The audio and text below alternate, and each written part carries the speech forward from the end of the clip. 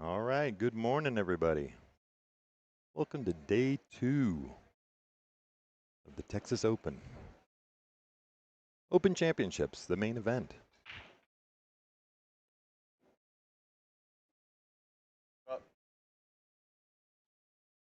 Up on the first stream match of the day, we're going to have little Chris Sharrier, and Daniel Sardoncillo. I hope I'm pronouncing that correctly. I am Michael Heaps, was the streamer all day yesterday. Looking forward to hanging out with you guys today, getting some good pool in.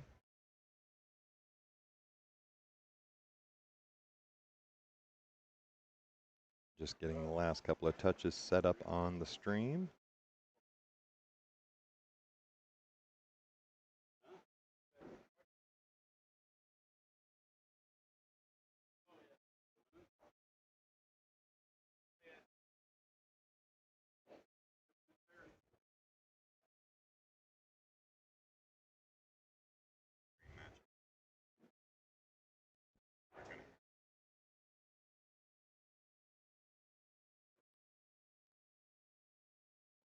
Players just warming up.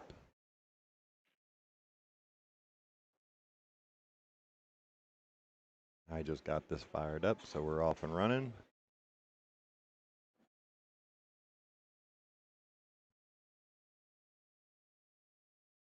Looks like we have about 60 people watching already. Got up to about 1,400 or something yesterday. It was a pretty epic day. Again, looking forward to a great day of pool. All right, the players lagging it up. We got Danny on the right and little Chris. Looks like Daniel's going to get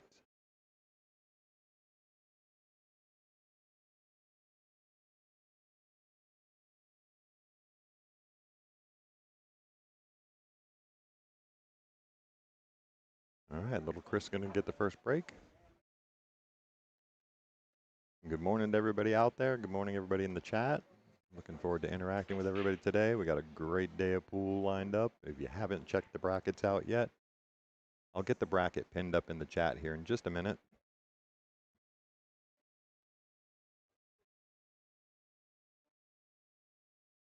Yeah, Byron, great way to start. I've got my coffee in hand.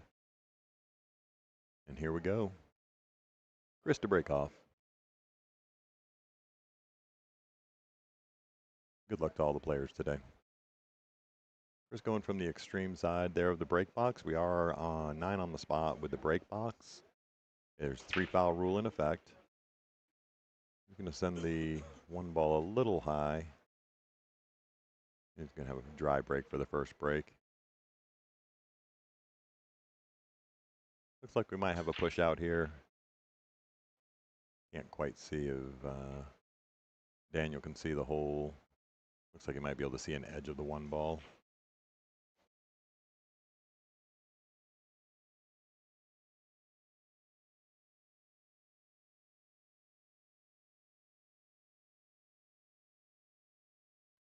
Just checking his options. Again, sorry, I can't quite see the angle if he can see the one ball completely. Jacking up on this a little bit. Going for a jump. Jump to the combo. Yeah, good shot. One ball's going to come out a little far to the short rail. Looking to catch that 7 ball a little thicker and hold the one ball, but that's okay. Still has control at the table.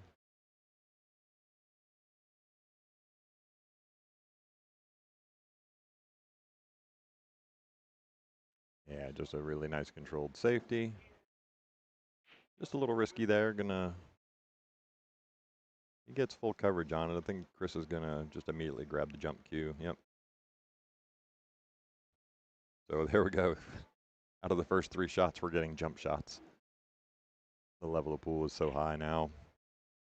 It has been all day yesterday and throughout the entire event, but Chris is going to be looking to make the jump on this. He's obviously going to be trying to jump into the combo on the 1-9. One thing he doesn't want to do is leave the 9 hanging in the pocket, too.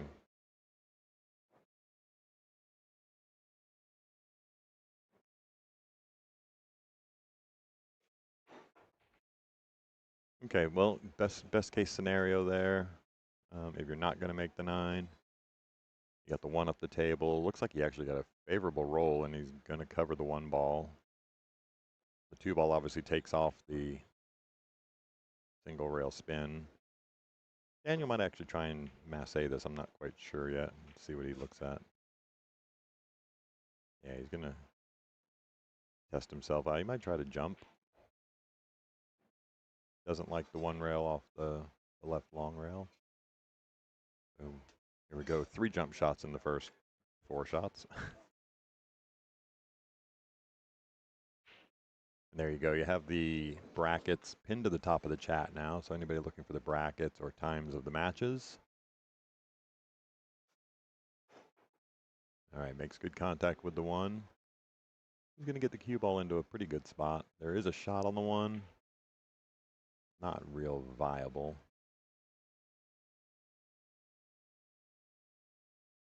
We're actually going to get a shot with a regular cue at this point.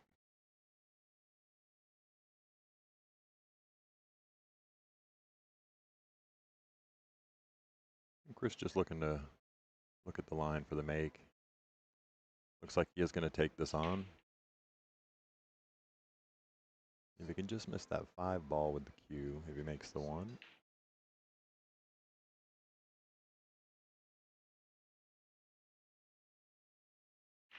Okay, just overcut it a little bit. And good morning, crypto. Thank you again for all of your score updates for us yesterday from your vantage point. We definitely appreciate that. All right, Daniel on the 1 ball here. Just going to float out to the middle of the table, come down a little bit more. Yeah, he's in really good shape there.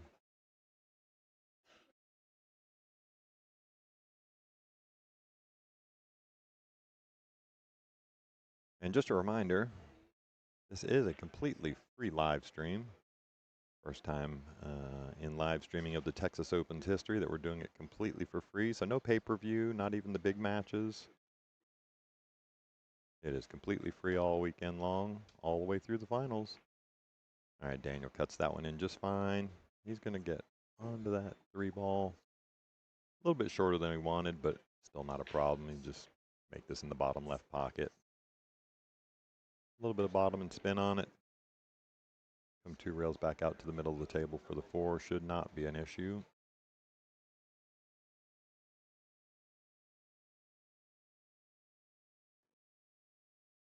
Yeah, just like that. It is early in the morning, so players are just catching their breath a little bit and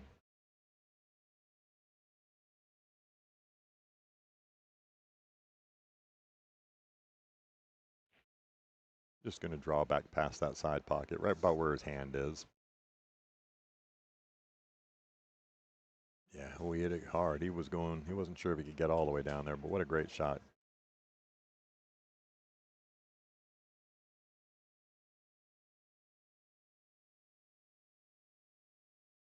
So Chris Sherrier, little Chris, 650 Fargo, has his own streaming platform.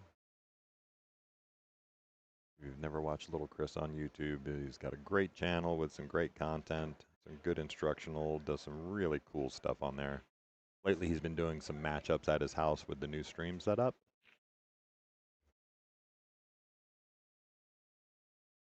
Like local player flavor matchup. Oh, Daniel's going to rattle that one just a little bit. Real opportunity for Chris here to take this on with 3 balls left on the table.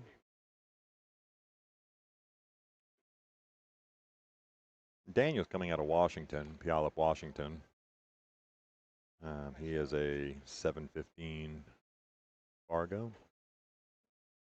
It really would make a big difference for Chris to jump out to a lead here.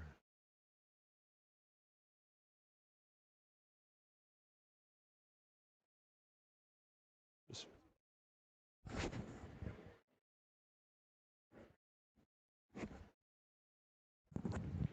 We do have 2 streams going today. Yep, so we have the main stream that you're on obviously right now. We do have another stream going on table 2. On table 2, it's going to, yeah. On the main stream, obviously we have Chris and Daniel. Then on the second table are actually just showing that. I'm not going to be doing too much commentary on that, but we do have Savannah Easton, the Roadrunner, playing local favorite player, Sejal. You guys can check out either one of the tables.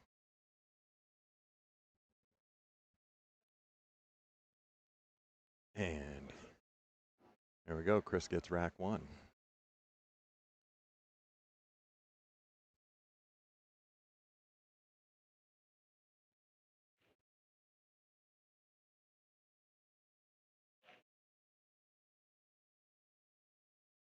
All right, there we go. Chris breaking off rack number 2.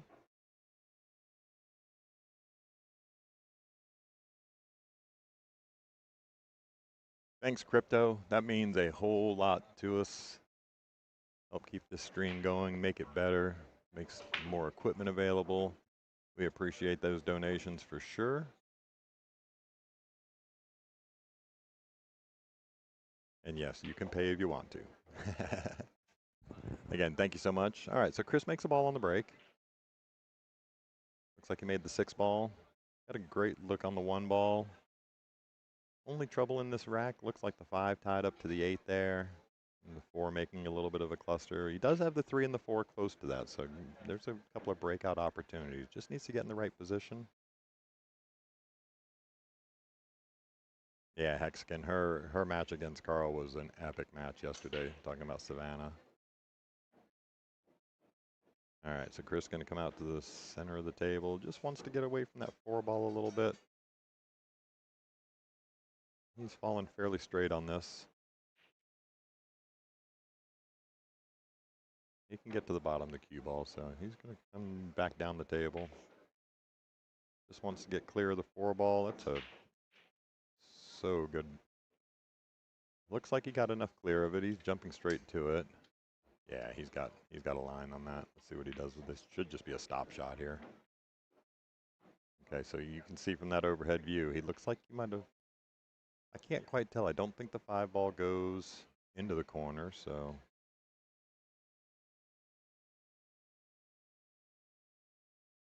He would have liked to have had just on the other side of the 4 ball to draw up into it, but he doesn't have it.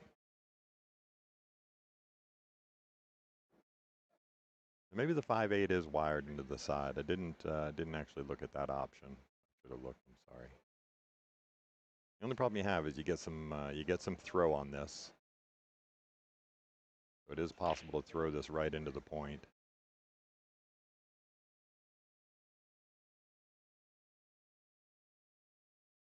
Yeah, tomorrow the Shane and Fedor game will 99% will be on the stream.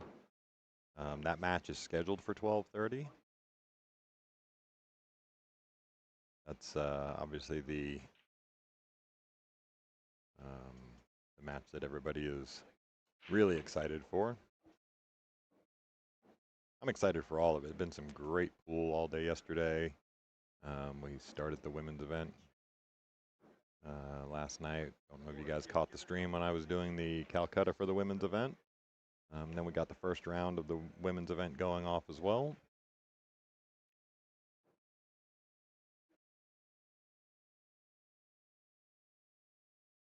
All right, let's jump back over here.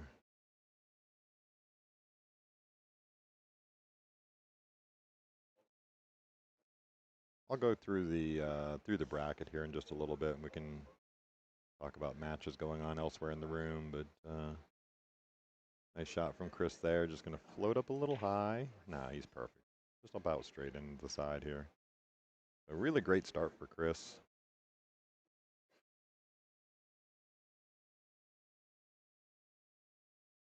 Yep, Chris going to take rack 2. Obviously playing in these big events like this, you're playing in any event, even if it's just your local Friday night tournament, getting off to a good start. You can breathe a little bit. You start getting a little more relaxed in your stroke. And you definitely saw that in Chris's stroke there through that rack once he'd gotten into a little bit of rhythm.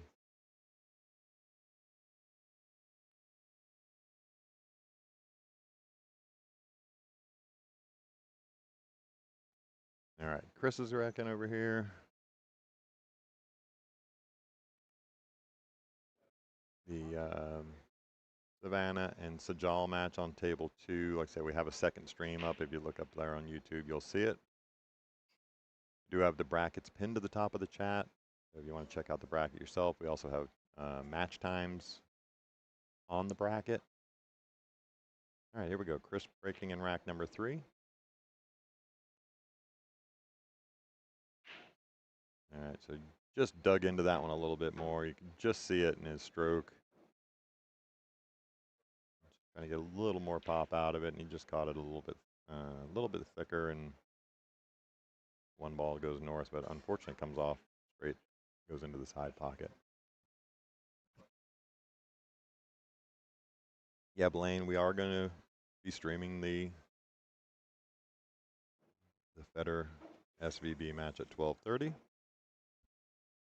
So we definitely look forward to that. But let's go with the task at hand right now. We have a great match here with Daniel Sardoncillo.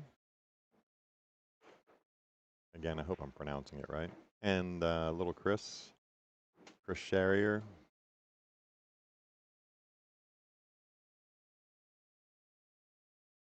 He's on the 1 ball now. He got the 2 now. Should be able to just drift straight across the table, leave himself a nice shot. Just really wants to get sort of above the 7 ball. Yeah, just like that. And just got to find the right spot he wants to get on this 4 ball. Does not want to risk getting tucked with this 9 ball.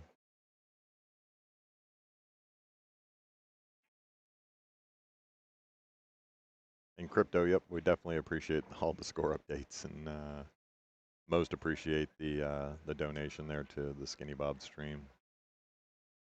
All right, so he's just going to come straight out on this. He's going to leave himself really good here.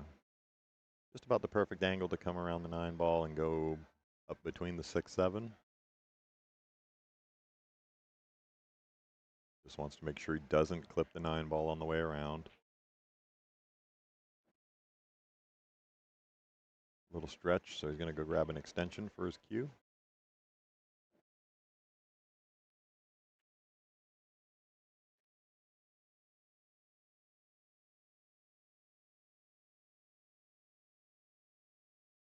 Are you ready?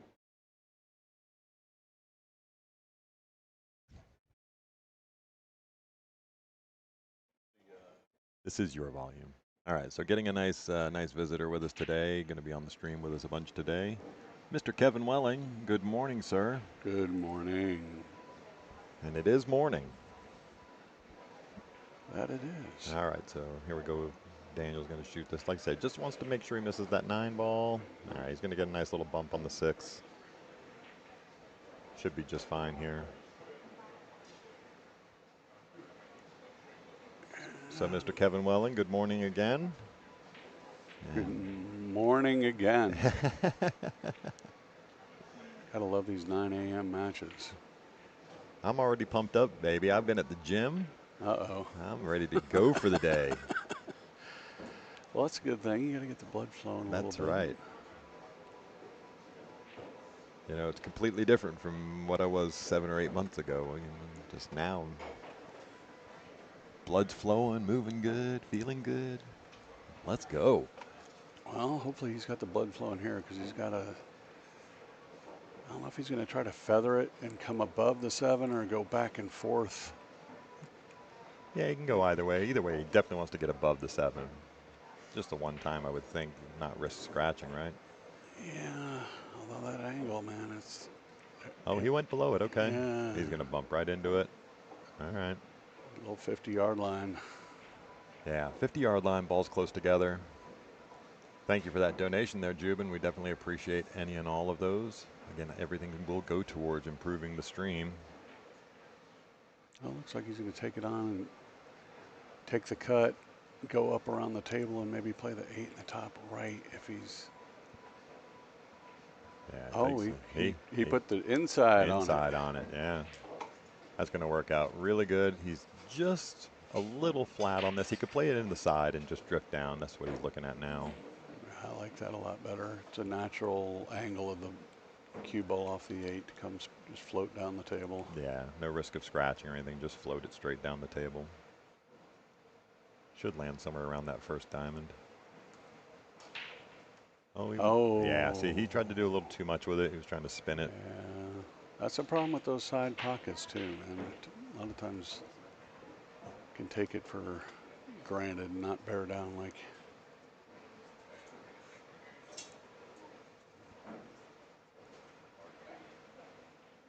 All right, so Chris has to think about what he wants to do here. He's certainly no gimmies. Yeah, he's got the duck or he's got the go. I mean, depending on how, this is kind of early in the match still. Yeah, I know you just joined us, but Chris was really quickly into stroke in that second rack. But he might try to just duck this in behind the 9 ball. Yeah, that's what it looks like he's going to do here. He's going to come in. Oh, no, he went for the bank. He went, which is okay. You know, if you take it and miss it, you're going to leave at least a difficult shot. Yeah, difficult shot going and running away from the 9 ball. Again, kind of feels, depends on how you're feeling. If you're in stroke, I like going aggressive there. Sure. Yeah, early in the match, 2-0 lead. I don't mind taking a little aggressive stance at that. And this is no gimme. I mean, it's certainly a makeable shot. Got to put a really good stroke on this. Yeah, he's got to try to just play it out towards the middle of the table here, I would think. You get too aggressive and go. He made that really good. That was a really good stroke. Right pace. A lot of folks try to overspin that and get back down for the 9, and then you end up missing the 8. Yep. Which is kind of what he did with the trying to shoot that into the side, right? Just trying to do too much with it. All right, there we go. So we're going to get Daniel gets on the board. 2-1. I'm not sure on the second stream over here with Savannah and Sajal. Looks like somebody is up 2-1. My review is restricted. Savannah's on the 8 ball, so.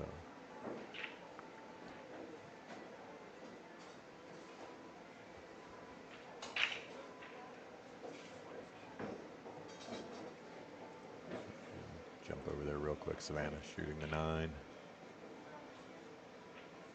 We'll get back over here. All right, Savannah's going to make that one. She's going to make it 3-1. Let's get back over to our main table here. Daniel breaking. Going a little bit inside the line on the break box. Big cut break. Oh, there's a 9. 9 goes in the bottom too, but it doesn't count there, so it will respot. It's not a re-rack. You just and little Chris did the sportsman-like thing. What's the ruling on that then? You touch the ball. you have to get the tournament director. I believe it's the 9 spots and it's his shot. Yeah, but he grabbed the 3 ball. I don't think he did. He did. He grabbed the 3 ball. Did he? Yeah. Okay. Hey, Chris, grab the tournament director because it. Yeah, we're obviously we all understand the rules and. I think Daniel was just a little. He thought it was a re-rack. Yeah, for sure. All right, Chris is going to let him go ahead and shoot. Which I thought it was a re-rack as well. So No, it's just spot the 9. It's spot the 9 and the breaker continues shooting. So not an option. Not an option. Yeah, the only time you get the option to re-rack is if like a miscue on the break. And then the incoming player would have the option to re-rack and break or take ball in hand. He's going to challenge right here out of the gate. One up. Yeah, he's going to duck. He's just going to go and try and slide. What a well-controlled cue ball there. That is such a small window to get through. Done a really good job. And Chris coming with the jump stick again. Which is amazing how many guys can jump the ball these days with this new technology. Well, it's funny because you weren't here yet, but the very first rack, out of the first 5 shots, 4 of them were jumps. Yeah. Yeah, these new, they're definitely not going to take it out of the game as many jump cues as they're selling, but that's totally changed the face. All right, it's a good jump there. He's going to get a favorable roll, not leaving much on the one ball. Well, that was one thing Jersey Red always said is if you 90% of the time after you hit the ball, you're going to end up with something good. So make sure you at least get a good hit on the ball. That's exactly right. Probably come back with another safety behind that 4-8 if he can get there. Yeah, it's going to require a lot of spin there. If you look from the overhead there, I mean, anything even thin off the one ball. Maybe looking at the 9-7. Maybe the 6 to duck behind. I mean, this is kind of. There's options for sure. You could just, two-rail the one ball down the table. Easy, a little easier to control the cue ball here. Be going here. No, slow. Yeah, he was trying to duck the whole time. All right, but he does get coverage. So Chris has the options here of kicking off the long rail or maybe bringing out the jump cue again. Let's see what he does here. Let's move it back over.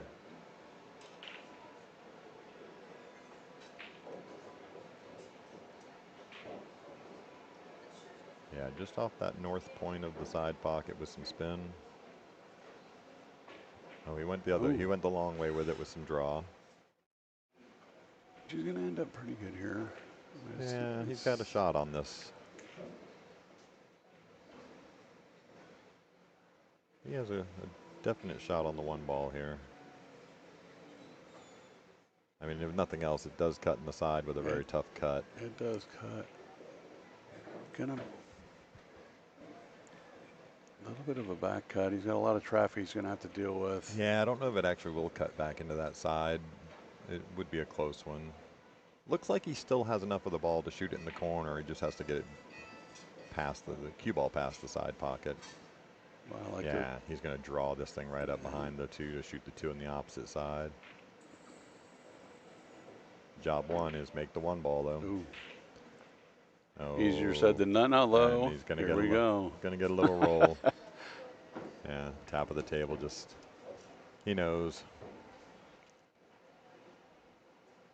Now you got that cluster to deal with the 3 and the 4.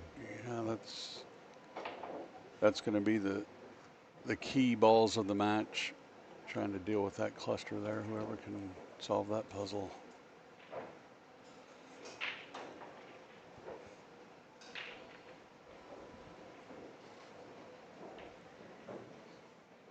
Looks like he's got a little angle here to float down.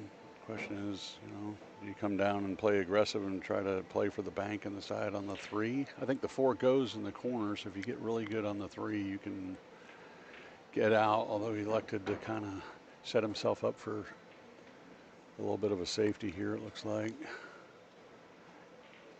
Yeah, kind of a weird spot for the safety. It is a weird spot. I mean, but I can't imagine he was. Not unless he's going to kick the 3 out of there and just kick stick. Nope. Oh, he saw that 9 ball be okay. That's a pretty good shot there. Yeah, although now everything's really all jacked up. Yeah. At least before you could get out. Now you got some more work to do to even make a run at it. Chris with the jump stick again. Yeah, Savannah over here just went up 4-1. Again, thanks Crypto for the updates in the chat there. Some good matches going off around the room. Let's see what Chris is going to jump to the bank. Tough shot here. Tough to keep the ball on the table. Oh yeah. Yeah, it's always tough anytime. OJ called it. It's probably a reference most folks don't. Well, we're both of the age that we get it, so.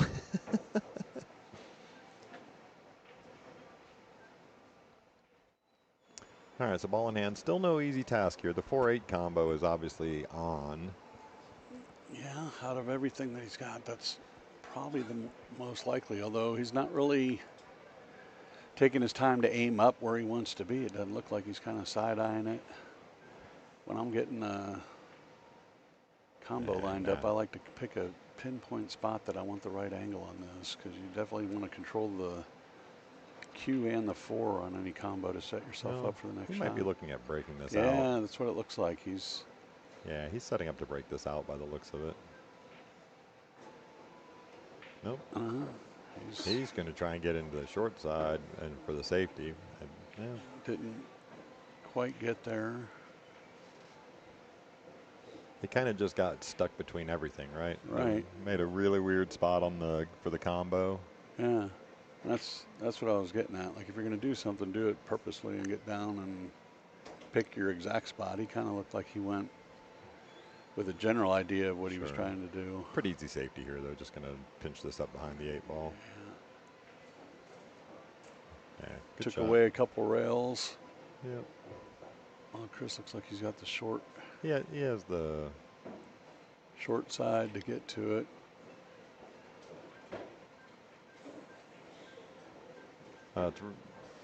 Yeah. Might be seeing the bridge in our future here. Yeah. Although he can maybe get to it, but they don't call him Little Chris. Little Chris. But yeah, if he can get in behind this 4 ball on this kick, he's got a chance to put a safe right back on him. Right back on him, yeah. Probably wants to catch the 4 a little thick, right? Yeah. You think, or just try to catch it thin? I'd almost catch it thin coming out of the rail and try to put the cue ball back. Just sort of behind bump the the 7 4 to here. Yeah, okay. Or behind the 8. I mean, if you hit this really good, the 8 will come back towards where it's at now, and the 7 or the 4 will go between, over behind the 6, 7, 9. Oh, he hit it. There you go. That's a good shot. Really good. That's a good shot. That's well controlled right there. 8 ball takes out that the kick from that side. So some challenges. Yeah, he's definitely got challenges here.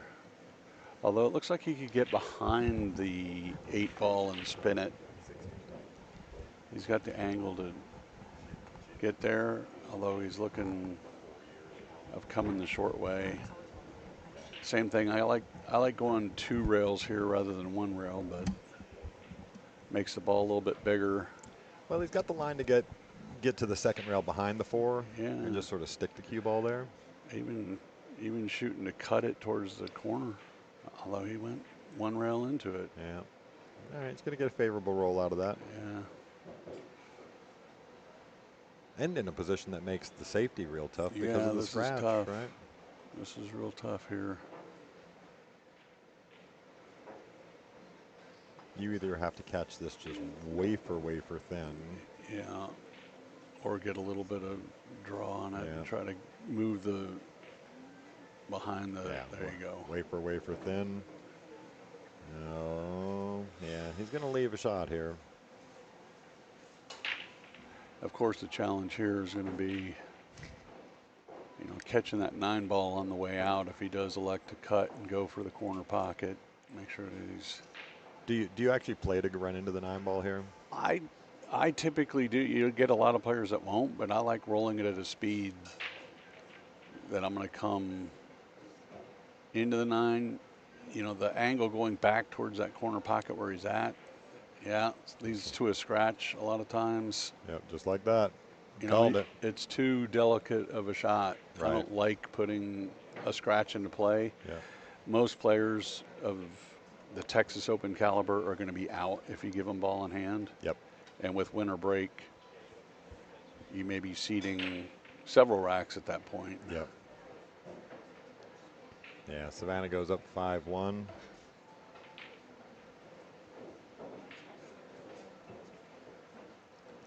He's probably play the 6 in the same pocket here, it looks like. Or no, he's playing it for the other. Elected not to put the 7 into play there. Yeah. Again, maybe using the 9 here as a backstop. Just read my mind there. I was just going to say the same thing. Took me a while. Just nice, easy stroke. Run full into that 9 if you Yep. can.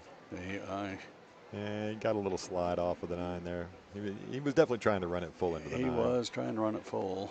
He's still got a good shot. It's a natural to get up table for the 8 in the bottom left pocket, more than likely. And it's almost a straight follow shot to get there.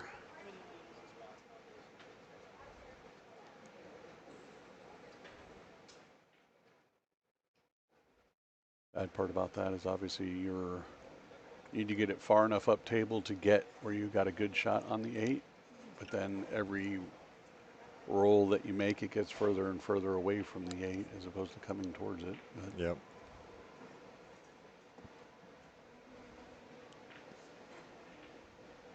It's got to bear down. Yeah, he definitely does not want to run into the 8 here.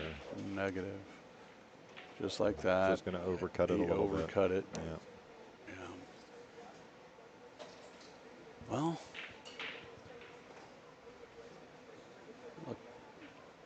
look for 3 rails. Yeah, I definitely look at 3 rails. Short, long, short. Pretty much anywhere, but don't hit it hard enough to scratch in that side pocket over there. Yeah, looks. Oh, and he hit it a little much and got right up on. He's going to get right up on top of it. Yeah. So Earl, good morning in the chat there. No, the finals will not happen today. The finals for the Open Championship will be tomorrow. Look for a safety here. 8 on the bottom rail, cue ball up on the other. On the other rail, yeah. Although putting that pocket into play. Putting that pocket into play is a risky business. All right, so here we go with a little safety battle. Yeah, this one's a little bit tougher. He may, get again the 2 rails, bringing the 8 back up to the corner where he's at and trying to leave the cue ball behind the 9 somewhere. Yeah, crossing the front of the 8 is not an option here. I don't think there's too much of a double kiss risk. Yeah. I like the 2 rail up to the center of the top short rail again. Yeah, I've seen some guys go here. Yeah, there is a go. You can just fire the. Talk about go. That is definitely go mode. We have liftoff. Yeah, I mean, you're in a tough spot. I mean, the 2 railer safety up to the top of the table, the cue ball is going to get away. I don't hate the go. I don't know that I necessarily like the break tempo. Sure. But sometimes when you get in a tough spot, man, if the higher percentage shot is to go. Yep. And that's what Chris selected. And I don't necessarily know if I mind so much the breakneck speed or the break speed of it. Gave himself an opportunity. Almost made it in the side as well. Almost made its own hole. That's true. Might have bruised that rail a little bit, yeah. The next guy that hits that spot's going to be in trouble. Yeah, dead ball. All right, pretty straight in here. Yep. Nice. All right, so that's going to tie us up at 2 games to 2. Interesting rack. We got Savannah over here up 5-1.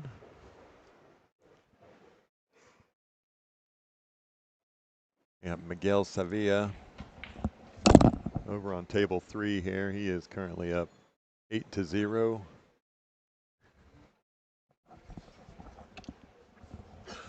He just got perfect on the 8 ball there, and he got straight on the 8 ball. And his opponent concedes. Let's see if Daniel takes a different approach. It looks like he's lining up in the same spot. Same spot. Will he? Looks like he put a little bit more speed and tempo on that one. He did. I like when you're not having success with the break. It's either change location or change your tempo until you find and unlock the break for the table. Yep. Yeah, Crypto, thanks again for all the updates on the scores from your vantage point over there. Miguel did defeat Diggs. Diggs did concede the 8 and the 9 in the final rack there. It was actually a throwing in of the towel as he tossed his glove onto the table. It was a smiley moment from both players.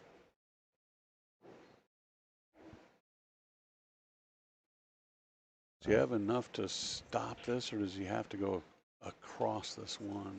If he has it, he's going to stop it and take the one back up table behind that 4. Yeah. Oh, yeah. Down that one direction here. He may have left He a might window. have left a window here. Yeah. Yeah, it looks like he can see the. I mean, it's a thin cut. It is a thin cut.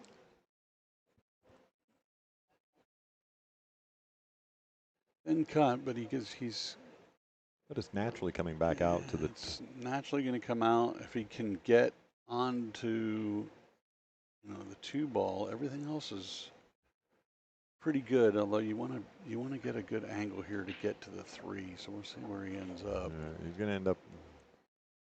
Oh, he's got a good angle. He's actually here. not bad there, right? Yeah. I mean, he can just naturally follow this ahead and shoot the 3 in the bottom left corner here. Looks like it doesn't have titty in play. Obviously the point in play. Yeah, us old guys call I it know. the titty. The the problem here is going to be you almost want to get almost straight in. You want a little tiny angle off the rail. Yep. Unless you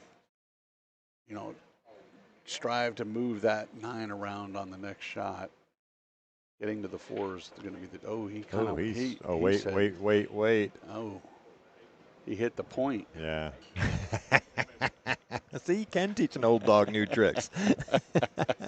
Looked like a safety here. Yeah. Pretty simple. Just pretty simple. Float it up. Actually, he can hit it really good here if he. Oh, there you go. That's perfect. Freeze it up on the 9. That's perfect. A lot of players just are satisfied with not being able to see the ball. That's an advanced play there. You really want to try to freeze it up on another ball to take away some angles. Take all those angles away. I mean, you take obviously the easiest one out of play. He might have even taken this one rail. He looked like so you have to put a little touch of spin on it. Yeah. I mean, the other side pocket looks like it takes away the lower rail, so he is definitely going to have to go. Looks like maybe not. Maybe he does have a little bit of line there. Yeah. If he does, he's got a natural where he can just come right up into it. I like shooting this. Yeah. Yeah. Oh. Well. All right, so he's going to get ball in hand over to Chris.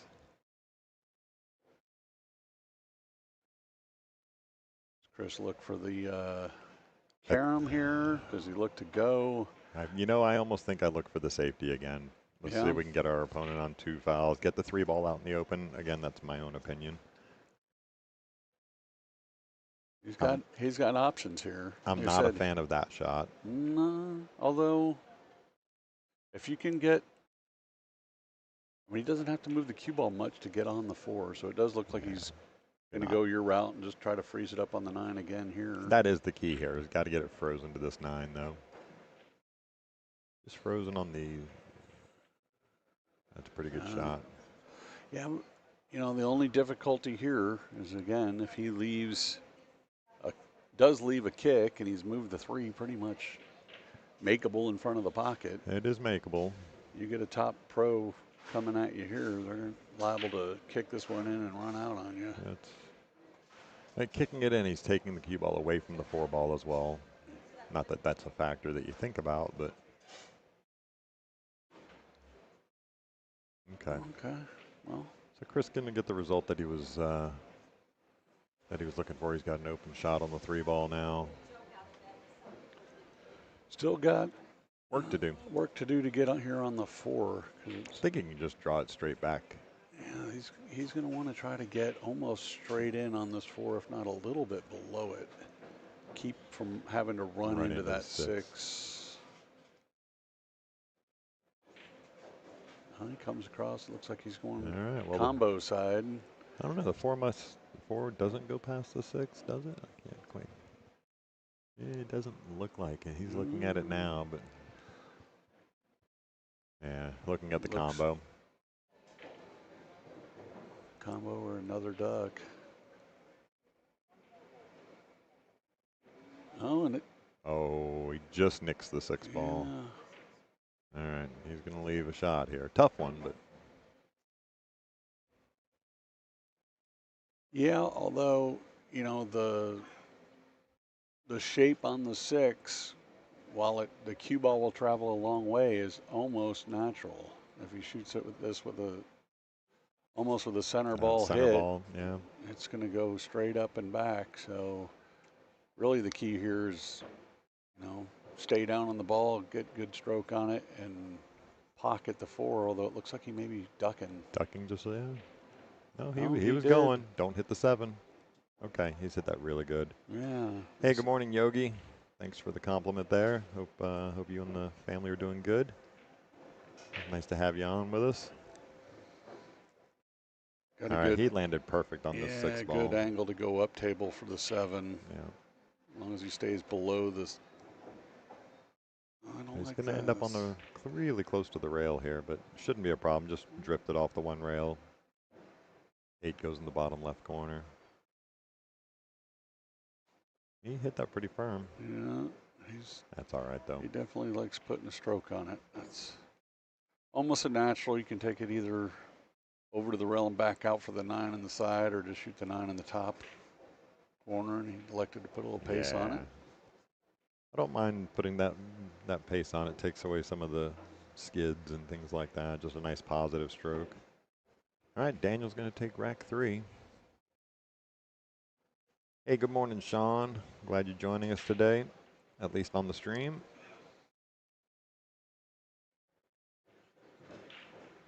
Some pretty epic matches going on today.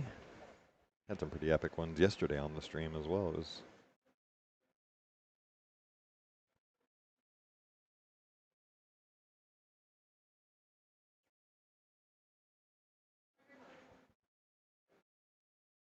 all right, so we are breaking 9 on the spot from the break box. He's sticking with that same break spot. Let's see if he gets this one figured out. A little more pace. Yeah. Yeah, there. So now he's came with the exact pace last time. Like I said, once you solve the break, that's where you want to go, and the speed at which you want to hit it, so you can get something going. Yep. Looks like the 4 or 6 is going to be the problem key of this, and he's going to be able to try to solve it here early. Whether he elects to go down to the bottom rail and play a ticky on the 6 behind it, or whether he's looking all the way for safe right out of the gate. Yeah. And good morning, Earl, here in the chat. Bracket is on Skinny Bob's website. It is also pinned to the top of the chat there. You can click right on the link. And just push that chair away. He may be ducking here, or coming in. Yeah, he's coming in this way, which, had he made it, it wouldn't have been a bad. Yeah, it wouldn't have been bad, but he's actually not in a bad spot here. He's obviously left some safety opportunities, but he left himself at the mercy of the roll gods on that one. He did. Yeah, so Earl here in the chat. Yeah, the bracket's pinned to the top of the chat. You can click on that link and get there. But currently, as the start of this morning, there was 32 players left on the winner's side. I like going here. A lot of good things can happen. It's kind of a free go, right? Yeah. I mean, now. Oh, look at this. Yeah. He's going to get coverage. He did get coverage. I was going to say I didn't like drawing it back, but the go was there because of where the ball ended up. If he just stopped it over kind of on the bottom rail, he'd have really gotten him good. He's got him pretty good here. Got a little lucky if the 9 wasn't covered up. But with this jump shot again, he's only got to jump Yeah, quarter of the ball, eighth of the ball. Eighth of the ball, yeah. It's still not a, it's not a layup for sure, even at the level these guys jump at. Really close to the 9 ball, even though he's only jumping about 1/8 of it. Yeah, again, almost, unless he puts any spin on this ball, if he can hit pure, he's liable to get a good shot on the 4-6 combo here as well, depending on the pace. Yeah, Oh, so he's gonna get off the rail, and what's happening here? It's gonna sit right in the pocket, making this a really tough shot. Oh, it's almost ball in hand. Maybe for you. Well, this early in the morning, I Yeah, mean, a little tough. for sure. But again, good angle. Chris really needs to bear down and just concentrate on making this ball with a good stroke. Yeah, you're.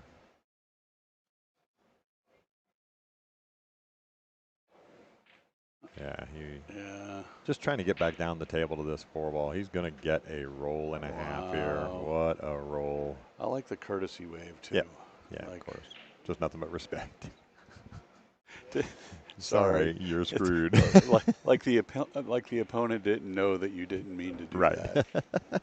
That's become real common on the pro tour, man. All the pros now are giving that courtesy wave. Yeah. Like, okay.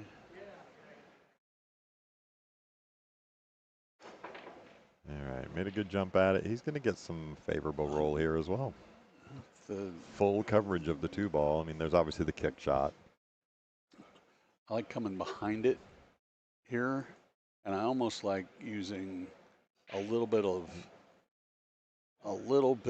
high to try to kill it behind the 7. Behind if the I 7? could, is what I would look to do. Yeah, he's measuring up for the kick to try and make this thing in the corner.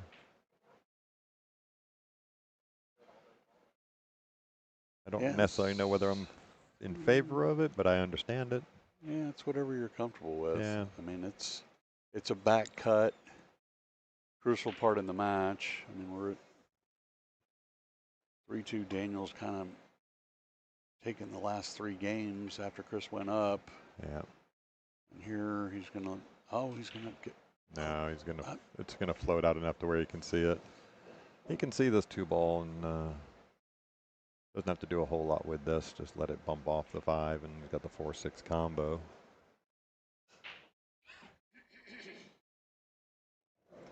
They, yeah. So somebody asking in the chat here, any other streams of this event live? So currently today we are running a 2nd stream, unattended and not commentated on, but it is for table 2, which currently has. Oh, Daniel's missed that 2 ball. Yeah, overcut. I think he was worried too much about what the cue was going to do after the hit on the 5, because if you make it, cue was going to go kind of away from where he wanted it to be, and I think he concentrated too much on shape and not enough on make.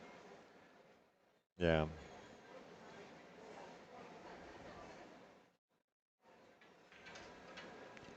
Oh, he hit that ball really good. Really good to hold it there.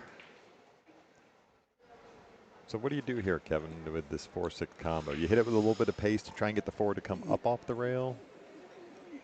Yes. Because you don't want to leave the 4 sitting right there where the 6 is. No, I think he's, if you're going to hit, yeah. Okay, he's going to, yeah. You can either run into the 9 like he did and smooth it, or you could hit it with a little bit of pace and kind of draw it back out of there. I like what he did. I like running into balls. I was always a player that kind of ran it. If there was something there to help me stop the cue ball, I'm going to use that to my advantage. Absolutely. A lot of the new methodology these guys are playing with, they try to avoid any kind of touch. Yeah. I guess I'm a little more old school as well, like you, and just and maybe just seeing the lines of like that, is a little bit different as well. Yeah, not just seeing the line to go to the next ball you're shooting, right? Chris hit that ball really good. Really good. Nice smooth stroke. He's going to need his extension because, again, he is little Chris. I thought I had that joke patented. I'll give you your royalties later. Here, do you want a water? You have one. Okay. Yeah, I've got one back here. Thanks. Little back and forth here. He just kind of wants to get this ball again out to the center of the table. Yeah, Oh, he just babied it. yeah, It's okay. he got away with it. I don't. Under high pressure situations, you see players do that quite a bit, where they don't quite put a full stroke on the ball. Yeah. End up a little short. This is going to, you know, it's a little tougher than it needed to be, but he's got a natural angle to come around for the 8. Yeah, just spin it around 2 rails, right? Short, long, out to the middle. Just make sure you get on the good side of the 8. I don't like trying to go short side. Short side, because you end up here. Yeah. Certainly doable still. It's not, there's nothing panicky about this shot, but no, this is. It's just harder than it should have been. He's stretching. Yeah. Right, back to the extension. Yeah, the good news is it's almost a cinch. Center ball. Center ball, yeah. It's going to naturally come down towards the 9. Yeah. Main thing here is make this ball. Yeah, job 1.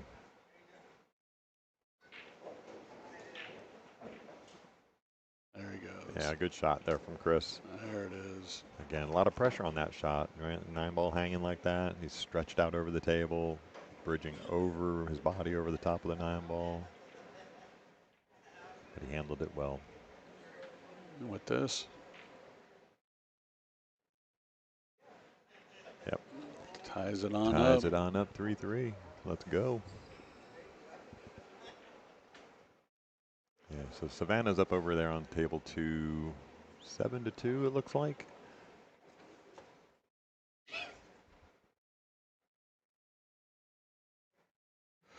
Yeah, Sajal's a good local player here in Round Rock.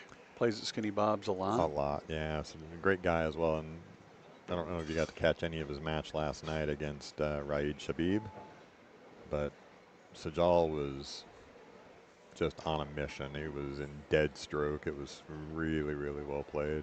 Yeah, if he catches a gear, he can do some damage. So yeah, conversely, he knocked me out of the winner's bracket in the tune-up. I had just won against Jade and then went right back up on the stream table and got torched by Sajal. I think he beat me 7-3. Chris with a pretty good break here. Yeah, I got really good. Everything you want out of a break, make a ball and get shape. Well, I would ask for more. I want a little more angle on the 1 ball, but I'm greedy, so that's what he's saying to himself right now. How did I fall so straight on this? I didn't get any. Look at how bad luck I get.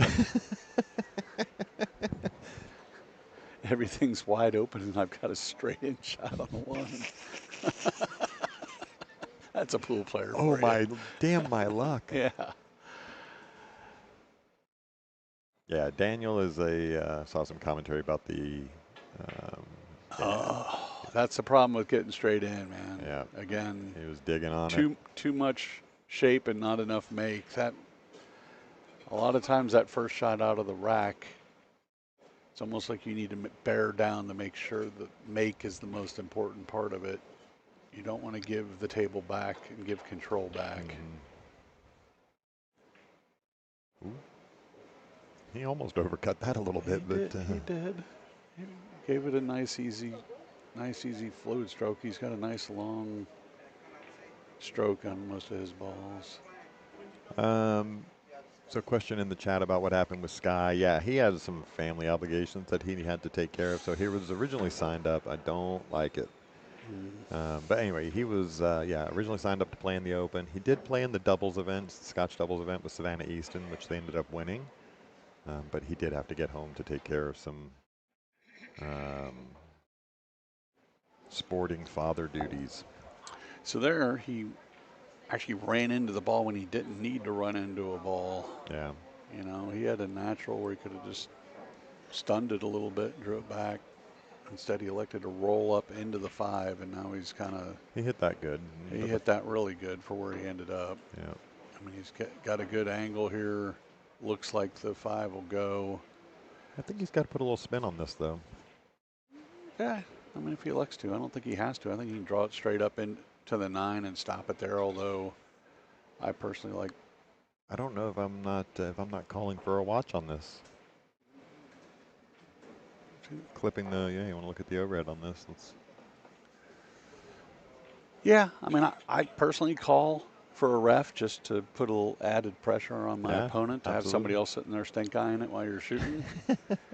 But from this angle it goes, it looks like he can draw back off the 9 and shoot, Yeah, just have that six. 9 float right at that opposite corner pocket. You may get a short rack here. Let's watch. Oh, Yeah, he was worried about the hit himself. yeah, But why not it's hit? going to be a foul either way. Either way, right. No matter the speed. Yeah. That one, you have to hit it full pace.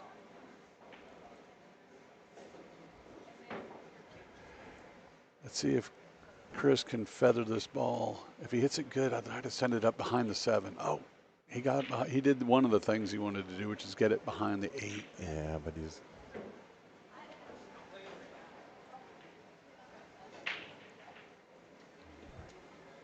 Yeah, I think with just a lot of spin, he might be able to get the thin edge of the 5 there. Yeah, the issue is not the hit here. The issue is going to be how does he leave him he's got to almost thin the 5 here. Oh, he's going for it. Oh, gosh. What a shot. What a shot. What a shot. What a shot.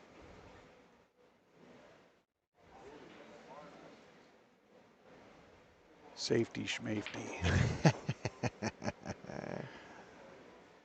Is this where you complain that you ended up straight in on the 6 ball, right? Oh, me and you played, right?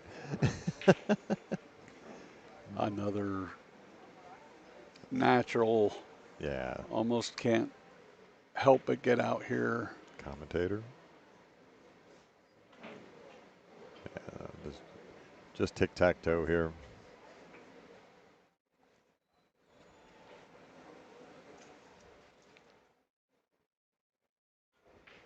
There he is. Yeah, it's just one of those where you just tip your cap to him and move on to the next rack. Gets rewarded after that incredible shot on the 5 ball. All right, so Daniel's going to take the lead again, 4-3.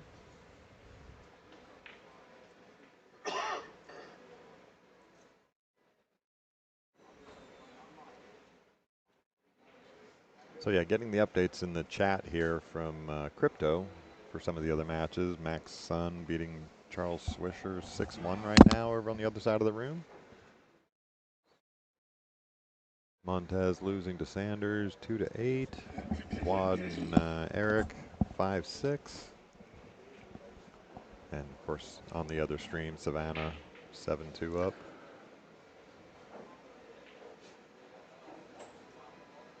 And Win and Palachi over there 6-3 in favor of Win. So appreciate those updates there, Crypto.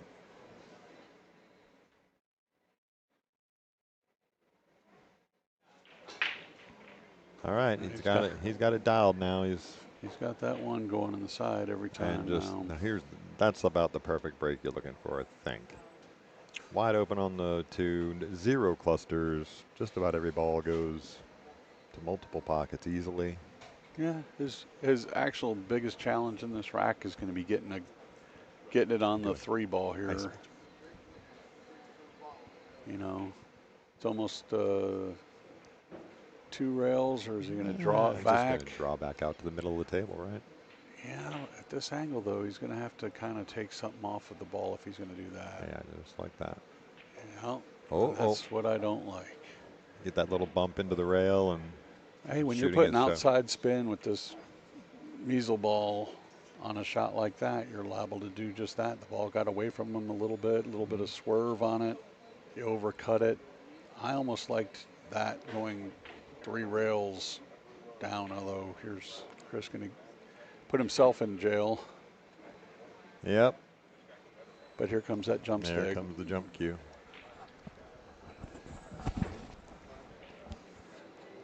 They, yes, Earl, that is, you are reading it correctly. Shane and Fedor are scheduled for 12:30 today. It'll be, 12:30 on or about, depending on how the first couple of matches go here on the stream table.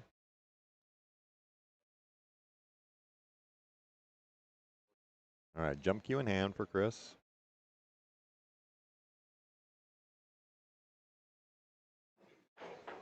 Oh, what a stroke. Come on. He's going to get a shot on the 4 ball. Well, let's hope that Chris gets rewarded just as Daniel did for his incredible trick shot. Yeah. You know, he's got the table laid out for him now. You know, a little It's a little weird angle here. Weird angle to get up on the 5. I almost like running depending on what he can do. If he can run into this 9 full, I like doing that because it also opens up the 6. The 6, yeah. You know, if you can bump this 9 over towards the side rail, it looks like he's drawing it and getting away from it. Yeah, that's well controlled as well.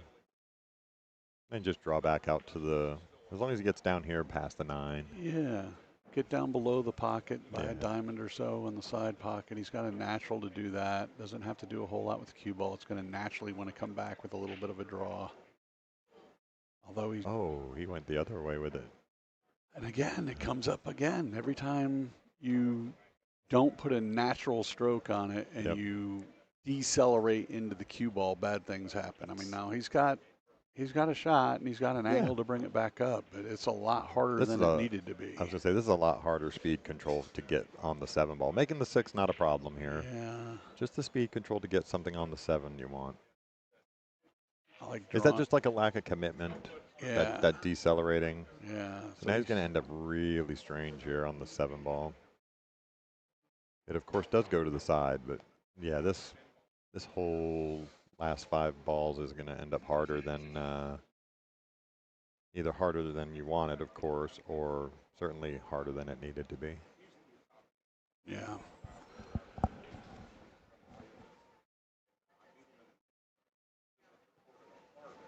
Good morning, Mr. Weimer. Nice to see you in the chat. Thanks for joining us on the stream. I like almost a slower pace, but with full acceleration here, cinching this ball. Yeah. Just leave the cue ball somewhere in the middle of the table here. Don't try to do too many guys try to put this inside on it or come around 3 rails. No need. And he put a little more pace than I would have. Fired that ball. I like it. I mean, he got over. Yeah, but now he's going to get stuck on this other rail, unfortunately. Yeah. I mean, he did the main thing. Yeah, make the ball.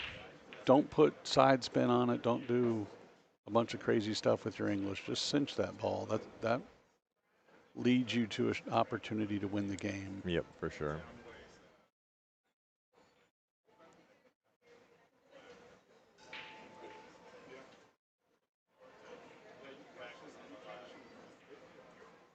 Yeah, just left himself in a really tough spot on that rail. Stood up out of the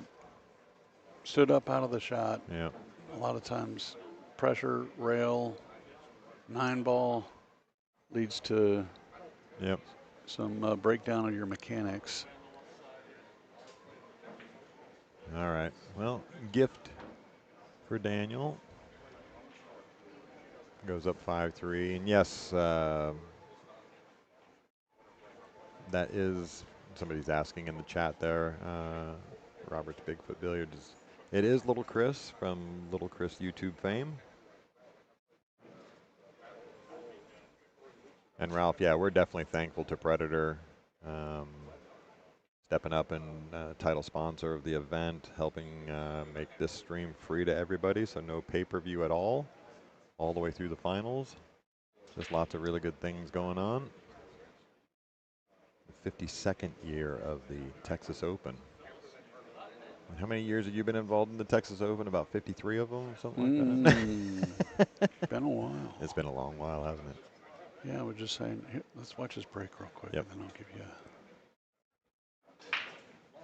a... Okay. Oh, see how he took a little off of it. Yep, just shorted it a little bit. And I mean, now granted, he's going to come up dry. He almost came up with a ball there, but you could tell he took something off the break. And again, speed and where you break from is everything about the break. You start speed kills. You start taking something off of the break. That's when you see your break break down and not make the ball. Chris has got an opportunity here. You know, he just Yep. seeded a couple of matches. Just missed the side pocket here. He may be playing actually. Oh, he's playing for the bank.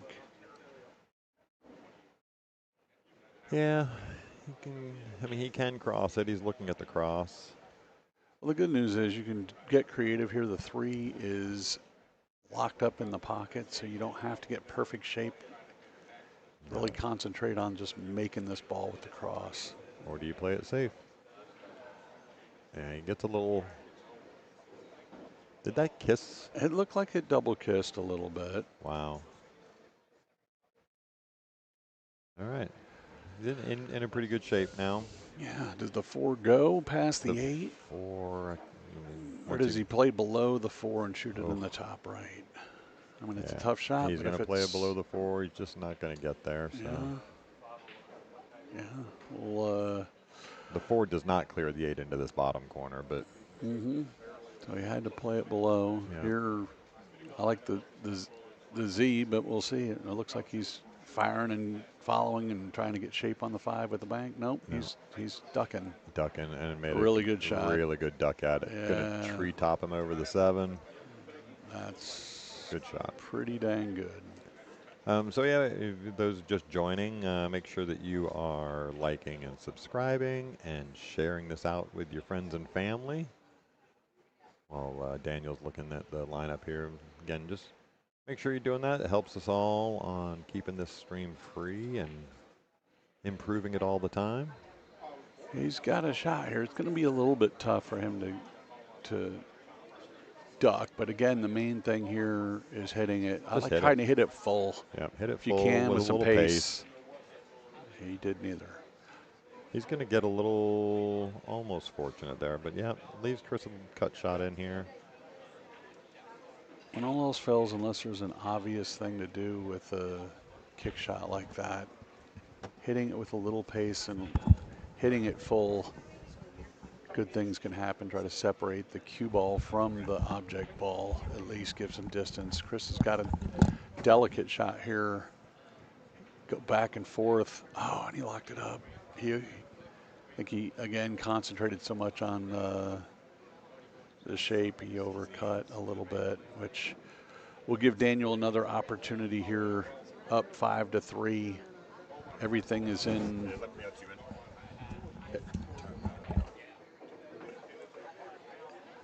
Got natural here on the 5.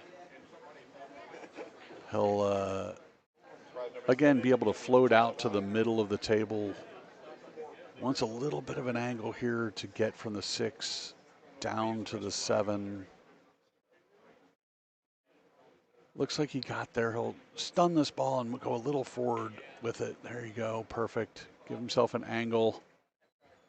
Now it's dealer's choice. You know, the 9's out in the middle of the table, so whatever he's comfortable with and whatever he's good with. I don't like getting perfectly straight here. I wanted to give myself at least a little bit of an angle, but it's not going to have to do much. Maybe draw the ball back a half a diamond here.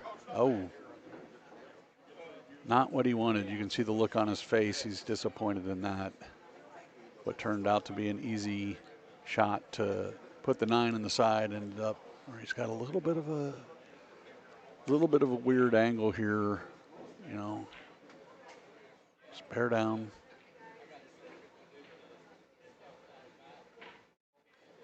Put it in the heart. Daniel goes up 6-3. Again, unforced error from Chris leads to another rack for Daniel. Yeah, definitely want to thank Predator for their sponsorship here of the 52nd annual Texas Open 9-Ball Championships. You know, this event's been shepherded many different pool halls over the years. Started back at Moyer's Q Club here in Austin, Texas.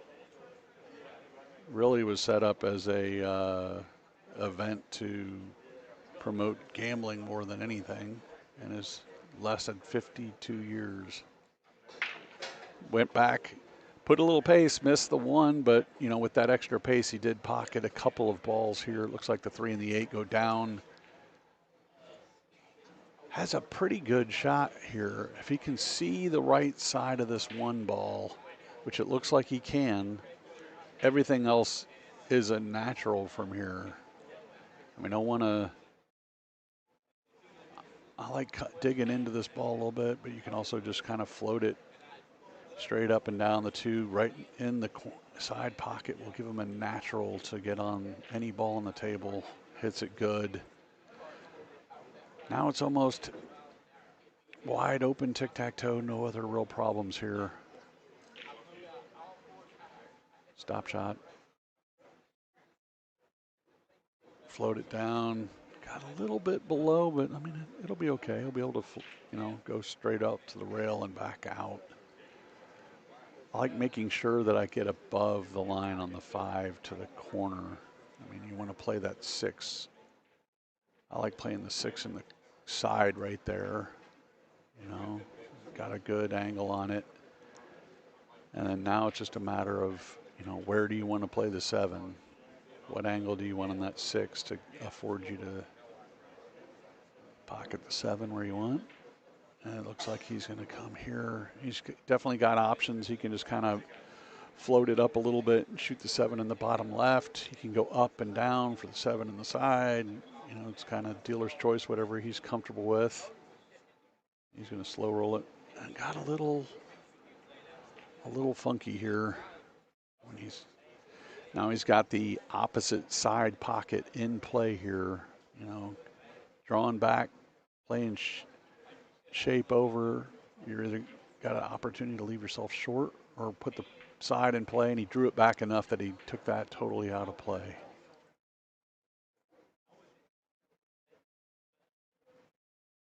And with that, Daniel goes up 7-3.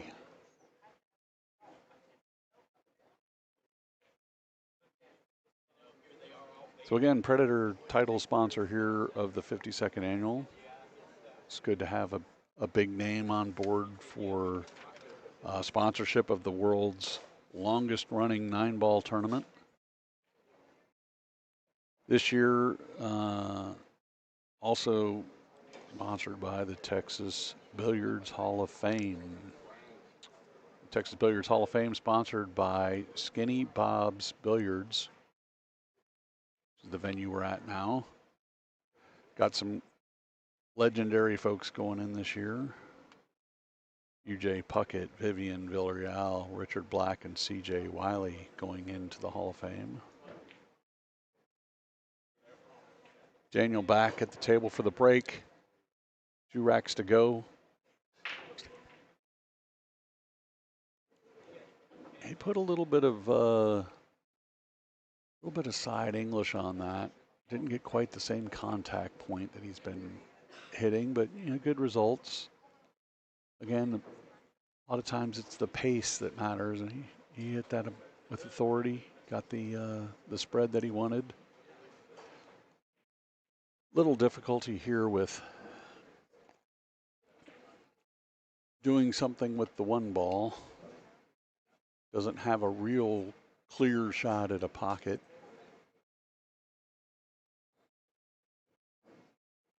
You know, he's got traffic if he's going to thin it and try to play safe behind something. Looks like that's what he's looking at. He's trying to bring it down here behind kind of the 9-3 area and hide it behind that wall of balls. Did a pretty good job there. You know, I'd imagine Chris is going to go to the short stick here. He's had pretty good success jumping the ball. You know, this actually is a little bit of a bad roll for Daniel in that really Chris just needs to make this ball and he'll have shape on the 3. Or can have shape on the 3, depending on if he can hold his cue ball a little bit. But you know, a normal center ball draw stroke on this jump shot should afford him that. Overcut it. But like we said before, if you hit the ball about 80% of the time, you don't necessarily leave a a gimme for your opponent. Looks like Daniel can see the one, but maybe not have a really good shot to get on the 3. He's going to have a couple of keyholes here. He could play shape to get at least a look at the 3, or he could just duck it. I like kind of going 3 rails here with a stop shot. Oh, he used the 6 and did try to get into that keyhole.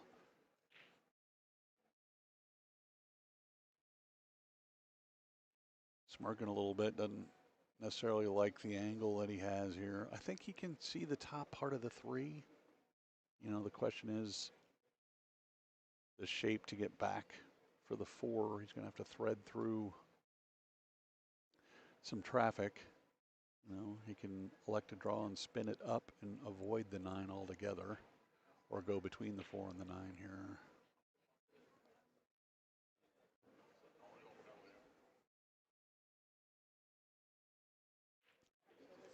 Runs right into the 9, and he actually has an angle here.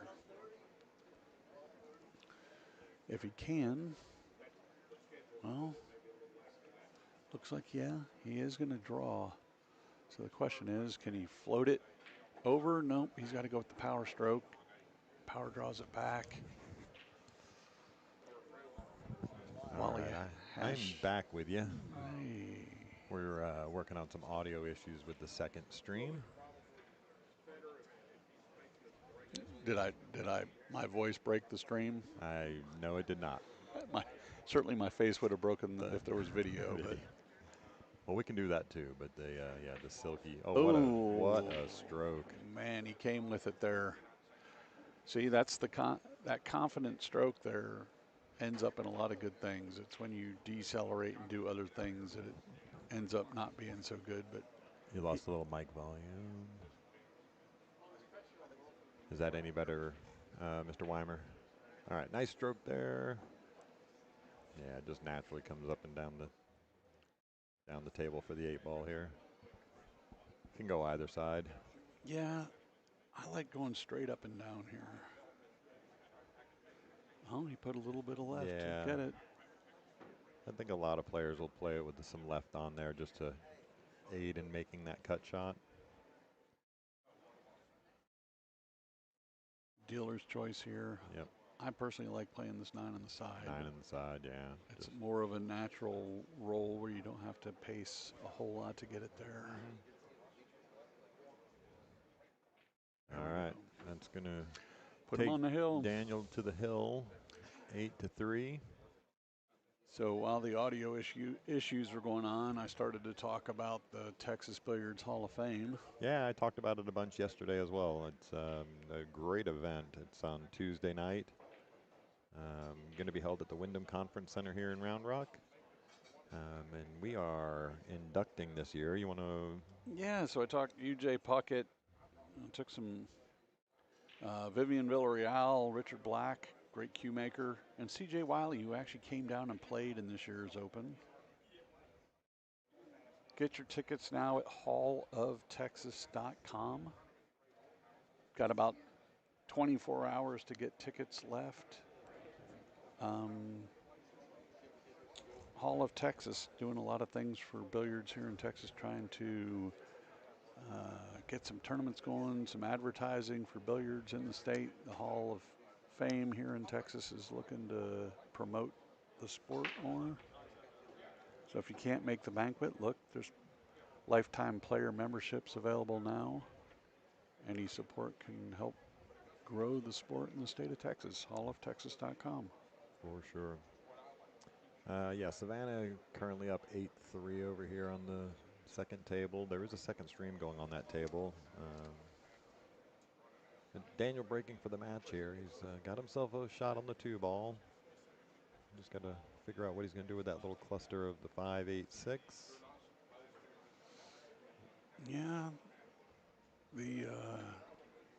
The 4 definitely goes past the 7. The 4 goes past the 7. The 5 is the ball here. And somebody asking, do anybody know his Fargo? Daniel is a 7-10 or a 7-11 Fargo. Chris, 650 655, I think, 650 or 655. But yeah, Daniel's found some good stroke here, and that's that same thing you were talking about, right? Just decelerating into the shot, right? You know, it's funny how that actually equates to a lot of different sports. Decelerating into a golf stroke, decelerating into a free throw. Yeah, you just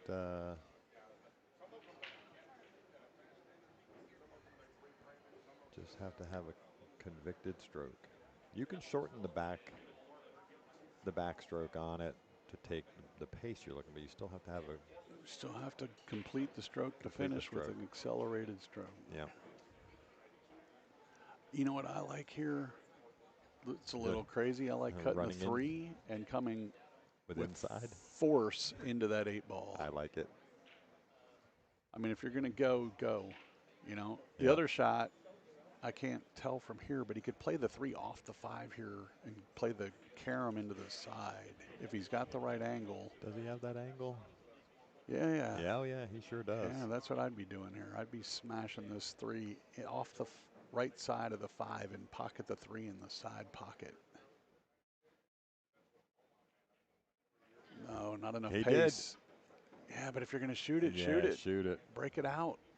Like you're playing for the breakout, go ahead and put the pace on there to get all them balls away from each other. Yeah, that's true. The 5 does not go past that 8 ball to the bottom corner. Well, he set himself up for a good bank here, though. Like before, the bank was going to be a little bit tricky. You're going to run into stuff. Here he's got if he sets it up right, he'll have a clean bank.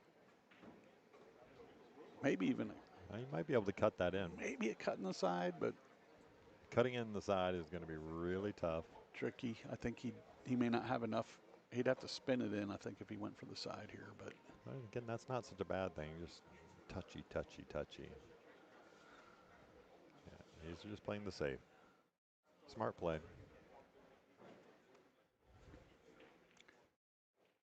All right, so get back to this view here. We can see what Daniel's going to do with it.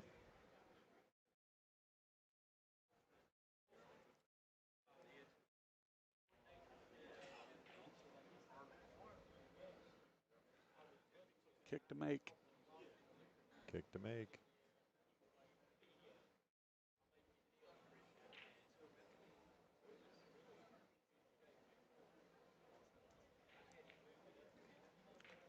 And the kick to make is going to possibly end up in a good result here.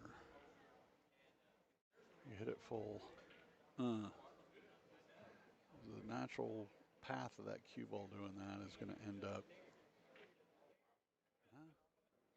Got away with it. Again, 80% of the time, as long as you hit the ball. As long as you hit the ball. On a kick, you're going to end up with something good.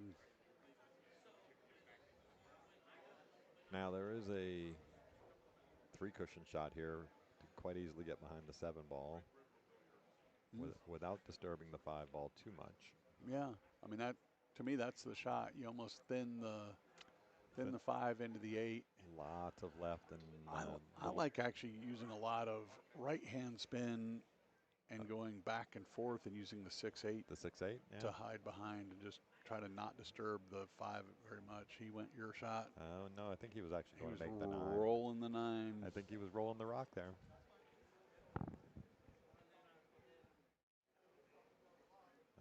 Definitely, but again, not the worst leave.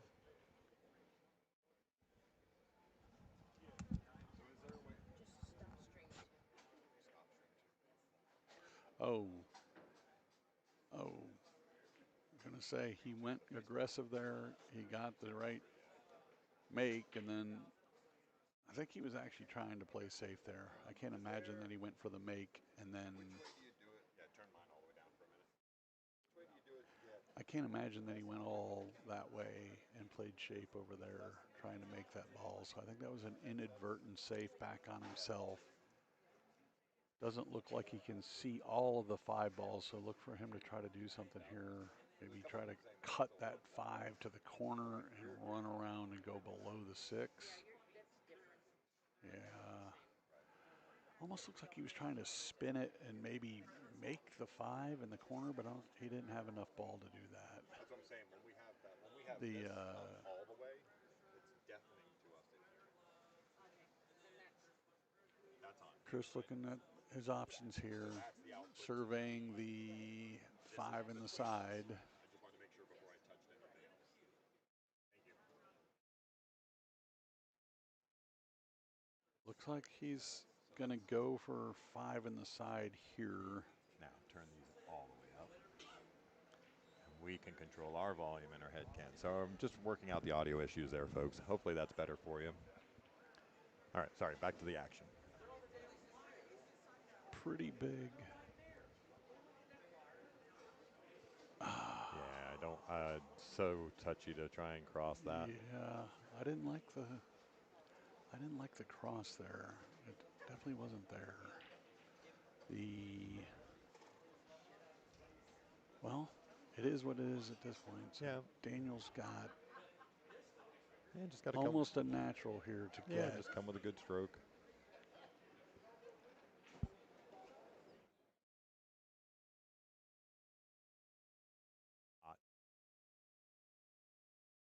That's what I'm saying. So I'm turning it down over here. This is the output. So this goes all the way up for them. If yours is still really loud, is that better? Yeah. Okay, so this one controls yours. Okay. All right, this one controls mine. So we should be able to hear each other at a normal level now. Awesome. Yep, so he hangs the 5 ball there. Sorry, we were dealing with some audio issues, and I think we have it figured out now. Well, needless to say, this is an important part of the match for Chris. He's got to Really get out is. here. Now, does that 7 go past? Yeah, it goes past it. I mean, obviously the option of playing the combo as well. It's not a difficult combo, but. No, but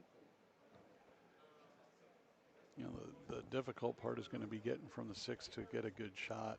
I mean, doesn't have much room to pass the 7 past the 9, so he's going to want to not leave himself just a super wide angle on this. Yeah, he didn't get as much action off of that as he was looking for. Forces himself to shoot the combo now. Yeah, maybe. Yeah, I mean, you're just trying to cut that into, because he loses half the pocket to the 9 ball as far as making the 7 past it. Just a bigger margin of error here with as close to the corner as 9 is, again, my humble opinion. Yeah. Well, it looks like that's what he's going to do. Yeah, nice shot from Chris. Nice shot. Yeah, from Chris. well handled. All right, let's go, Chris. Grind away. Yeah. So, Mr. Kevin's going to step away. Again, trying to figure the audio out part of it, David.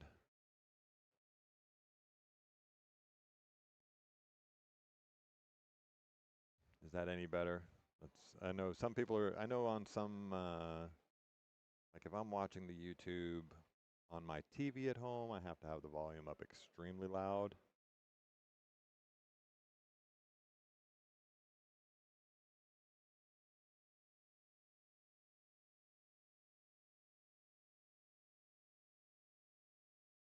See if I can.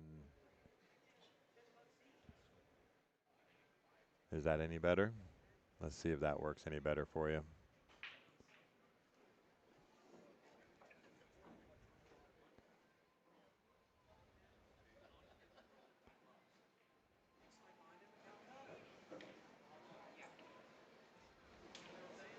Is that, give me a little test. Okay, so they're just going to get the magic rack out of there.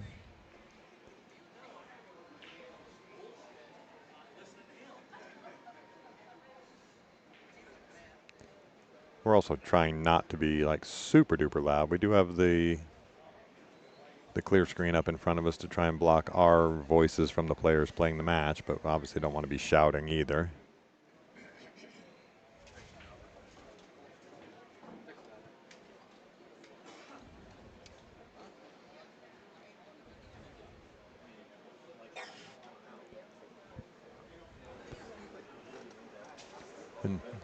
In the Savannah match over here, it is 8-4 in favor of Savannah.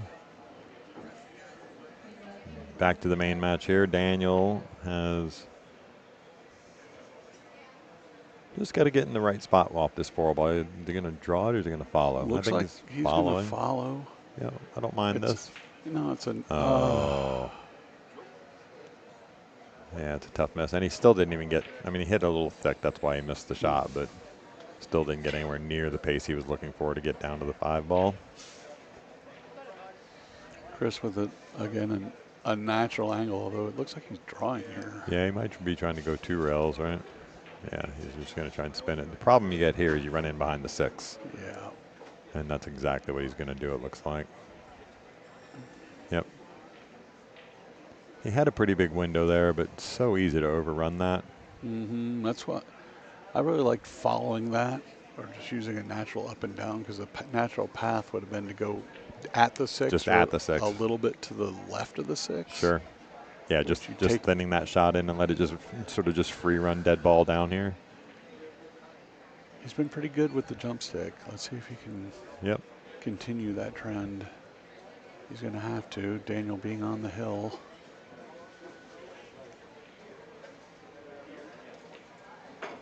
Yeah, what a good shot. That is, he gets some snaps for that for sure. What a very well controlled, didn't overhit it. Takes the risk of jumping the ball off the table out of the equation. Very well done. Just got to get to a good position here now off the 6. Keep that 8-ball out of the equation. That's actually the tricky part here. He's got either stay below the 8-ball here, or get above it and hunt for that window. Or hunt for the window. I kind of like just staying below it with some inside. He went He's for the gonna window. overhit it. Yep, get the jump cue out. When you go for that window, I like getting further up table. Sure. The further away from the 8-ball you can get, the more likely it is you're going to find the window. The window gets a lot bigger. A lot bigger, right? So like almost like spinning the cue ball more off of making the 6. Yeah, take some of that delicacy out of the shot. Sure. Here we go with the jump stick again. Yep. I call mine the weapon of mass destruction. I call other things that, but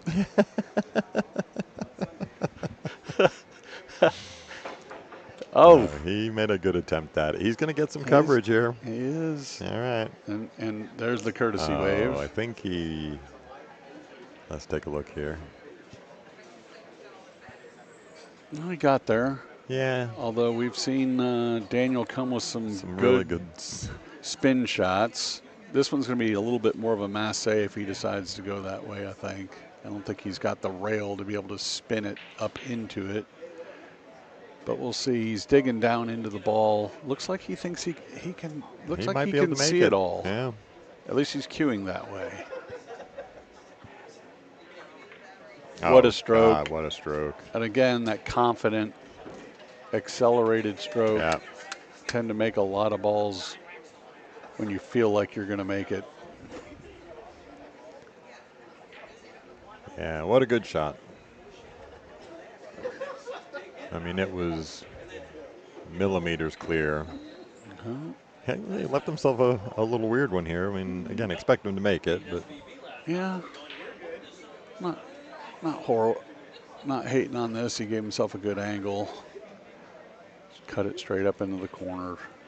Big pocket. Put a good stroke on it. Just like that. Center cut.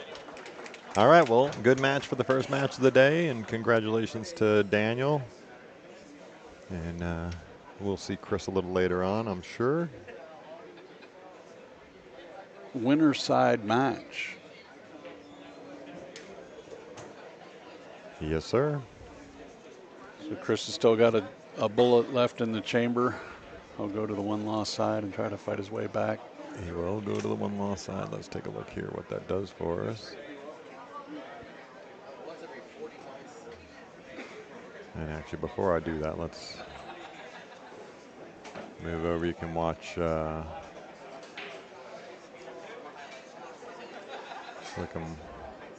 Get a look at Sajal over here shooting on the 9-ball. He's currently down 8-4 against Savannah Easton.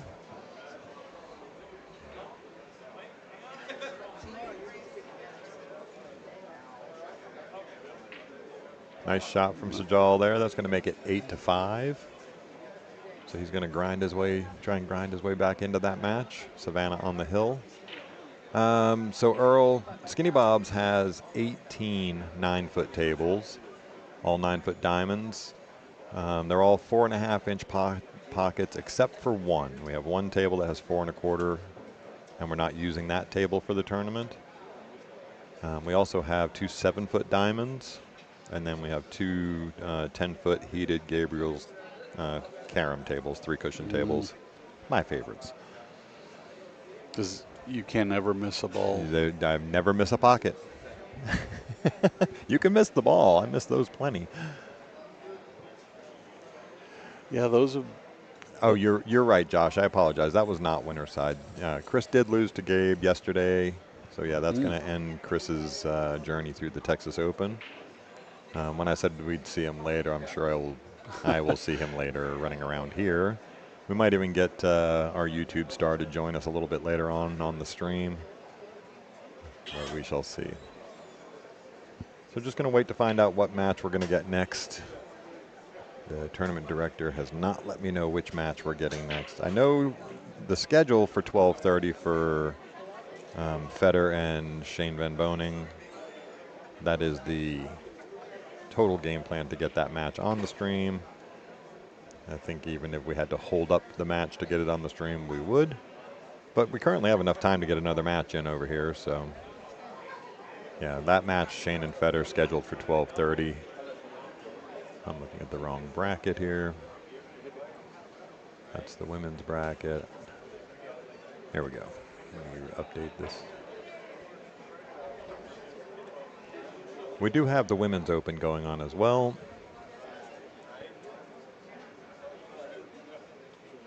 Yeah, so all of the winner side matches are scheduled for 12:30. So the first winner side match that we're going to get this on the stream today will be Fedor and Shane Van Boning. Yeah, Jesse, that is table 18 is the action table for sure. Yeah, as a matter of fact, that was the table that the big match between. Was it Dennis and Shane? No. Shane and Jen. Back in was that 3 years ago now? Yeah, they did. Was it the race to 120 they did? And then bumped it up even more once they got there. They both got so close that they bumped it up even more. So if you do come in here to Skinny Bob's Billiards, you'll actually see both of their names signed on the skirt. Yeah, on the skirt of the table back there. Tried. I gave you all a couple of highlight shots. No, you did. You did. Yeah, got little Chris standing behind us here at the moment. Yeah, good match, and brother. Savannah coming with a jump shot of her own. I was pretty much broken after that first jump shot, and I ran all the way to the 9-ball and then dogged it. Yeah. After that, I was broken. It was too late for me to recover, even after making a 7-9, and then I scratched on the break. But it was fun. Yeah, no, we enjoyed watching it for sure. Well, it looks like Sajal may have enough to cut this one in the side. No, he's got jump cue in hand, sir. Huh? He does have his, looks like a Predator jump cue. He does at that. He likes to go full into this ball rather than cut it. Yeah, play it for the corner, not for the side. Play it for the corner. It's a natural shape shot. If you do make it, you're going to have shape on the 2. If you stop it here. Hit it good. Oh, my God. How good was that? Hit it good. And really, this is a pivotal moment in this match. Down. Yeah, 8-5. 8-4, winning the last rack. And then now. Yep. Getting to 8-5. If you can string another rack on there, now it's 8-6. Your opponent starts to get a little pressure, right? Starts to feel a little bit of pressure. Too many times you can get your opponent start free stroking if they get a big lead. Yeah. But if you can come back on them and make them, and then here with the deceleration again. I mean, that was always going to be touchy. Just had to. Sure.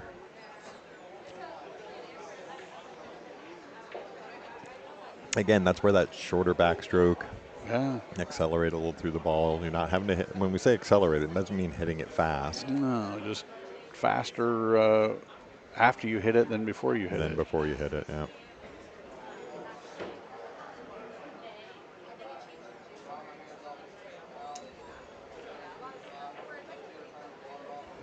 It's interesting how Savannah chose to play in the open division this year rather than the ladies division. Yeah, no, she's done that quite a bit as traveling around.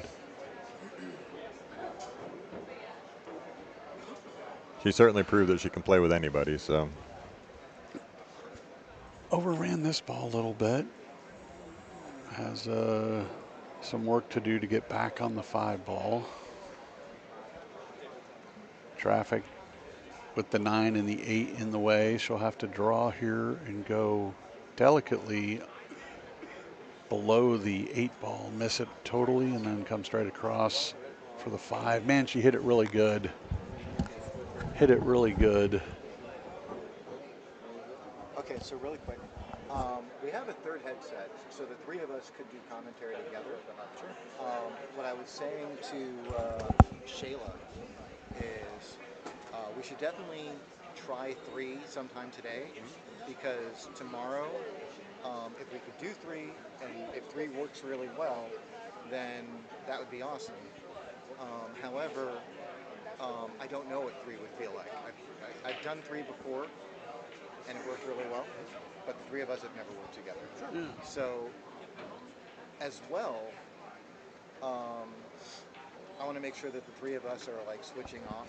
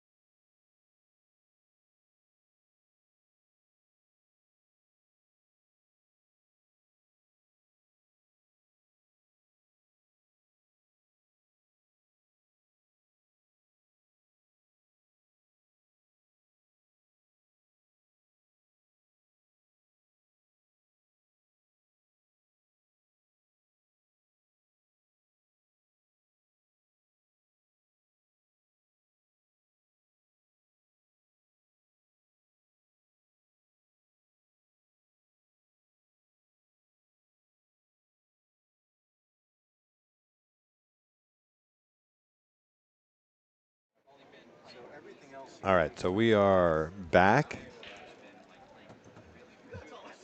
We're back here at the 52nd annual Texas Open Pool Championships, 9-ball championships. Stream table, I'm Michael Heaps, being joined by Kevin Welling. He'll be back on the mic here in just a minute. And we have our next stream match coming up. It's going to be James Davis Jr., local royalty in this pool hall, Bastrop Jr., James Davis Jr., and Tony Chow playing out of Oklahoma. I believe Tony is a 652, I believe it was. I haven't looked it up on Fargo.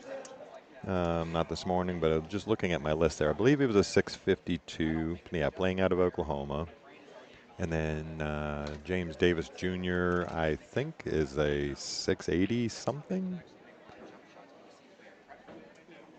So should be a really good match here. Two powerhouse players.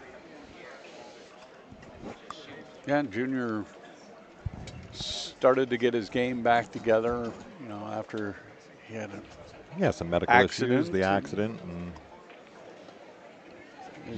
me and him actually spent some time last night playing some three cushion. Had a great time.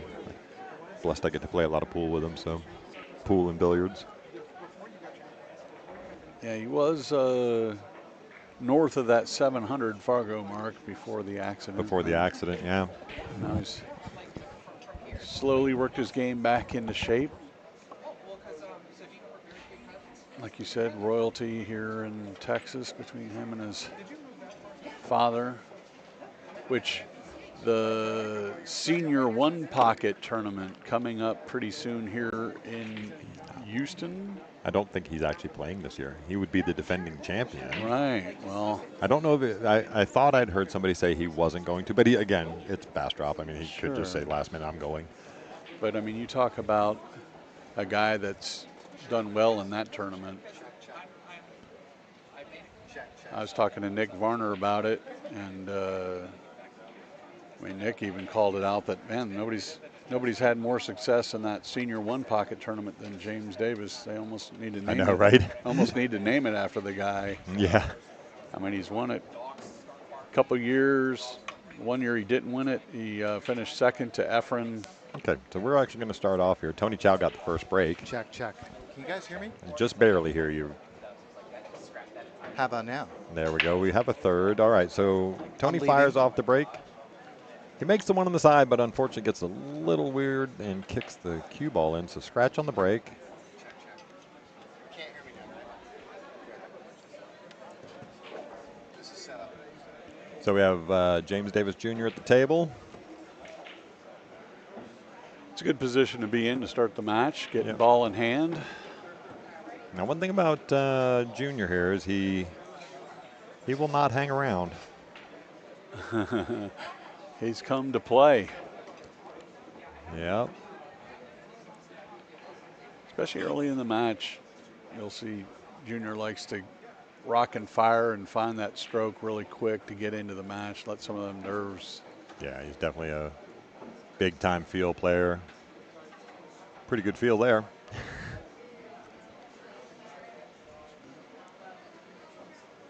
Natural straight across and out. Just give it a little angle on the 7. Oh, did not want to put himself on the rail, but he'll be all right. Yeah, came off the rail enough there. 2 rails out to shape. Again, the center of the table.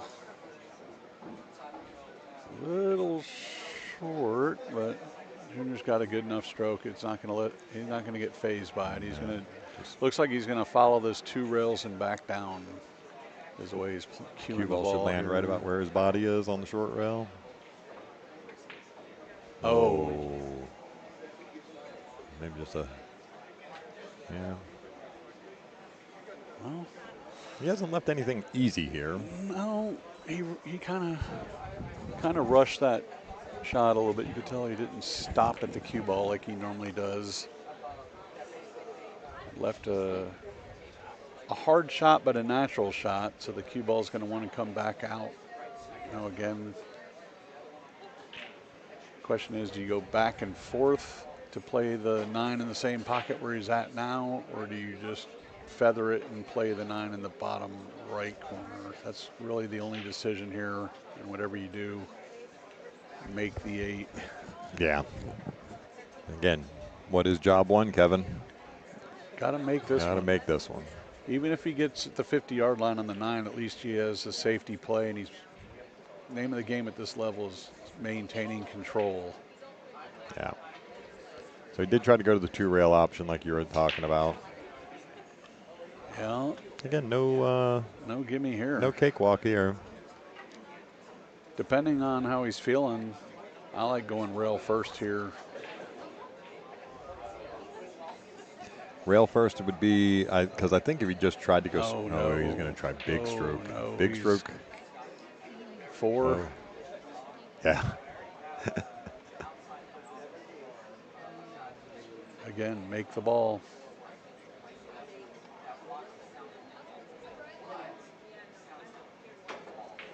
Yeah.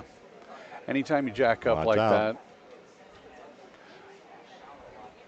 Speaking of UJ Puckett, that was one of UJ's sayings. Anytime, even a Cadillac can't run when it's jacked up. Oop. Sorry. UJ, of course, going into the Hall of Fame this year. Yep. Well, he kind of left the same thing back. Not much choice here but to jack up unless you want to cross bank it or do something crazy. If you're shooting it straight in the corner. You know, I'm not. He looks like he's going to super stroke with super stroke and try and get a little pop and run around. Or he's going to cross it. Nope. Oof. Oof. There's a whole lot of everything going on there. Yeah. Although he. All right, so he's actually left this shot now. I mean, this is a. Again, he can just fire. He could fire this one in the top corner. Little drawback down the table, or he could actually go the other way and play it in the side and run up and down the table. Yeah, either one would be. Either one would be fine. Again, it's whatever you have confidence in that you're going to make the ball. Make the ball and cinch it. Just a confident stroke on this.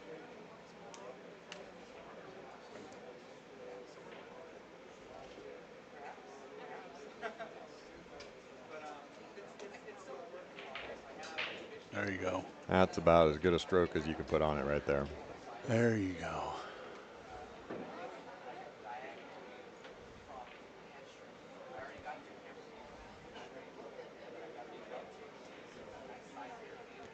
Okay, James Davis Jr. getting the first one. First one out of the gate.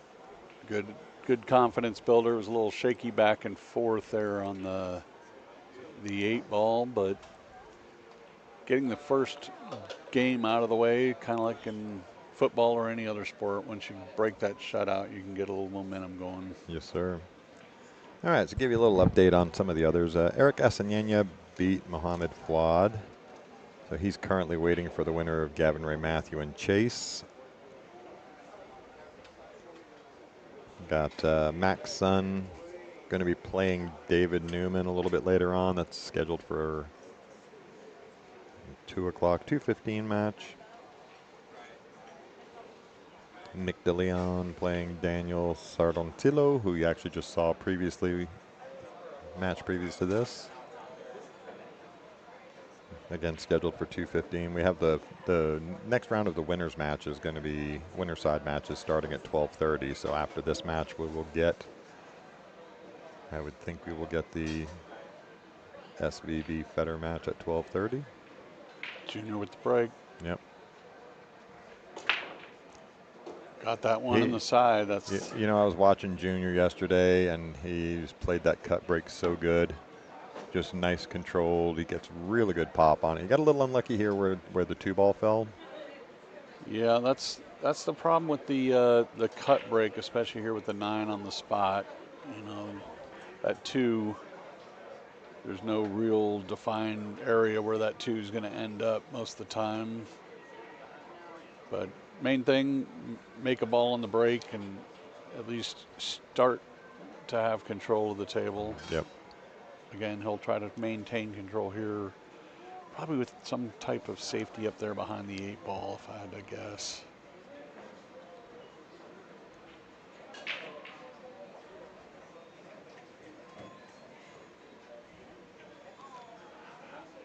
think he's going to try to put him on the 8 and overcooked it. Overcooked it. It's okay. I don't hate it though. No, I mean,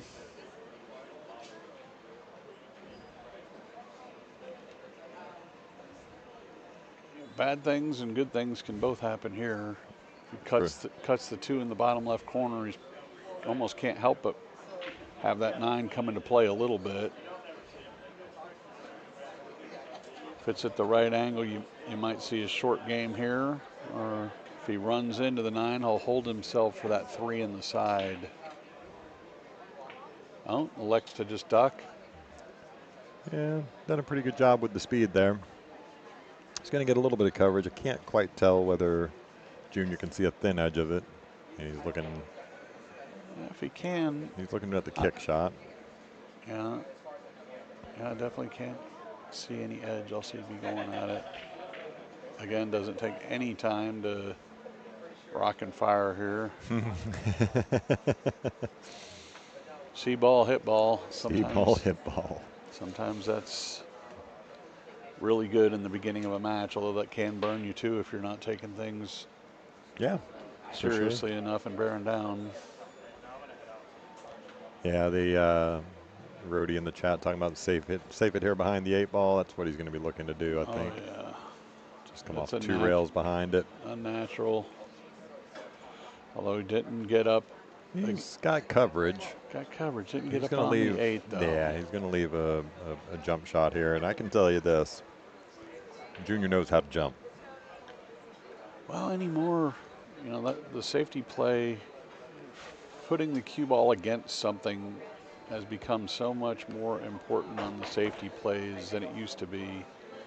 You know, with these jump cues, everyone is so proficient at jumping. If you're not freezing the cue ball up onto an object ball or onto a rail or both, you typically are going to leave some type of jump.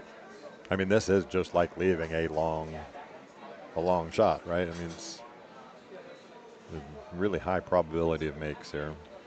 Yeah, and the main thing, again, it's a high probability of getting a good hit. Right. So he makes a good hit on it. He's going to get it back out to the center of the short rail. Effectively putting a safety right back. What was your percentage you said? Yeah, I mean. Make a good hit, good things happen. Good things happen. I mean, the goal of playing safe is you want ball in hand. You know, bad things happen if your opponent can jump and hit. I mean, he can make it and run out on you and safety right back at you. You really, if you're playing safe, try to lock them up. Yeah, just in the chat here, you guys talking about the Table 2 stream. It actually did. So it's frozen at this point. It's not going to be back up and running, so I'll just be using the Table 2 camera every now and then. You got another match just started over there with Justin Espinoza, and I got to look at his opponent. He's going to use the 8 ball here to try to 50-yard line it. 50-yard it. He doesn't quite get there. I mean, it's got it safe. Yeah. No, safety's relative. You might see, looks like Junior was looking at the 9-6 as a possible landing spot. I think that's a little risky to put that into play. That's really risky, isn't it? I mean, too many scratch opportunities there. Yeah. I almost like banking the 2 ball, you know, back and forth, 2 rails back out to the center diamond and letting the cue ball run back and forth under the bottom rail. But we'll see what Junior's going to do here. So he's just a little bit like that. He hit it thinner than I would have, but that's same result. I think he was hitting it thinner, so he takes that scratch out of the equation, right? Sure. So over here on Table 2, we got Justin Espinosa playing Shinsuke Chino. They just got started, so they're in their first rack as well.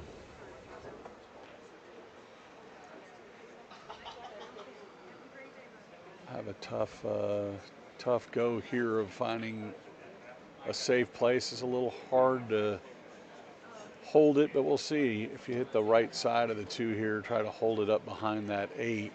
You know, the problem here is you get that 2 ball down in the neighborhood of the 9 ball. and then now you're starting to I almost just like softening this off the right side of the 2 and trying to get the 8 and play with it, right?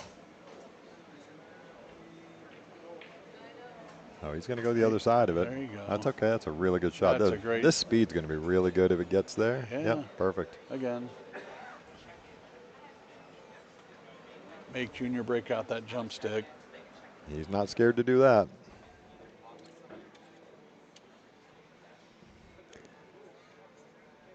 Kevin going to step away for just a second there. Junior with the jump cue.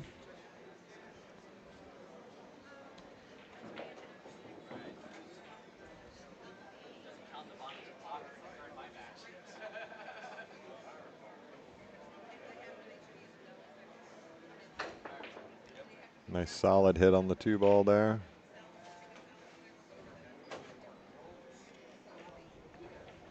Yeah, at least until Kevin comes back. So joining us real quick here, we do have little Chris. Welcome, sir. Testing, testing. Can you hear me? Oh, yeah. Oh, my goodness.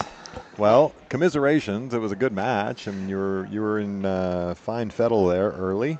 Yeah, I was feeling pretty good coming out of the gate, and then I think, like I told you before, when I missed my position shot and I had to do a jump shot, and I made it and got position, but then when I ran all the way out to the 9 ball and then just dogged the 9 ball, I was pretty much broken after that. And I tried my best to keep it all together, but I managed to just squeeze out one more rack with that 7-9 combo. But hopefully everybody enjoyed that. I at least gave a bunch of highlight shots. A bunch of good highlight shots there. No, always enjoy watching you play for sure. And all right, Tony makes that carom there onto the 6 ball. Going to leave himself a little tough on this 2. But yeah, no, we definitely enjoyed the match. And, you know, Daniel played great.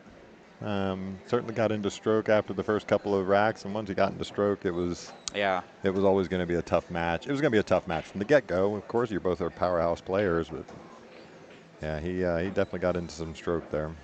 I actually thought I had him a little hooked on that 7 ball, and then he just clean cut it right down the rail. It's like, okay, that means it's over. Yeah, yeah. We couldn't quite tell if he could see the edge of the 7, and obviously he could because he just fired that in with such a beautiful stroke. And all right, so that was always going to have to be thinner than that. He's going to leave a little bit of a combo here, the 2-5 combo. I don't necessarily know whether I'm taking that on or not. There's a couple of different safety options here. Knowing Junior, he probably favors this combo. I think so.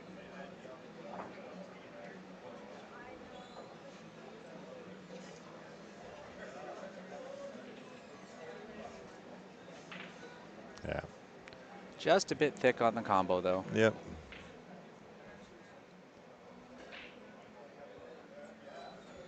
So that's actually the output to the webs. Okay. So we leave that out so it's full. And we take these down in your cans, right? That sounds better. Yeah. Okay.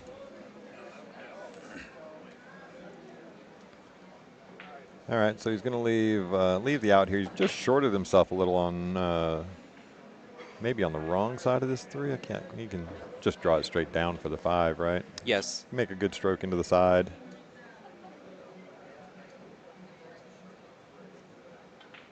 I'm just such a bigger fan of shooting it myself, following. No, I agree. I try to roll my cue ball as much as possible unless draw or stun is absolutely necessary. Yep. Kind of like the position that we're in right now. Like this is probably a rolling outside spin shot to come right through the rack area. Yeah, and I don't even know if you need to put that much effect on it. Maybe a little bit of left would have been better for him, but he's going to leave himself in a decent spot. Getting past the side pocket here is not an issue. Yep. Very common zigzag position here. Yeah, you just don't even have to overdo this.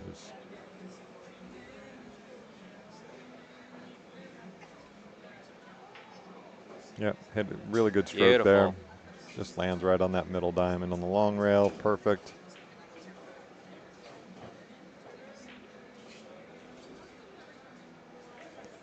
And Tony's going to tie it up. 1-1.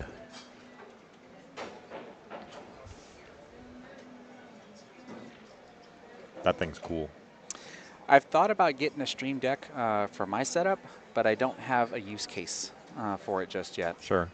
It just, I mean, makes the scoring easier, and then, you know, all the different things you can add to it. You know, I mean, I can mute us, unmute. I mean, just, there's so many different functions that you can do with it. Yep. Yeah, I've been a big fan.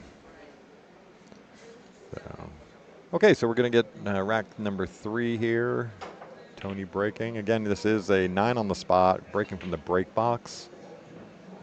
3 foul rule in effect. Race to 9. The 52nd annual Texas Open 9-ball championships. Has anybody told you how smooth your voice sounds in the commentator booth?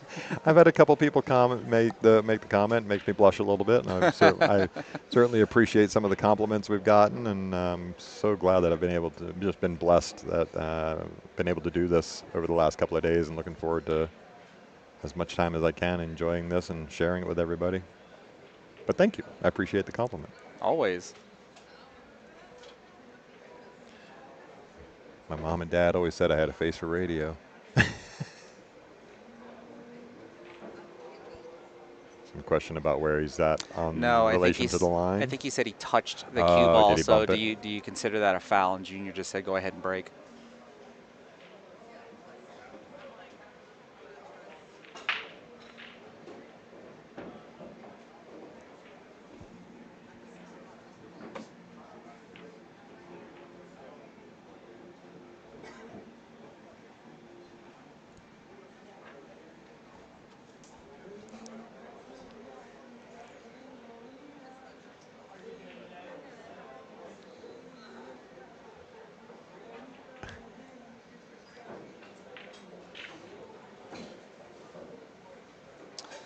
All right, let's back in the action here. We got Tony shooting on the 3 ball. Just one time back and forth. Just got to watch for the scratch in the sides. He's trying to get on the 4 ball. Yeah, he's just going to hit at a really good pace. That might set him up at least for the 5-9 combo. For the 5-9 combo.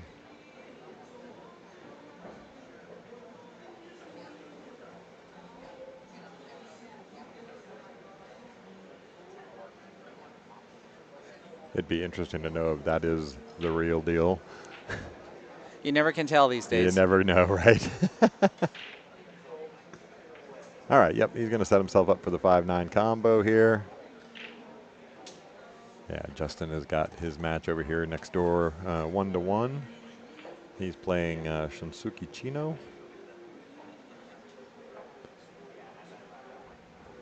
Got Laz playing over on table 5. Can't see who he's playing right now. All right, so he misses that combo. He's going to leave.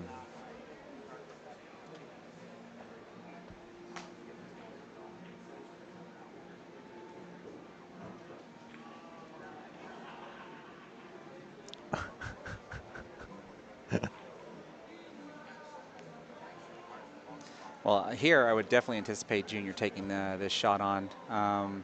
Yeah, for sure. It's questionable about that side pocket, though. I would tend to favor trying to go all the way down to the corner pocket and just let my cue ball go from side to side. Side to side. Then just the only risk there is the scratch on the opposite side.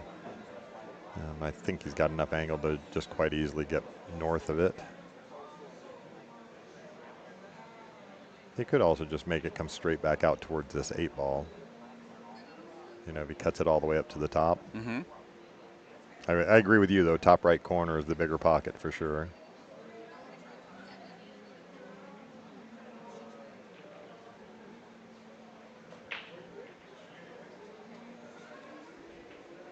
He's going to overcut it. Just a bit of an overcut. Yeah, he's going to leave that shot there for Tony. Wasn't an easy shot, so I'm not...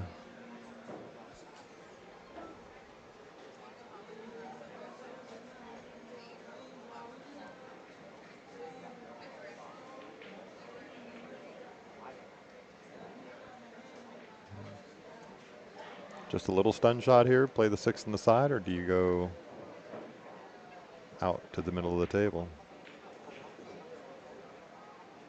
Good call on the middle of the table. Yeah. Now just a little stop shot onto the, leaves that perfect angle on the 7.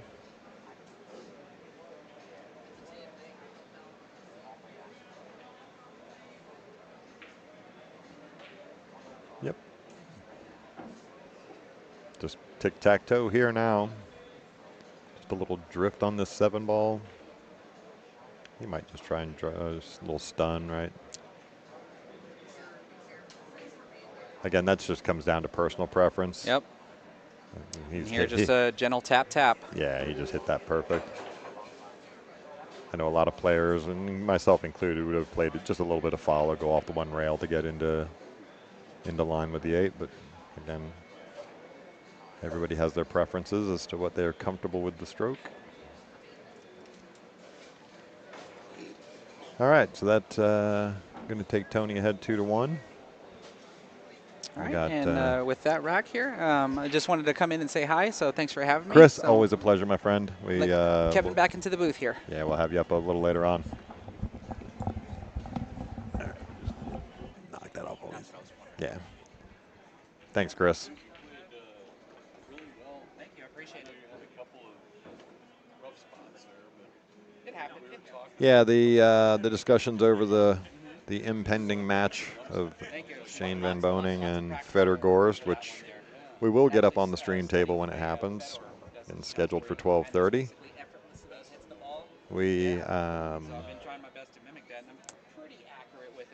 I refuse to pick. It's going to be a good match. I mean, Shane's break was working so incredibly good yesterday. It's here we go. Tony breaking rack number 4. Currently leading 2-1 in a race to 9. Yeah, exactly. 1 ball, and so he put a little extra dig on that. He's going to get the 1 in the top corner. He did make a couple of balls here, so he actually made 3 on the, no, excuse me, 2 on this break. That's good. I always enjoy the experience. It just helps me figure out what I need to work on. Everybody has their So are we gonna preferences. See, Tale of Texas Pool Part 2 anytime soon? I've got a couple interviews with Kate. Determine, we lost our ass on the 8th.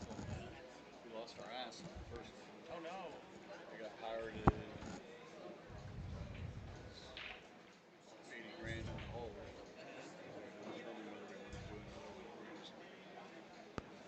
All right, nice safety there. Probably kind of hard to tell. I don't think he left enough of a window here for the kick on the long rail and make.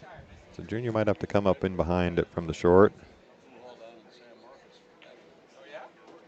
Oh wow. One of the top pool halls in Texas for a long time. And then the guy Red that had Red's pool hall in Houston, that's where Efren. All right, so he makes the kick shot. You're going to leave the 2 out in the middle of the table. Wide open look now for Tony. Yeah, last week in the U.S. Open final, Federer and Aloysius Yap. If you didn't get to watch that match, you should go back and watch it. It is an epic final. I mean, Yap goes up, I think it was 8-2 or 8-1, and then Federer gets back. They ended up at 11-11 before Yap ended up winning it. In one sense, though, I mean, I know it sucks to go in the hole, but I would consider it kind of a compliment, though. People would want to go that route to be able to watch the movie. It's got good reviews, and it's got, just one. We appreciate all the compliments and everybody hanging out. Make sure that you are liking, subscribe, click that thumbs up button for us. Make sure you're subscribing to the channel because we're going to be doing a lot of good things with the stream moving forward. And again, it's a completely free live stream for the first time. No more pay-per-view for the Texas Open. And all the celebrities are here in the house. Redbird's here. Long time pool room owner here in Texas, one of the top pool halls in all of Texas, sitting right behind me. Now all of a sudden I'm not the ugliest guy in the room. At least I'm fortunate for that. Little Chris just asked me, the Tale of Texas Pool is out, asked me if I'm going to do a sequel to it. And we're working on it. I interviewed Redbird as well as Red Walling, the owner of Red's Pool Hall down in Houston, about a month ago now. Legendary pool players here in Texas, and definitely legendary rooms here in Texas. Junior makes that 5 ball. Sorry to interrupt you. That's okay. Here we go. Red's pool hall, for those that aren't up to speed on the Texas history, that's where Efren Reyes made his debut in the pool world in the United States, was right there at Reds in Houston. But it wasn't as Efren Reyes. For sure. Jose Morales, I believe it was. Cesar Morales. Cesar Morales, I'm sorry. Yeah. And the reason that he came under that is they had just done a Sports Illustrated article about this phenom in the Philippines. Beating everybody. And he came down under incognito there at Reds. And Red Walling, 91 now, is still alive and kicking. And boy, that guy's got some stories. All right, Junior hit that really good. Look at the touch of that. Had a little weird angle on it, but still, what a great touch.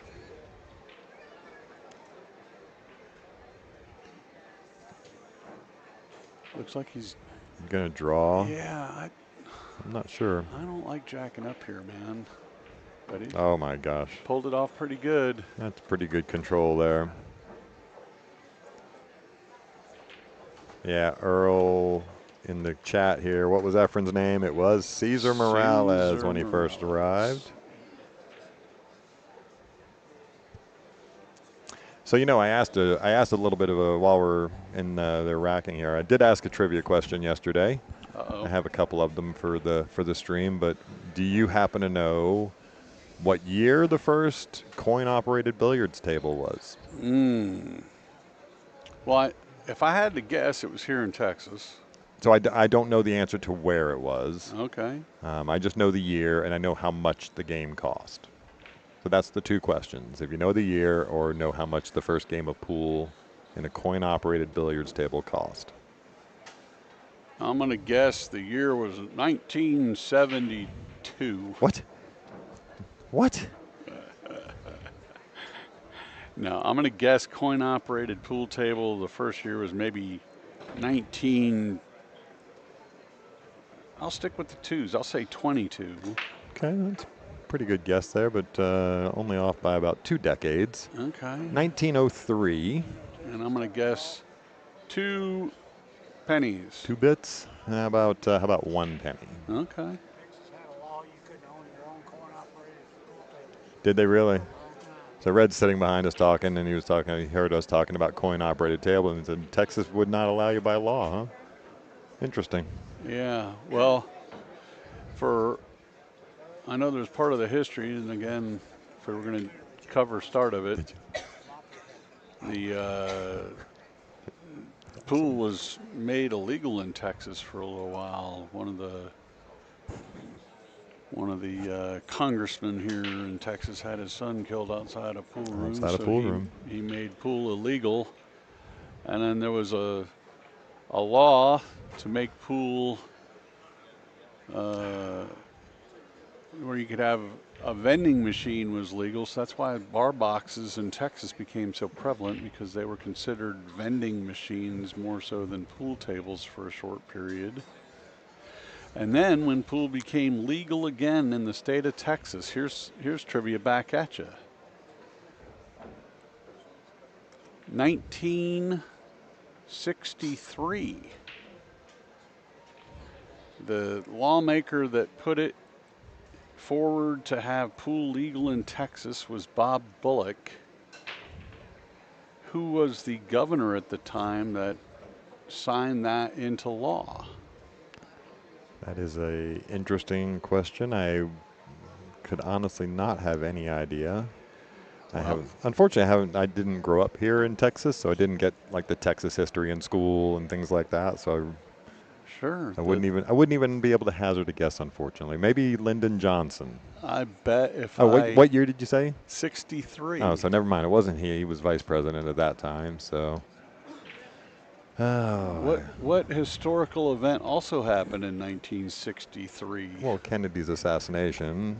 Who got shot with a magic bullet in the Kennedy assassination attempt? Ruby. Oh no, the magic bullet. The magic bullet. Who was riding in the front seat? Front seat of the car. What was his name? Oh my gosh, I It know was it too. Governor John Connolly. John Connolly, very good. I He wasn't even thinking. signed the law to make billiards legal in Texas right before he got shot in Wow. Dallas in the front seat of JFK's car. In the front seat of JFK's car. Huh. It all ties back to pool It all somehow. somehow, yeah. Pool and yeah.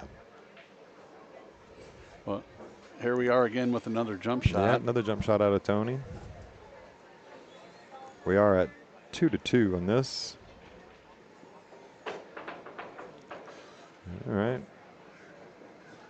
Makes contact. Again, caught the 2-ball on the up hop there. You're really lucky to keep it together. Yeah. Keep it on the table. Did he give up a pocket for the 2-ball is the question. Well, we can. We're going to know pretty quick. Junior's not hanging around. Junior's not going to let you do the overhead view Yep. here. He's going to fire. If it's there, it's a go. Yep.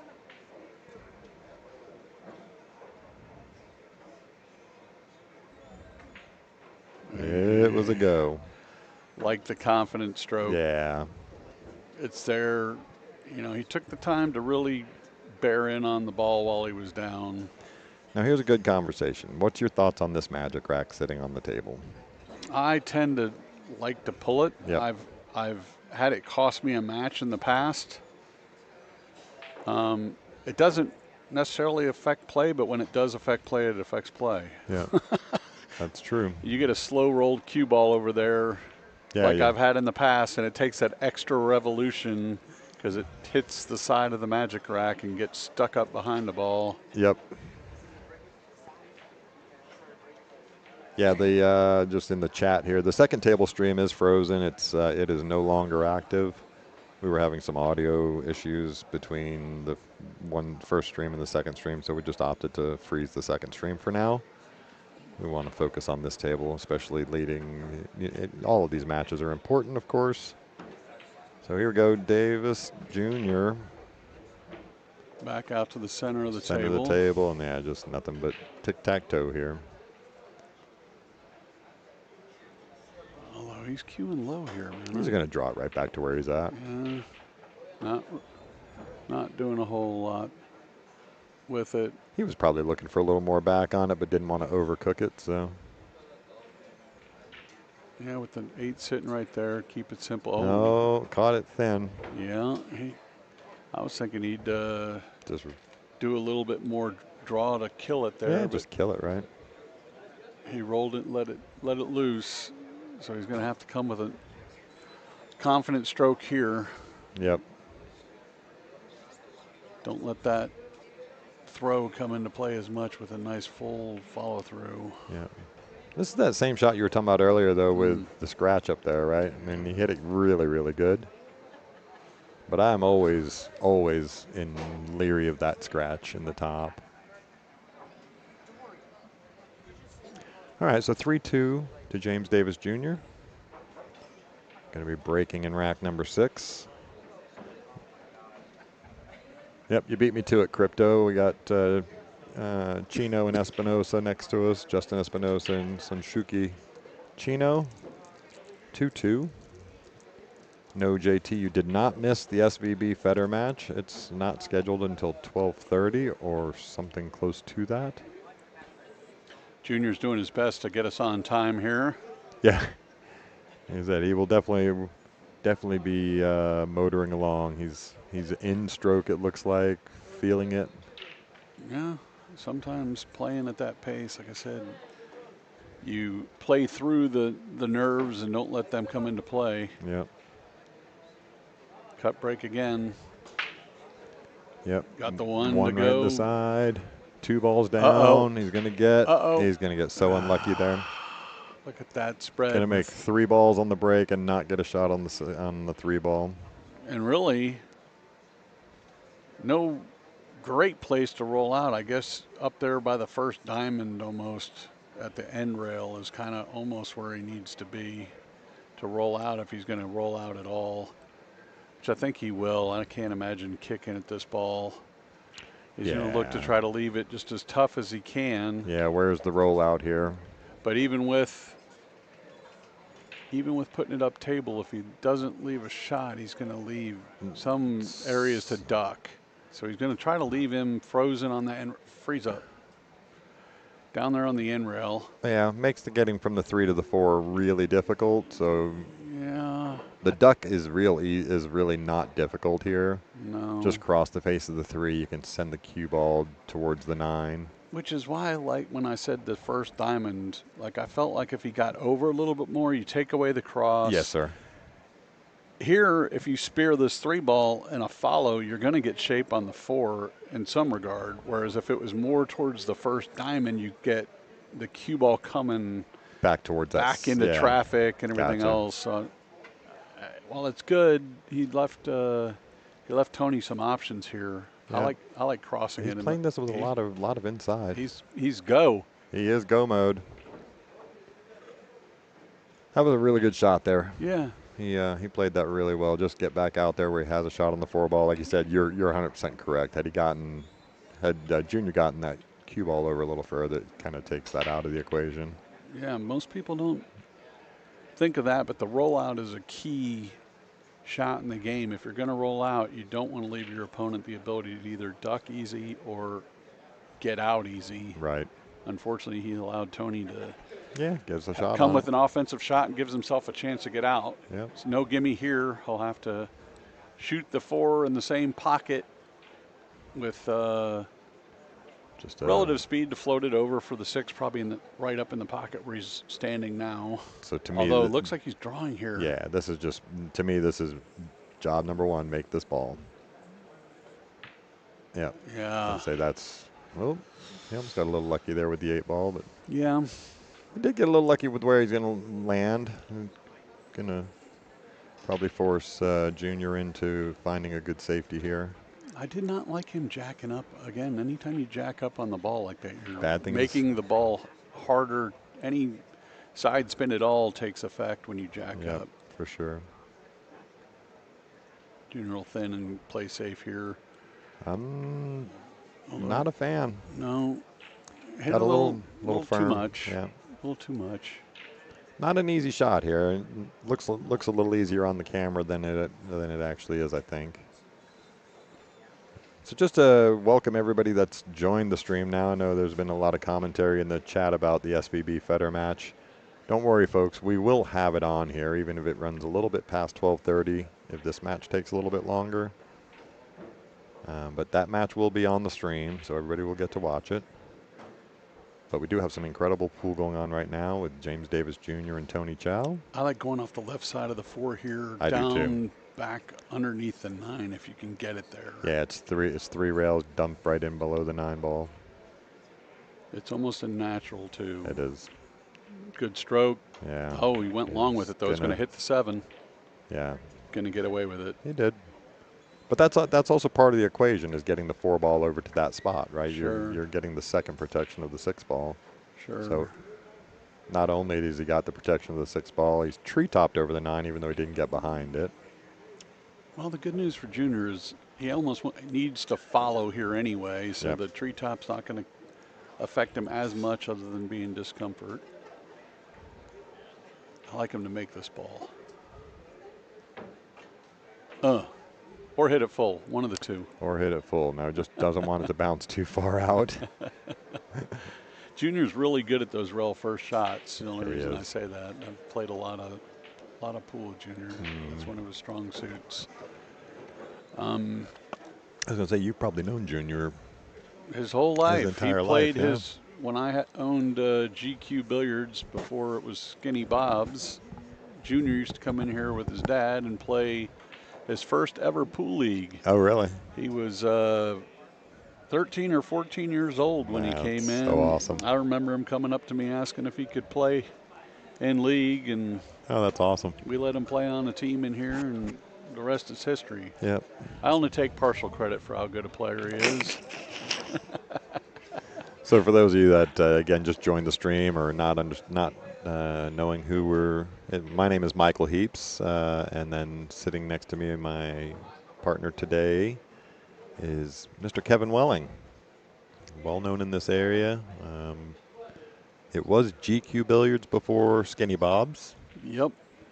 And it was you and your father owned it as GQ, right? It Am I is. correct? Yeah. So I was a young pool player. It was long before my time. Dad and I both had been at Dell for a while. Dell stock went pretty good, and Dell was moving their world headquarters out to Round Rock. There was no real entertainment out here, and we decided, both of us loving pool like we did, to open up a pool hall here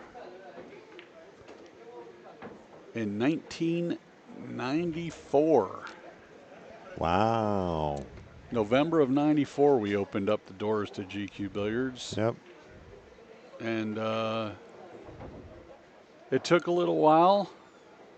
Eventually, the Texas Open was at Eric's Billiards for many years, and they decided that they were going to quit doing the Texas Open. Oh. Junior's got enough, I think, here to make this 7-ball. It's Going to really be close. really close. If not, it depends on it. Depends on if he sees it. He might be able to throw it a little bit with inside, but then you come the. Boy, the risk of that thing massing into the 9-ball Exactly. Exactly. So we'll see. I actually think I like just playing the safety off it, thinning that 7. I think he might think he sees enough of it. Yeah. So, but me, my bad eyes, I think I'm thinning it and going up off and trying to get up and down behind that 8-ball. But yeah, because then you naturally leave the 7 in the middle of the short rail. It's from here it looks like he's got enough, but it depends on how he's feeling. If he's feeling it, yeah, for sure. confident stroke, it's almost a natural to get on. The other part of the equation here is, you're going to thin it out to the center rail and then send the cue ball up, and then if you're not careful, you're going to leave it looks like he is playing safe. Yeah. You're going to leave an easy duck behind that 9 if you're not meticulous with your cue ball here. Yeah, but I don't think the cue ball is as important as getting the 7 right to that middle diamond. Yeah, I agree somewhat. I'm almost making sure that the cue ball ends up frozen on that end rail if I can. Oh no, what did I do here? Yeah, just send it. When all else fails, hit it hard. Yeah, he got away with it. Left him a little tough. Yeah. So anyway, I was saying that Eric's was gonna just totally abandon the Texas Open. And I went down and talked to, it was Lynn Tegman, Eric's daughter, was running the show at the time, and said, well, if y'all are getting rid of it, we can't let this thing die. And negotiated to get rights to the Texas Open, and then we ran it here at GQ for a number of years, and then when we transitioned it over to Skinny Bob's, they continued the tradition, and here we are 52 years later. It's been kind of handed baton to be the longest running 9-ball tournament in the world. Yep.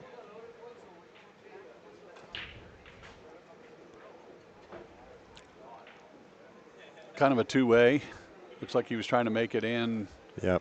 I think he went longer than he wanted to. That one he definitely hit it with some pace. Yeah, but if you miss that one, you want to miss it short, so that way it kind of ends up on the end rail. Yeah, this is no joyride. He can make the 7, obviously, but got to make sure he holds to not to run into the 9, right? Yeah, the good thing here too, you're almost gonna send distance between. Although no, he's playing to duck behind the 9. Ducking. You got to get there. It's just got to get past. Okay, that's not bad though, because where he's left that, there is no cut down this rail. No, but there is a safe. I mean, it's a delicate. You got to hit a stop shot and try to play that 7 2 rails back and back out to the center of the table and try to duck it behind the 8, which is, again, there's a lot of touch to that. A speed control shot. The other option is to thin the 7, go up rail and come down behind the 9 and try to leave the 7 behind the 8 somewhere. I mean, there are no good options from here. You're going to have to try to pick what shot you're going for and what leaves the highest percentage of leaving a bad shot. Looks like he may be going here and banking cross corner, which is also an option. There's an option. He shorted it. Like I said, not a whole lot of good options there, so I don't necessarily mind being in go mode. Pick your shot, and And commit to it. And commit with confidence. Yeah. Unfortunately, I think he hit that ball probably harder if you asked him than he wanted to. I think nerves may have come into play there. Yeah. Yeah, no problems here now. No, natural. Get up table. Yeah, just fine. That's the only yeah, the only thing you can do danger really bad is short stroking it and not getting above and leaving yourself a bank. Yeah. But Junior puts Junior it away. puts it away. Takes it 4-2 now. 4-2 lead. Which I always played 2 sets when I'm playing a match. I like to play a race to 5 in my head and try to be the first one to get to 5. I feel like you're more than halfway to the goal at that point. If I can beat the guy to 5, then I feel like, at least in my mind, I'm confident enough that I've got a lead to hold on to. Now, if you don't get there, then it's a different mindset. But for sure. Another cut break.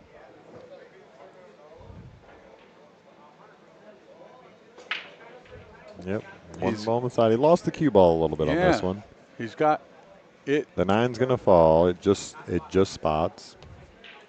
9 ball in the bottom 2 pockets does not count. So he will spot it and continue shooting.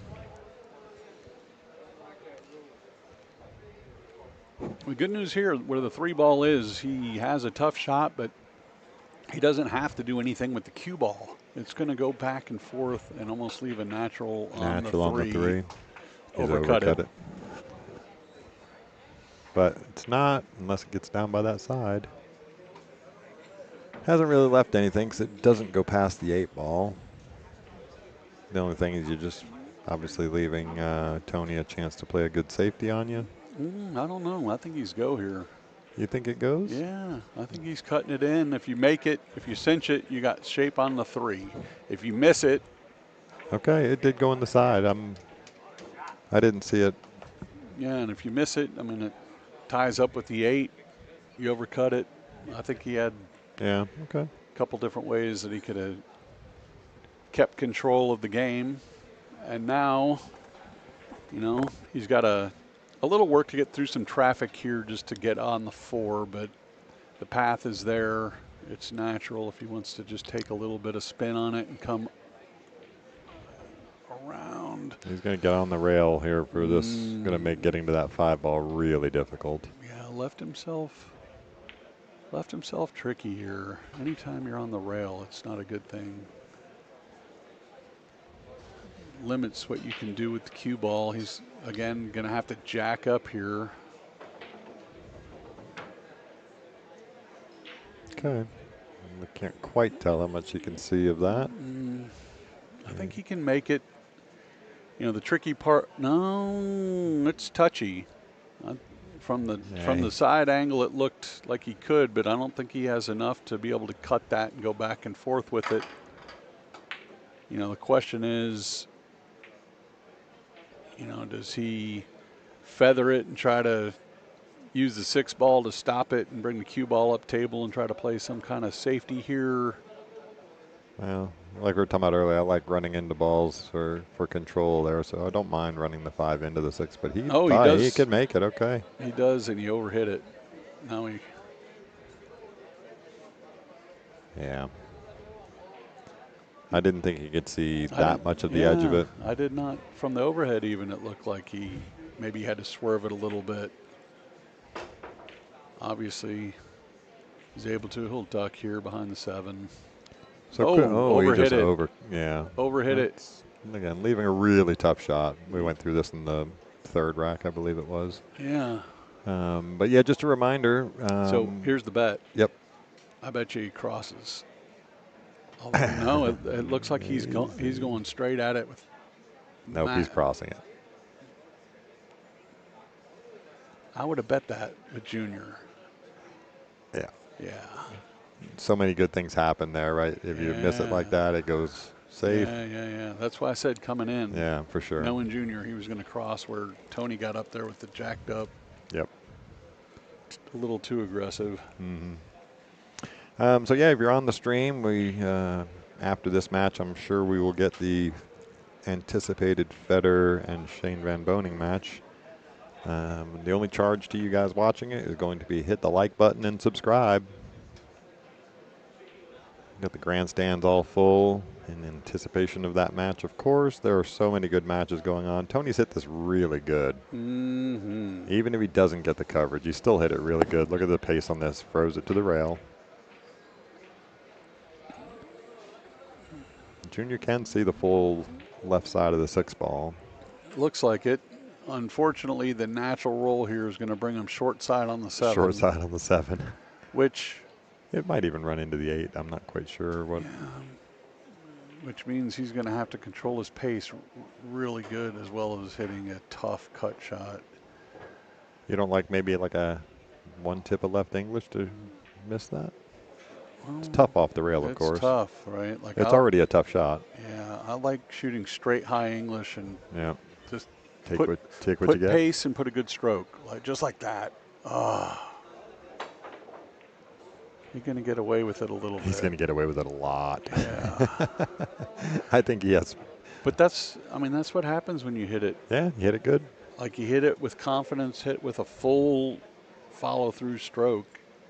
He controlled the cue ball exactly what he needed to do. So he got half of the shot right, and he got rewarded for it. Yep. The pool gods like it when you follow through.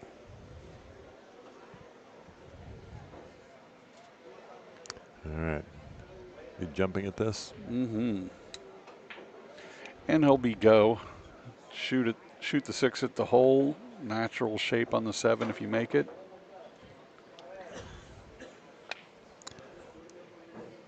And round we go. Round and round we go. Okay. Little delicate shot here. Yeah, can you get enough spin on this thin cut? I'm going to say yes. Junior's really good at these shots. He is, yeah. You know, the question is, does he really attack and go back and forth and try to run through traffic, or does he just feather it and float it back up just below where his hand is now? Yep. He feathered it. He hit what it a good. Beautiful shot. Hit it good. You get some snaps for that one. That's a great shot. Wonderful. Natural. Can just center ball it, have it float up table. Yeah, just get above the 8-ball there. Anywhere up there is good. Just a little stun, bounce it off the rail. And with that, he'll get us to 5. 5-2 by the looks of it. Make this 9-ball. There we go. All right. Junior goes up 5-2. Looks like Tony's going to take a Yeah, bio break. A what break? A bio break. That's corporate America. It's an easy way to say he's going to take a break. Yes, I know what you're saying. All right, folks. Well, if you're watching on the stream, I'm getting some clipping out of that mic. If you're watching on the stream here, we would love for you to click the like button, hit the thumbs up, hit that bell, subscribe, and that forward arrow button. Share it out to your friends, man. Share it out to all the socials, Facebook, whatever it is that your socials du jour. Facebook, YouTube, TikTok, Insta. Yeah, like thanks sponsors also. We got Predator, Q's, and Predator stepping up to be the title sponsor this year of the 52nd Annual Texas Open. Yeah. It's also brought to you by the Texas Billiards Hall of Fame. Absolutely. The Texas Billiards Hall of Fame brought to you by Skinny Bob's Billiards as the primary sponsor this year for the Texas Billiards Hall of Fame. Of course, Austin Billiards, Fort Worth Billiards, two of the other big sponsors of the Texas Billiards Hall of Fame. We've got a huge induction ceremony coming up on Tuesday. Some legendary folks going in. You know, last year's first class, we had legendary Bob Vanover. We had Jeremy Jones, famed Texas Open champion. Gilbert Martinez, also 3-time Texas Open champion. Vivian Villarreal will be joining this year, but Belinda, the woman that Vivian played almost every finals for about a decade and a half, Vivian will be making her way into the Hall of Fame this year, joined by UJ Puckett, legendary cue maker Richard Black, and CJ Wiley, who's back in Texas for the Texas Open this year, just for the Billiards Hall of Fame. Oh, CJ? Yeah. I was talking with him last night. halloftexas.com for your tickets. Tuesday night, you got about 24 hours. All right, junior to break, rack number 8, leading 5-2.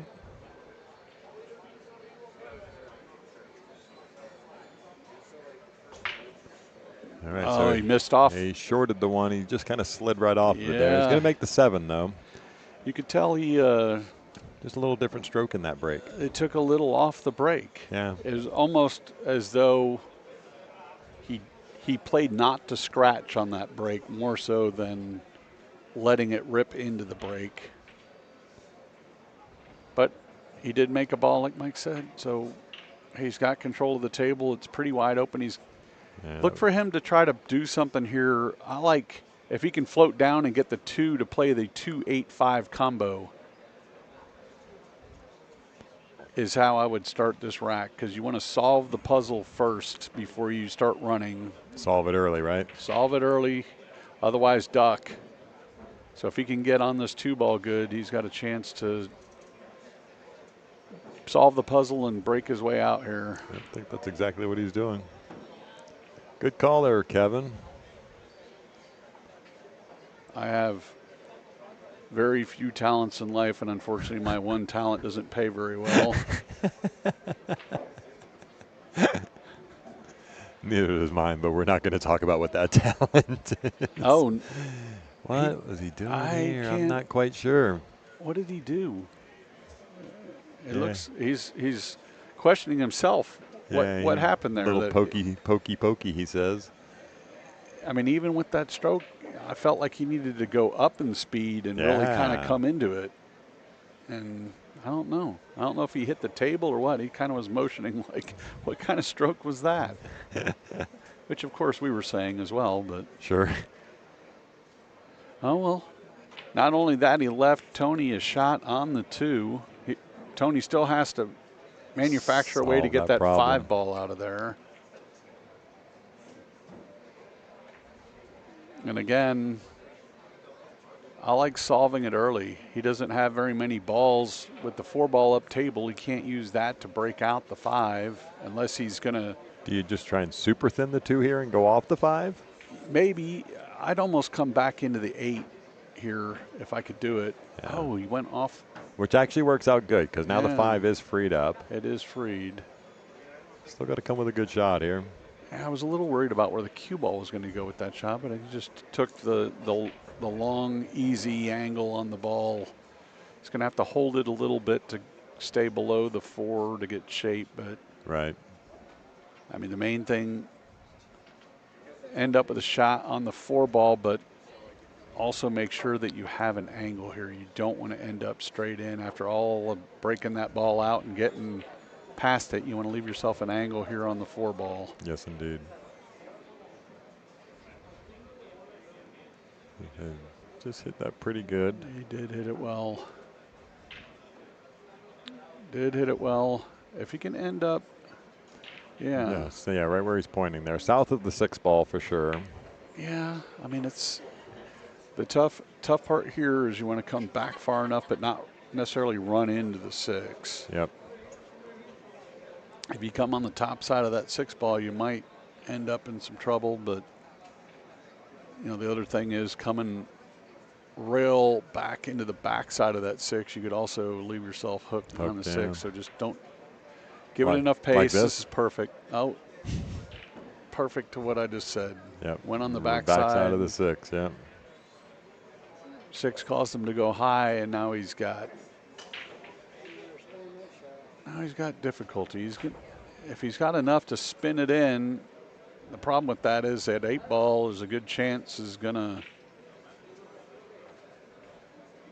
Yeah, I don't think he has enough. I think he's got to come behind the 5 and Yeah, kick play into the safe. 5 and play the safe, right? And that's really, It's a natural safe here. and just a really soft shot. Yeah, that's exactly right.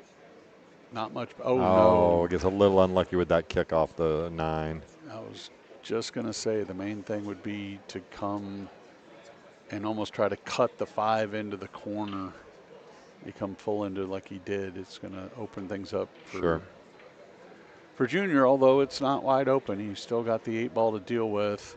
The question will be here if Junior could stop his rock and send that 5 ball 2 rails and out of there without any kind of collision. Yeah.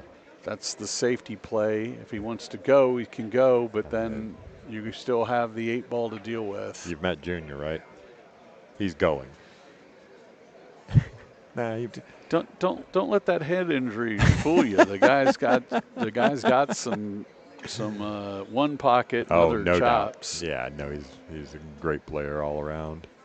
Yeah, he might be playing what you're talking about here. I like sucking it right up into the 8-9, freezing it if you can. Yeah. Bam, go.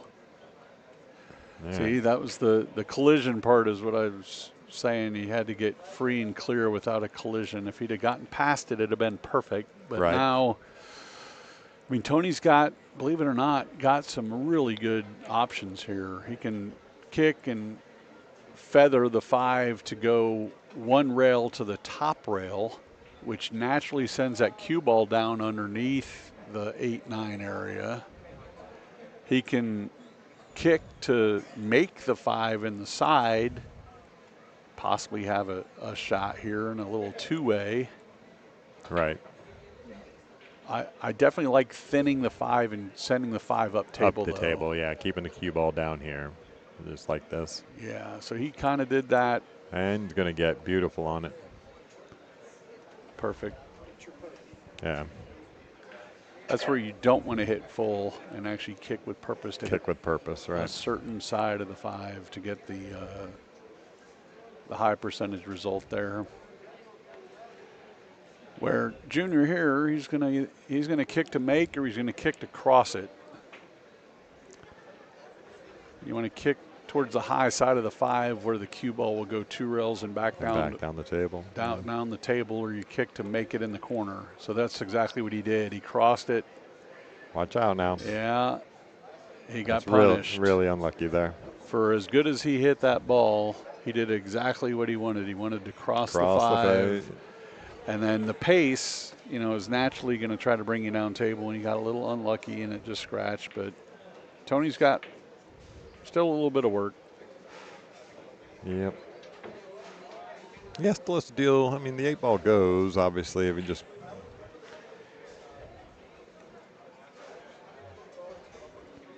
Shouldn't be too many issues here. There looks like enough room between the. He's overran this a little, right? No, he's okay. He's okay. It stopped good. He's okay. Just find a good spot now. He's going to take a look at where he wants to be for the 8 ball.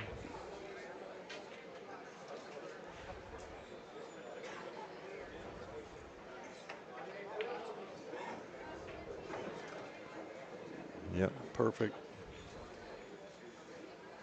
Yeah, and he could have got anywhere out on that top side of that 8 ball and been fine. It's amazing how many times you say center of table is perfect. Is perfect, right? Yeah, maybe you're going to hold it for short side.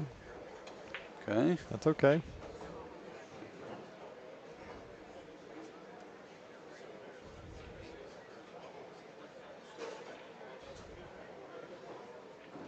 All right, Tony putting some pressure back.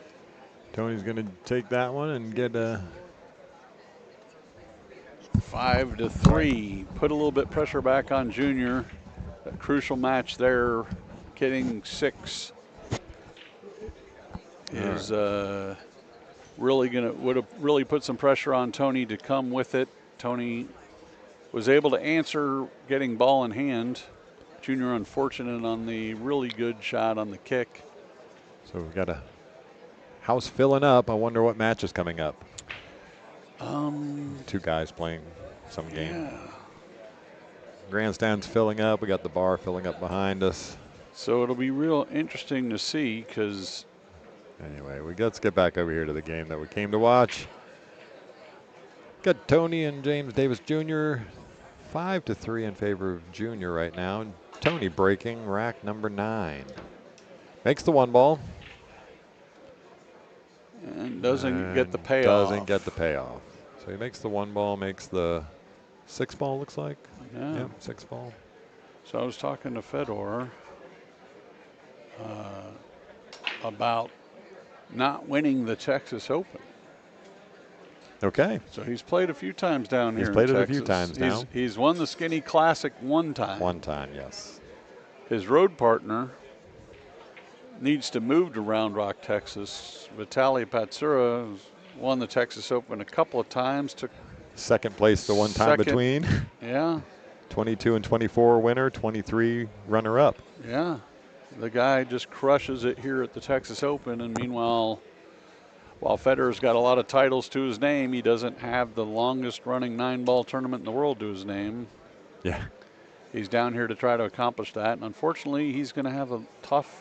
He's got a tough draw. He's got a speed bump early on in the match. Oh, what a good roll there. That was a good pace. I don't know if he left enough for him to see a thin edge of it or not. Well, he's cueing like he can see it. Question is, does he have enough to make it? Oh, he did. Look at that. Man, just. Uh-oh. That's okay. Going to make the 4 ball as well. Yeah, that's a hit it with a lot of conviction and make sure you don't scratch in the bottom corner there. Look for another 1 pocket shot here. Go 1 rail up, leave it in the center of the side rail and get behind. Oh, yeah, he's going the the other way. Yep. He's going the other way. That's that use another ball to control the. Sure. I thought he was going to do that and use the cue ball to stop off the top of the 7 and put the 3 ball that way. But either way works, whatever's. Yeah, pretty straightforward kick shot here. Just you're kicking out to the open part of the table and not a whole. Can you kick to the short side of the 3 and get the cue ball, coming back down this way towards the 8, right? Yeah, you're going to have to put looks like he's thinning it. Yeah, it looks like you can see a thin He's edge. going to run it up and back to the 7 ball. Oh, and he scratched. That's the risk. Oh, was he trying to actually cross it? He was trying to go there. Okay. He was on go mode and let the cue ball get away from him. So Junior will get ball in hand after his giving up ball in hand last rack. Let's see if Junior can take advantage here. Pretty wide open. He's just got to get the right angle on the 7 to get out here, which obviously means getting the right angle on the 5 to get there. Yeah, he's left himself the back and forth. And do you personally prefer going the back and forth route, or would you have drawn back a little more and gone up the table and come into the line of the 7? I go back a little bit and go up towards the 7. This goes across the path that you want, which you can still get there with touch. Sure. But the other way is a much more natural, a lot more forgiving way that if you overrun it or underrun it, you're still going to have the angle. Junior got a good angle here to. He got to the short side. I think he got there. I don't think that's what he wanted, but he got it. Got to play this to the short side of the 9 now. Yeah. Again, confident stroke. Yep.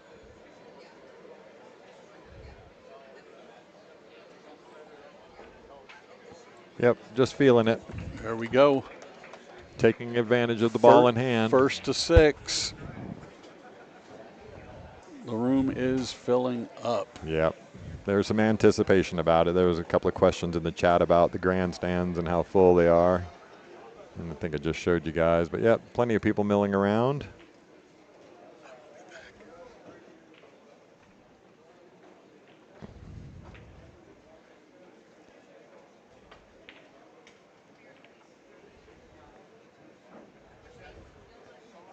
So we have James Davis Jr., 6, Tony Chow 3, race to 9. Junior breaking. Same cut break. He's made the 1 on the side, I think, every break now for him. See how good he gets on this one. Yep. Commentator's curse, right? You're going to get a dry break out of this one. Patented safety break.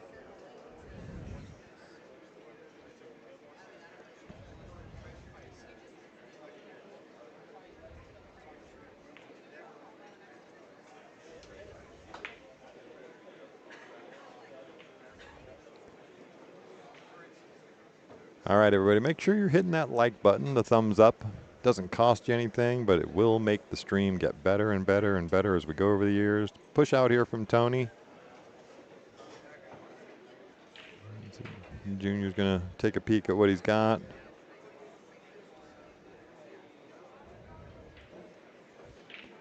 There is an entry fee at the door, $15 for the day. All right, James Davis Jr. going to pass it back to Tony now. Didn't like the options that he had. So this is the return from the push out.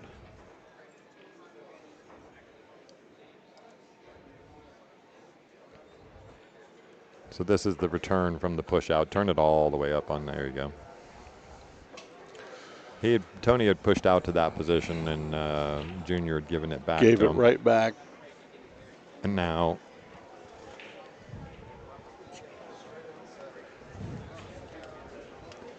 Well, looks like he got. Yeah. He got there mostly. Looks like Junior's going to try to. Looks like he may be massing or something. What? He's jumping with a full-length cue here. I have seen him do it several times. So this is old school. With his playing cue. With his playing cue.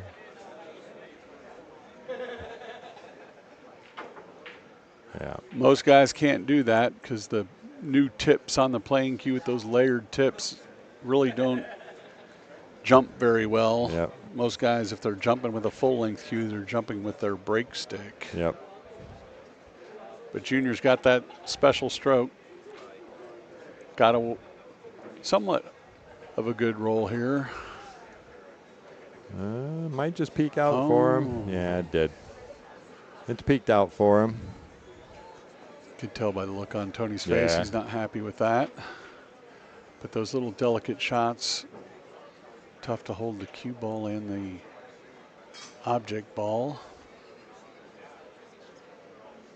Looks like everything, I mean, the 4 to the 5 may be a little tricky, but if he can get good on this 2 ball. I'm trying to see the line here off this one. Yeah, just got to get good on the 2 ball. Yeah, just draw it back. He can draw it straight back, or he can follow it up and back. But Yeah, he had a little bit of angle there. I couldn't quite tell from where I was sitting. I was just worried about drawing it straight back behind the 3, you know what I mean? Yeah, now just go back and forth and end up where the 2 ball is right now. 3 goes in the bottom left corner. Oh, he cheated the pocket a little bit. Yeah. Again, tried to make sure that he got the shape and just gave up making the ball a little bit too much.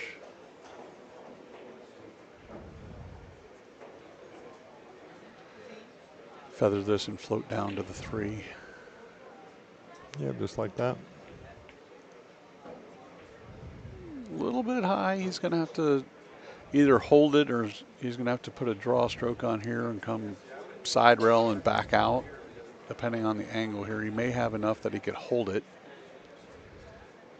If he doesn't, he's going to have to get into it a little bit. He's going to have to really get into it, or just roll slowly forward into the 7, but you can risk tying the 7-9 up. Yeah, I don't like that.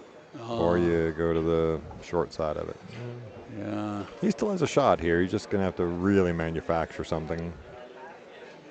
Yeah, getting on the 5 will be difficult from here if he's cutting the 4 in. Go around the world to come down. Yeah, but then the angle that he's got, he's going to come into that 7. I was going to say there's a whole lot of difficulties in this shot. A whole lot of bad can happen. That's what he's doing, though. Look at him. Yeah, of course. He's stroking it. There he. Oh. Yeah, he's trying to make sure he gets on that other side. He's going to get away with this, though. Watch this fall right behind the 6. I like his style. There was no hand wave of sorry I did that. Yep. Yeah. Junior's got the 1 rail to the side. Short rail this direction here. That's what he's looking at. Problem with going at it that way, the scratch comes into play. That hole, that corner pocket's really big going this way. You want to hit on the high side of the 4. Oh, he almost hit it good. Yeah. If you hit the high side of the 4 there, bank it, over and have the cue ball go up table. That's what Junior was trying, but he missed it. Unfortunately, he broke everything else up. So Yeah. it's pretty much tic-tac-toe from here for Tony.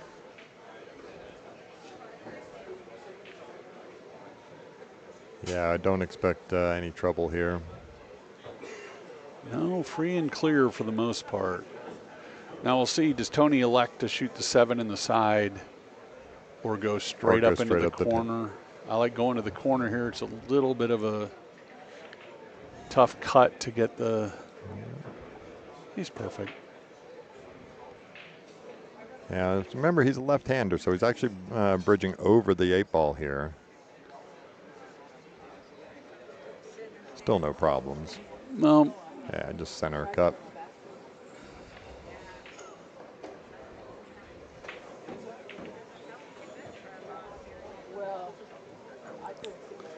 down and up. He was trying to cheat the inside spin on it. He's just fine here.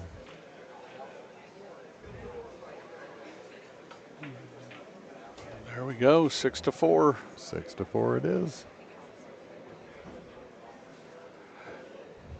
Yeah, I would imagine these guys are going to start to feel not only a little bit of pressure because the match is getting closer, but the crowd is also starting to intensify here, anticipating the big match coming up between Fedor and Shane Van Boening. Yep. Which will be after this match, so even though it is scheduled as a 12:30 start time, and probably will run a little bit after that.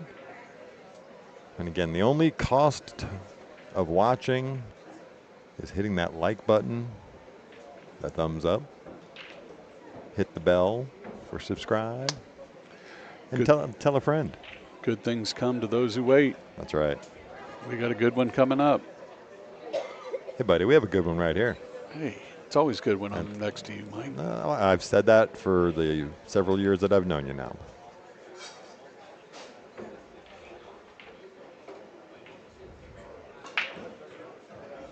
Okay, looks like he came up dry. It is a dry break. Natural. With an open on the 1 ball with some natural angle to get down the table. Natural angle to get on the 2 here. It's almost a straight follow. Just a nice, easy cinch it type of stroke. The trick will be getting into one of the windows to get on the 3 ball.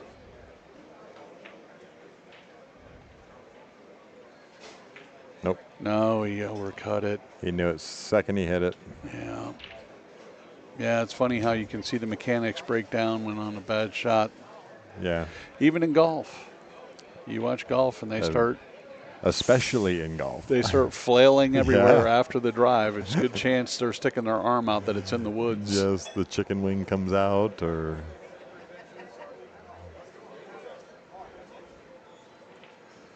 You know, we had, there's so many good strokes in this room right now, but yesterday we had John Moore on the table, just silky smooth as all get out. But the moment you see him hit, one slightly off, you just. It sticks out. Yeah, definitely. Oh, he went for the 1-9 there.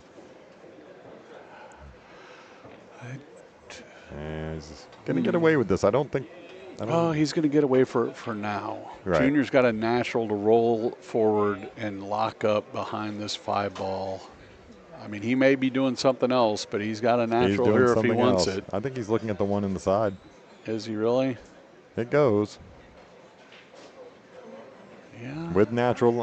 Nope, you were right. He was trying to do that. He didn't quite get the cue ball where he wanted to. He wanted it over on the rail. I mean, he got away with a hook because of the 9. But man, boy, he could have really been nasty and got up behind that. He could have put ball in hand on him right there. Looks like Little Laz won his match. Yeah, against longtime Texas Open player Bill Fuller. Fuller, yes.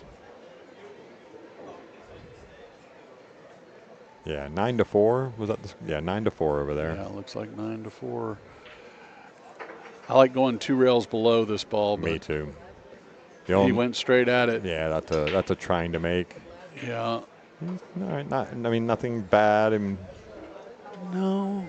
I mean, Junior's got a natural safety built in to float it up on the end rail and bring it back down. Even have the 2-ball up there as a stopper. Yeah, well, and the 6 ball's going to come into play if he hits it good. Yeah, it looks like he might have left him at least half of the ball for sure.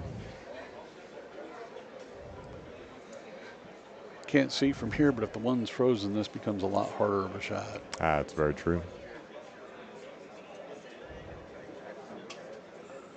If not, he may be able to cross a little bit. Looks like he's hitting it with some outside right. Outside. So. I like inside, trying to kill it behind the 9, but he's just going to. Oh, thin it. Oh. Guy can't help but roll the 9. It's in his blood. 9. Well, Junior's got the combo if he likes it.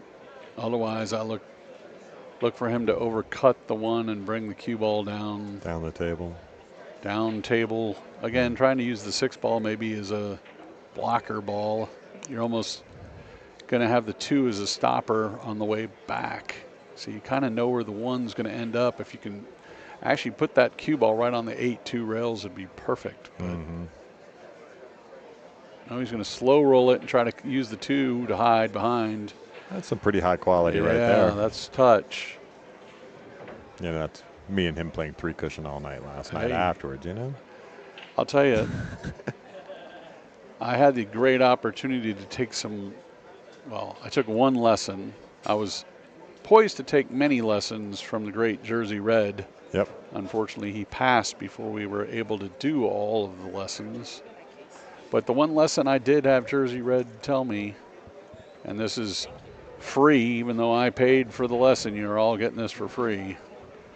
Jersey Red said the best thing to become a champion is to play every game on every size table on every cloth. Yes, indeed. So if you can play 3 cushion, 1 pocket, 8 ball, 9 ball, straight pool on bar boxes up to the 10-footer over to the snooker table and the 3 cushion table, they all teach you a skill that you do over and over and over and over again. All right, so he's going to try and cut this right in the side here. A tough shot here. It's really tough. He's going to have some traffic on the way back. Yep, there's the traffic. Hey, watch this, though. Is he going to get up there far enough? He got enough. I don't know. You take this on or you just play the safe? Well, I'm probably almost hitting a 1 pocket shot, lagging it down to my hole down here, playing it, but it looks like he's going. Which, again, if you overcut this, oh no, he's going with the cue ball down here. He was going with the cue ball down here. I actually like this shot. See, there's a 3 cushion shot. I was just thinking the exact same thing. Me and him play that shot all the time. Red knew what he was talking about. That's right. You think? You play all them different games, they all teach you something. They all teach you something. Nice safety there.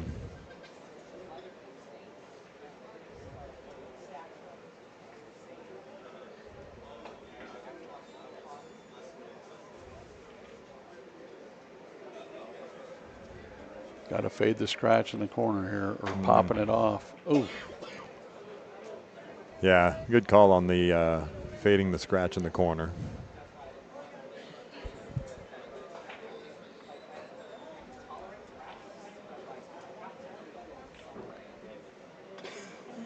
Junior solving the puzzle. Like with every shot, is it a go or is it a duck? Yep. I kind of like the duck here, but. Yeah, I'm not a big fan of the go just because even if you cut this 2 ball, there's no guarantee you're going to end up good. You got so much traffic to go through. But Junior's an aggressive player. It's a pretty easy duck here.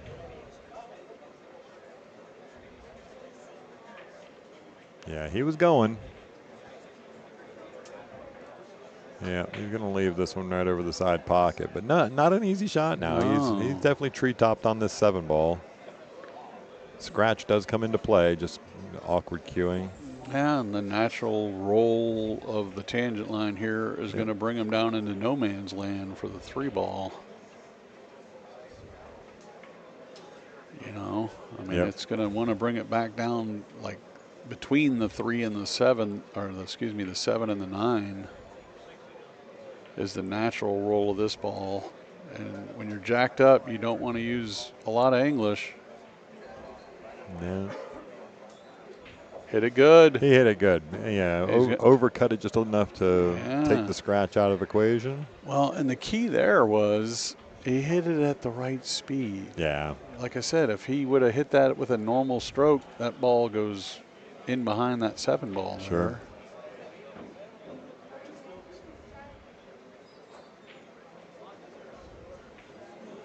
So now he's got a few naturals. That 5 ball's going to be tricky. Does he play the 5-9 or does he go up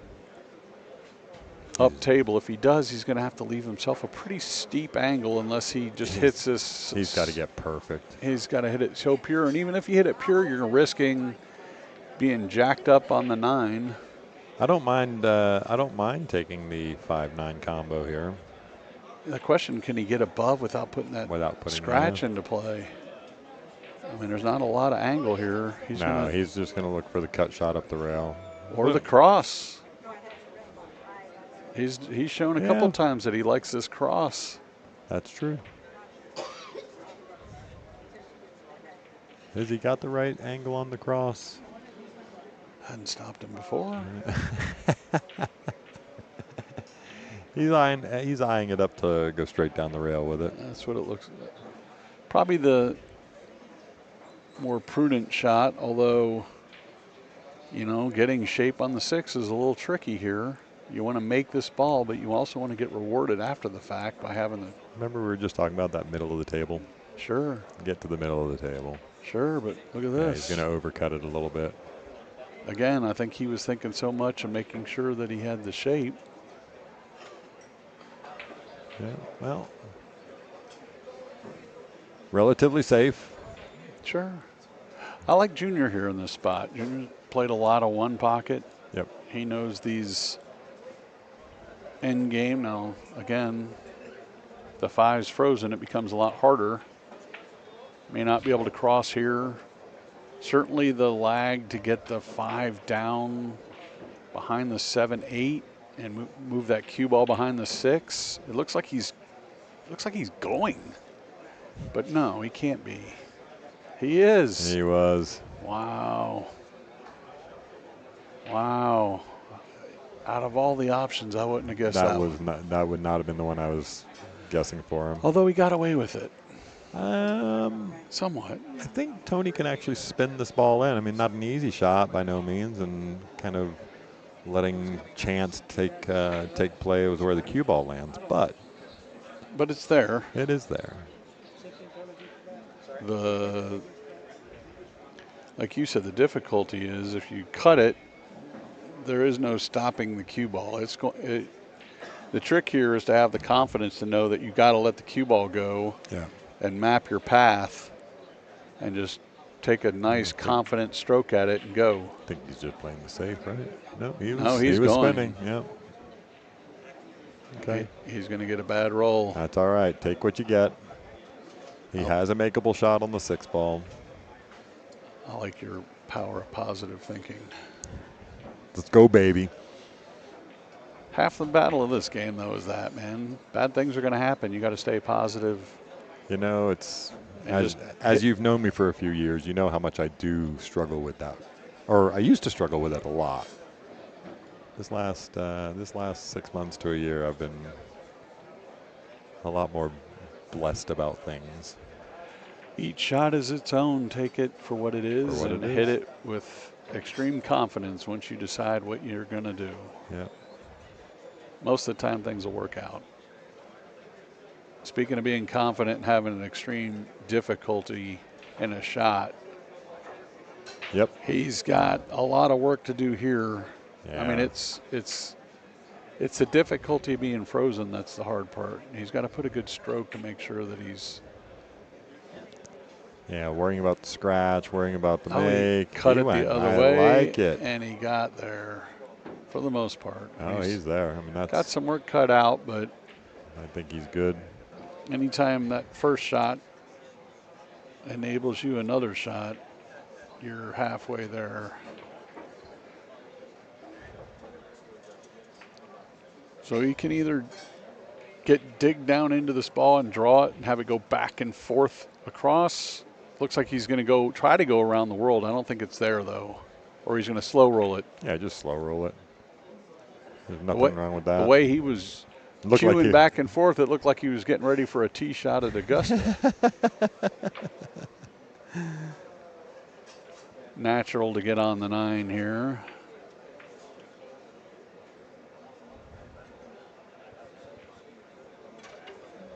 Just going to short himself a little bit. Jammed it in there.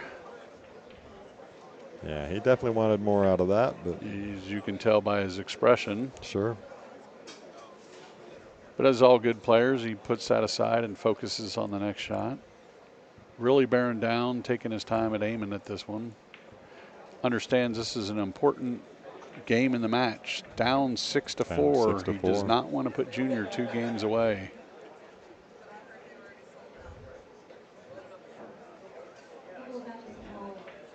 There it is. Yeah, that's a really nice shot there. I like it. Confidently stroked. I like the speed at which he hit that. He didn't baby it. He let the rails do the work and keep him from scratching, and really took that shot on. Yep. Puts him within 1, 6-5. Race to 9 here at the Texas Open. Yes, Alex, Fedor and Shane will be after this on this table. They're actually calling out the next round of winter side matches, which were all scheduled for 12:30. And again, we knew we were going to have this one run a little bit behind. But I think everybody is okay with waiting a little bit longer for that match. Sure. Looks like we got a lot of champions fixing to play this next round. You got Tony Chohan. He's not, I think. He looks like he's fixing to play on table 5 right across from us. Yeah, I can't quite hear Tony Chohan's going to be playing Demetrius Gelatis. Tommy Tokov playing local Ray Baca. Billy Dyke and Casey Massey. That'll be a good match. Danny C. and Lucas Taylor. Speaking of good matches, Tony Chow. Yep. Cut break, made the one in the side. Has a shot at the 3. It's not the easiest of shots, but no balls are tied up. He's got an open table.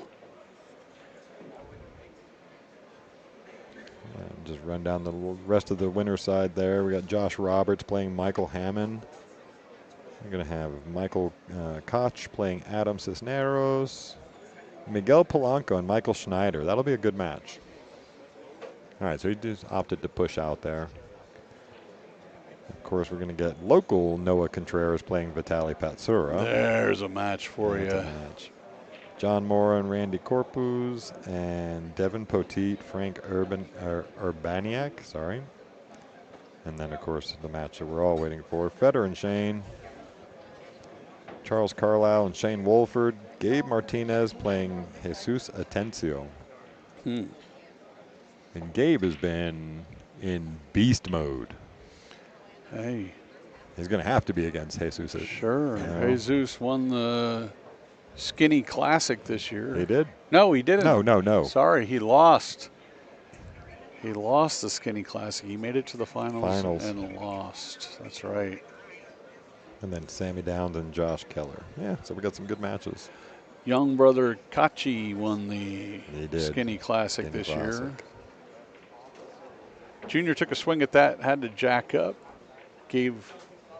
Having a dog fight. So I'm actually going to drop out for a second here and take a 45-second break. If you can turn my mic down. Well, Junior, again, has everything wide open here. I'll look for him to duck, although, again, Junior's such an aggressive player. If he's got a go shot, he likes to shoot at it, but you can tell the pace of play here. I look for him to duck.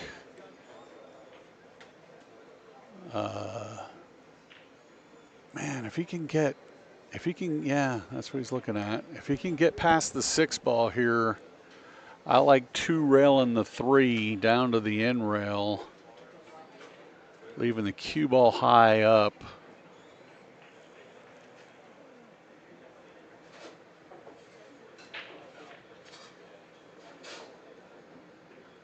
Oh, he thinned it, and he went. He's going to get rewarded a little bit for this. Yeah. I mean, talk about if he'd have made that ball, the roof would have came off this place. Mike said, crowd is packing in. We've got Shane versus Fedor coming up on the stream live next.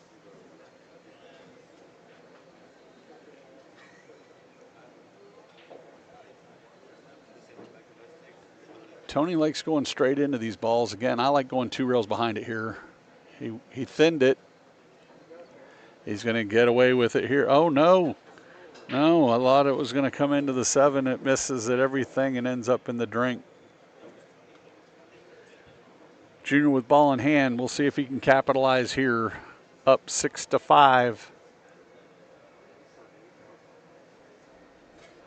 He's got the 4 in the side pretty easily. Just float this forward. Heck, the angle that he's got, he may play the 5 in the same side. Or he can do something with the cue ball. More than likely he's going to float it up and just shoot the 5 in the same pocket. Now he's got options with the 6. Looks like he's going to follow forward and shoot it in the opposite side. Tic-tac-toe from here. Give himself a little angle. Just want to make sure you don't end up with the cue ball on the rail here. You want to be able to get down on the cue ball to allow yourself to spin it how you need to get on the 9. Look for him to hold the cue ball on that side of the table. Come floating straight down off the side rail for the 9 in the pocket by where he's standing. Although, no, what is he doing? He just banked at it. I don't understand that at all. I don't get that one, but I mean, obviously Junior's got what he saw better than I did. He's at the table, so he must have not liked the cut into the side pocket there.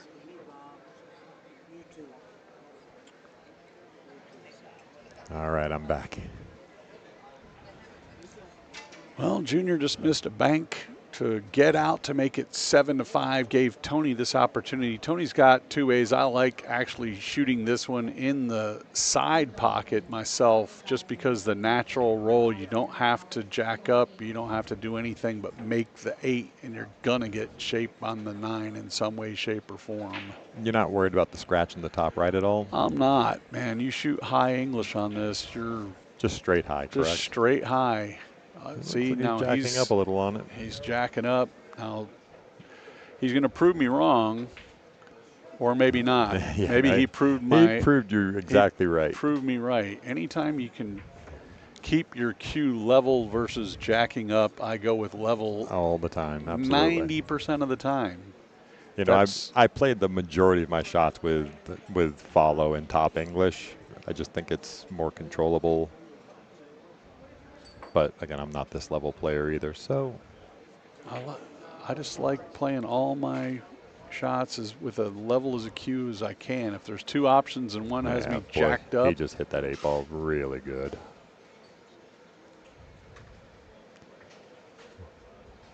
Cinch this one and go up. Yeah.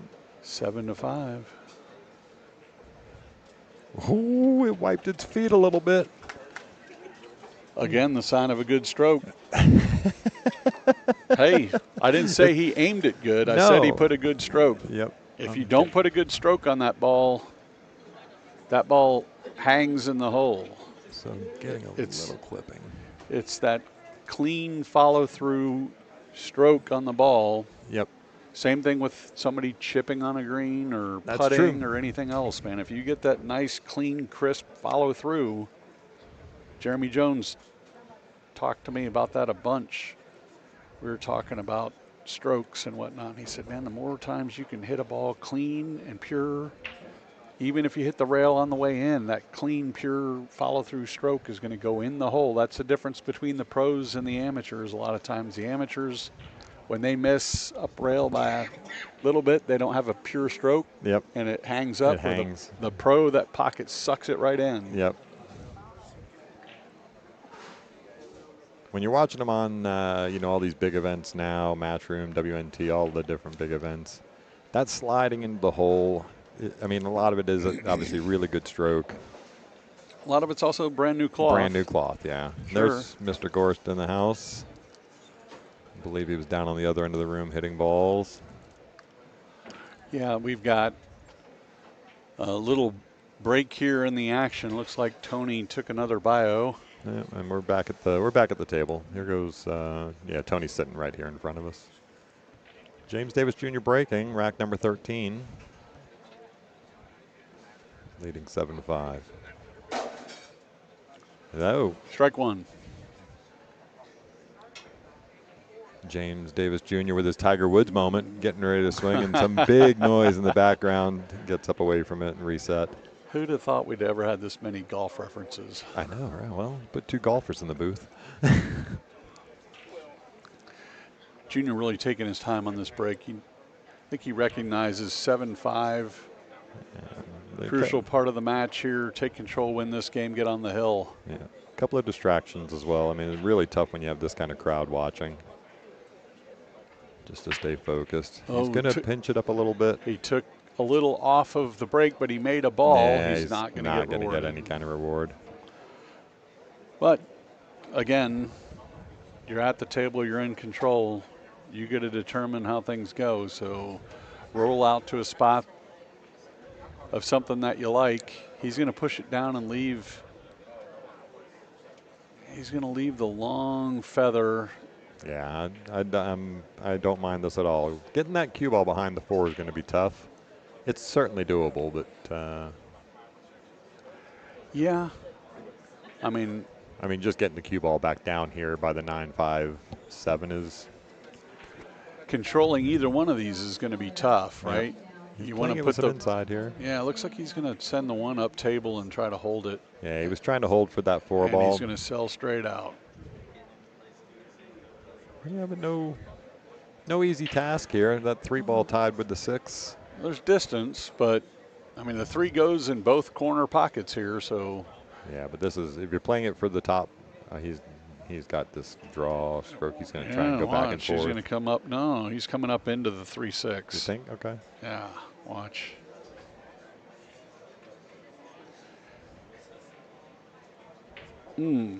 Yeah, so much chance involved in that. I like it. I like it. Now he's got either go with the bank or duck down. I think he's going. He is. I like it. Yep. It was a natural there. Yeah, for sure. Now just speed control to get back to this 5 ball. Some coverage of it. I almost look for him to go 2 rails here, back around the 6, and try to come into about the 2nd diamond down on the bottom left. Although he's following, he's going to follow straight up and down. Oh, he just snapped right at that.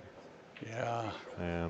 Kind of felt like he wasn't quite comfortable there. No, he didn't take any time on it, and just. All right, so he leaves the 4-6 combo. Also, the 4 does go to the top corner. The 4 to the top corner makes the cue ball down towards the 5. Yeah, he's just looking at that spot now.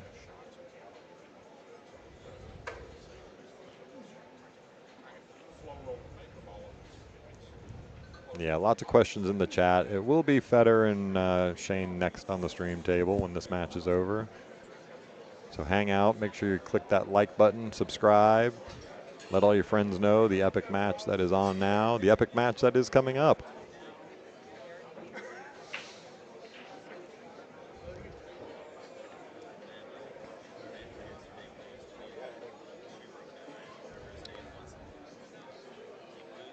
He's going for the cut to the top. Yeah, overcut. Overcut it.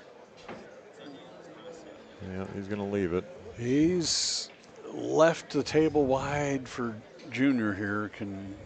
Yeah, Junior refocus and take control. It's a natural to get from the 4 to the 5. Yeah, it's just kind of feathering it with top, right? You're not having to manipulate it at all. Doesn't take much. Almost dead center ball is going to bring you back down. Now, if you wanted to, you could use a touch of outside to make sure you get to that side rail. You don't leave the corner pocket in play. Just don't want to risk that side pocket either, right? Yeah, exactly. You really got to draw it to put the side pocket into play, but I think, you know, he's center ball here. He's just going to stroke it pure. Yeah, that's a good shot. A little bit of outside to get that side pocket. He's perfect. That's a really good shot there. Got options on the 6. Just draw it straight up the table? Yeah. Yeah, because, you know, overrunning it, you get the side pocket. You come short, you got the top. He's going definitely. He played full for the side there. Yeah, nice shot. Just a little stun. He fell a little straight, but then he's close enough he can cheat it to bring the cue ball back up the table. Sure. Main thing, want to get the correct side of the 8. Above the 8 here a little bit. Yeah, he just looked at it to see what spot he needed to get above. Even if you end up dead straight in or a tiny bit below, you're good, but you just don't want to leave it way below. Yeah, there he's you just go. Fine right there. Yeah. Perfect. Now he's got his option. Just roll forward, right? Shoot it in either corner here. More than likely going to stun just forward a little bit. Yeah. And with that, Junior goes to the hill. Goes to the hill. All right. James Davis Jr., 8 to Tony Chow's 5.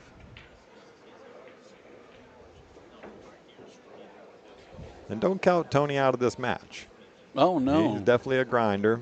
No, for sure. This is actually when you get the crowd built up like it is now, waiting for the Shane Fedor match. These guys are both now all of a sudden from the beginning of the match to now, it turned into a full house. Yep.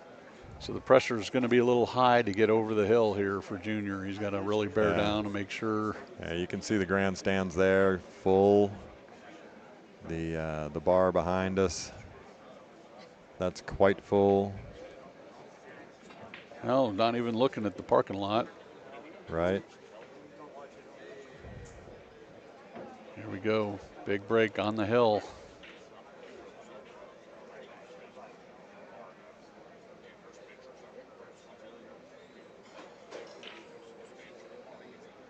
There's that break.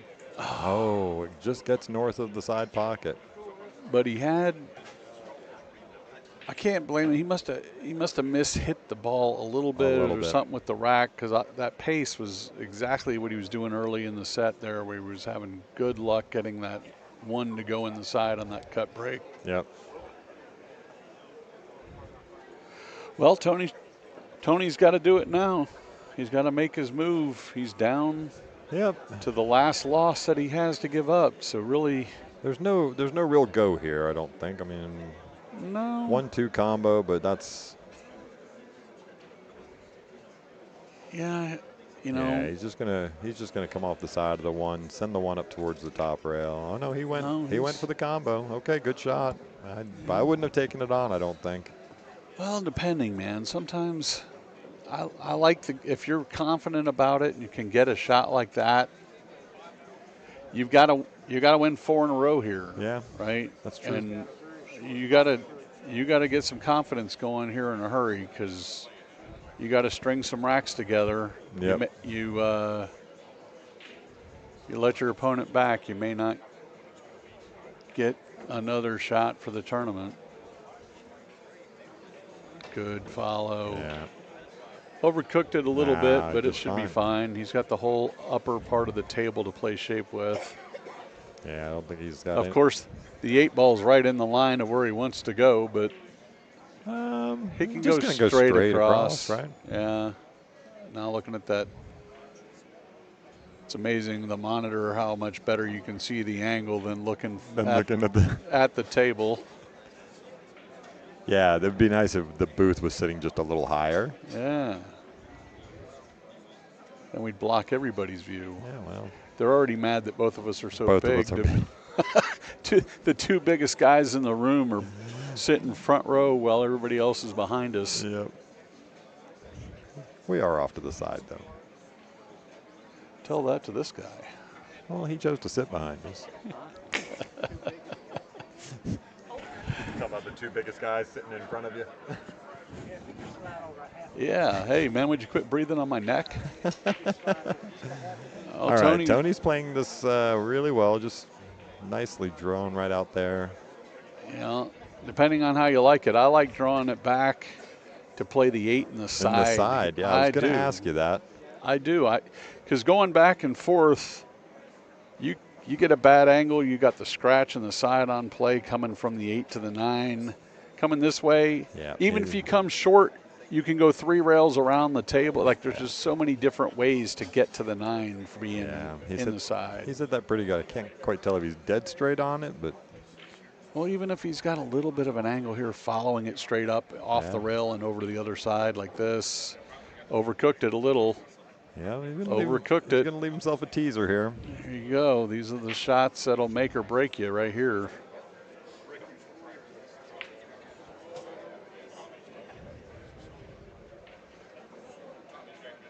Yeah, he hit that ball good. Struck it good. All right. Dead in the heart. Grinding away. 8-6 now. Again, every game that he wins in the match puts a little bit more pressure on Junior. Yep. Sitting on the hill is not an easy place to be. All right, well, that's one more reminder for you, one more of many I'm sure I'll give you all day long. Watching it on YouTube for free, no pay-per-view this year. The only thing it costs you is hit that like button, click on subscribe, and share with your friends and family. I haven't looked in a little while to see how many are watching. I'm sure that number's gone way up, but we're going to worry about that later. Let's get it back over to the action. We got Tony Chow breaking rack number 15. Trying to keep himself in this match. How much, Kevin, how much does it play that you know that you're playing a local favorite as well? Well, it doesn't seem like the crowd's made it very apparent that it's a local favorite so far. Sometimes you play some matches and the whole crowd's roaring every time a guy makes a ball. Right. Crowd's a little subdued so far. If this match would have been played tonight after a couple of cocktails have been... That would have been different, right. You might have had a whole lot of hooping and hollering going on for the local guy, but from the seat so far, I think it's kind of hard to even know that this is a local guy. Right. Although looking at the stands, I'd say the 98% of the people in the stands are from out of town. From out of town. Let's see, 1, 2, 3, 4. It's a huge crowd in here at Skinny Bob's for the 52nd annual Texas Open, and the locals have been crowded out a little bit.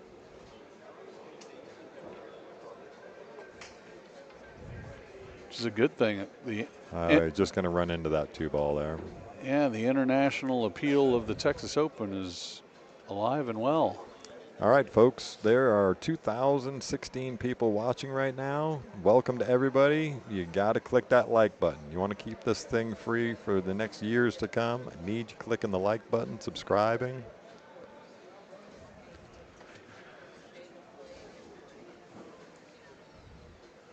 Safety.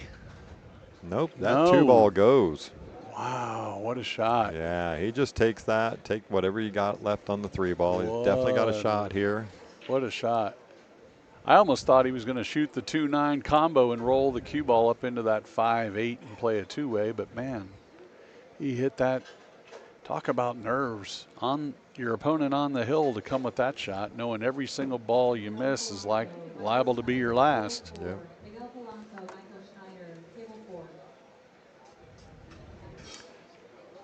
Races are to 9. Somebody was asking in the chat. Well, he's got a natural to get on the 4 here. Just rolling it down and letting the cue ball do what it wants to do. That's nice. A lot of the times I get where I clip that 4-ball, and I know it's me, but he hit that ball really good.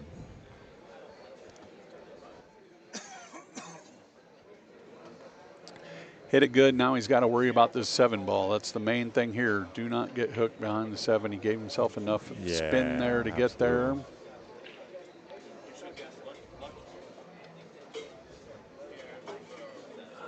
Little funny here. He's going to have to leave himself some distance if he wants to maintain the angle. Just a looks little like. Just a slight little. draw, right? Yeah. Yeah, Oh, just good. Yeah, he hit that really Hit it good. good. And then the same thing, just stop shot. Sure. Don't do anything fancy when you don't have to. Absolutely. Yeah, Well- so many times you see it over this last 2 days, just trying to do too much with the cue ball when you don't need to. Yep. Just perfect right there. Even leaves himself a little angle. He can just spin it off that long rail if he wants to. He could even just sort of draw it down a little bit and play a little back cut. Keep it simple, stupid. That's what they tell me. Well, there's probably a reason for that. The simple or the stupid part? Okay, well. I'm going to beat you to that one, by the way. Yeah, I noticed how you took the legs out of my joke. That's right. That's right. All right, just a little back cut here. Just bear down and focus now, because how many times you've seen the back cuts? Yeah, these are the ones that really ramp up the pressure. Again, James Davis on the hill. Confident stroke. Confident stroke. See that? No deceleration there.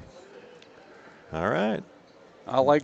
Grinding away. Looks like James Davis Jr. will take his Take bio a quick break. I actually like the break here. All right, so just again, one more time to remind everybody. You are on YouTube watching, so you know where the thumbs up button is. Make sure you're clicking on it. We have an awful lot of viewers, an awful lot of subscribers, which I'm super happy to hear. We went from 1,000 subscribers like last week to 2,800 subscribers now. So nice big increase. We definitely appreciate everybody subscribing and tuning in and hanging out with us in the chats. And lots of good conversation going on. But if you are watching today, you need to make sure you click on that like button. You want to keep seeing matches like this or the next one? Like and subscribe and send it out to your friends across social. You know, we got the ability to do this as a free live stream. Predator being the big title sponsor amongst others. Yeah, that's the main thing. Share it on social right now. Hey. Doesn't cost you anything. Shane Van Boening and Fedor coming up for free. Yeah. How many times can you say that? Right. I mean, everything is pay-per-view of the world of pool. Now you get to watch two of the tops going at it. Shane trying to win another title here at the Texas Open. Fedor searching for his first. So while we're on the little bit of break, you can see the grandstand there. We got a bunch of people sitting up in the bleachers. And let's see if we can move it around here a little bit. We got a bunch of people sitting up on the bar watching this match, getting ready for the next match. Got some money changing hands. I see some bets going down. Oh, that's all. What, in a pool room? That never happens. Never. Of course, let's say hi real quick.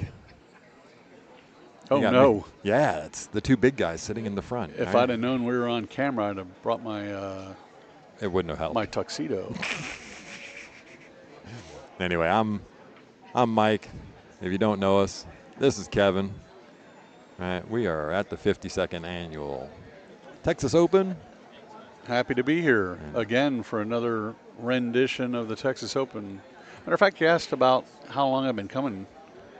So my very first tournament, I just saw a thing on social that Rafael Martinez is having some health issues. If you haven't seen that, try to support Rafael in his medical emergency. No, for sure. That was the first guy I ever played in the Texas Open. Was it really? My very first match. What year was Rafael that? was number 4 in the world at the time. Wow. I had to play at Eric's Billiards on their version of the TV table in front of the grandstands as a new player. Never had played in the Texas Open before. Yeah. And here I got to play one of the top guys in the world. That's so awesome. Happy to say I made $200 on that match. Well, gosh, all them years ago, that was a lot of money. It was. They were betting I couldn't get to 3, and I got there. Oh, that's awesome. I was nervous as all heck. Oh, I bet. That's what I was saying before. These guys on this match with the crowd getting ready for Shane and Fedor coming up on this very table. So they've got the crowd that Shane and Fedor will have. They're feeling the pressure now. And we've got an incredible match for you coming down to as the warm-up, the undercard, 8-7 junior. Yep, Tony Chow breaking.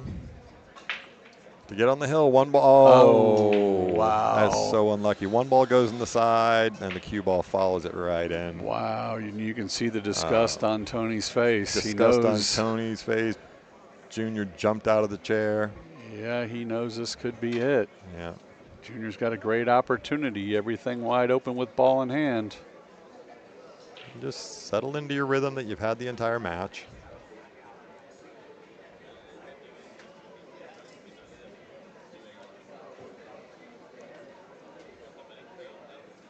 You'll be able to tell a lot here. Yeah, he's just gonna just fine. Just drift this 3-ball in, come up off the top rail, you think? Yeah. Or does he just draw straight across for the 5? He'll probably draw. I like, if your nerves are high, a lot of times guys draw better than they do trying to feather the follow. Sure. High pressure situation. That's why I said that first ball with ball in hand, a lot of times guys short stroke it because they feel that pressure. Junior came, either they short stroke it or they overstroke it. Junior came with a perfect shot. Getting here, cinching this 5, it'll naturally get on the 6-ball with a nice roll. Oh, just don't overhit it. He put a little stroke into it. He's going to get away with it.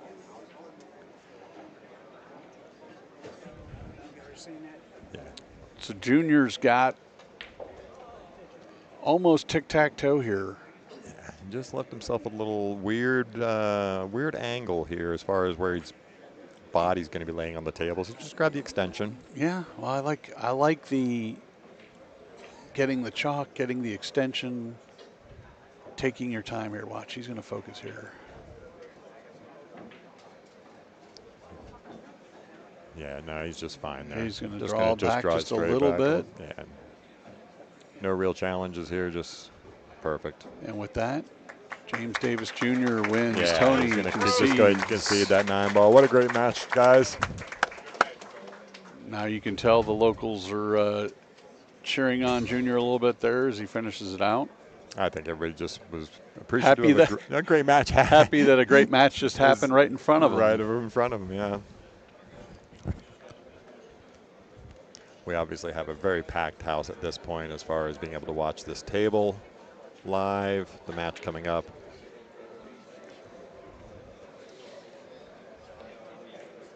All right, so we are in the middle of the Texas Open. This is day 2 of the, oh, I thought I had that up there. Let's move over here. So we are playing the open 9-ball right now. The ladies 9-ball also started last night. We did the Calcutta in the first rounds last night. They'll pick up into their second round matches a little bit later on today. We are going to be running all the way through to tomorrow. This does finish on Labor Day every year. So lots of great action still to go, and it is free on the live stream. So once again, I will remind you, because I will remind you a lot. On YouTube, like and subscribe, share it across your socials, get your friends and family involved. You're going to get to see 2 of the top, what would you say, 2 of the top 5 players in the world right now? Maybe the top, 2 of the top 5 players in the world right now are going to play this next match. Well, and we had $26,000 added to this year's event. Again, thank you to Predator for that, being the title sponsor of the Texas Open this year. So yeah, lots of good things happening here at Skinny Bob's Billiards. Looks like we're getting joined with a 3rd person in the booth for this epic match coming up. Welcome, check. Jude. Check.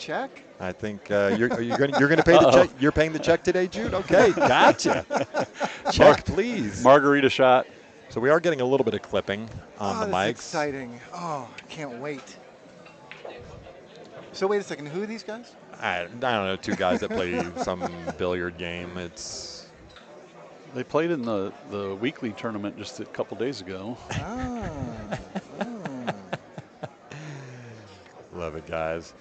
Well, while we're waiting, and these guys are starting to get set up there, the table next to us, we've got local player Justin Espinoza. What is Justin? A 730 something? 735 about. 735. Yeah, chocolate milk. That's what they call him.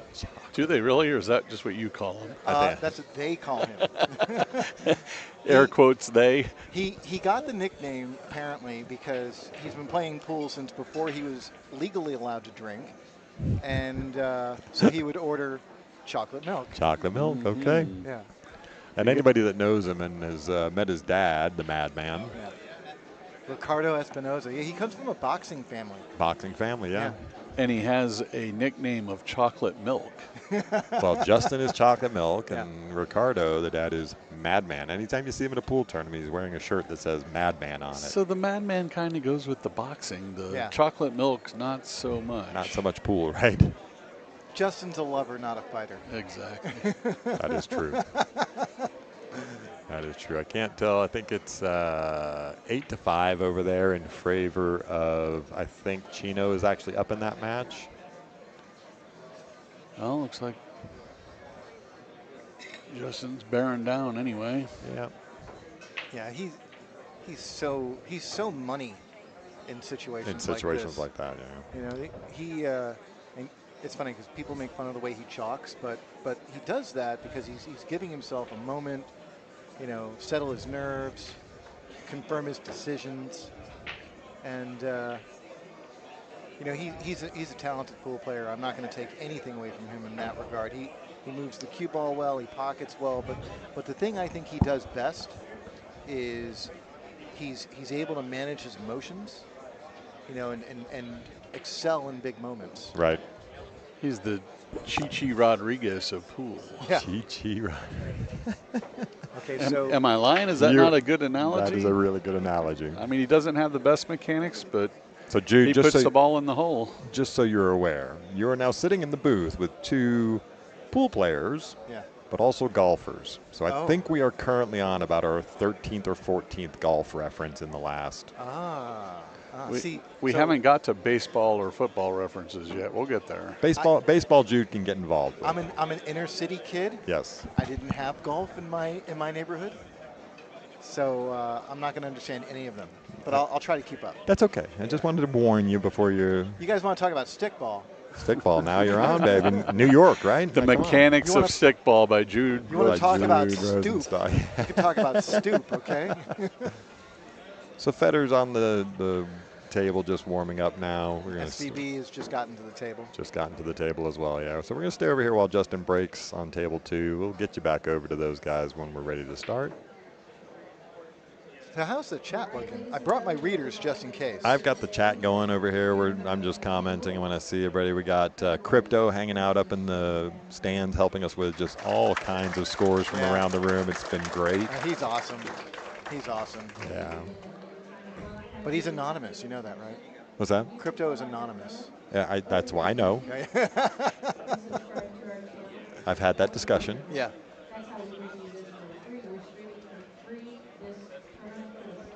He or she is a good person, though. He or she is a great person.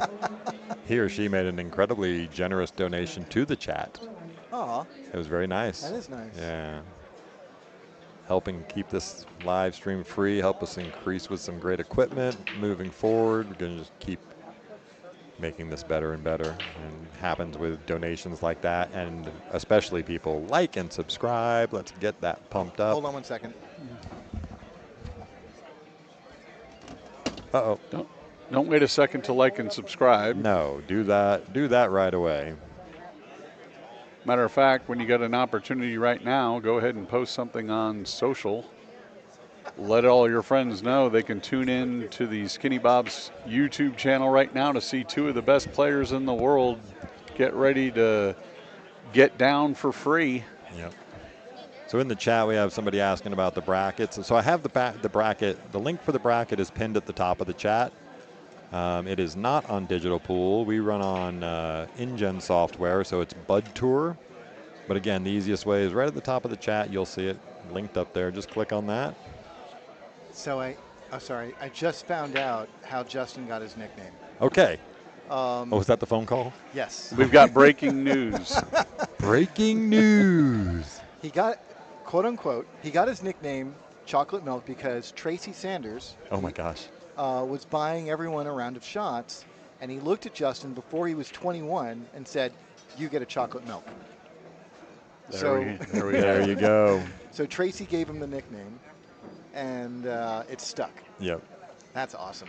So a bunch of people asking about, are we, that's amazing, asking about whether we're going to get the SVB Fedor match on the stream, and of course we are. I was just showing you table 2 for a little bit while Shane gets to hit some warm-up balls on the table. Fedor's already hit several. The anticipation for this match has been high ever since it appeared in the bracket. Of course, we were talking about it yesterday that, oh, if Fedor wins his next 2 and Shane wins his next 2, they're going to have the matchup, and guess what we got? Big surprise. Yeah, big surprise there. We had Shane on the stream yesterday, and his break was working phenomenal. Let's see if he keeps that going today. No reason why not to. What I find interesting, you don't really get to see Shane wearing a baseball hat while he plays pool very often. I feel like he's been wearing one more All right. often lately. Well, he's been wearing it here this weekend while he's been here. He played the bank tournament with it on, and I've seen him almost with it all the time, but I in the matchroom events, he doesn't get to wear it. He's just not that 14-year-old curly-haired kid anymore. All right, so here we go. We've got them. I think we're all sort of. I was going to say, male pattern baldness is real. You know, I was chatting with you guys, and I sort of forgot to do something pretty important here. Yeah, change the scoreboard, but I got it in time. So we're going to move over, and they've done the lag now. In Shane's defense, though, he is one of the youngest, if not the youngest, BCA Hall of Fame inductee. So the fact that he's beginning to show his age a little bit, you know, it's about damn time. All right, here we go, folks. Everything you've been waiting for. Shane Van Boening to break. We have a race to 9, breaking 9 on the spot from the break box. 3 foul in effect. Let's go. Okay, Shane's going to be looking to make that 1 ball on the side. Does it perfectly. And he does. You know, the match yesterday, the pattern that falls on this table. Now watch see where the 2 and the 3 ball are? Yeah. And the 4 ball. Now it doesn't matter. He can see every single ball on the table.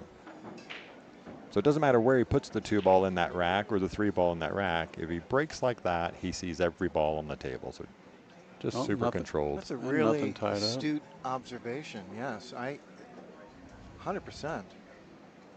And he's dressed up. Yeah, I mean, I noticed it yesterday. Every break he hit, he could see every ball on the table, make every ball on the table from that position. It was really, really impressive. Feathers it over nicely here.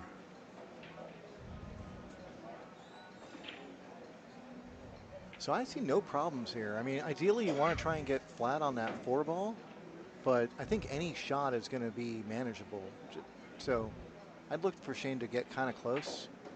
Uh-oh. Oh. Sportscaster's jinx. I spoke too soon. Shane's going to have a word with you later there, right? Jude. I'm trying to keep my face behind the plexiglass so he can't hear me. But yeah, he definitely was a little steep on the 3 ball. Had to do something, and it just went a little flat.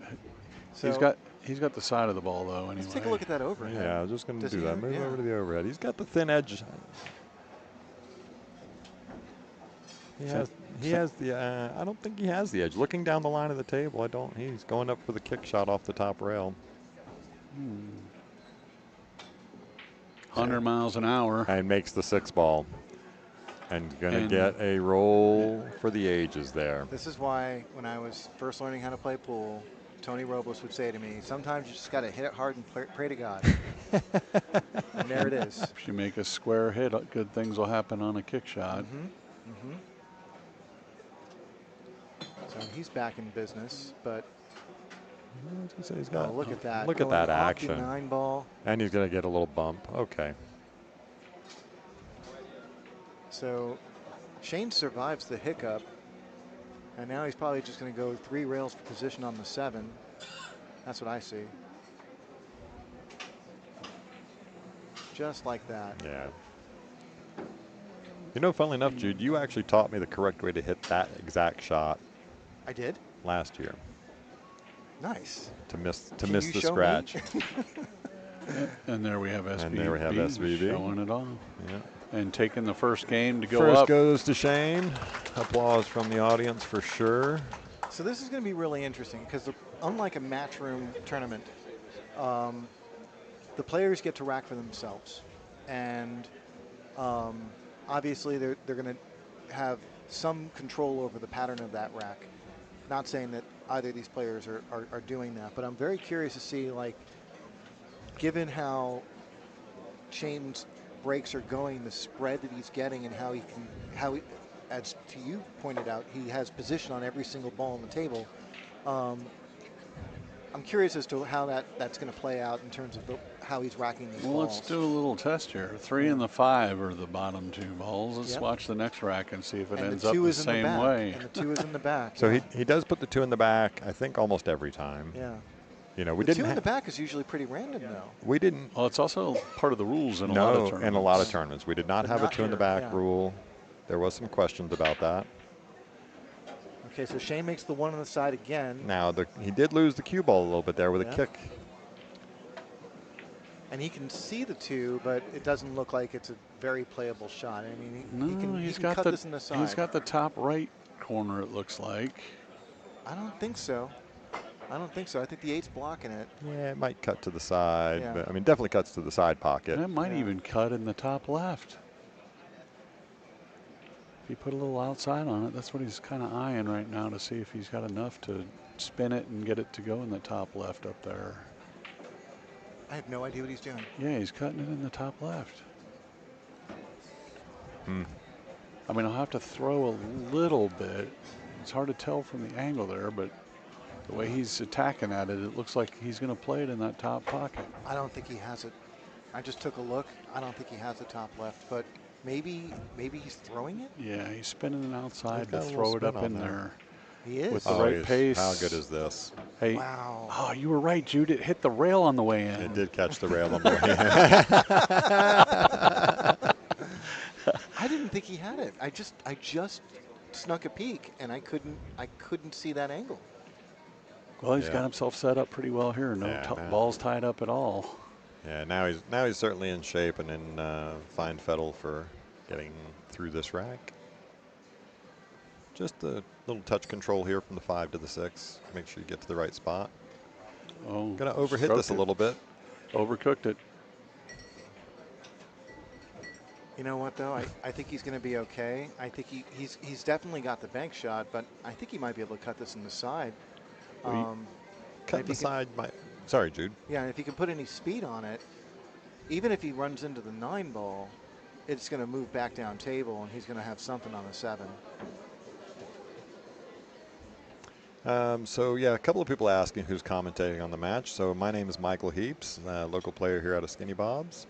And we have joining the booth with me is Kevin Welling and then also Jude Rosenstock. You see the pros with a little bit more go than most matches are going to be. Shane knows that he can't give the table over to Fedor, especially with a winner break format. Yeah. Right. You cede control, you may not get that many more shots in the match. Absolutely.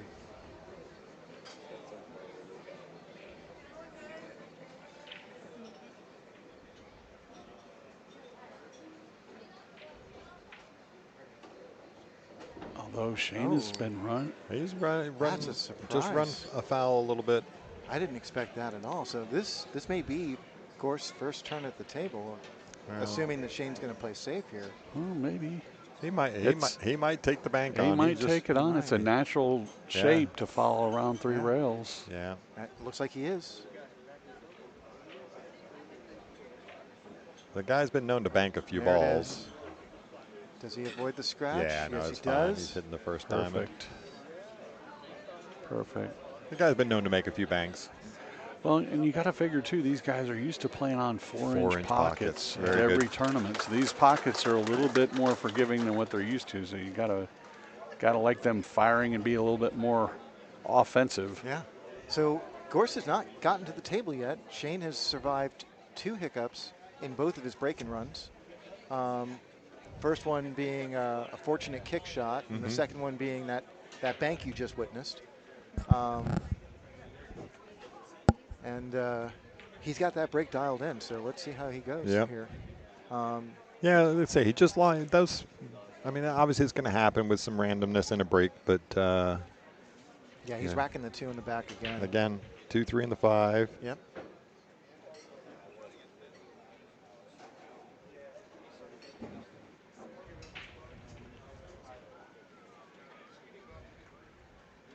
So we're looking for the 1 on the side.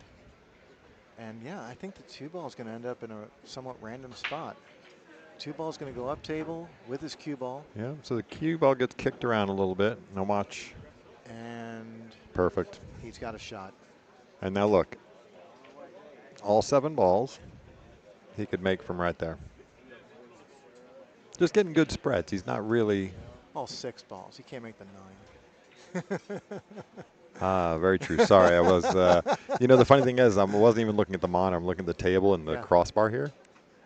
Anyway, that's my excuse. I'm sticking to it. It's fine. It's fine. All right, he's off and running now. Your point was still made. Thank you. I was just giving you a little bit of crap. You're supposed to. So this will be a little bit of a tricky shot. It looks like Shane's going to go underneath the 9 ball, but that's going to leave him a little bit long on the 4. So he's probably going to give this a couple of moments. He's going to cycle through a couple of ideas before he shoots, I think. Do you not think maybe just drawing straight across between that 5, 6, and 9? Ooh, I like that idea. Just kind of spins it up above the 6 after it comes off the rail. I think he's going to go underneath. Yeah, I think he is too. He's looking at it again. Way. But I don't think he's going to like this. So I think he's going to take. Yeah, he's going to look over his options, I think. He did grab the extension for his cue. Yeah. I like your idea though. Drawing out. Yeah, I think just the natural natural spin takes it north of the 6-5 then, right? I think he likes your idea too. Yeah, I think he's changed his cueing. I think he's going to go through that gap right there. Yep, you were right. Boy, he hit this. I wasn't thinking about going all the way up there for the side pocket. Neither was I. But also, we're sitting at the foot end of the table, so we're going to have like foot end preference. Yep. You know. And when you're actually at the table, you're going to see that stuff. Sure. So yeah. But excellent choice there by SVB. Yeah. And now he's in position to run this out. Yeah, just off the rail, comes out. Just getting to a good spot here. He's shaking his head. You get the SVB smirk going. Yeah, he's probably fallen a little flat, but on the wrong side of the ball. Sure. So if he draws back, he's going to be going away from the 6, and he can't really go forward because of where the 9 is. Yeah, he's going to still draw it back, and he just might have to. Going to leave himself a little. He floats it down for the side. No, he picked out the side, which is the reason why he shot so quickly on that. Yeah, okay. It's like, oh yeah, side pockets. Just saw him originally cueing, looked like he was drawing heavily on it, but. Yeah, no, I didn't see that coming either. Yeah. It's the foot side preference that we have. Foot side preference, okay. Did your psychologist call that there's something called the foot side preference? Oh.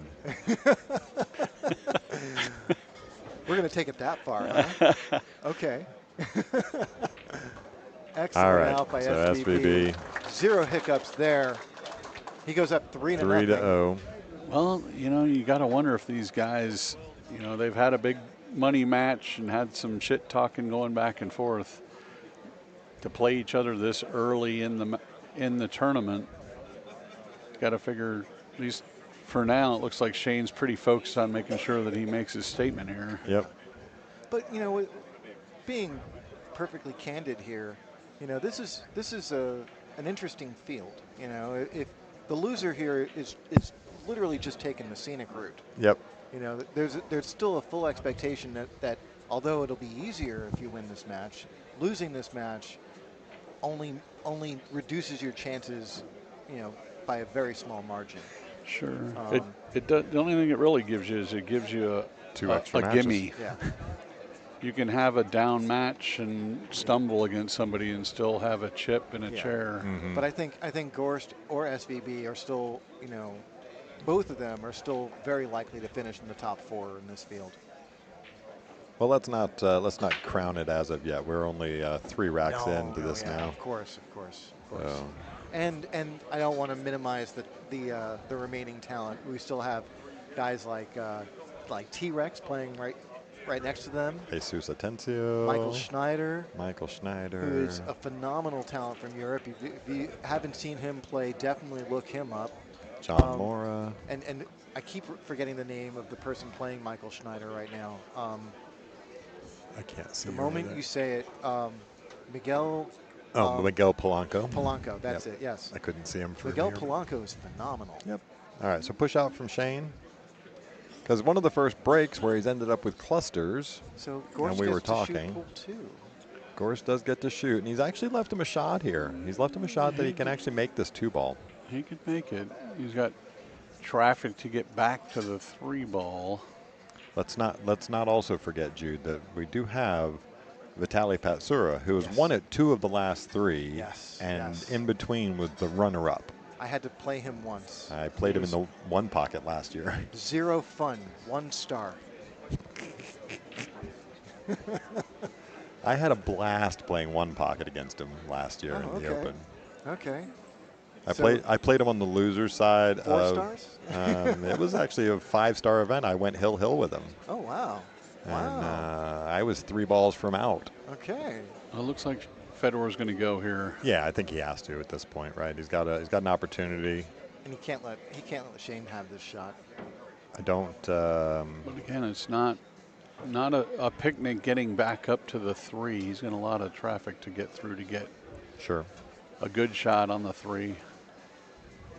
Oh, he looks like he's having second thoughts. He's making some calculations. Can we get the overhead? Take a yeah, look, of course. I'm sorry. I should have moved over to that for you straight away. It looks like he's got a full view of it. Oh yeah, he can make it. Again, the question is going to be, can he get out of there? Oh, he gives it back to Shane. Can he get out of there in good shape? Yeah, he gave it back to Shane. Because even trying to play safe here, getting the cue ball out of there where you don't leave a shot on the 2 after a miss. God, you have such a big wall to get behind. Yeah, Look, I mean, just when you're feeling it, right? So would you count that as a turn at the table for Gorst, or? No, because he never stroked the cue. He did get to stand. He chalked his cue. To be fair. Okay, so Gorst still has yet to shoot. And I think Shane's going to consider, you could go rail first off the 7. No, I think he's cutting this ball in. Oh, the top right is available. I can't imagine he's not going. He's gone on every shot he's had so far. Although, and look at this, perfect side of the 4-ball. That 6-9 combo is looking is in the future. Pretty inevitable, yeah. It is coming, yes. Yeah, at this point, it's not a difficult combo to work yourself towards, though. I mean, just got to make sure you get the cue ball to the right spot. Yeah, and at this point, like I said, Shane's been all go on every shot. He is not going to duck if he's got an offensive option. And to your point, Mike, he's got a natural to get almost perfect on the 6-9. And this is the one you just don't hit with any spin, right? You just let it float. Nice easy stroke, although he did spin it. He made sure he made sure he got on that side. Yeah, okay. It's a really good speed reducer too, to use the outside spin. You know, you don't have to worry as much about how fast the table plays, and these tables do play fast. These are not your 1980s Brunswicks. Yeah, no, for sure. There we go. Shane Van Boning goes up 4-0. Gorst has yet to get to the table.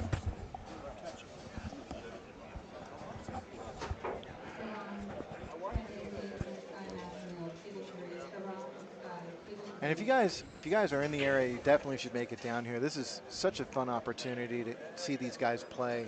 And this is Matchroom productions are always phenomenal to watch. I always love watching Matchroom, but seeing a tournament like this in a pool hall like as nice as Skinny Bob's, there's a level of intimacy that you don't get in Matchroom, and you get to actually walk up next to the players and hang out with them. And where else are you going to see Shane Van Boening in shorts and a hat playing in a major Shorts tournament? And a hat. Exactly. Yes. That's the Texas Open. It's a little bit more casual. So Shane fails to make the 1 ball in the side pocket, but he does manage to make the 8.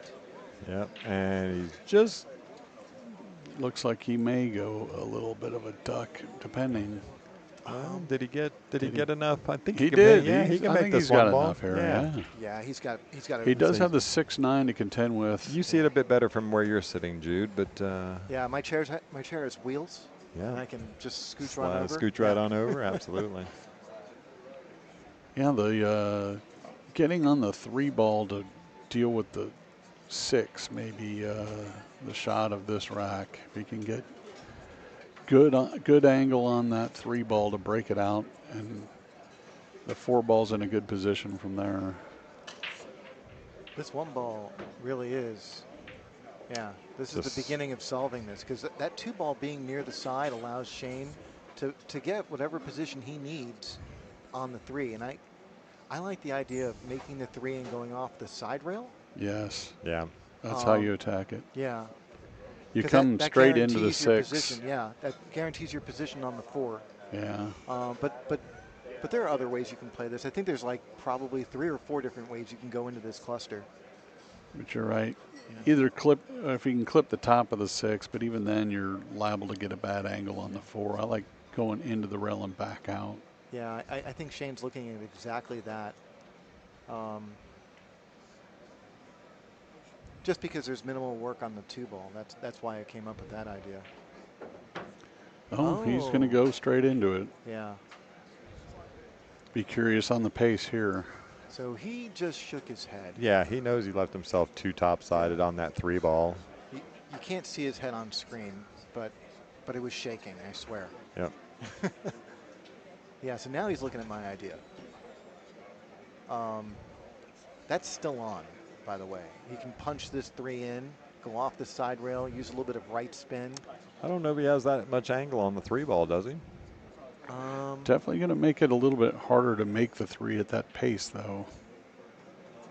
Yeah, but this is only a half table shot. I mean, if he just rolls softly into the 6 ball and nudges it, right? No, he's stunning it. Oh, he decided not even to break it out. Okay. He's going to deal with it later. I mean, he does have short side shape on the 6 in the bottom left-hand corner, it looks like. So he may be playing for that. After the match, I'll talk to Shane about that shot. Set the man straight. So does look like he's going to try to stay above the 5 line and get shape for the 6 in the lower left corner here. This is going to be really interesting.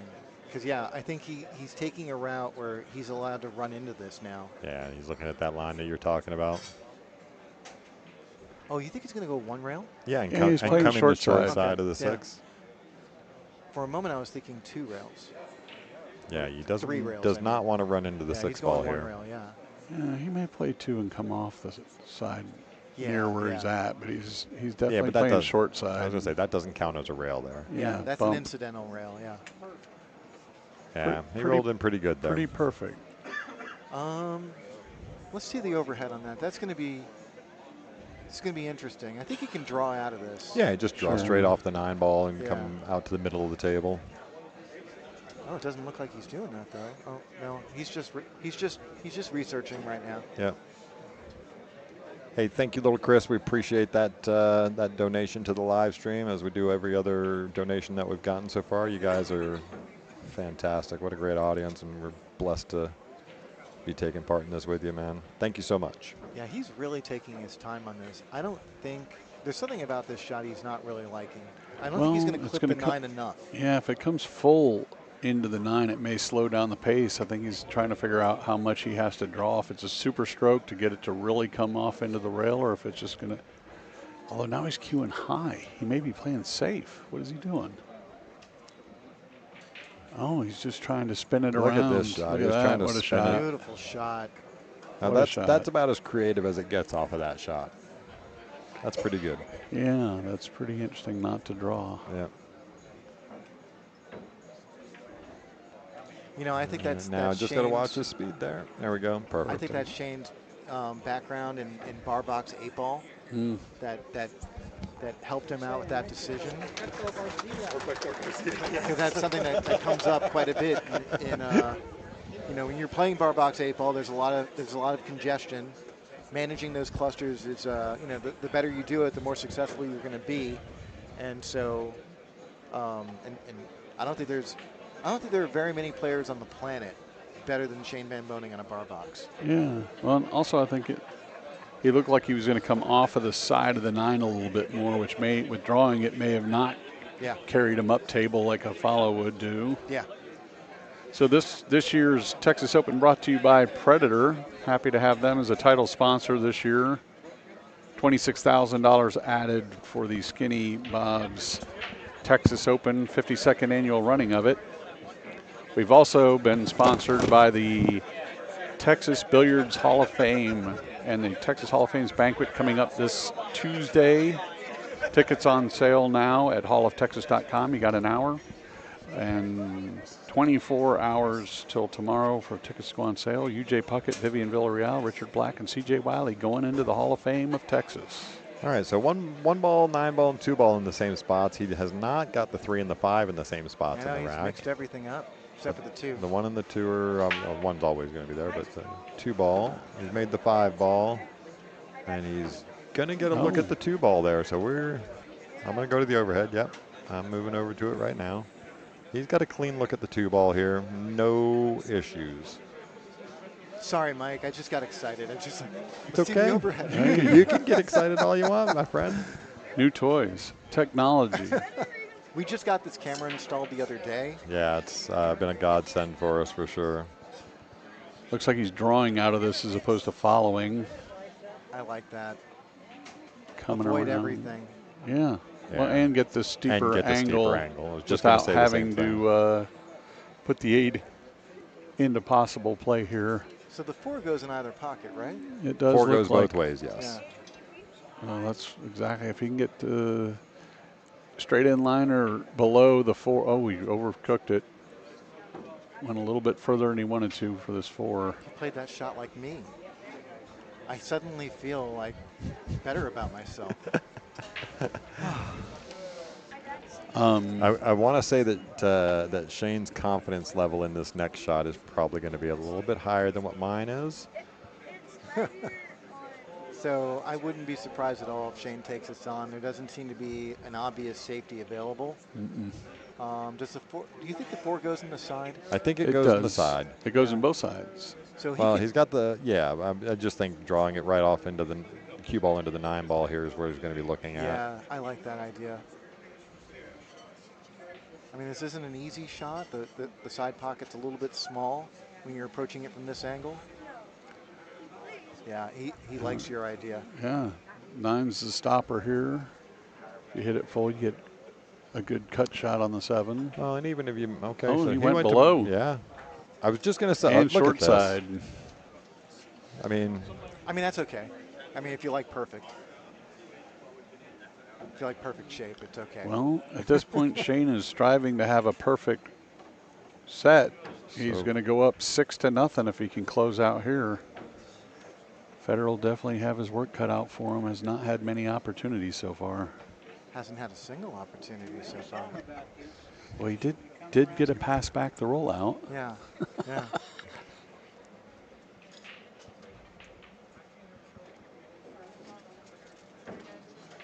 so, as I'm sitting here watching this go on, that is a 6-pack, right? Well, not technically. Not technically, right. Not technically, but, Federer has not gotten an opportunity to play. He had an opportunity to pass back a rollout. Well, there's a lot of people in the chat asking who we are, so I'm going to give them a bird's eye view of us here. All right, so if you're local to the area, you probably know us all. All right, so we have my good friend Jude My Rosenstock. head looks so big right now. Your head is big, sir. Just saying. Kevin Welling to my left, and I am Michael Heaps.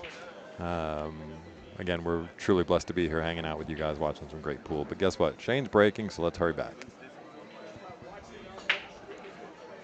One on the side for Shane. One on the side. Again, get a little cluster here now. That's a little weird. I think. Man, if there's an opportunity for Shane to go with the 9 here, I would almost.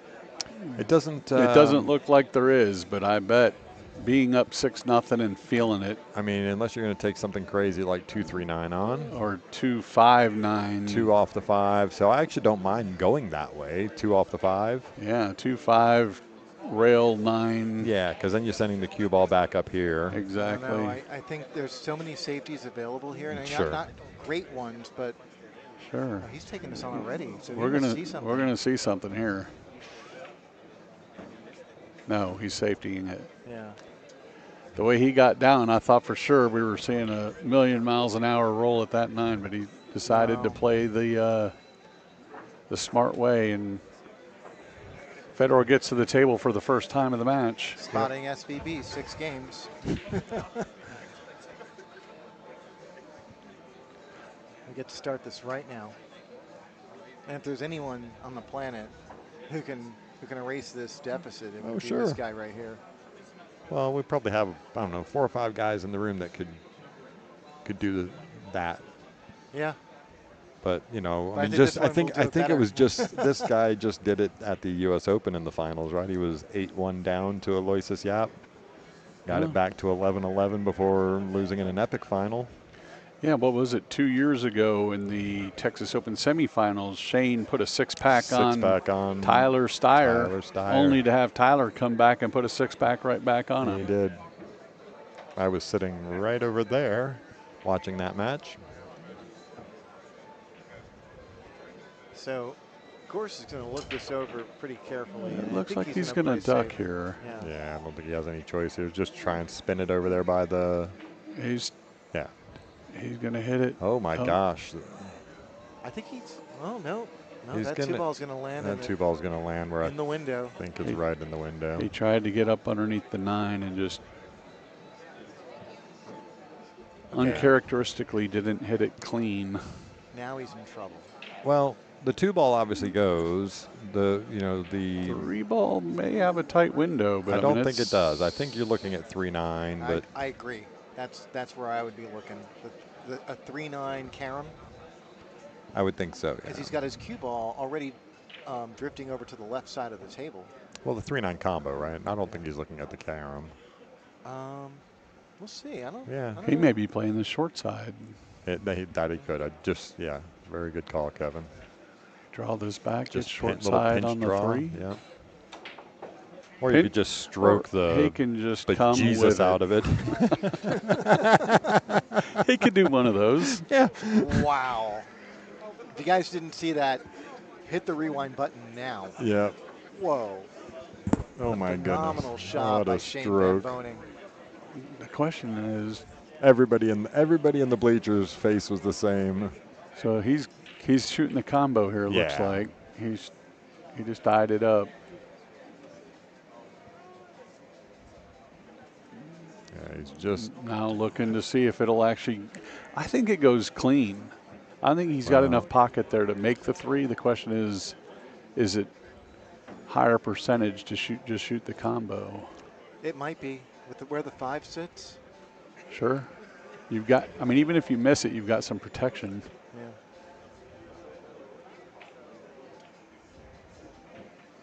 Yeah, There no, it it was is. always the 3-9. Yeah.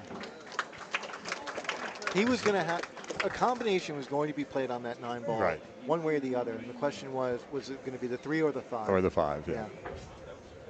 So Shane Van Boening goes ahead 7-0 in a race to 9.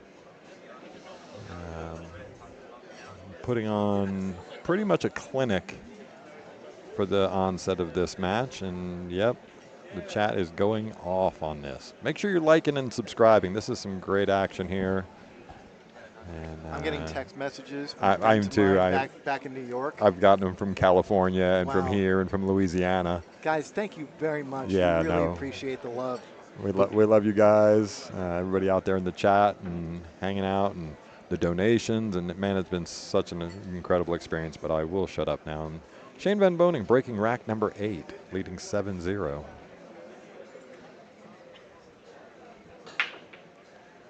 Oh my gosh. You know things are going well when you miss the cut break and you get a double kiss to make it. Yeah, but and guess what? He's going to be sitting there shaking his head going, I don't have a shot on the 2-ball. What the hell? But it looks like, let's see the overhead here. He might be able to see the top side of the 2. But I think that's about it. I don't think that's a real shot. No, there's a safety there, but Yeah. he's not. He's just going to go 2 rails, come off this right short of the pocket and send the cue ball up here, right? I don't think there's a bank on. No bank on. He'll play. Oh, he gets it off. Look Watch at this. Look at when this. It's going good. You can see Fedor rubbing his head over on his chair. When it's going good. When it's going, it's going. I finally get to the table. The guy made a mistake. Fedor with the smile. I don't have a shot. Again, thank you so much, all the commentary in the chat and the donations. You guys, very humbling. You can hear. But you can hear, the excitement in the room. Sorry. The excitement in the room from the missed shot by Shane. Finally made a mistake, but he gets a roll. We'll see if Fedor can capitalize in at least getting to the table. It looks like tough action from here. I was going to say, what does he have? I mean, let's look at it from the overhead here. The 8-ball takes out the kick there. I mean, he's going to have to manipulate. Yeah, that's what he's looking at. He's seeing. I mean, do you play the Z shot? Come here. I mean, it's a 3-cushion shot. You get from here, it's going to spin here and come down straight out. I mean, I just don't know. The two is not frozen to the bottom rail, so we just barely got to get to it. If he likes going that way, I wouldn't be surprised to see the jump cue come out and jump over the 5 to get the right spot. But if he's got enough that he feels like he can spin it, but the spin, he's got to spin it where the 7 comes more in play. He's got to draw into this. Yeah. He's got to draw into it. He's got to go but very deep. Does he have enough rail from where he's at? It looks like he does. He's going to play it with his long cue. He's going to play with the long cue. Okay. Yeah, he's going to be aiming for about the 2nd diamond with draw. And he's going to some bend draw that and some cue left. ball. What a shot. Wow. Wow. Wow, don't do it to him. Don't do it to him. Fedor Gorst with the kick shot. His first pocketed ball of the match. All right, now don't waste it now. Come with it. We just had Justin Espinoza win the match on the side table. Came back to win it. Came back to win. Way to go, Justin. Who was he playing? Shinsuke Chino. Oh. And Chino was up quite a bit in that match. The local crowd went crazy for that. Now let's see if Fedor can capitalize. He bailed himself out.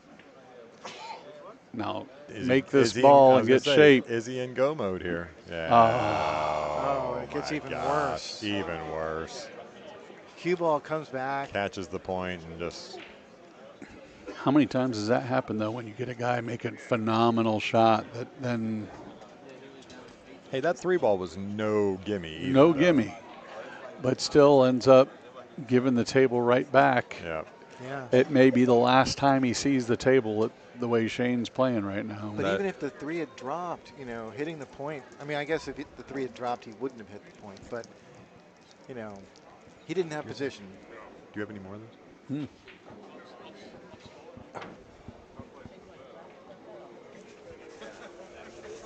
So here's Shane in another mostly routine situation. He's a little funny on this 6-ball. And I think right now he's debating whether or not he should be going up and down or if he's going to try and hold the cue ball there. I think he has to go up and down. Yeah, maybe. Although, man, this guy, I'm amazed every time I watch him play how well he slow rolls balls, yeah. But he's jacking up, so he's going up and back. Going to come to the right side of the 8, it looks like. Right side of the 8, yeah. Come back in on the line of the 7-ball. Yeah, although he overstroked it. No, look how good this is. Look how good it is. Yeah, I think he had to jack up to avoid hitting the 8. Hitting the 8 Yeah. ball, right? Yeah. I mean, because he could have gone up to the short rail with spin, got to the long rail, and come dead back in on the line of the 7. Yeah. But he was just getting enough sort of stun on that to miss the 8 ball and come straight out to almost a perfect position. There we go. Yep. Now About he- perfect. Yeah, ideal shape.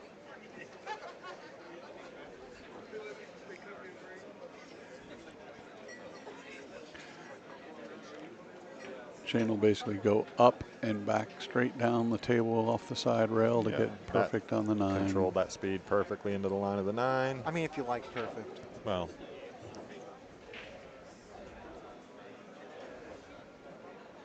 Boom.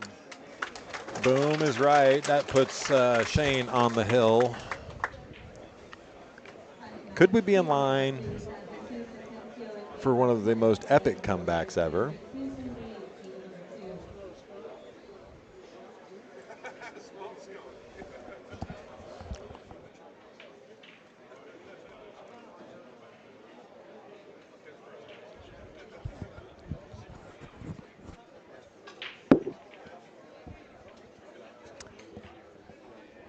Yeah, so we're going to get on table 2, Jesus Atencio and Gabe Martinez. Oh, that would be a great match. That's going to be an epic match as Yeah. well.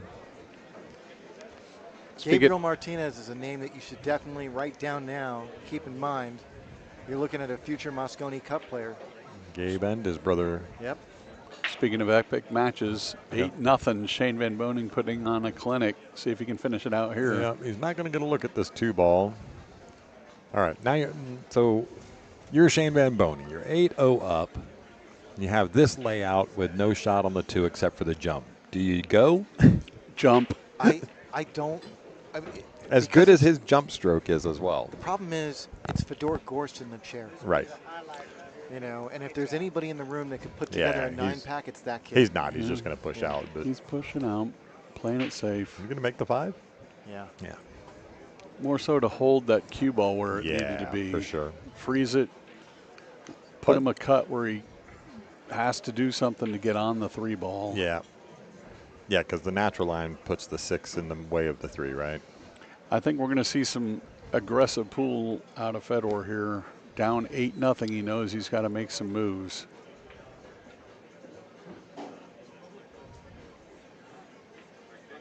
This will be a tricky shot because it's going to be hard holding the cue ball for position. He might let this go. And how much he cuts this 2 ball can determine a lot of the path of the cue ball. Yeah, no, he was trying to to. Yeah, well, I don't. Did he undercut it or does he play? did. He's playing it with inside as well, right? Yeah. So he's trying to hold for the 3 ball there. So here's Shane in a routine situation on the hill. I didn't say why he undercut. Oh, okay. Well, listen, I'm not the same level player you guys are, so maybe I don't quite explain it correctly. I think you But do you quite do it. well. You do it with such elegance. Thank you. Yeah. Definitely a I've really enjoyed listening to your commentary this weekend. voice. Thank you. I for- appreciate that, Jude. A voice for commentary for dang sure. Yeah. I had a face for radio and a voice for commentary. Okay, I'll take that. That was my underhanded compliment. Backhanded. Yeah, I got it. Just a matter of I'm sitting. basics here for Shane. Yeah, this is just And again, as we started, just 2 rails. Shane looks like he took this one personal. He Yeah, really this is- bared down this match. I know. I think he took this one personal, and I think the commentary of a lot of people just sort of assuming that Fedor was going to be the winner in this. Yeah. That is a clinic, folks. Puts on an absolute clinic here. Again, Shane Van Boening, multiple Texas Open winner. There was Seeds his place to Sorry. move on.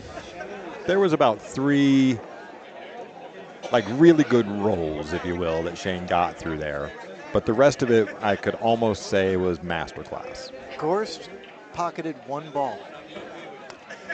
One Right. ball. Yep. And you know, it was an incredible kick shot. Yeah. And I mean, just 0 opportunities. Yeah, Shane got some rolls, especially in the beginning. The first couple of games, there were some hiccups. But yeah,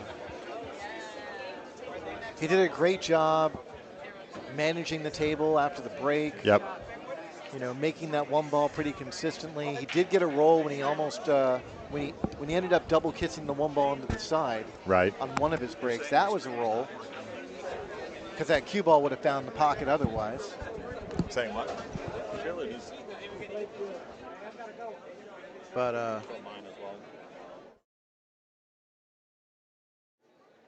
just a phenomenal match. So we're just learning right now who we're going to be getting next. I'm not quite sure.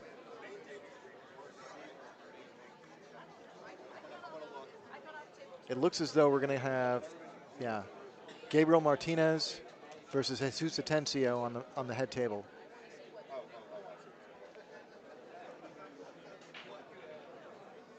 So guys, don't go away. This is also going to be a great match to watch. Jesus Atencio, arguably the best jump shot artist in the world.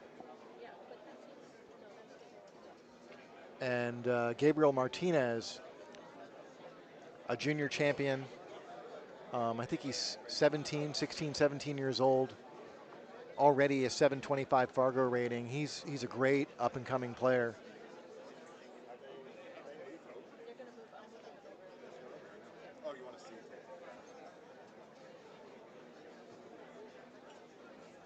So don't go away.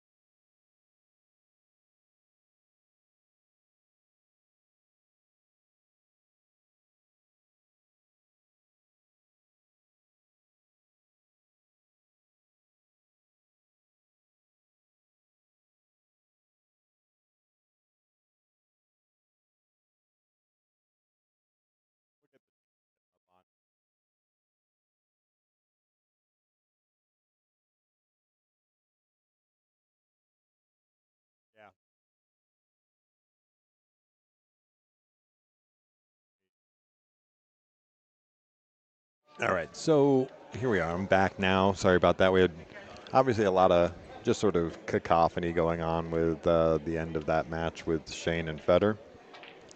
Hey, Rafael, nice to see you, sir. ¿Cómo está? So we are going to be moving Gabe and Jesus over to this table. And Gabe just hitting a few balls here. Hey. There's 0 chance. Yeah, no. Yeah, man, Jude. People are grabbing coasters Jude. and shit. Yeah. Hey, Jude. We're gonna get Gabe and Jesus over here. Is that what we're doing? Yes. Okay. So yeah, just confirming. We are gonna get Gabe and Jesus over here. And I've actually had the honor of playing both of these guys. I've had the honor of losing to both of these guys. I lost to Jesus Atencio in the Skinny Bob's 10-ball classic, 7-4 a couple years ago, and I lost to Gabriel last year, something like 9-7 or something like that. Gabriel is the kind of player that really enjoys going for it.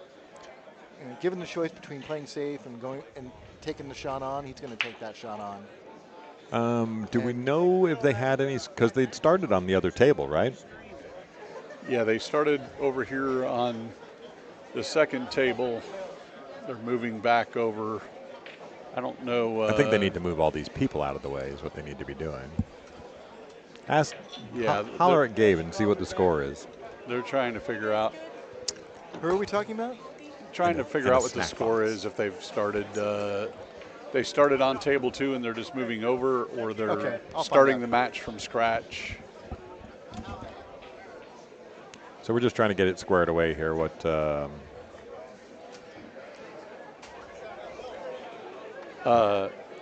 Hey, do we have another headset? Fedor said he was going to come up and talk. Oh, he's right here. You mind jumping on the broadcast real quick? Huh? You may talk a lot of shit, but yeah. Yeah, he's good. I will talk a lot of shit. I'm just letting you know. Well, that's what I want to. That's what we want to hear. All right, folks. Well, we're going to get Fedor, star of the Tale of Texas Pool. What's up? Movie, Fedor Gorst. Well, nice joining us live in the booth. Can we get the? Yeah, we're going to switch over. We're waiting for this match to start, but definitely wanted to get your thoughts after that match. I know, I said at the very beginning of the match, it looked like Shane was on a mission, taking it personal. I know you guys have had some money matches go on and some other stuff. He definitely put on a little bit of a clinic. You didn't get much of a chance. We were wondering if the only shot you were going to get was to pass back a rollout. What does it feel like to you as a champion, being in that position where you got to watch the other guy kind of? Well, I mean, you got to understand, like 99% of the people watching this, they don't realize, that's pattern rack, 9-ball. It's almost the same as playing bar table 9-ball. Sure. Like it's completely different. We're playing on big pockets, and we always have the same layouts after the break, kind of. The 2-ball is always in the back. It always goes 3 rails in the side. I mean, he played good, and I didn't want to give that shot back when I was down 8-0. If I miss it, I miss it, whatever. Yeah, it was a tough spot to be in. We were saying that up here, that you finally got to the table. It wasn't the easiest of shots with all the junk that was going to get into play. Well, that's why he pushed there. Yeah. He's probably a 50-50 to make that ball. I'm probably 50-50 to make it. And he doesn't have to get a shot after coming into all that traffic either, after he smashed it and made the ball. Got a couple rolls in that rack to make it. Well, he made a few good shots. He got fortunate in a few positions, but I mean, that's 9-ball for you. Yeah, that is 9-ball. And I mean, the next time you get back to the table after the push out, he got the lucky roll off the point on the side. As Mike likes to say, the point. I call it the titty. He gets off the point. It rolls up table. You've got tough action trying to kick, and man, you came with a phenomenal shot where you stiffened up and kicked the ball in to give yourself an opportunity. Yeah, well, I've had 2 opportunities and blew both of them. So that's how it goes. That's how 9-ball is, man. Well, you're still got a chip in a chair. You're still here. We were just talking about how Vitaly always plays so well at this tournament. Now it's your time to come roaring through the loser's bracket and try to make everybody pay for the match you just had to sit through. Right. Yeah. Got to rack them balls really good. Yeah. Got to be pattern racking. You think so I just have to ask. I mean, that a big factor, because I was noticing that there wasn't always. I mean, the 1, the 9, and the 2 were always in the same spot. Did the other balls matter in that pattern? Well, you switch back and forth the 3-ball as well. I mean, you kind of try to play the first 3 balls. I don't want to do it, but I mean, if everybody's doing it, can't win. I mean, you're going to be losing 9-0. 9-0, yeah. Everybody's doing it. No, I get it. That's that sucks. The rules are like this, but yeah, what can we do? Well, continuous improvement, right? I mean, we obviously can look at that sort of stuff moving forward and Well, I said it and before the make tournament. adjustments. I Yeah. said it before the tournament. It's going to be a joke. But, Yeah, I think I heard you when we were doing when we it's were all talking good. about it. So, well, I will say this. You're still obviously a Still heavy, in. still in, chipping a chair, as they say in poker. Hell yeah. Still a heavy favorite to get all the way through to the end. I don't know about that, but yeah. Oh, come on now. Come on, man. I was talking the other day too when you first came in. You're obviously playing, on the top of the world in terms of players right now on the planet. Your game's getting better and better. It seems like every time I see you play, your game is improved. With that, unfortunately, comes a lot of fame, a lot of fans wanting a piece of you. I noticed after the match, even though, here you had Shane just put a clinic on, win 9-0. All the fans came running to you to get autographs and everything else. How has your life changed in that regard in terms of kind of your fame and notoriety where you go? Does that make it a little bit more challenging to be able to focus at a tournament like this? Well, I mean, it's good and bad. I mean, the good side, yes, the the personal brand is growing. The downside is your life is under the microscope and you can't say nothing. I mean, you got to be always careful what you say, and I'm never careful what I say, and I'm always in trouble. And Hey, for the record, that's why I love you.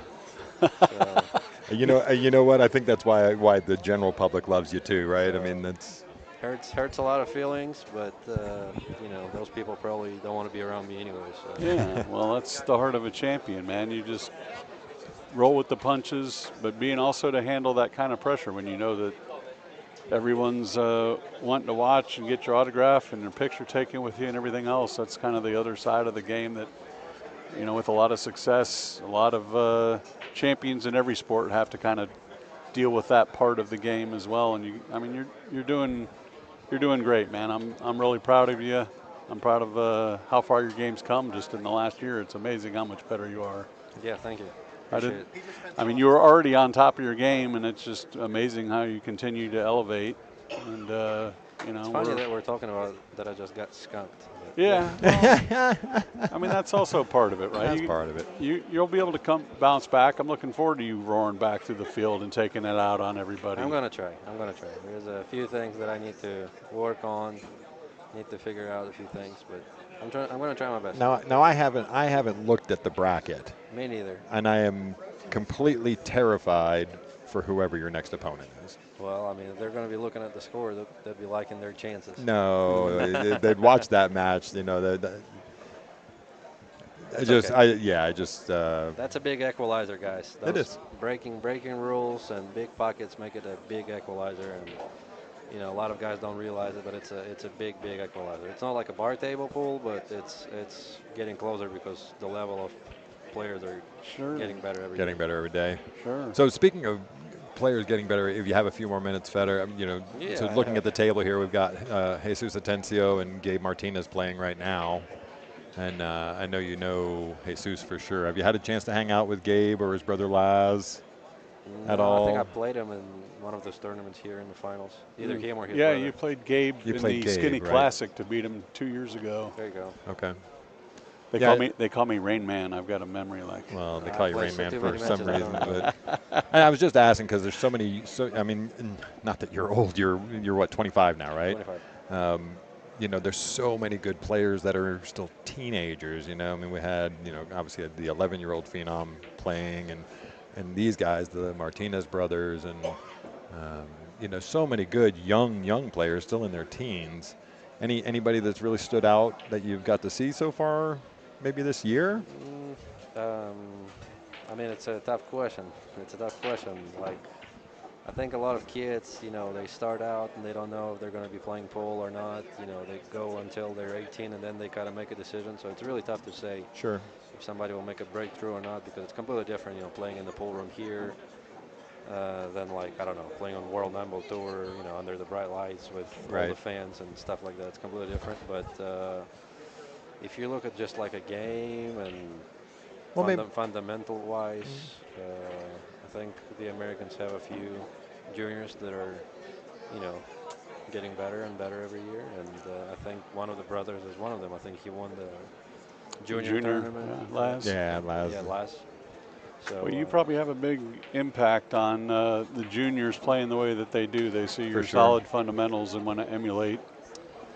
You know, Uh, is that also pressure having young kids look up to you and want to be Fedor Gorst? definitely not in the game, but in the way, you know, I say a few things here and there. Like I said, I don't have a filter sometimes. And, that's probably a bad part, as you know, the kids may think it's cool, you know. Let It's your not personality cool. out, It's man. not You be cool. you. I was going to It's say, not you know cool. what? I think it's probably more important that you are just being more true to yourself and true to who you are. And I don't think even speaking your mind, I don't think that you're ever that far out of line. Yeah. Sometimes. So what about, you said the pockets come into play. We were talking about that as well. I mean, these are, you know, for a pool hall, these are standard, maybe even a little tight for a lot of pool halls that like to have the beer drinkers and stuff come in. But It's a 4.5 diamond. You know, it plays a little bit funny because I think they're allowing smoke in this room, and every time you go to a smoky pool hall, the tables play a little bit funny, like tighter, or how do they play different? just the rails react a little bit different. You know, the cloth, it's a little bit softer, but the rails bounce a little bit harder. Mm-hmm. So with spins, the deflection becomes more of a guess. But yeah, I mean, they're standard pockets, and they don't play tight. Yeah, that's what I said at the start of the match as well. Like, not only was this going to be a good match because you guys have some history lately, but also both of y'all normally playing on the 4-inch pockets, coming to this table with a 4 and completely different, Yeah. completely different game. It's like, I don't know, volleyball and beach volleyball. Yeah. Different. Huh? It's the same, but it's different. Now, does that make you play a little bit more aggressive because you feel like you can make everything and you don't maybe duck when sometimes you would duck on a 4-inch pocket, or how does it change your game? That's the mistake that I made. I mean, he gave me a push out to offensive shot, basically for like a gambling position shot, and I think it was 3-0, and I gave it back and got punished for that. You know, you got to be aggressive if you play against good players here. You got to be aggressive. Yeah. I'm trying to be smart, and that's not Well, that's your first beneficial. mistake. Yeah. Using that big brain of yours as opposed to that big stroke. You got to play dumb. Yeah, for sure. Well, like I said, I mean, you got a lot of fans in the room. Obviously, when you came off the table, you saw them all flock to you to get your autograph and pictures taken. So there's a lot of people here pulling for you. That's really, yeah, I appreciate the fans coming.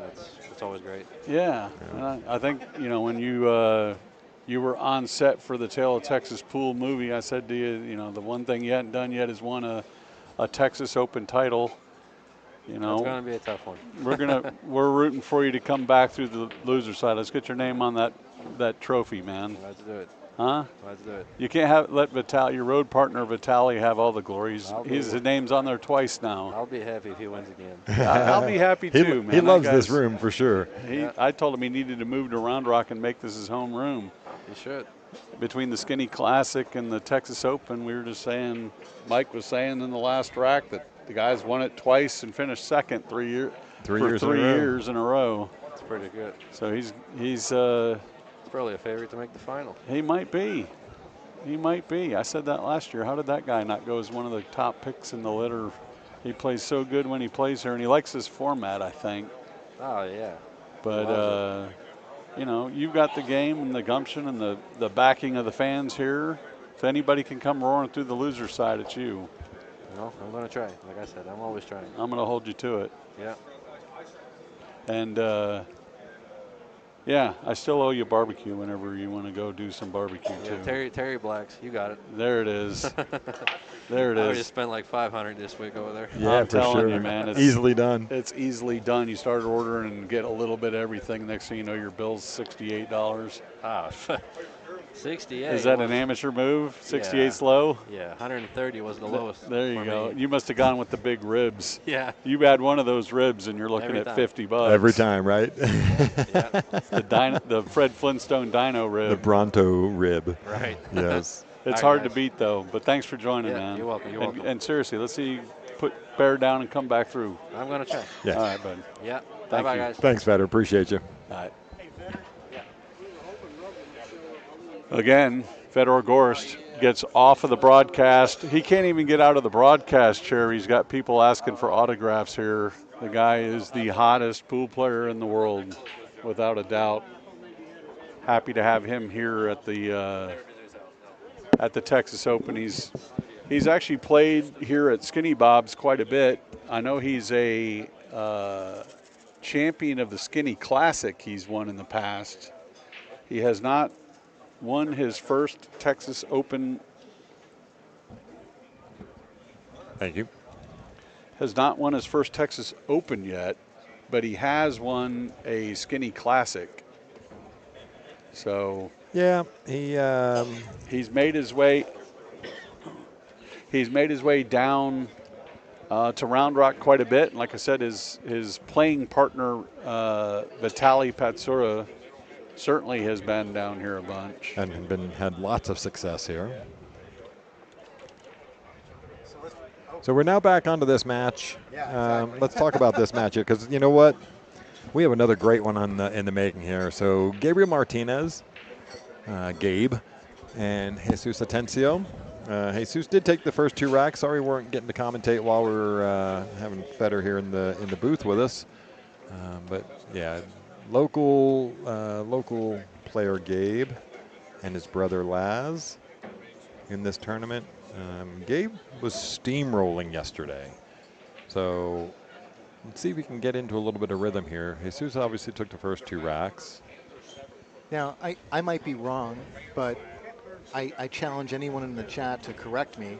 But I think Little Laz and Gabriel Martinez are or were the 2 top male players 18 and under in the United States. Yeah, I mean, Laz, as Fedor just said, Laz won the junior championship. Yeah. Which is part of the reason why I've been saying, like, you were looking at future Mosconi Cup teammates, I think. Yeah. Yeah. Yeah, but you know, they're so, I mean. How old is Gabriel now? Like 16, 17? 17, I believe. 17. I know he and Laz are very close. Very close, a year and a half apart. Yeah. Irish twins, is that what they call it? Yeah. You are from New York.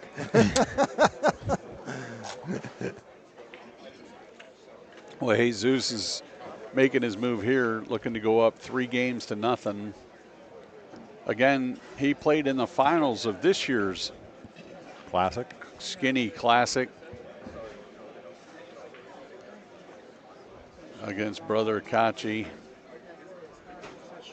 Played really well last time he was here.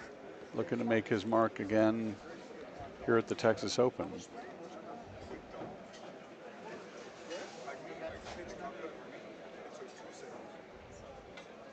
He's another one like Junior, doesn't waste his time getting down, rocking and firing. If he sees it, he shoots it. Yeah, I was watching Jesus play earlier, and he is, I mean, he's phenomenal talent, you know, arguably the best jumper in the world. Really made a name for himself when he performed a double jump in a tournament. Double jump in the tournament, yeah. Yeah. He's aggressive. And I think part of the reason why he's gotten so good at jumping is because he's aggressive. He loses his cue ball a little bit from time to time. But the trade-off is that, you know, you get to see some really amazing, you know, shots. And he doesn't hold back. You know, right. This isn't the kind of guy who's going to come up with a creative safety very often. He's gonna fire his way out of racks more often than not. Yep, and he's back to breaking from the center where when he was here yesterday, he did this. He was sticking right to the game plan. Well, yep. Again, that's not really a cut break. No, it's more of a smash break. But yeah.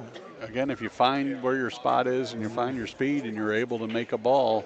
He's just getting that kind of cut reaction with the cue ball, right? Yeah. It's coming straight to the side rail. Yeah, but he's staying above the foot spot. Yep.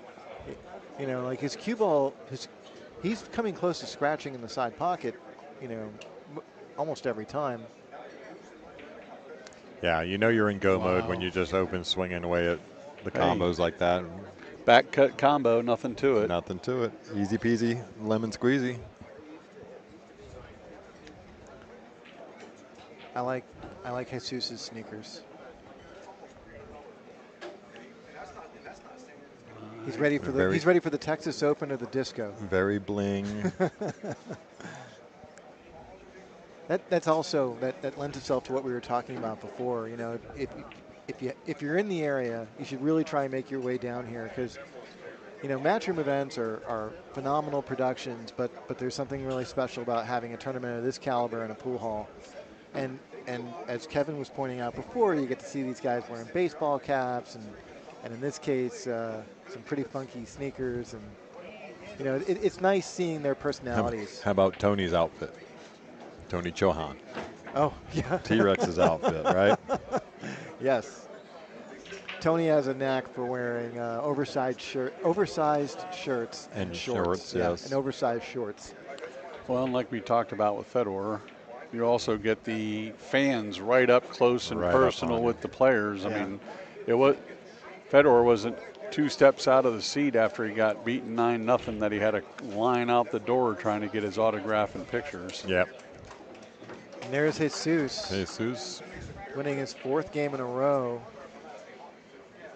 And the score really is not indicative of how closely matched these two players are. We're seeing a lot of what we saw in like the last match. You know, these guys, they get control and they won't relinquish it. Yeah, well, that's You got the break working.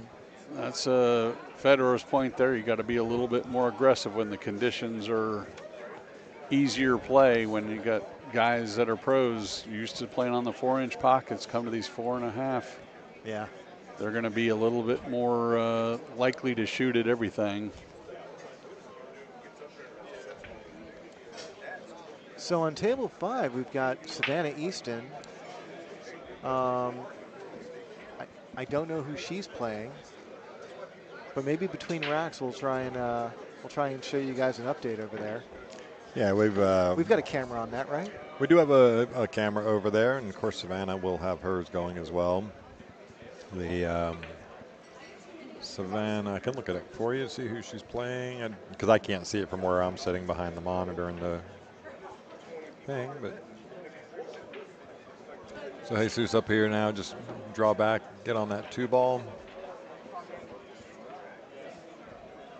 This is going to be a little bit tricky. I think Jesus can use the right rail with some left spin. He may have to load up on the left spin. Just like that. The only real complication I see is the 7-ball. Can we take a look at that overhead? Yeah, of course. I don't think the 7 passes the 9. Oh, yes, it does. Yeah, 7 left. Yeah. It might go past the 9. It's going to be a tight one, but Yeah. it looks like it will. Oh, he was just checking the 7 out If in it the goes, side pocket. yeah, where he has to get to go to the other side, or Yeah. into, it does not go past the 8-ball. No, for sure not. Well, there's always the 7-8 combo. Oh, that's why he was going over there. Okay, so he's going to Trying to get a little nudge nudge that a on little. it. Well, just made actually the 7 goes in the corner past the 9. Yeah, if it didn't go before, It does now, it right? does now. It'll really kind of be determined by where he gets on this ball. Oh yeah, It's about perfect. perfect for the 7 in the corner. In fact, he could even drift over and play the 7 in the other corner pocket. You know. Yeah, he's it fine. obviously goes. Yeah. Pretty textbook from here. Stop shot, slide over, stop. Masse, jump. 44 hike. No. Yep, So Savannah's playing Kenny Wynn over there. got it. Yeah, that's it.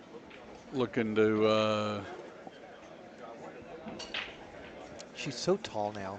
She is. The last time, well, not the last time, I guess, when she first started coming to the Texas Open, Jesus. which only felt like a year ago, but was probably more than that. Oh, yeah. She was like maybe 5 feet tall at best, and now she's she's not quite my height. she's but all grown up. yeah.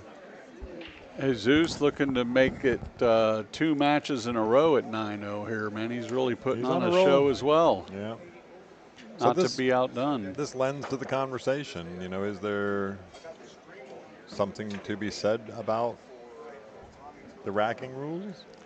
But now to look, I mean, Don't get me started. Jesus is not doing the same. I mean, he's probably using a similar setup, but not the 2-ball in the back, Yeah. like he's we saw putting it- SVB. It's He's putting got it on the two wing. yeah. Well, I think I've heard Jeremy Jones on many broadcasts say the same thing. You give these guys enough time, they're going to solve whatever the rules Whatever are they on are. the break. It's true.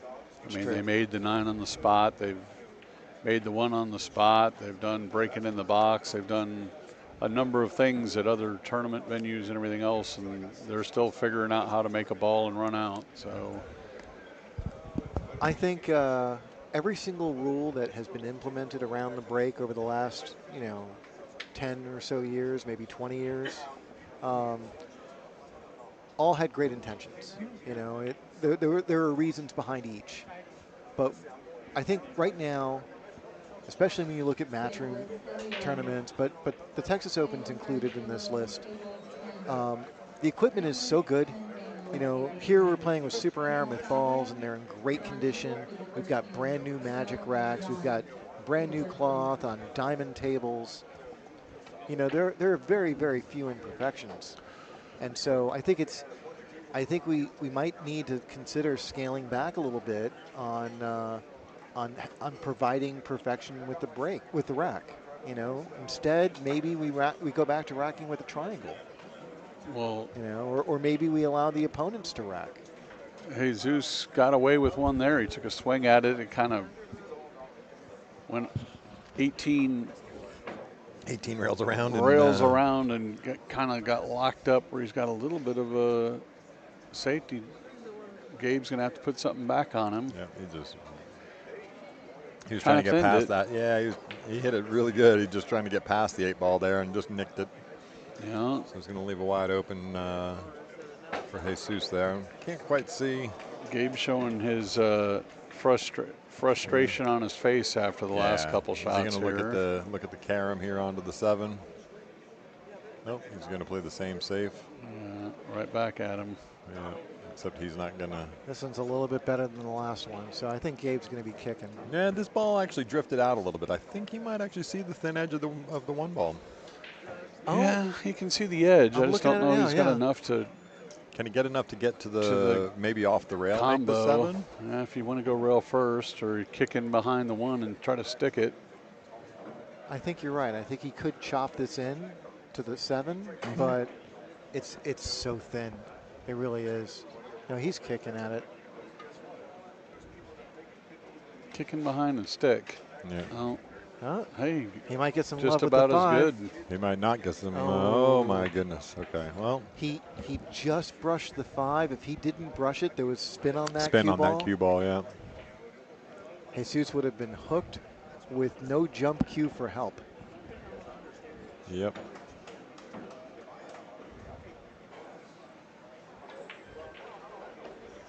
Well, as it stands, Jesus is at the table. He's got a difficult shot, but the 2's out. Ooh.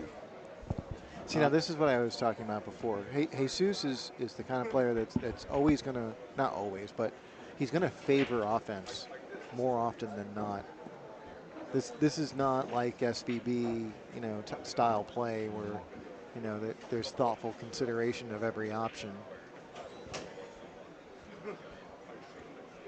And there's reasons for it. He's a very talented pool player.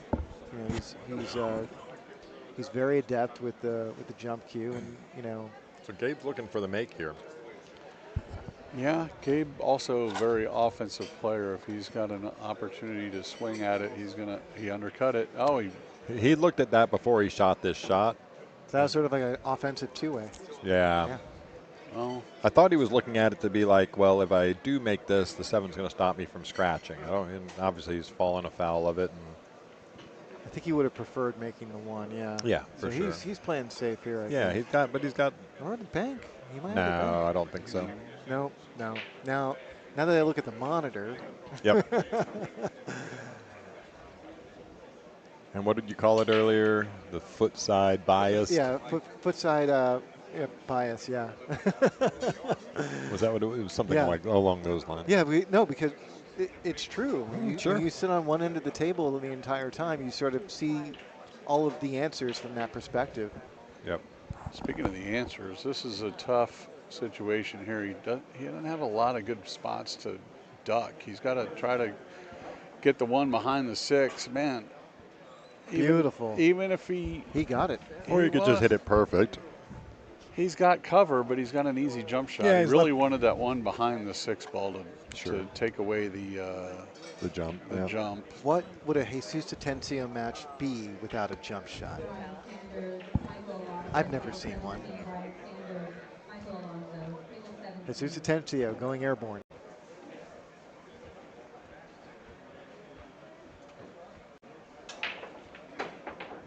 Wow. How do you like it now? And just like that. How do you like it now? What did you say this guy was known for? I think it was something about kicking. Yeah, Z masse shots. shots. Yeah. You've heard of the Jesus Atencio Z shot? No? Neither have I. Oh, got stuck up a little bit here. Doesn't have quite the angle that he wants. Now he's pretty flat on this. Yeah. He's going to have to work to get off the rail. Going to have to do something. And that 9 ball where it sits doesn't help. No, he's got to do something here to get on this 4 ball. Just drifted out enough. Look at that. Perfection. He had enough angle, yeah. He did. It's nuance that we can sometimes miss, you know, looking at it from the Right. monitor. We just don't see that little degree of nuance. But this one I can call side pocket.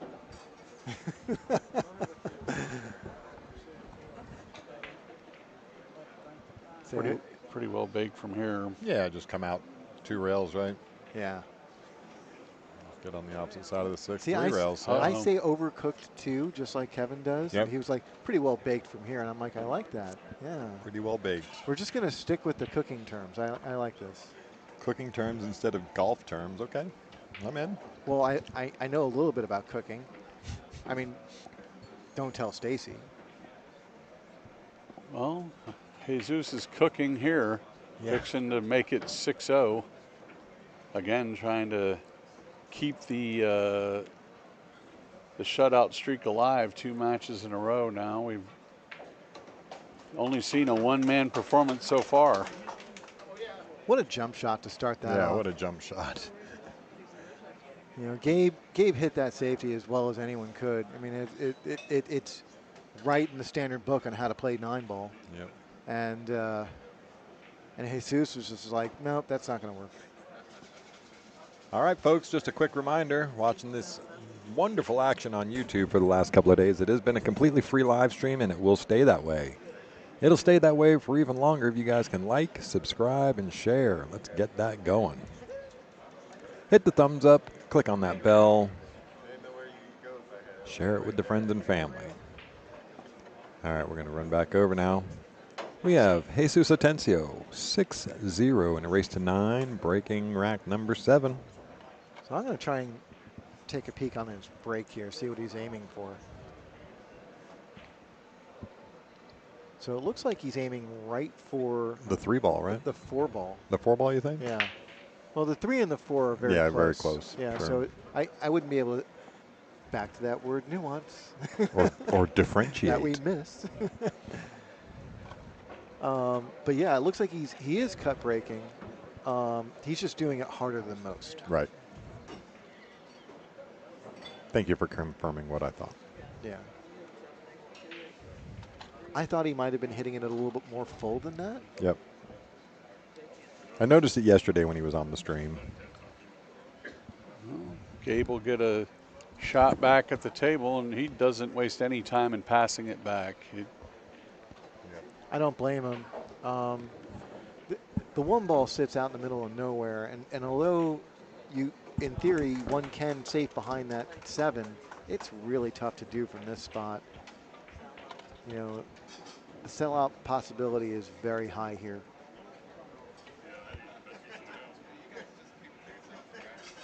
Just uses the wall to get behind with the cue ball. Good shot by Jesus. I'll just be quiet now. Plenty of stuff to hide behind. Plenty of stuff to hide behind, for sure. Well, kind of like in the last match, Gabe finally gets to the table. He doesn't have much of a shot to even work with. I think that was a little bit of frustration on Gabe's part to knock you out of his chair and take a look. Yeah, I don't blame him. Younger players can let that get into the way a little bit. I think Older he's got players some get frustrated too. Trust me. He hits this one pretty good though, and then Yeah. doesn't get the payoff. Finds the drink.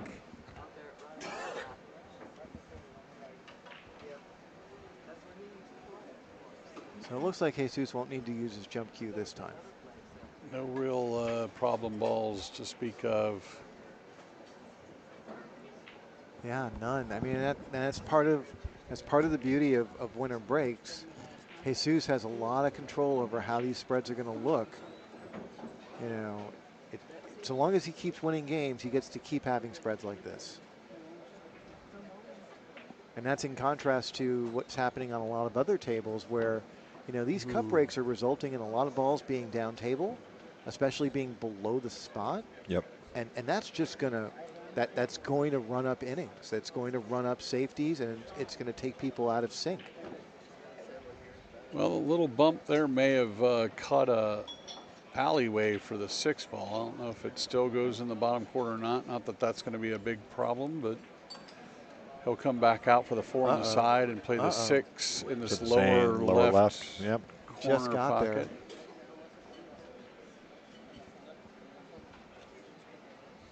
When it's going right.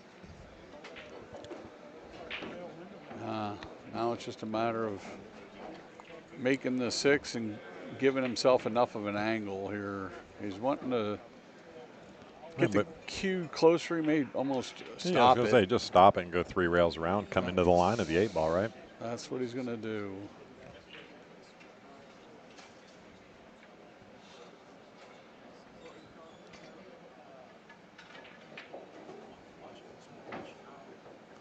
Real smooth there. Yep. Just a little stun, or does he just go forward with it? You could do either. Either's right. Yeah, just going to go forward. Yeah. Yep.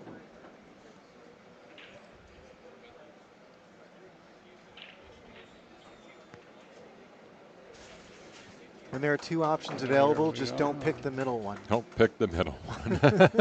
7-0. The fans are getting treated to some exceptional pool here that have packed in the Skinny Bobs for the 52nd annual Texas Open. Got a full house. They got to see Shane and Fedor with a classic match, and immediately following it, they're seeing Jesus put on another clinic.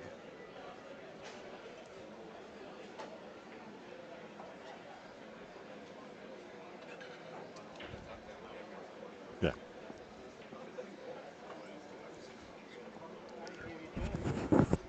He's been in and out of the chat all day.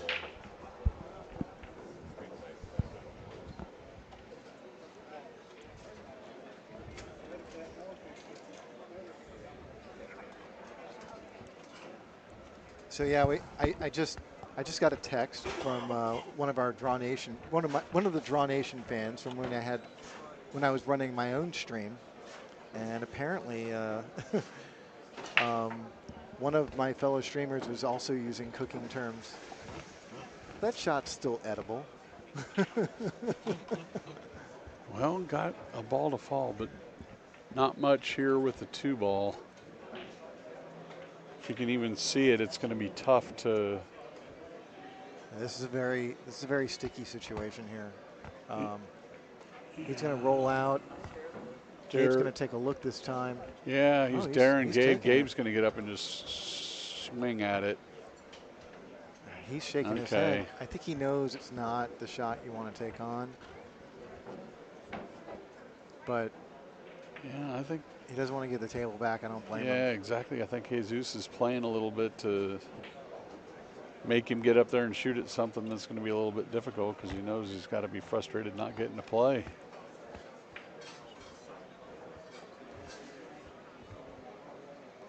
Gabe really hit that incredibly well, just feathering that too. young eyes.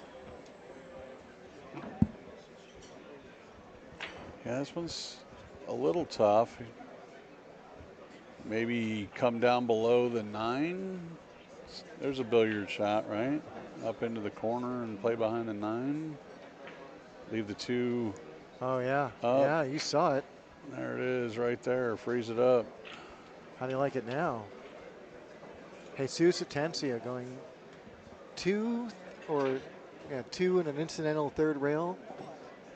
Sticking on that 9 ball and leaving Gabe safe.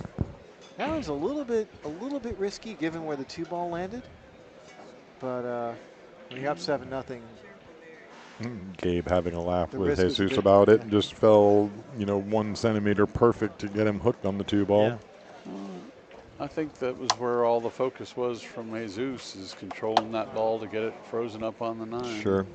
Not really caring where the 2 ball ended up. He knew that the 8 was going to be a ball to stop progress of the Yep. 2 ball. Got rewarded with a good safety here. Yeah, for sure. Z shot. That was just a brutal spot to be in. Yeah, he took away everything on that one. Yep. He couldn't even tie ball up. No. There wasn't even an opportunity to tie anything up. Just either you kick it or you lose. Yeah, and again, ball in hand. Most players at this level, if they get ball in hand with the table wide open, you call it a game. And with this one, you've got an opportunity. He's going to make 2 balls, and the 4 gives him a reset. Mm-hmm. So he's going to get really good shape on the 5. He can go side pocket on the 5. He can go corner pocket in the 5, whichever way he likes. And the 8 ball sitting off the rail, real nice. Yeah. Nice natural angle from the 5 to the 6. This is going to put Jesus on the hill.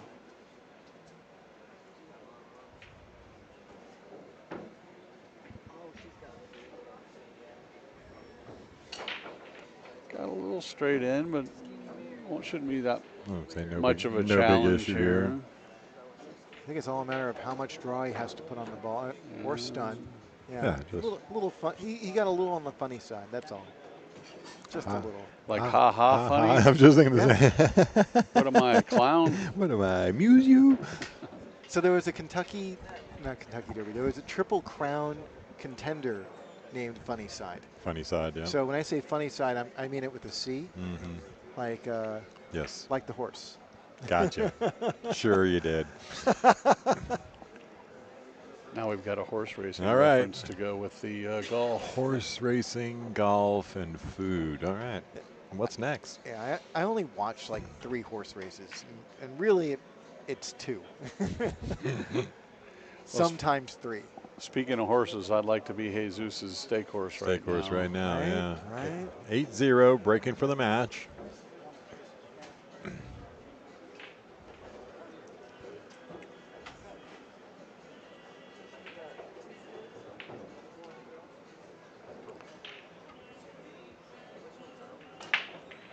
Yeah, so just gets the 1 ball up above the pocket there. Yeah, I don't He think makes the 5 though, and makes a. I don't think he has a great interest in making the 1 on the side. Very little.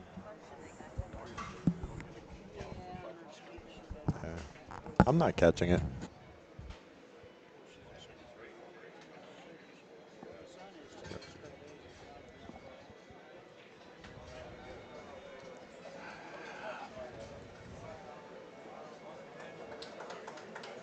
All right, so that 1 ball is makeable from there. How about, I know what you were thinking. What if we did this? Would this help with that a little, you think? Can everybody still hear us on the stream? Yeah, we just have to just go on for.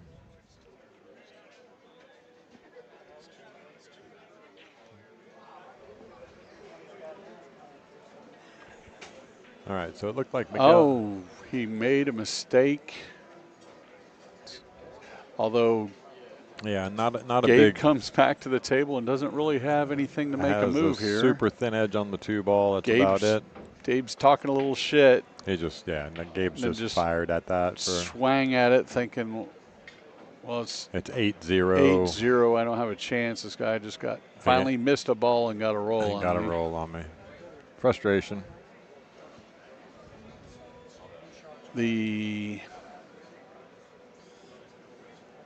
Uh-oh.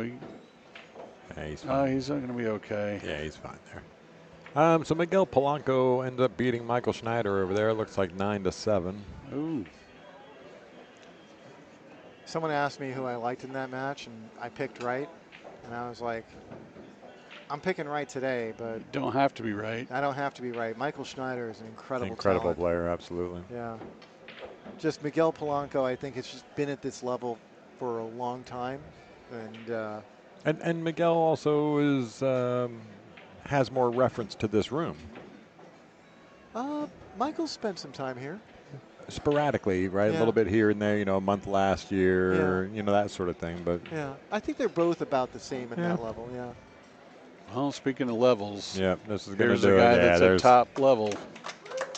2 matches back to back. Shutouts. Jesus over Gabe 9-0. Yeah, good matches. Guys, stick around. I don't know what we're getting next, but it should be coming up shortly. But we're getting something. Yeah, we are getting something. We're going to try and keep the action going.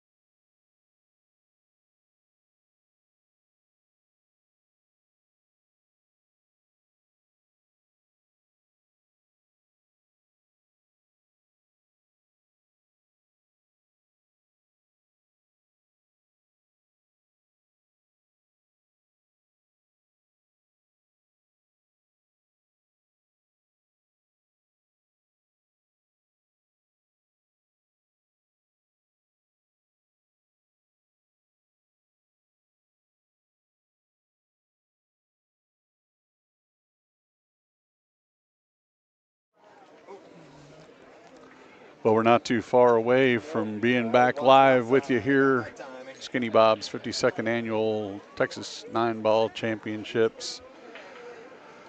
Got All right, let's get the scoreboard corrected here. I'm back. Just have to step away for a few minutes. So I think we're getting James Davis Jr. and CJ Wiley. newly inducted. Newly inducted into the Texas Billiards Hall of Fame.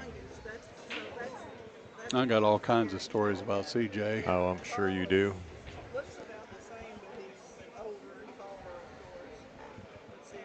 So CJ was the first touring pro. Speaking of trivia, here you go. Here's Okay. some trivia for you. CJ Wiley was the first touring pro to ever win the Texas Open. Interesting. Hold on one sec.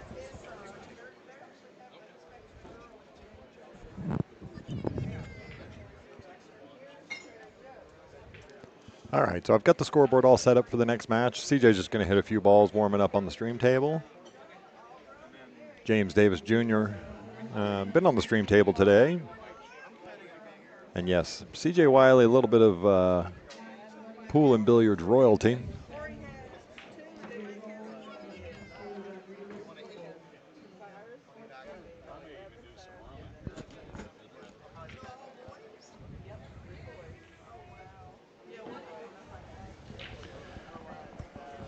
So yeah, CJ Wiley, first ever touring pro to win the Texas Open. Of course, on the Open side, we've had some touring pros that won the women's side before. He's also the first person to win back-to-back Texas Opens. Yep. Back in the 96, 97 range. Here, you can look at the back of my shirt and tell me exactly what year it was. Well, let's see how good my memory was. Oh, look at that. Nailed it. 96, 97? 96, 97, back-to-back for CJ Wiley. There you go. Looks like they had the flip, they got the winner, and then they both ran to go get some beverages and other stuff to get situated here. So got CJ grabbed a few napkins, I think, just to keep his shaft dry. delayed action for a second. Well, it looks like CJ won the flip. Yep. So I somehow think we're not going to have a 9-0 match this time. Both these guys are capable. Both capable, absolutely. Matter of fact, one of the great stories I have of CJ, one of the first times I went on the road was CJ had a tournament up. I don't know if it was Champs then or if it was CJ's. But it what eventually became CJ's Pool Hall in Dallas. I believe it was Champs Billiards at the time. They used to have a Firecracker Open. Okay. Every 4th of July up there. What you looking for? These. Oh, right down here. And CJ and Keith McCready played a 8-ahead set for like 4,000. And here's the first break. Yep, CJ's got the first break. He's off and running. Yep, he's going to make a ball. Got a wide open look at the one ball. So McCready and CJ go back and forth, one game apiece. McCready's down racking the balls, and he was getting staked by Flyboy, who anybody in Texas knows Flyboy was a big stake horse in town. McCready's down there racking the balls, throwing the balls in there, yells through the crowd to Flyboy to jack the bet. So they doubled the bet to go 8 ahead for 8,000. CJ broke and ran 7 racks, about as fast as I've ever seen anybody shoot pool. Breaks, plays safe on the one. McCready kicks at it and scratches, and then CJ runs out. It took 20 minutes to play an 8-ahead set. Oh my gosh, that's incredible. And with that, CJ just missed his first. Well, neither one of these guys are going to hang around, that's for sure. We've already seen James Davis Jr. on the stream today. We know what kind of firepower he brings and local flavor, of course. Nice to see him getting his game back in order after a few years. He's going to overrun this. Leaves himself a really, really weird spot on the 6 ball. Yeah, you can definitely see the frustration. Had a great opportunity to take control of the match right out of the gate. Now he's in a tough spot, really, man. I mean, he can thin it and try to get up table with the cue ball and go end rail to end rail here. It's probably the most logical thing to do, but yeah, that's the right shot. He wants to get coverage now, because if he doesn't get coverage, CJ can actually send this this cue ball towards the 9 and put the 6 up on that top rail. Get a little two-way action out of this shot, right? The way he's hitting it, he's swinging at it. He's going to make the 6. Oh, it hangs up. It was on such a good line coming down the table. This is no cakewalk. I mean, he's bridging high over that that 9 ball, and that 6 is deep in the pocket. You played on diamond tables, you know what I'm talking about. Yep, he's got enough, I think, to go well first there. Handled it well.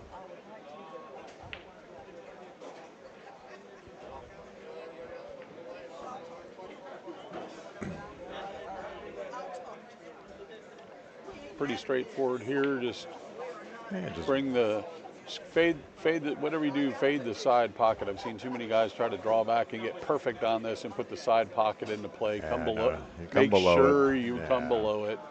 No need to risk getting above that pocket. It's amazing how many guys put it at risk, though. Oh, I've been guilty of it. Guilty as charged. Cinches it, gives himself the distance, but the easy shot, so. Yeah, this is a no-brainer.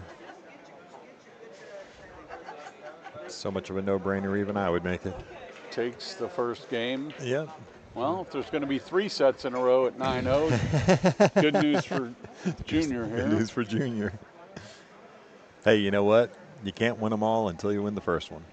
They say that about drinking. You can't drink all day if you don't start early. Don't start early.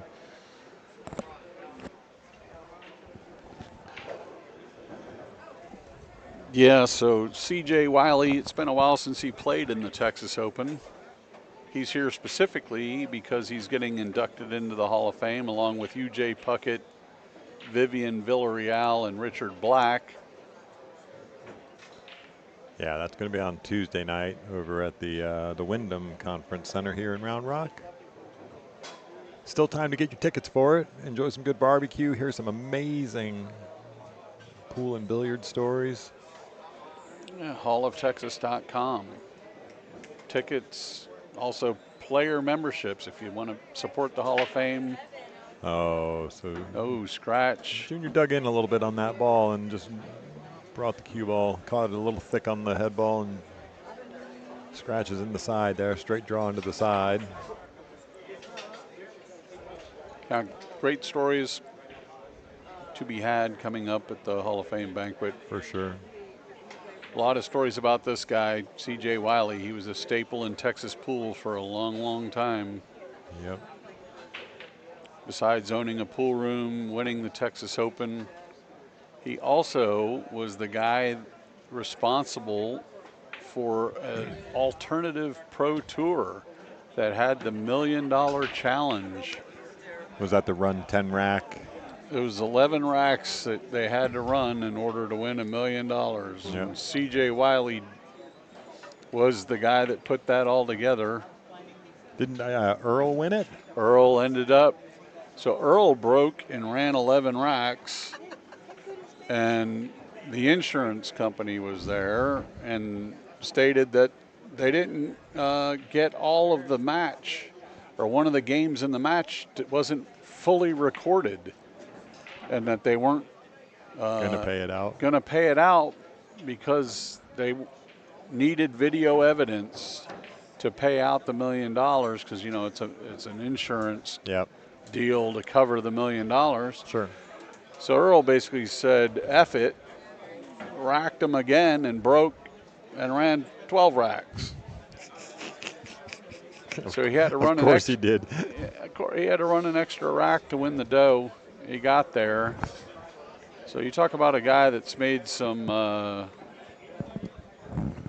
impacts on the game of pool in Texas. Sure. C.J. Wiley, both with his play and his entrepreneurship, definitely impacted the sport quite a bit. Yep. You can see his aggressive style of play. Sure. He's going to shoot at everything, and he's going to use a nice power stroke on about everything. All right, so we're not going to have a 9-0 match this time, as I predicted. I will say this, we're going to have a quick one, relatively speaking. You know, there was somebody made the joke to me when right after the SVB Fedor match that, you know, Shane had got us back onto time schedule. And I made the comment because I saw this match in the bracket, and I was like, well, if Shane got us back on track with time, and of course Jesus did it right behind him, this match will get us ahead of schedule. It's always good to be ahead of schedule. Yeah, for sure.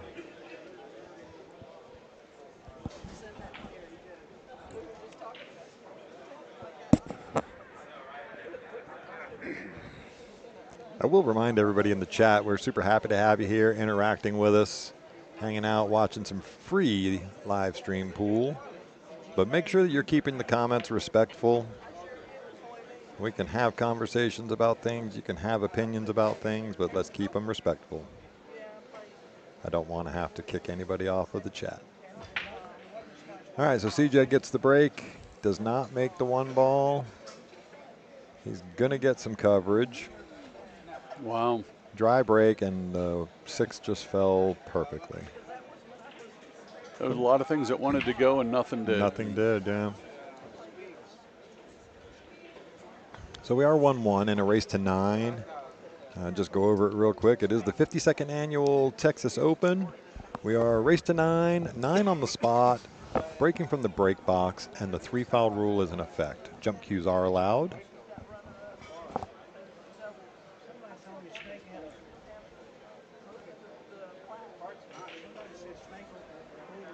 Looks like a rollout coming. Yeah, just trying to think about where he wants to put it. He's going to probably try and leave just a thin edge of the one ball. Yeah, just going to leave that thin edge of the one ball. CJ's going to just give it right back to him. Junior already knew what he wanted to do with it. Sure, and CJ didn't even get out of his chair. Didn't get out of his chair, yeah. Yeah, it's exactly what he was looking to do, and what a perfect speed he's hit this ball at. That's pretty good there, sir. Straight one rail kick. Yeah, good hit. Just comes in solid on the one ball. He's gonna get good again. That one does not go past the 6. He really bent that cue ball. He did off that. Changed the angle a little bit. Yep.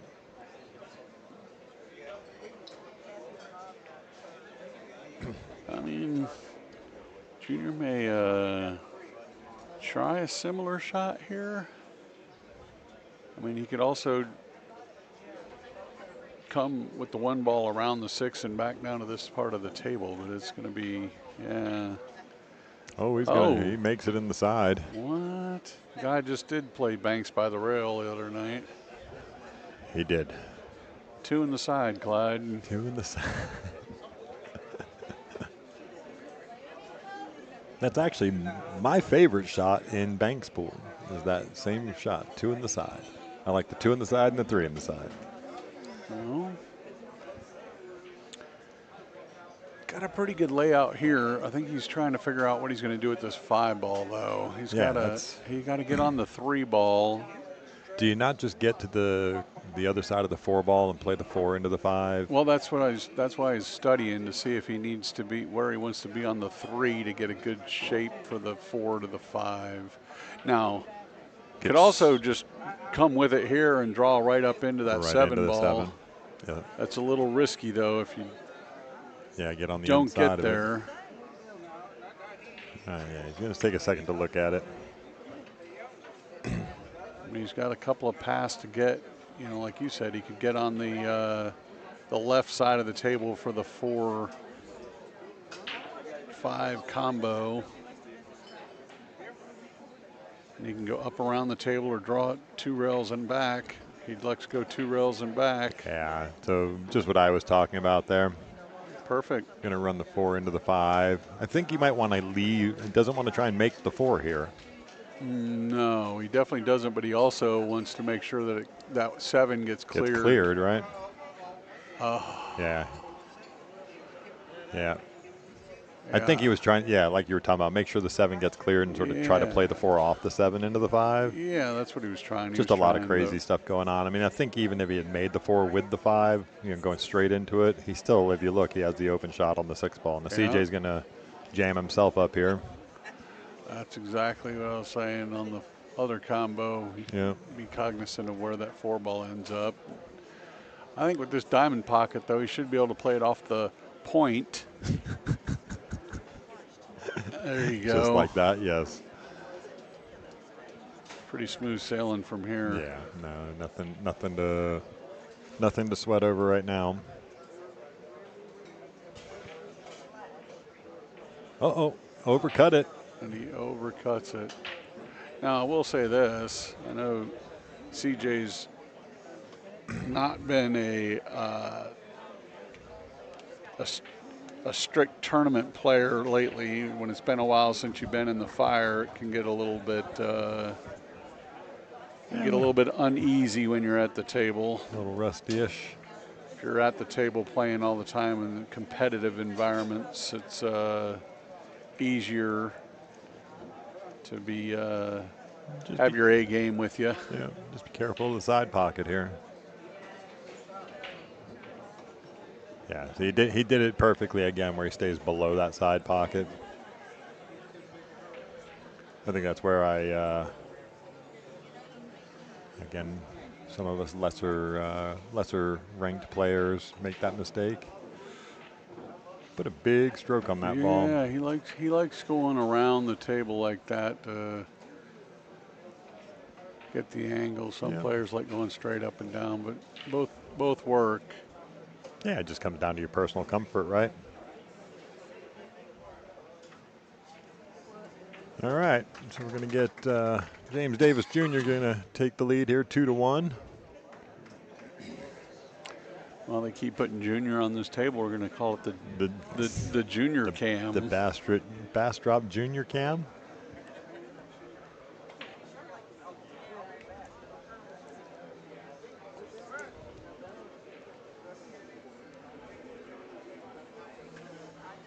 So somebody asking in the stream, wonder why CJ wasn't in the Tale of Texas Pool documentary? CJ had some other commitments going on at the time. Definitely, there's a lot of players you could probably point to that I wanted to interview for the Tale of Texas Pool and just wasn't able to make it happen.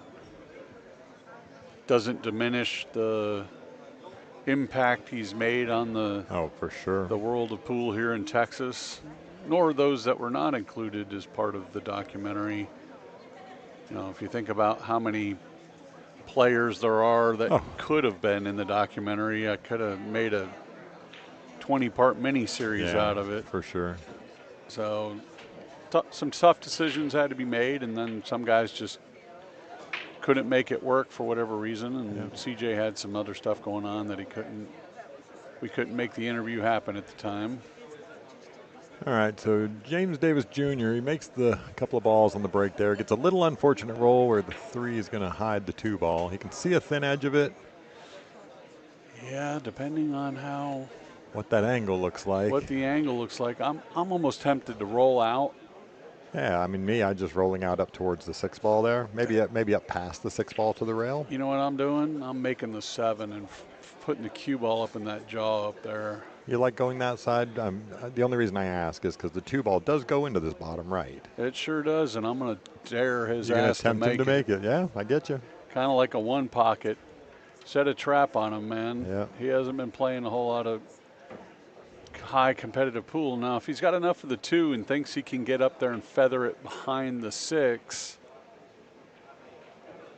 you got to like that shot. Although, if you miss-hit it, you might leave a 2-9 combo here. No, he's going to get it tucked in behind this 6 ball. He's hit that pretty good. Yeah. And we'll see, too, here. CJ, being of the older school variety, may not have the jump like these. He definitely has a jump cue, but prefers to kick, as he should with that shot. I mean, the older fellas like back in the day to kick a lot more than the jump shot. So he showed his prowess there, kicking the ball in. He definitely had his jump cue out a couple of times yesterday. But again, when you can kick like that. Definitely a lost art. You don't see as much kicking these days. You know, it's funny because I carry one of those high dollar, super fantastic jump cues with me, but since, you know, really focusing on playing a lot of 3 cushion this last year and a half, I kick more often than not now because I see the lines better and just a lot more confidence in getting to the correct side of a ball, even in a multiple rail kick shot kind of situation. Yeah, sure. Well, CJ kicked that one in. Looks to even it up here at 2. Overcooked it a little. Overcooked it a little bit. He's showing his disgust. Yeah.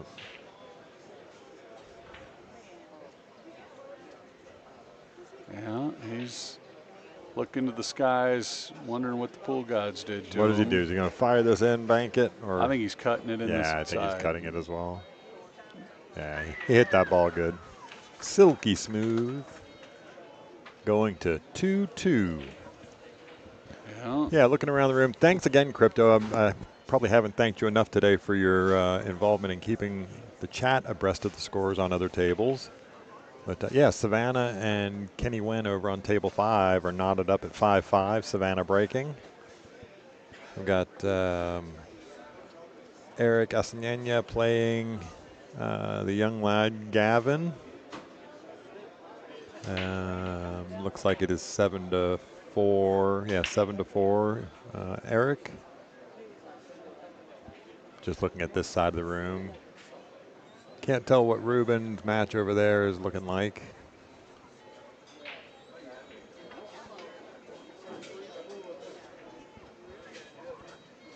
And I never did get to talk to about the overhead. So maybe we'll just try and stay tucked in here a little bit and try and eliminate some of it that way. Well, CJ evening it up at 2. Let's see what his. Now, one of the main staples of CJ's game back when he was a touring pro was his break. He had a hammer for a break, right? He could come with it. Let's see what he does with this kind of changed up format.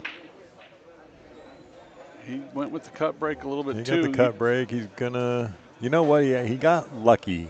I mean, I shouldn't say lucky. He got fortunate here, right? So the 1 ball kicks right into the pocket because he lost the cue ball down here by the bottom rail. But now he has a shot, and it's not much to do with it, right? Right. He also did not hit the rack where he wanted to. He kind of gave a glancing blow on the rack, which led to all of the difficulties you just described. But like you said, he's got an opportunity here. Yep. Got to the 1. Looks like he's going to come short side for the 3. Yep. With that classic power stroke that he's had. Power punch stroke. I love it.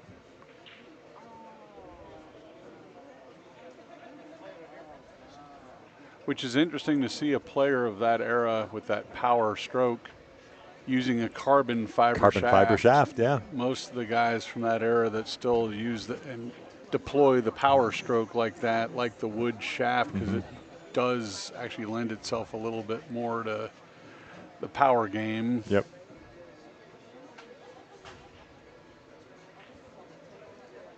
You are a carbon shaft guy now, right? I made the transition when I came back, yeah. Yeah. I mean, I fought it for a while, but and I'm still, there's still some things I mean, I love the hit of a wood shaft. Yep. You know, the way it feels and the feedback you get. And the deflection, there's certain shots you can't shoot with a carbon fiber that you can with wood. Right. And sometimes the amount of spin that the carbon fiber transitions to the cue ball actually results in some weird stuff happening with the cue ball. So it's not all good with the carbon fiber, but I've learned to play with it. Yep. All right, Savannah goes up 6-5, and as you saw watching, CJ goes up 3-2 in this match. So we're going to take a second here. Let's make sure that we are reminding you one more time. Watching on YouTube for free. The only thing it's going to cost you is clicking that like button. Make sure that you're subscribed to the channel because we do have a bunch of good things coming on the channel moving forward. We have some really good ideas coming up and more content and again some matches, things like that. So make sure that you share this with your friends, family, co-workers, and we'll just keep this thing rolling. We'll be able to fund some more projects. But yeah, most definitely like, subscribe, and share, and let everybody know. All right, here we go. Back to the action. We got CJ getting ready to break rack number 6. Back to the same spot. I think he realizes that he didn't hit the last rack good. He's going to retry that. Yeah. Hit that one a little bit full. Hit it a little bit full. That's why you're going to see the one ball miss on that side of the side pocket. You do get a couple of clusters doing that as well. Yeah, but definitely that impact and that big stroke that he has on the break resulted at least making a ball. Yeah. I'll shoot the 3-6-9. 3-6-9, yeah. Again, solving the problem ball early. Oh, he overcut it.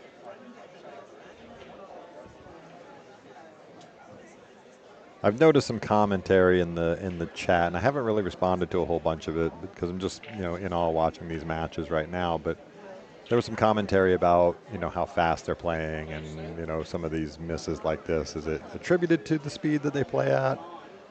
Well, both these guys are mostly fast players to begin with, legendarily fast. Yep. Some of it's got to be nerves, CJ even made a comment to me. I went over to say hello to him, hadn't seen him in a while, and made the comment that, of course, his first match at the Texas Open after being gone so long was on the streaming table. On the streaming table, yeah. It's like, heck, I haven't even played pool all that much lately. They got me on TV. They got to ramp up the pressure already. Kind of like Arch Manning against Ohio State Ohio this State weekend. yesterday. Jeez. It's like it's not hard enough game to play, and then you pile on the pressure on top of it. So he did make a comment that he felt a little jittery playing on the TV table. Makes sense. So it could be a little bit of the nerves coming into play. Plus I think, and I almost like it, like if you've got nerves going sometimes, you want to stay within yourself and play with, be able to breathe and have a pre-shot routine that you follow all the time. Yep. But man, sometimes free stroking for a rack or two and just letting yourself feel the game a little bit, not overthink it too much and let your subconscious come into play. Sure. A lot of times can help you. So might be a combination of all the above. Yep. All right, CJ makes quick work of that and goes up 4-2.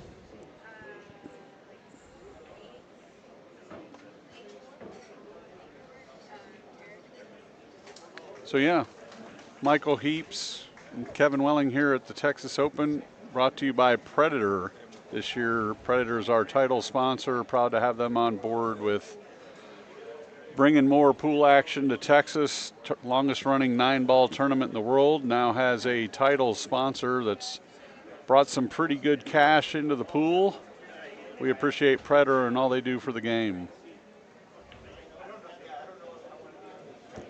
All right, look at the grandstands there. Still pretty full up there. Lots of people interested in the action. There's some great matches going on around this side of the room, including the match that we're currently getting to watch here with CJ and Junior. Let's see if we can get you back up with a scoreboard there. 4-2. So again, missing that one ball on the side. He's made a ball. He's making a ball consistently. I haven't been able to pay attention if he's getting the same ball to fall every time. You know, I wasn't watching either. I apologize. I didn't mean to cut you off. Just the. Yeah. I don't know if that's the wing ball that he's making or what's going in there. I keep watching the one to see what he's doing with the cut break there. Yeah. He's gonna overcut that just a little bit. Yeah, it's going to get out in the open there. So Junior's going to get a chance to get back into this rack here because I'm pretty straightforward getting from the 1 to the 2. You can go either way, go forward and off the long rail. Just getting back out to the middle of the table. Yeah, he's got a little trouble here to get on the right side of the 2 that he wants to get on. Came up a little bit short. He was going to have to come across the. Yeah, but he's looking at it now. I mean, he can just hit a little punch and run right into the 9 ball here. You even get a chance at making the cheese. I mean, yeah, you can make any ball from anywhere. You definitely wanted to be a little bit more straight in than this. It's a challenge to. Wow, he hit it good too. He did hit it good, yeah. Hit it good. Now he puts the 9 in the path of the 6 ball. Sure. Well, and the good thing. If you made me lay down a bet, he's shooting the 3-railer on the 6 ball and stopping his rack on the back of that 8 if I had to bet. All right, so Eric Asenanya takes down Gavin Ray Matthew on the table next to us. Looks like it was 8-4. Well played by the young man. Nice to see him around. You're going to hear his name a lot in the future. Look at that stroke. That's a really good stroke there. That's that wood shaft. I was just going to say the same thing. You notice he's playing with that wood shaft. That's a shot that is harder to do with the non-deflected carbon fiber shaft. With that wood, you can bend the path a little bit. Yep. And that's just what he did there. Like I said, I look him to shoot the 4 in the upper left, the 5 in the upper right, and then get shaped to play. I mean, I personally like the 3-rail bank on the 6 and freezing the cue ball behind the 8. Yep. More so than the combo. The combo just puts too much in play. If Junior hasn't noticed yet, it's not like CJ's feeling his oats and playing his best pool right now. Yep. So I like making a guy that's struggling a little bit kick at it rather than locking up the 9 and giving him a free game. Right. So does Junior try to run into the 6-8 here? He may do it if he's really trying to run out. You know, it's kind of how he's cueing, is to break it out again. And he hit it pretty darn good there. Hit it good. The 8 does not go past the 9, though, I don't think. No. So it's still going to be a little bit of a challenge there. Yeah. Yeah, that's kind of why I like the safety play on the 6. It was a built-in safety. You don't have to worry about where everything lands. I mean, he could have just easily got hooked behind the 8 after this breakout. He got a shot on it, but like you said, the 8 doesn't have a path to the bottom left corner. So he's aside from the combo, of course. Sure, the combo's there. He's got the bank, so he can try to play for the bank shot here. Yep. He can try to spin it and hold his rock and leave himself a tough cut up. I don't know if you get that much spin on it. But all of them are not as easy as that 6-ball stop shot. The 6-ball stop shot safety. You're right.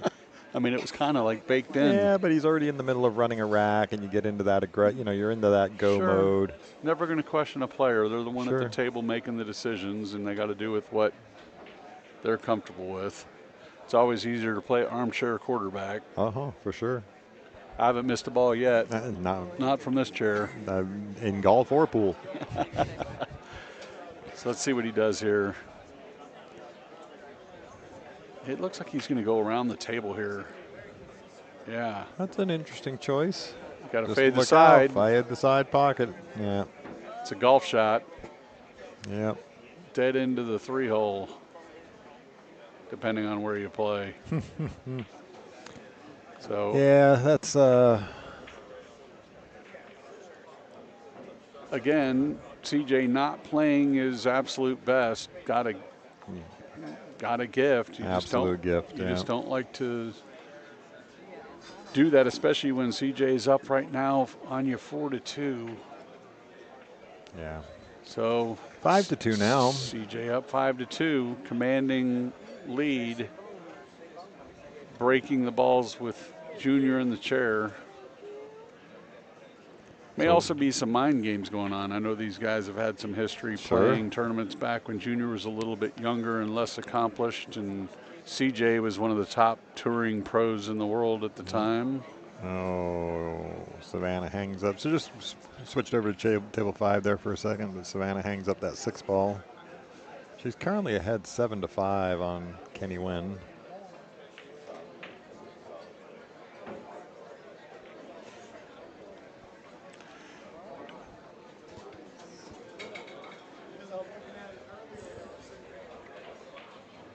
Oh, Kenny's going to play that a little weird there.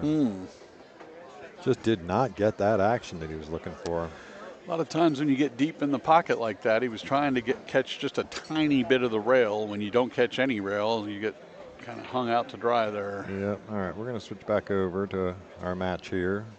CJ breaking table number 1. Rack 8. He's going to be short with that 1 ball again. He has made a ball, and he's gotten right back out to the middle of the table and perfectly onto the 1 ball. And tic-tac-toe. I was going to say, this is about, aside from the 8 ball, this is about as tic-tac-toe as it gets. Yeah. Yeah, it's pretty straightforward here. I mean, he may end up having to shoot that 8 up into the top left corner when he gets to it. Crossing the side pocket, right? Yeah, depending how he elects to get on that 7 ball, if he gets straight in or gets himself an angle, but Oh, right. I see what you're saying, to play the 3-railer around to shoot the 8 in the same pocket. Yeah. Could do that, depending on how he wants to play it or how he gets shape. Out of line a little bit here. I think he wanted to play the 4 in this right side pocket. He may end up having to move the cue ball around a bit to get it there. He's going to play it just on the other side pocket. Now this shot here, where he ends up, will tell you how he's going to play this 7 ball. Right. If he gets really straight in, he may swing that back and forth on the 7. It's going to be a little bit hard to get straight in on the 7 like he probably wanted to do. So he'll drop back, not put the 8 ball or the side pocket into play. Yep. And just drop back almost a little short of where the cue ball is now. Yep. He did it with a little forced follow off the rail there. Of course. Power pool. Yeah, power pool. Now he's got to fade the side pocket scratch if he goes above it, which he does pretty well. Oh, he hit that really good. Yeah. Now he just got to float it down. Yeah. That thing hugged the rail coming down there.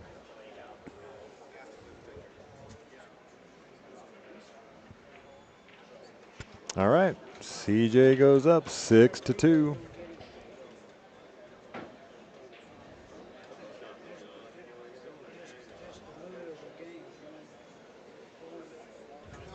Well, looks like CJ's had a little bit of a flashback here. Yeah. Never truly goes away, just a little rusty. I know CJ's been making his rounds on the social medias and the YouTubes. Yep.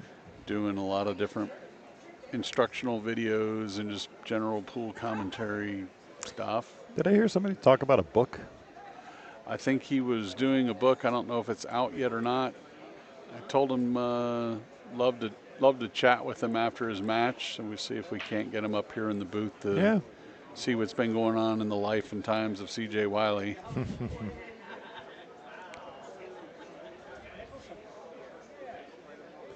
All right, same break spot.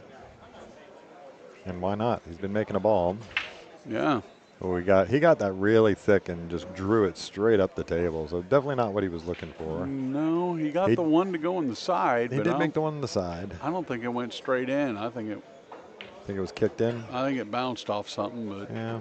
I was trying to pay attention to what other ball he was making besides the one. Stop watching the one.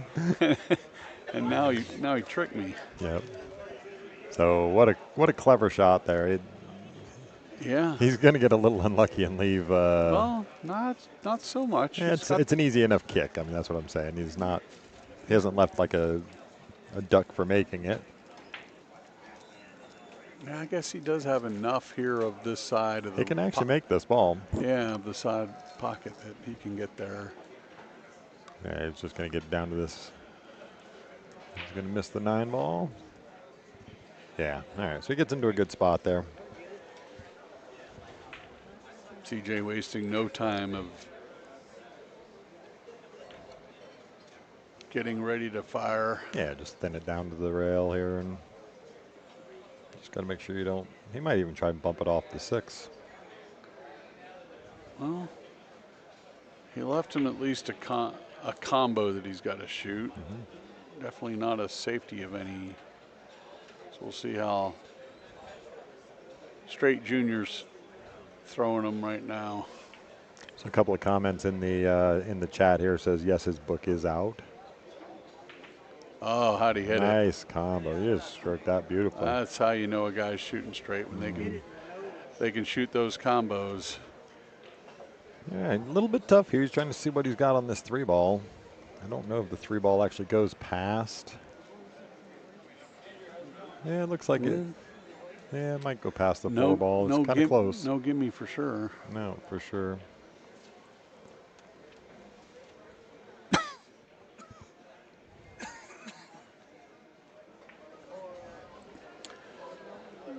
Looks like he's going to try to move the cue ball a little bit away from where he's at. Yep. Yeah, he was definitely playing the. Ooh. Oh, he's going to treetop it. Out of all the spots to be. Yeah. Now what? Still take on this really ridiculously tough shot? No, I try to go zigzag and put the cue ball underneath the 6 if it's my shot, but Junior's just going to come with it. He's not messing around with any of that.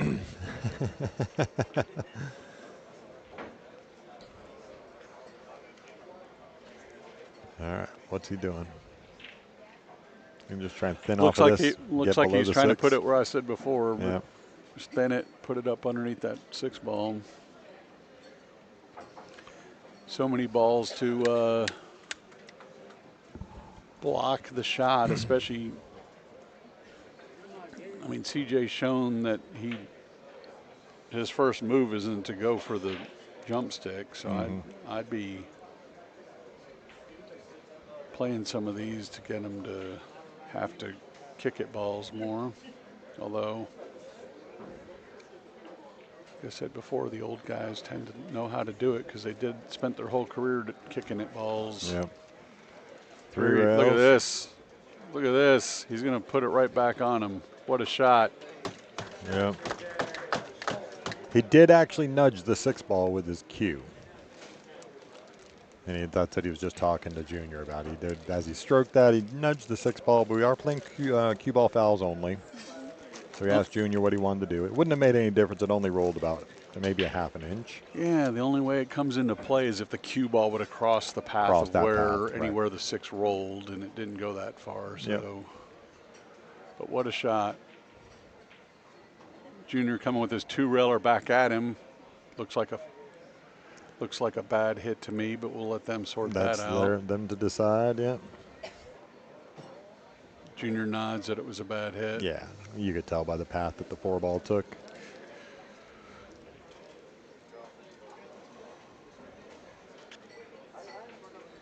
Looks to go below the 6 rather than above everything.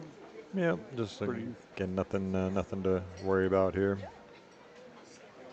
Give himself an angle here. Get a little flat on this, or He's a little flatter than I would want to be. right? I mean, I'd definitely want to have a little steeper angle here, but it should be no problem. He'll force follow this around, or with his power stroke, he'll try to do, or heck, Yeah, just he's even looking to go back up table. yep. No reason why not. Makes this shot easier. Just get yourself in the right spot here. Yeah. And then this one you can just hit with a medium confident stroke and just slide it right in there. And there it is.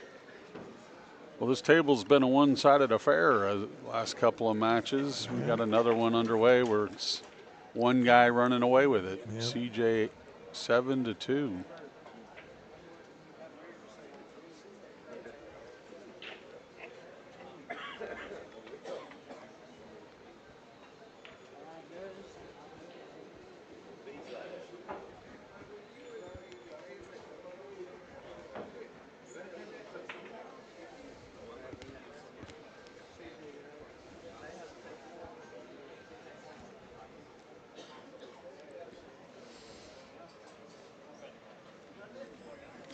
All right, looking around the room on this side, Justin Espinoza is over here playing Mr. Matthew, the father of Gavin.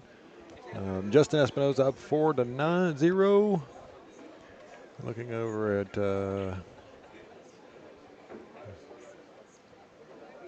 can't see who it is shooting on that other table over there, but Savannah and Kenny are currently 7-6 in favor of Savannah. Savannah at the table.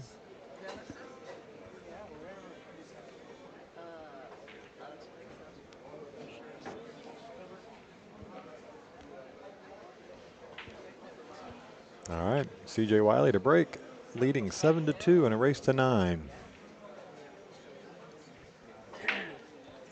There he goes. He made a good contact on that break. He got a little unfortunate that the 3 ball kicks the cue ball up the table, but he still has an open look on this 2 ball.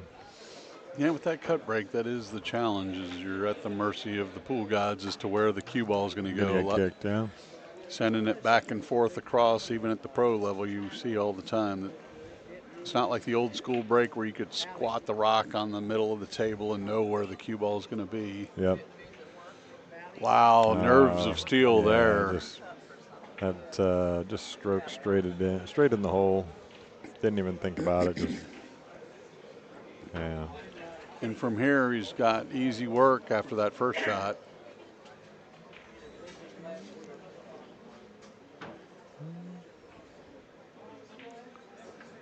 Okay, yeah, not a problem here. Should just a little top left, right, and just float it straight across. Just got to get below the 9 ball here is all. Yeah, Yeah. just like that. Yeah, that's just fine.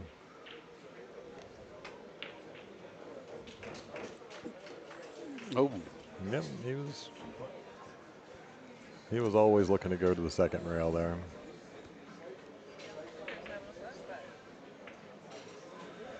Well, CJ's definitely having himself a flashback. Found a stroke and a gear here up on the hill. Up on the hill, 8-2.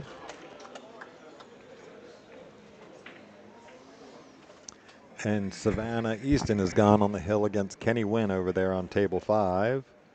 Savannah to break for the match over there.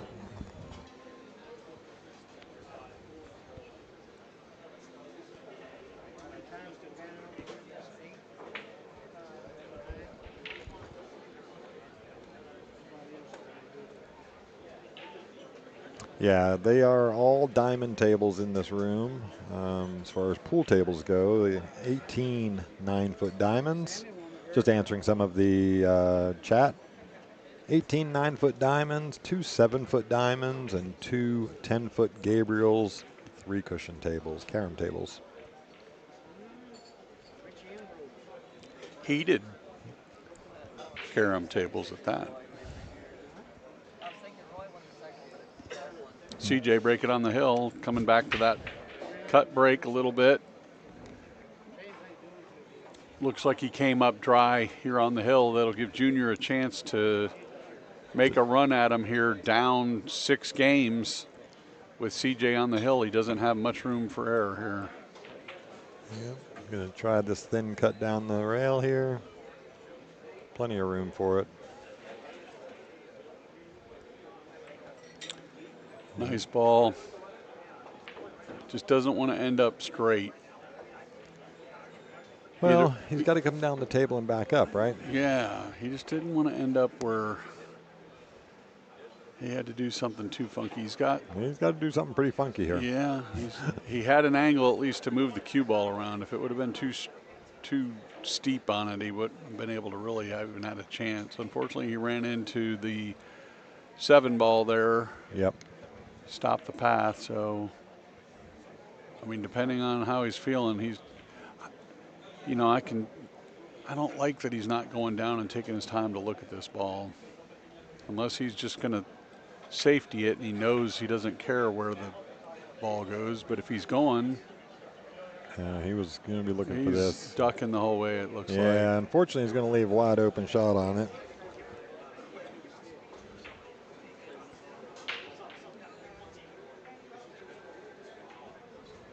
CJ takes full advantage.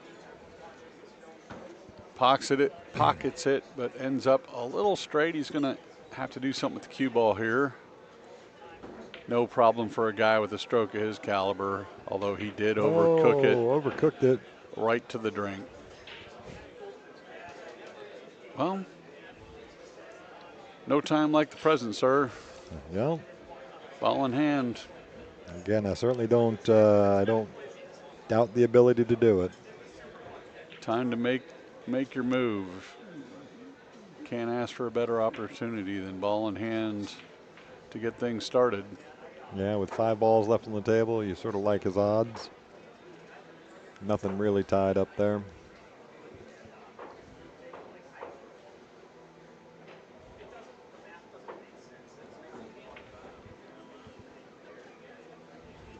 Yeah, got a nice, left himself a good angle here, natural, although Junior likes to come the other way. We'll see if he goes forward. Yeah, he does follow the ball around. Yeah, it comes right 2 into rails the line. into the angle. I've seen it where he likes to go short side on that ball a lot and power it. Like that? Float forward. Gave himself a little tester here. A back cut. Kind of a risky shot there, right? A little bit. Yeah. I like, if you're going to shoot it that way and follow down, I like going down to the bottom rail and back out to make sure that you're. That's why. That's exactly why. The back cut ends up being the demise, and CJ Wiley, future Hall of Famer come Tuesday night, takes 9-2. Yeah, unfortunate end for Junior there. His run at the Texas Open now over. Is going to finish in the 49 through 64 range. Okay. Hey, bud. Yeah, that's unfortunate. He had a couple of miscues. You know, CJ came with some shots. You know, could tell both players a little bit out of stroke to start the match, but CJ found his gear, was able to power his way through to victory, 9-2, and unfortunately that'll be the end of the 52nd annual Texas Open for Junior, who he himself has played in. I forget how many he told me he played in, but it was in the teens, if not 20s, of Texas Opens in his life. Been a long-time staple of the Austin area, and father's been a big-time player here in Central Texas, so Junior's had his opportunities to not have to travel to play in this event, taken full advantage of it and played about every year that he could. Crowd is shuffling around here. We've definitely got some buzz in the air after that Shane Van Boning Fedor Gorst match earlier, where if you missed it, Shane went 9-0 and shut out Fedor. Really gave Fedor very little opportunity. He gave him one chance to shoot on a rollout, which Fedor passed back.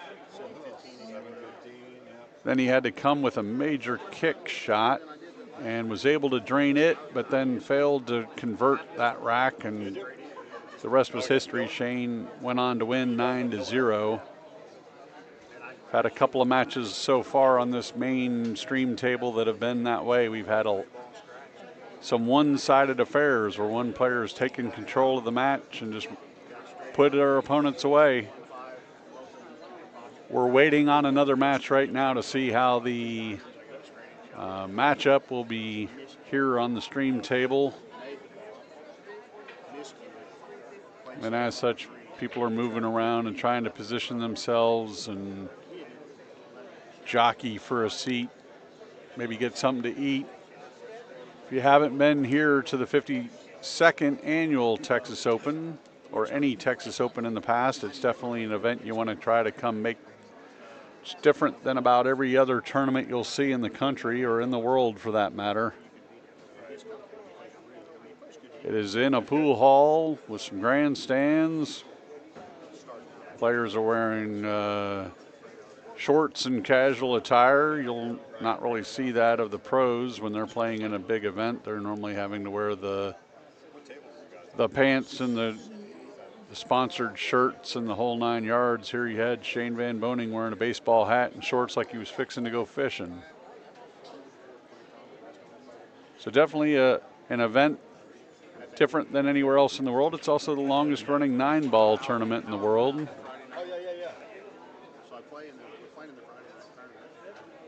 Definitely is a who's who of pool on the tournament trophy. Some of the old school guys going into the Billiards Hall of Fame this coming Tuesday.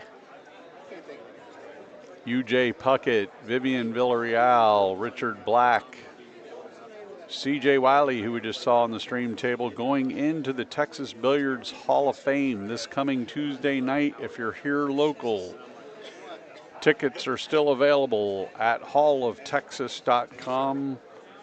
Not only come hear some great stories about the old school legends, but come have some great Texas barbecue on top of it and celebrate the impact these players have had to the sport of pool in Texas. Help the Hall of Fame grow the sport in the state of Texas. There's a lot planned for the Hall of Fame. Looking to do some kids clinics, some charity fundraising events for various charities. Looking to have some statewide tournaments for those that are members. So besides coming to the banquet itself and supporting the Hall of Fame that way, support it today by becoming a lifetime player member. Lifetime player memberships only $99 right now. That'll cover you for life for any event that is in the Hall of Fame, but more importantly, it'll help the Hall of Fame with keeping it above ground with the website costs and all the other costs that they have to try to get this thing going where we want it to be. You can get that at halloftexas.com. halloftexas.com to become a lifetime player member. You get a lifetime player member patch for your Q case. And tickets on sale for the banquet. $65 will help the Hall of Fame, number one, cover the cost of the banquet here at the big ballroom at the Wyndham Conference Center in Round Rock, Texas. Help celebrate the game of pool and those that contributed to it. So UJ Puckett, lifetime legendary personality in the game of pool. Can't talk to an old-time player that doesn't talk about UJ Puckett. One of the great stories about UJ's the Ghost up there in Fort Worth, where UJ used to play. They're still talking about how the Ghost comes along and knocks cues off the wall, and balls that didn't go into the pocket end up in the pocket. I know before his wife died, someone asked him, matter of fact, I think it was Jake Dyer of the Fort Worth Telegram at the time, did an interview with UJ's wife. Found out that there's a ghost here of UJ Puckett haunting the pool halls in the Fort Worth area. All his wife could say was UJ was pretty lazy when he was alive. I doubt that he's doing much when he's dead. The other person going in is Vivian Villarreal, the Texas Tornado. Probably won more Texas Open Women's Championships than anyone, as well as probably any Texas female player. Won more tournaments on the Pro Tour. Legendary cue maker Richard Black. Anybody that's into pool cues and custom cues knows Richard Black. That guy's made some of the best top-end custom cues in the world for a long time from right here in Texas. And then the man we just got to see win against Junior Davis, 9-2. CJ Wiley. CJ, of course, won the Texas Open, first touring pro to ever win a Texas Open. He won it back-to-back in 1996 and 1997. Back-to-back championships for CJ, and the first touring pro to ever win the Texas Open. So you have those four going in this coming Tuesday, September 2nd, at a banquet here in the Round Rock Wyndham Conference Center. We're happy to have a celebration of pool and a celebration of those folks going in. I hope you can support the efforts of the Hall of Fame by going to halloftexas.com. Well, it looks like we still have a little bit of a break going on here before they announce the next matches. There are a bunch of players. Looks like all the tables on the streaming side of the house are empty, but because of the nature of how the last few matches went, we're a little ahead of schedule, to tell you the truth. We had Shane started off with a 9-0 against Fedor Gorst. Then we had Jesus Astencia also do a 9-0. And now the last rack, we had a 9-2 where CJ Wiley took control of the match and put away James Davis Jr. in quick fashion. And both those guys are, heck, all three of the winners of the last three matches are quick workers. They don't like to mess around, and as such, we're a little bit ahead of schedule. So I don't know if they have any matches that they can call right away. Part of the challenge of a shotgun tournament is that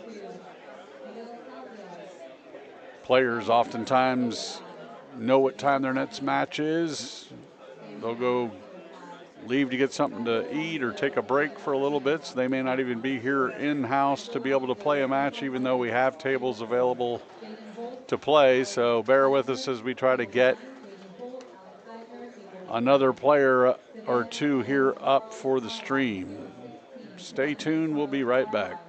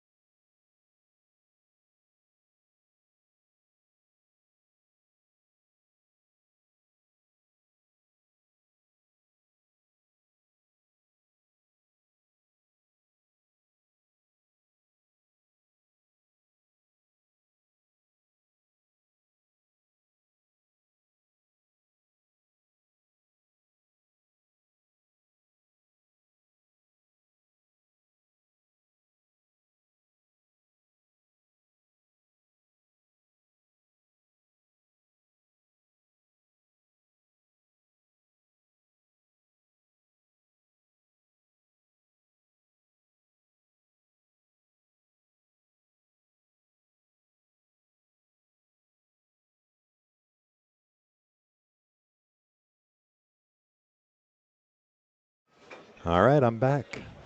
Back with Kevin. Looks like Jude's going to join us for this match. It looks like we're going to have a local Yes, we have a local battle showdown. coming up for you. Two really high-quality local players. We're going to have Noah Contreras, very, very local to this pool hall,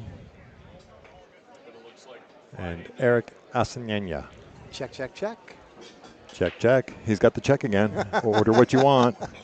Top shelf. Hey, guys. What's up, Laz? I don't. Hold on 1 second. I'll be back. I can help him. Okay. All right, so they're going to lag it up right now. Let me get back over to that table.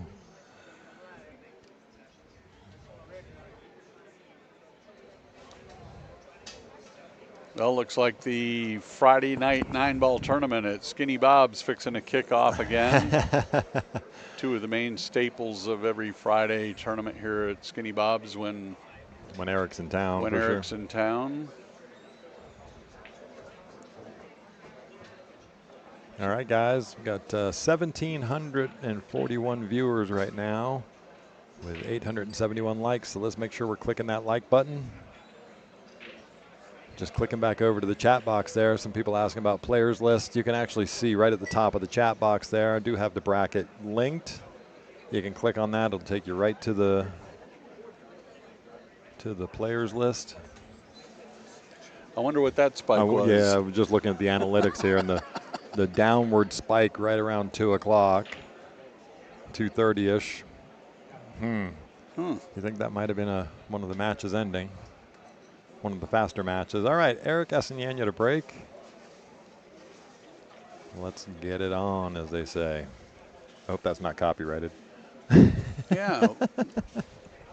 We're live from the rail at Skinny Bob's Billiards for the 52nd Annual Texas Open 9-ball Championship. Eric Asenenya and Noah Contreras, both from the Texas pool scene. Got myself Kevin Welling. Hanging out with Michael me, Heaps. Michael Heaps. Jude Rosenstock. We're going to be commentating on the local flavor match. Eric's off and running. Makes a couple balls on the break, dead shot on the 2-ball. So Eric, you can describe as being a Texas pool player, especially just saying the whole state of Texas. Sure. But Noah is originally from Nebraska. Noah is originally from Nebraska. That is true. Well, actually, he's originally from South Korea via Nebraska. But yeah. Or interesting path. Yeah, very interesting path. Okay. Great kid though. He's got a hell of a game. You know, high hopes. Yeah, and just good all-around guy as well. Yeah. I mean. Well, the good news is we're also going to make quick work here because both these guys also like to play really fast. Yes, they do. So in the chat, just want a quick shout out, Tower Man. Nice to see you back in the chat today. And yes, Savannah did come back to win her match against Kenny Wynn.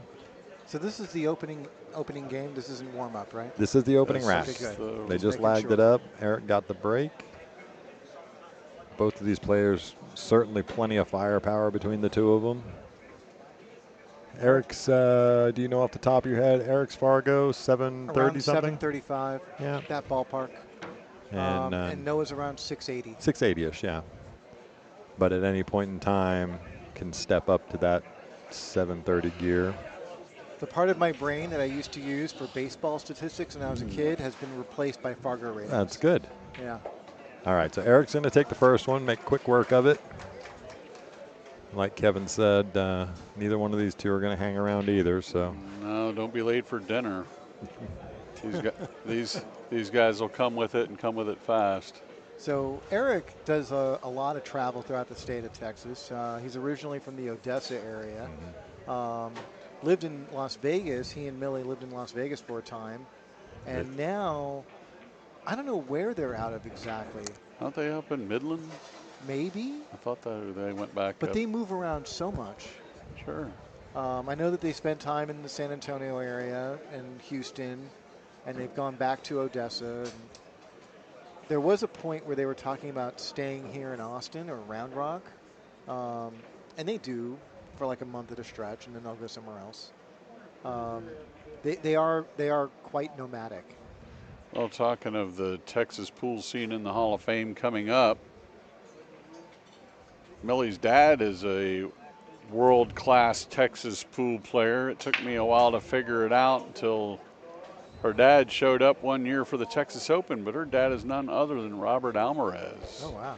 And if you know Texas pool at all, that guy was a terror back in the day.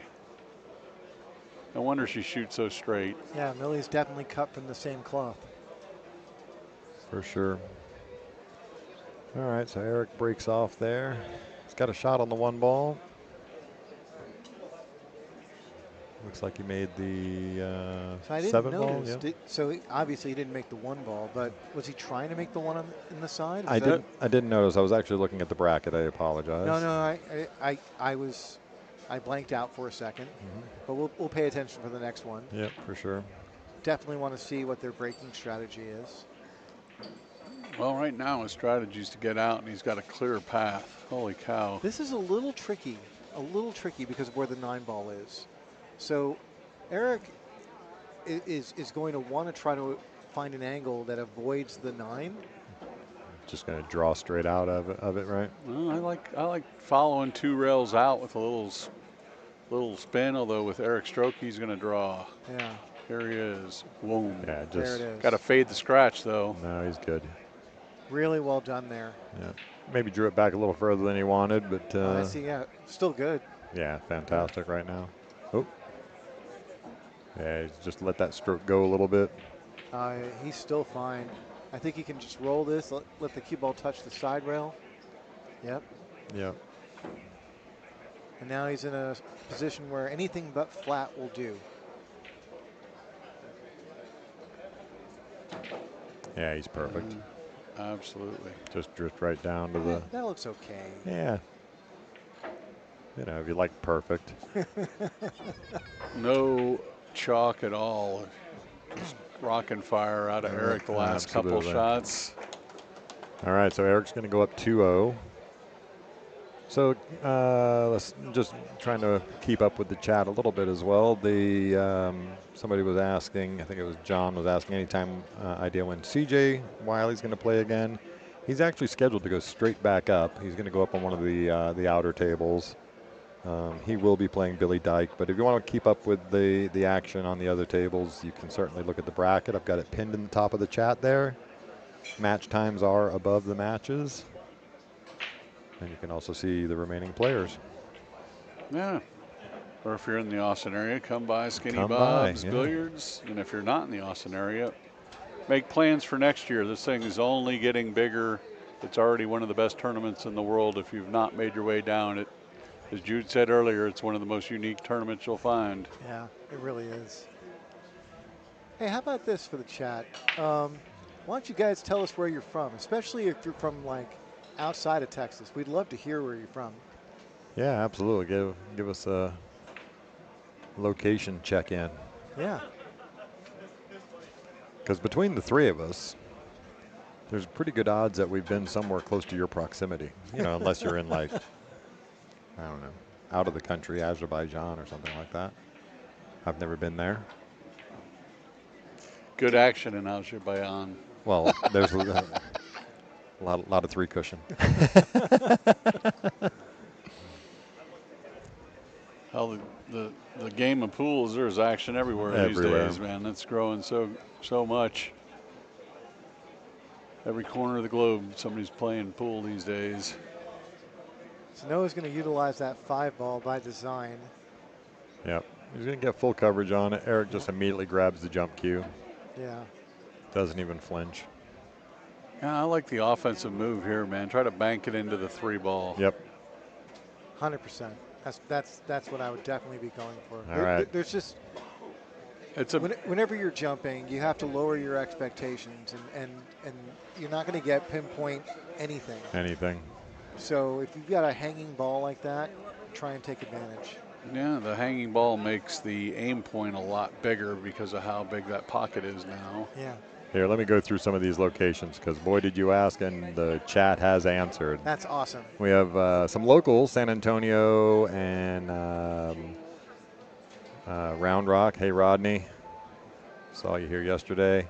But check this out. We got Tucson, Arizona, the Jersey Shore in New Jersey, Cape Coral, Florida, Puyallup, Washington, Fayetteville, Arkansas, Lodi, California, Augsburg, Germany. Oh, and he got a roll. Look at that. That's a roll and a Eric half. Eisenena. Hey, man, just as we said earlier, main thing with being hooked is hit the ball. Good things happen when you make contact. So true. Never give up ball in hand, whatever you do. So true.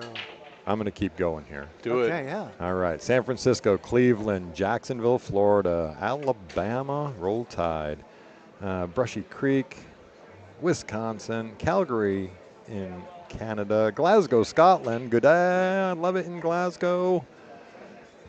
Western North Carolina, Fort Atkinson, Wisconsin, Rock Creek, British Columbia. I think my daughter's actually camping up there right now in Rock Creek, British Columbia. That's awesome. Yeah, she's up because she goes to school up in Washington State. Okay. Well, good to have everybody out here. Grand Rapids, Michigan. Let's get back to the action. So Eric's got a bit of a challenging shot on this 4. He's looking at the side pocket. That's the one available. But I think he's going to have to try and draw for position here. Yeah. Yeah, keep the 9. Keep the 9 out of play. And again, like we said earlier, anytime you jack up. And he's got some coverage here. Yeah. Certainly looks like it. Let's check it out. So Noah and Eric know each other quite well. Eric comes down to Skinny Bob's pretty frequently and plays in our weekly tournaments here. And Noah is a staple in the weekly tournaments here. So they run into each other quite a bit. There's a long history. They're very well aware of how the other one plays. Yeah, for sure. And so you might see Noah take a few more risks than he might normally take, knowing that Eric's got about 50 Fargo points on him. Yep. What a kick. Wow, look at that. Kick. Beautiful shot. Back cut, rail first kick. Yep, that was pretty good there. Now, does he take the 5-6 combo on? That's a tough shot from that distance. I think I'd look to play safe. Get safe right behind, just Behind the two rail it 6. behind the 6. Yeah. Yeah. Send the 5 back up the table. You have the chance of getting the 6 and the 9 between them. Yeah, you're picking up what I'm putting down. Yep. Let's see what Noah picks up. Yep. A pretty natural safety for that. Yeah. Oh, no, he's gone. Yeah, I was wondering if he was going to go for it or not. He is another guy that's pretty aggressive with his play. When he feels it, he feels it. So the 5 doesn't look like it's makeable, so Do you know what I would think about doing here? just stopping the cue ball right there. Send the Bingo. 5 right up the table to the top rail, just like We are this. in sync. He didn't quite get that. Yeah, he didn't. He's going No. to leave a shot here. Yeah. But if you can leave your opponent treetop, Yeah. why not? Who makes those shots? Who makes those shots? SVB. Even SVB doesn't make those shots. I'm just saying because, I mean, he made everything. Sure, one guy. Yeah. Maybe Fedor, too. This is not an easy shot off the rail either. But he doesn't have to do a whole lot with it, right? Just Uncharacteristic there. shorted it a little bit. That might be some TV jitters from him. It's tough playing on this table. Like, you do it all the time, every single week for the weekly tournaments. Sure. When there's like 20 or 30 people watching in the stream. Yep. It's not as easy to do when there's a couple thousand people watching on the stream. So we got Cuenca, Ecuador in the house. Wow. That's awesome. Welcome. awesome. Boise, Idaho, City of Trees, Roanoke, Virginia. Roanoke. Yeah. All right, Eric's going to make That's a pretty easy, shot. pretty nice, smooth stroke on that. I think he was trying to stay the other side of the 6 there, but should not be a problem. Beggars can't be choosers there. Yes, we can. Yes, I we think can. not only do I think he's good, I think the 9 ball is going to help him out with getting position. Nudge him towards the left side of the 7 as we look at it. Yeah. I mean, again, You should be able to force follow right past that 9 ball and get on the left side of the 7. That's what I see happening. If your go time, make sure you make the ball, man. This guy. Job one, right? This guy shoots them straight. Yeah, he does. I'm going to owe you a pack of lifesavers, dude. You get round And 2. there it is. That's Got exactly it. Yep. So Eric judges the carom perfectly. Perfectly, yep. Speed-wise, I meant. I mean, the direction was sort of a given, but his speed was really spot on. Yeah. And now he's in a very routine, familiar spot here. He might have overhit this a little bit. No, it's going to stop him. Perfect. Okay, sorry. I'll shut up here. You're watching the monitor. I am watching the monitor. I Yeah. should be watching the table, I guess. Yeah. Well, no. I mean, I'll let you watch the table. You're manning the computer too. So. Yes. In true form, though, Yeah. Eric keeps up the trend on this table. screen table lately and takes a 3-0 lead. 3-0 lead. Seems like every match we have now is a one-man affair. Right. Good. How are you, brother? Eric's the guy that if he gets in stroke and gets a lead with that winter break format, he can certainly bury a guy and put him away quick. Yeah. Yeah, so looking around the room, got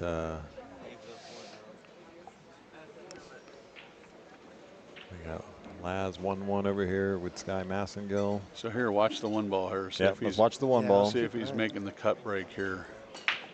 That is the cut break. But he made the wing ball. Yeah, he is definitely going for the 1 in the side. He's just not hitting it the same way as the other guys are. He got that one a little thick, right? And just I'm going to be interested to know if he's going for the cut or if he's going for the wing, because that's twice now he's made the wing ball. made the wing ball. That's Yeah, true. it's possible. It's possible. Yeah. Whatever you're doing, Until if we you can ask do him. it consistently, then Then do that. then Yeah. do that over and over and try to judge to where the cue ball needs to be in order to play shape on the 1 ball if that's what's next. And look at watch this shot. Yeah, he's gonna thinned it stick him so up. perfect. It is just dead right It's there. a stick up. How do you like it now? Oof. But you know what? This is going to be a low-risk situation for Noah. Sure, the 2 and the 3 tied up the way they are. Yeah, and he's probably going to look to tie this up even further. Yeah, if he doesn't feel good about the 2-rail kick or 3-rail kick or whatever he's doing here, rolling that 5 up into the 2 ball and tying it up even worse than it is now may make his situation better, at least keeping Eric from just running out on him. Yeah, and especially given the fact that the 1 ball is kind of sitting wide out in the open. So if Eric tries to go for the 3 foul, his next safety is going to be pretty difficult. He's going 2 rails at it. He's going. No, he just popped. Got a little bit of a hop. I think he was going a little bit too deep into the corner anyway. He was, yeah. Yeah, but I think he might have favored that just to ensure that he didn't disturb any of those balls in the lower left quadrant. That's true. You know, It's a good thought. Yeah. Speaking of disturbing balls, you like the breakout of the 7 here on the combo? Do you like playing safe? Do you like ducking behind the 7 with the cue ball and just? Oh gosh, I don't know. What do you like here? It's hard to say. I don't like playing safe. It's not that simple. You could think about drawing behind the 7 ball, but that's not that easy to do. How about crossing to the 9? Oh, I wanted to say it. I'm sorry, I didn't know. I got He did you. what he tried. Oh, he he makes tried the what I 2. was going to say, which is go behind it. the 7 with the 2 and draw back for the 3 up in the corner. He just missed it and it shit out into the side, and now he's got himself in a little bit of trouble here. He's in a bit of a pickle. Because even if he makes a good hit on the 3, all he's doing is breaking it out for Noah. Yeah, but he's not. I mean, if he fouls, the table's not entirely wide open. You've got the 5 ball that It's doesn't not. really have a convenient pocket, but the 9 Looks ball like, sitting in is front he of it. jumping this? Yeah, he's jumping. He is. He's jumping going. this. Looks like he's going to try to catch it, maybe cross Oh, he's it, going and for bring the the 9. cue ball He's down. going for the 9. Oh, what a shot. Wow. What a shot. Did you see that? Wow. That might be the shot of the day. That's a pretty epic shot there.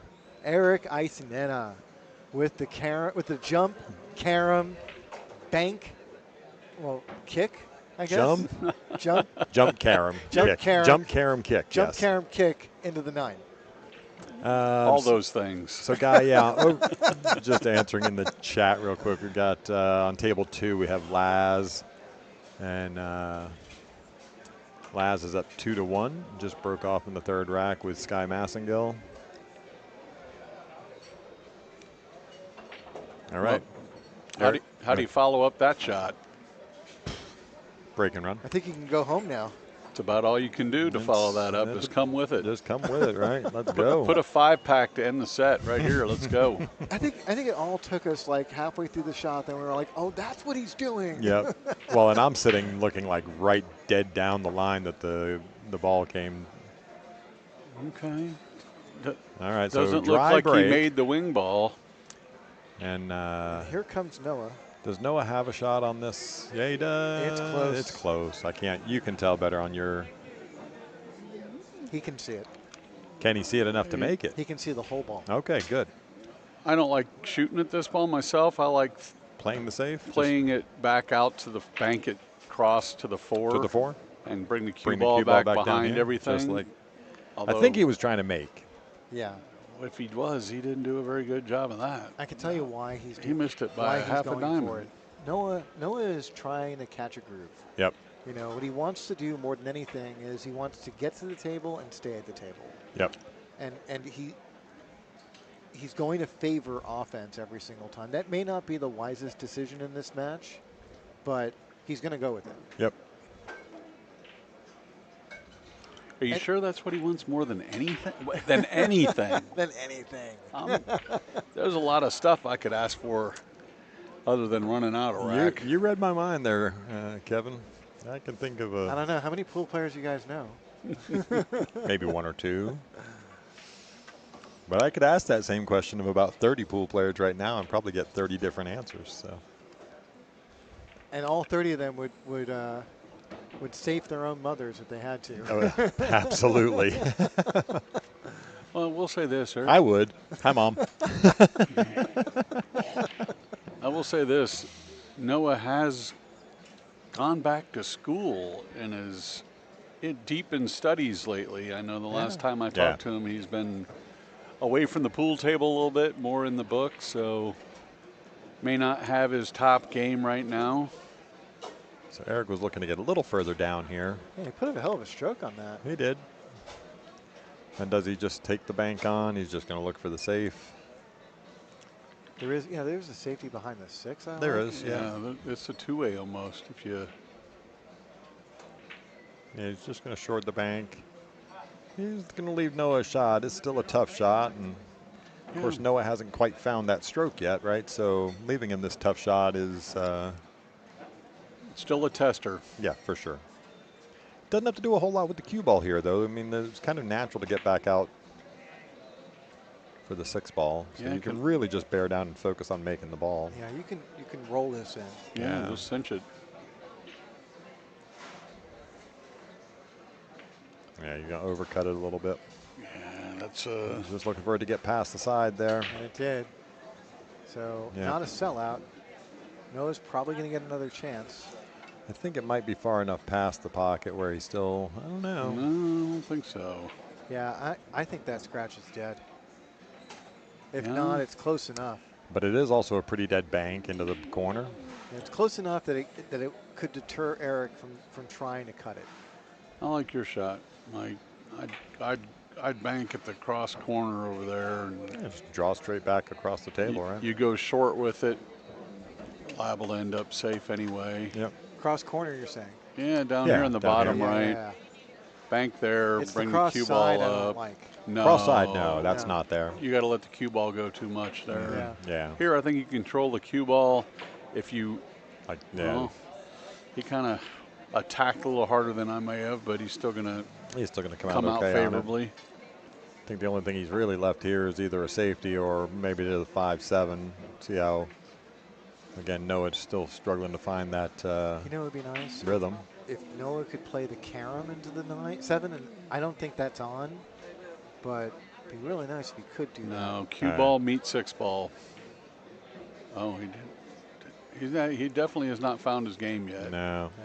That is a Noah Contreras specialty, that shot. Spinning that in behind the 6 ball, yeah. He didn't come close. You can tell he's still finding his way.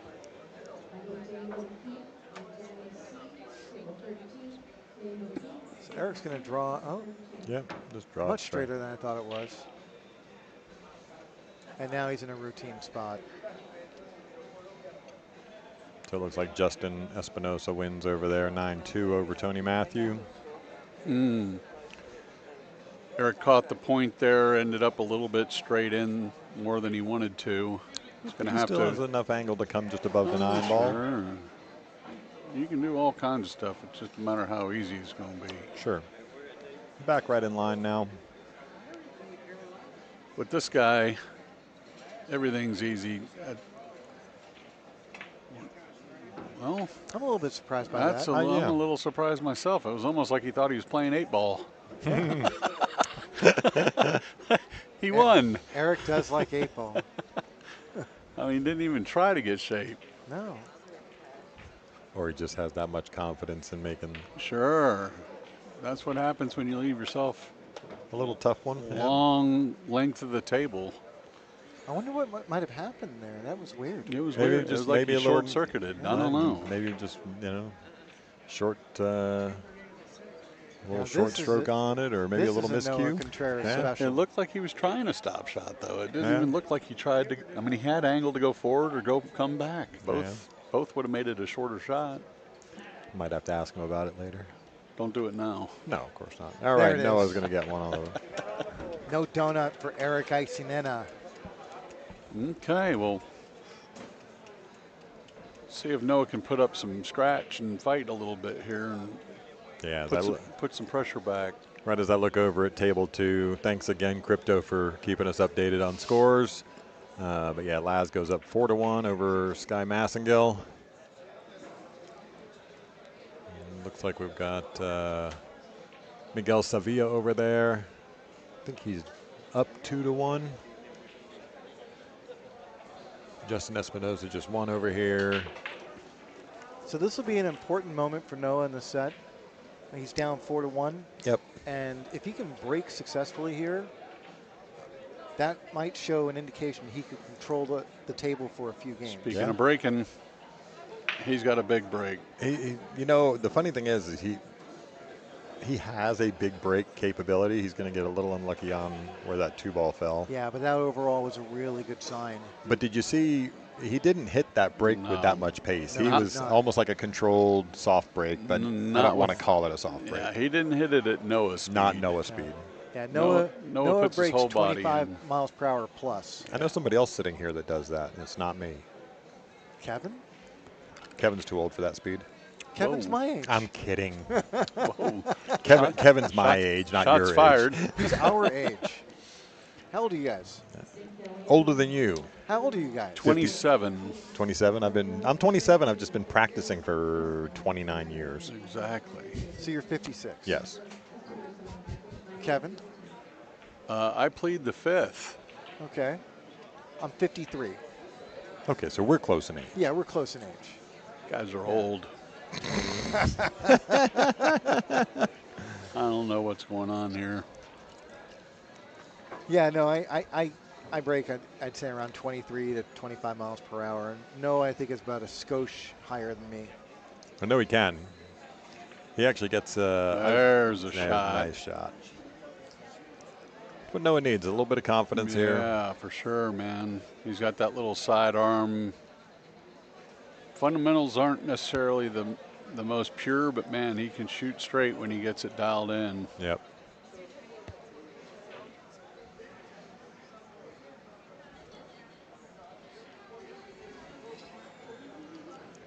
All right, so a little unusual here. Well, he's gonna Just draw straight back. He's just got to make sure he doesn't run into the 9 ball. Oh, He's no, looking to cut it. He can make this in the corner and draw past the 9 pretty Sure. easily. And he can cheat the pocket just a little bit to avoid scratching. I was just going to say, you're worrying about scratching in this corner if you draw Yeah. it straight back? I'm looking right down the lane right now. Yeah. He can fully avoid that scratch. It's a test of his touch here. Yeah. Draw Yeah, back. perfect. Yeah, just like that. At first, he was looking in the side pocket. I'm like, wow. Then you had all Yeah, I kinds was of going to say, traffic where are you going that that way? Yeah. So now you can go 2 rails and out, follow. Inside follow, 2 rails and out. Just got to watch the scratch in the side with that 2-rail follow, right? And this is the shot of the game right here. For Noah, yes. Yeah. If Noah can make this, he's out. Or he should be out. Yeah. I fully expect him to be out. But he's going to have to navigate getting to the right side of the table. I don't think the 7 plays in this. Neither do I. Depends how much pace. Yeah, it did. I'm sorry, commentator's curse. He's going to make the 7. Yeah. By ramping up the speed there, it kind of ran out long on him. got the angle different into that first He's not out second of it. rail. He can cut this in. He can spin this one in for sure. No, he's going to get away with it. I was going to say the good news is he's going to get away with it if it sits right there. Yeah. And he's going to get coverage by the look of it. You're looking right down that line, Jude. He's got full coverage. Yeah, full coverage on it. Yeah, that's like an AT&T safety. See, the old school guys here, I'm kicking at this ball trying to make the 6. Me too. Me too. Me too. I think the jump, while it's maybe easier to hit for these guys, I don't feel like you get near the reward for that shot. Right. I don't think the in that situation, I mean, for these guys or really a lot of players, it's making the hits not even questionable with the kick. I mean, it's. I think today's young players are not developing their kick game as well as we did. I think that's what it all boils down to. And that's neither good nor bad. I think that you see these players. How'd he hit it? They jump very accurately and I like the inside English here to kind of kill this cue ball. He's having to back cut this a little bit. Yeah, knowing Noah though, he may just stroke it out and let it run. Ooh. He's going to get funny on this 9. Yeah. I was going to say, like, if the position isn't natural, you might consider running around the table. Air it out, yeah. Yeah. This is what I thought he was going to do. He either got to inside kill that one or go all the way around the world. He's going to just spear it in. Oh, he's going to miss it and leave him. Wait for it. Wait. He's going to scratch as well. No, maybe He's not. going to titty hook him. Oh. Denied. I think the whole room was wondering if he was going Collective to get gasp, hooked. yeah. I think we were all looking for it. Like, okay, so Noah's probably going to lose this, but maybe not. Maybe not. There's a Oh, sliver. yeah, I did. Yeah.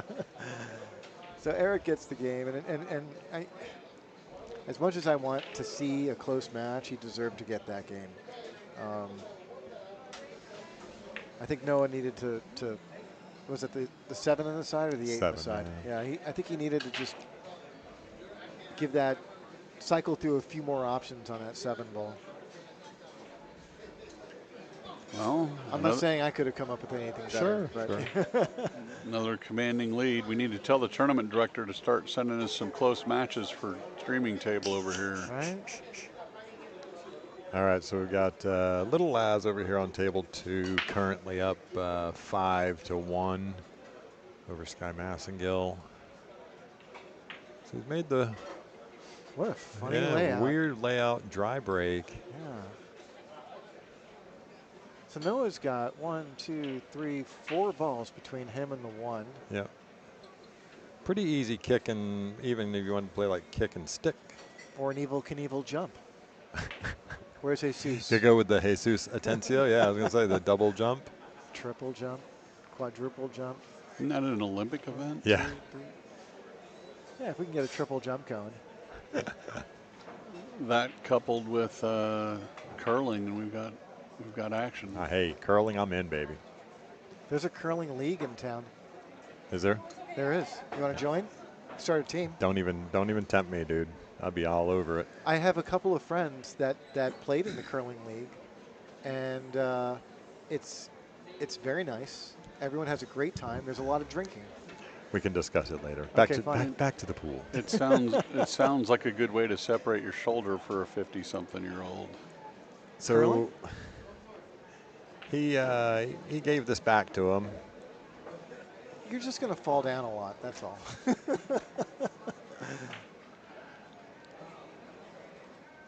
No, he's just I gonna don't like underhit it a little bit. Yeah, you got to hit that with some the pace. pace, man. I like Get that one you're ball trying down to to this kick and rail. stick. Maybe if you hit it really good, stick it to where it floats in behind the 7. But I think you have to ensure separation. you got to make sure that distance is there when you're done. And at that pace, you weren't going to get that. Yeah.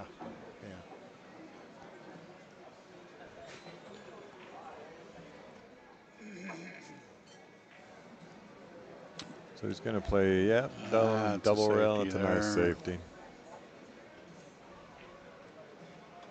Well, Double. cue ball follow the same path, back and forth, a little Z. So I have a funny story about Noah.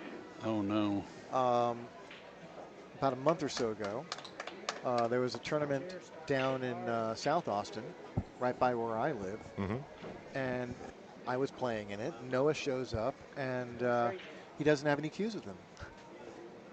And so he says this to me, like, I forgot to bring my cues. I just got in my car and didn't put my cues in the He car. almost made that kick. I'm listening. Go ahead. And I was like, let me see what I can do for you, because I live right down the street. Yep. And so I call my wife, and she says, "Oh, for Noah? Sure, yeah, he can borrow my whole kit." And so I was like, "Yeah, Noah, you can borrow Stacy's cues. It'll be fine." So I go home, I get my wife's cues. They're all, I mean, the cues themselves aren't pink, but like the case is pink, and she's got like a pink glove and Oh, Eric makes the pink chalk holder. bank into the combo. Anyway, Noah ended up doing quite well that first day of the tournament. And he was like, "Can I keep Stacy's cues?" I was like, "You don't have a problem with the color?" He's like, "Nope." Well, the similar thing happened to me. I went to the same hall, I think, and walked in, left my cues sitting by the front door of my house. I remember this day. You have to call me when that happens. And Michael Heaps said, "Well, I've got some extra cues you can play with as well." Were they pink? No, but it made me go out and sell my brake cue to go buy the same brake cue that he had. I broke so good that night it made me change my What whole, kind of whole brake setup. cue is it? Well, it might have been a Predator. I forget what it was. It's not our title sponsor. How's that? Oh well. Noah got to break with Stacy's brake cue, which is a BK Rush, There sold you to go. you, Well, brought there to you you go. by Predator Cues. Yeah. There you go. Comes in an array of colors, including pink. It does.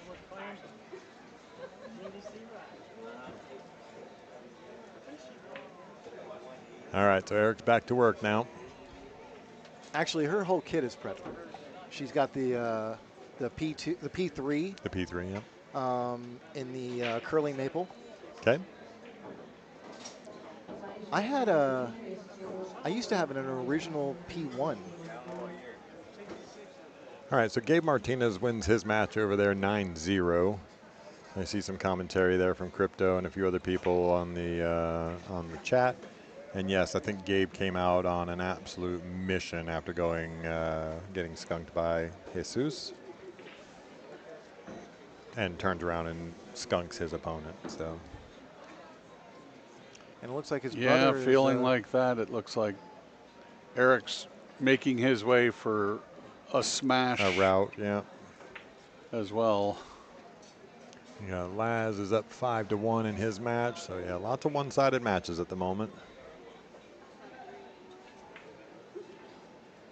The Miguel Savia match is 3-2 in favor of Mr. Downs. So Eric's ended up a little funny here. He's Just dead he's on straight. the rail, which might complicate things a little bit. For sure. Yeah, it's actually to me, this shot is actually missable. Yeah, no, this is definitely, especially if that ball is actually if the Frozen. cue ball is frozen on the rail, it becomes very difficult. I almost like playing the 9 in the side because of it. Oh, he tried to draw it back and didn't. He short stroked it. It's so hard to put a big stroke on a ball Exactly. like that because you're afraid that the cue ball is going to come off the bed of the table, and if that happens, it's going to move away from the rail because it's actually underneath the rail. Right. Yeah, that's why I like slowing that roll a little bit and just floating down to play the 9 in the side there. But You're playing a shot off the rail anyway. Eric's hit it like a champ, of course. So the unforced error ended up not costing Eric anything. of course, as straight as Eric shoots, it doesn't matter where you are. Yeah. Seen him make that ball from Detroit. So without saying anything, Guy, I'm blinking right now. Yes, it was exactly what you called out. He was taking a guess at what my break cue was. What did he say? What? Sorry. One of the guys in the chat, Guy, was talking about, he was making a good guess as to what my break cue was, that we were not going to mention the name, and yes, he was correct. 52nd annual Texas 9-ball championships Yes. brought to you by Predator. Happy to have them on board as the title sponsor of this year's Texas Open. All right, let's get back over here. I just, every time you show that logo, I think of the Sega logo. Sega logo. Sega. All right, so he was, makes the 7 up in the corner. The 1 misses the side pocket. Oh, look at this. But what? Yeah, look at this layout. 1 ball, 2-9 combo. Put me in, coach. All right. I know this shot. Yeah, just answering into the chat again. Savannah's still in, just waiting on her next match. So Eric can allow his cue ball to run into the 5. I think he's going to plan for that. That'll keep his cue ball north of the 2-9 combo. Yeah, that's probably exactly what he's going to do. Otherwise, he's got to deal with a lot of traffic. Yeah, that's what I would do. Yeah, Yeah. that's what I would try to do. And it seems like a reasonable plan. Does that make it harder from making this 1 ball? No, I don't think. You know I think what it's a natural. Do you know what I think? I think actually, if you can eliminate the negative thoughts you're having in your head, then you increase your chances of making the shot. I'm screwed. So by aiming to run into the 5, yeah, you're making the 1 ball a little bit more challenging. However, you're eliminating problems. Like, you know you're going to get positioned if this works out. So Eric's taking a little care on this one. He definitely knows the importance of Well, he definitely doesn't want to come off. He's overcut it. He overcut it, so he was trying to. I wonder if he was actually trying to get in there and break that out instead of playing the 2-9, or was he trying to come down the table and get up and north of it? I think he was going back and forth and just overcut it. Okay. It's very possible. I would not have been playing safe there. Well, no matter what, he's gotten into a very good position. Yeah. Till Noah kicks this one in 2 rails. Watch this. I think he's going to make contact. Bam, rail first. Pretty good effort at it. And no sellout. No sellout. There's a pretty easy safety here to get behind the 4 ball. Or he can run it the other way, run the cue ball down here. Yeah. He's going to the bank. This is not going to work out for but again, what damage has he really done? The 2 doesn't go past the 9. You know what you can do? You can go rail first. Hit the short rail first with some inside spin. And just make it track down the rail? Precisely. Yeah. That definitely plays. Or go rail first and come around. Swing it around for the breakout. Because it does actually come out to this diamond. Yeah. Sure. I kind of like the short rail first. That's an interesting choice. Yeah. Because it's low risk. You know, well, you're going to make the 1 and you're going to be able to see the 2. Yeah. Didn't hit it hard enough if that's what he was doing. No, I think he's just trying to get into a spot. Oh, no. I don't know what his plan was, but it didn't happen. I know what his plan is now. He might still be able to see the edge of that 2 ball. Sure. Well, if he maybe shooting the combo by force. Yeah. Yeah. I don't think I don't even know if I want to risk moving the 9 down towards the pocket.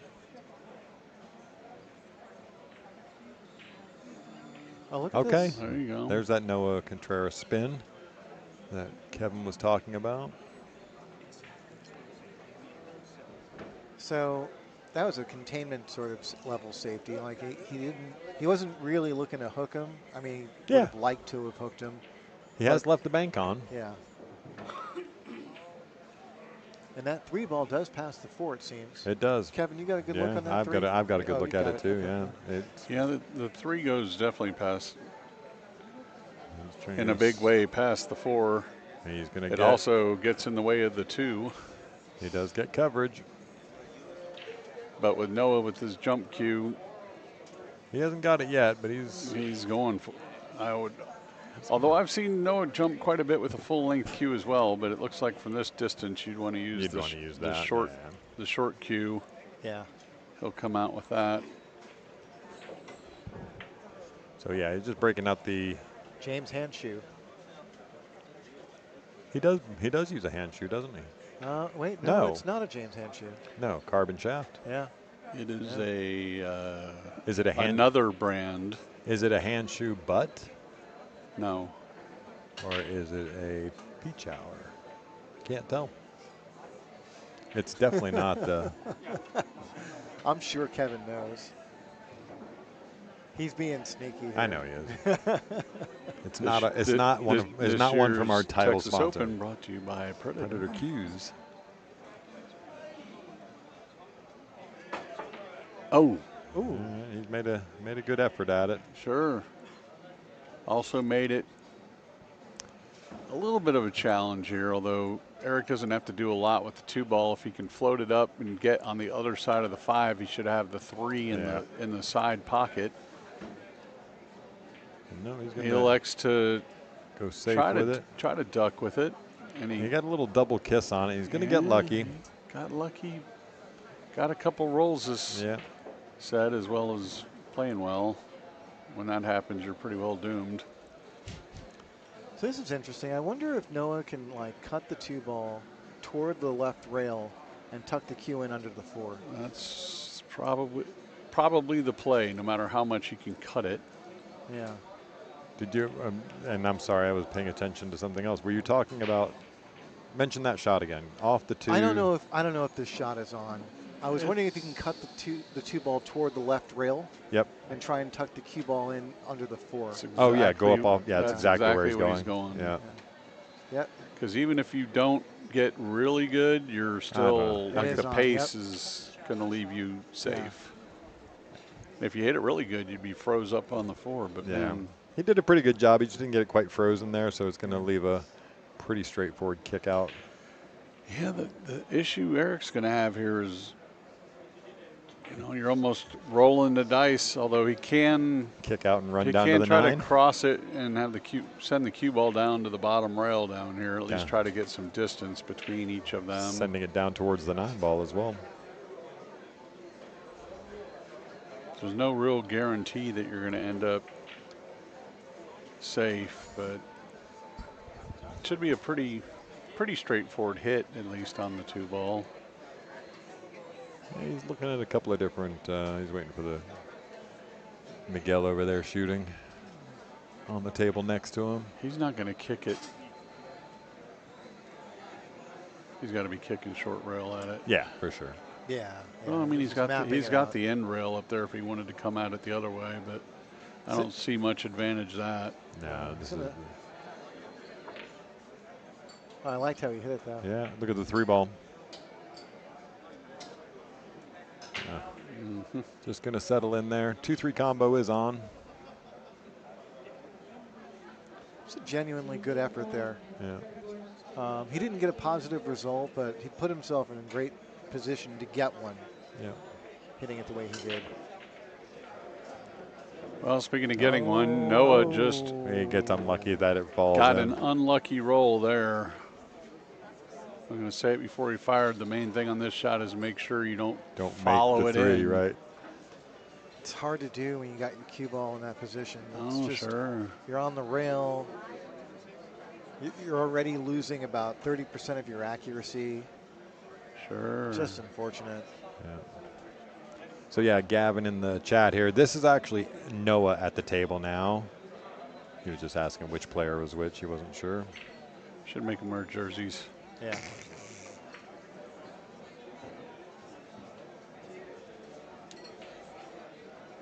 Okay, well, he makes the hit. He's got the little weird back cut into the side here. I mean, certainly doable. He can certainly get the cue ball down past the 6 and just come off the lower rail back to the middle of the table. And what did we say earlier, Kevin? Middle of the table. Middle of the table is where it's at, although I'm not convinced he's not going to have some traffic here. Oh, man, you look at this. He killed it. I mean, just perfect, right? He actually held it up enough to even run into that 8 ball, which I didn't think was possible. So he's got a little bit of a tester on this 5 ball. Yeah, he does. Cause it looks like the shape on the 6 is going to be natural, though. Yeah. Roll forward 2 rails and out. It'll come right at the right angle on the 6. Yeah. Where you see players mess up a lot is they try to super stroke draw this ball, and that cuts across the angle of entry into the shape on the 6. Which you look at Eric now. Look at him. He's drawing it. Just draw it. Yeah. Perfect. Right. What I just said is where you end up in trouble, and he ends up in trouble. He can see the edge forward. Yeah, the natural angle there is to go 2 rails and out towards the 6 ball. Okay, I'm so glad you're here. Because I would have been like, what happened? I don't understand. He can see an edge of the 6 and ball. And you're here to agree with me, so I appreciate that. He can see the edge of the 6, but again, that's just a miscalculation of what the right shot was there. For sure. That's a really big surprise. Because certainly he can execute it, but it makes it harder where you have to have perfect execution. Eric usually makes great decisions. That's just weird. Yeah. Okay, well, Noah's got a golden opportunity here to make this a match. See if he can capitalize. We don't think the scratch is an issue here. No, he's he got can just run forward with it or just draw off of it. Looks like he's drawing off of it. Yeah, that's exactly right. I'd just follow it forward. Yeah. Really nice shot from Noah there. Sure. Now cinch, and make it a 4-rack match here. Breaking. See if you can't put some things together.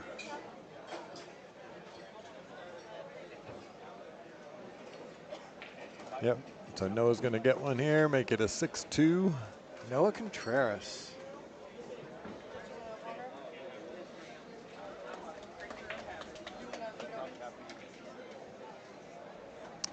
All right, everybody out there in YouTube lands, if you haven't already, make sure we're hitting that thumbs up, click the like, grab the bell, share it with your friends and family. I'm beginning to wonder how close. Let me see if I can do this. Yeah, I think I can sit right on the rail and they can't hear me. So I'm going to try and get a really good view here. All right. Yeah, Noah's going for a really He's like big Steve Irwin in the jungle. Yeah.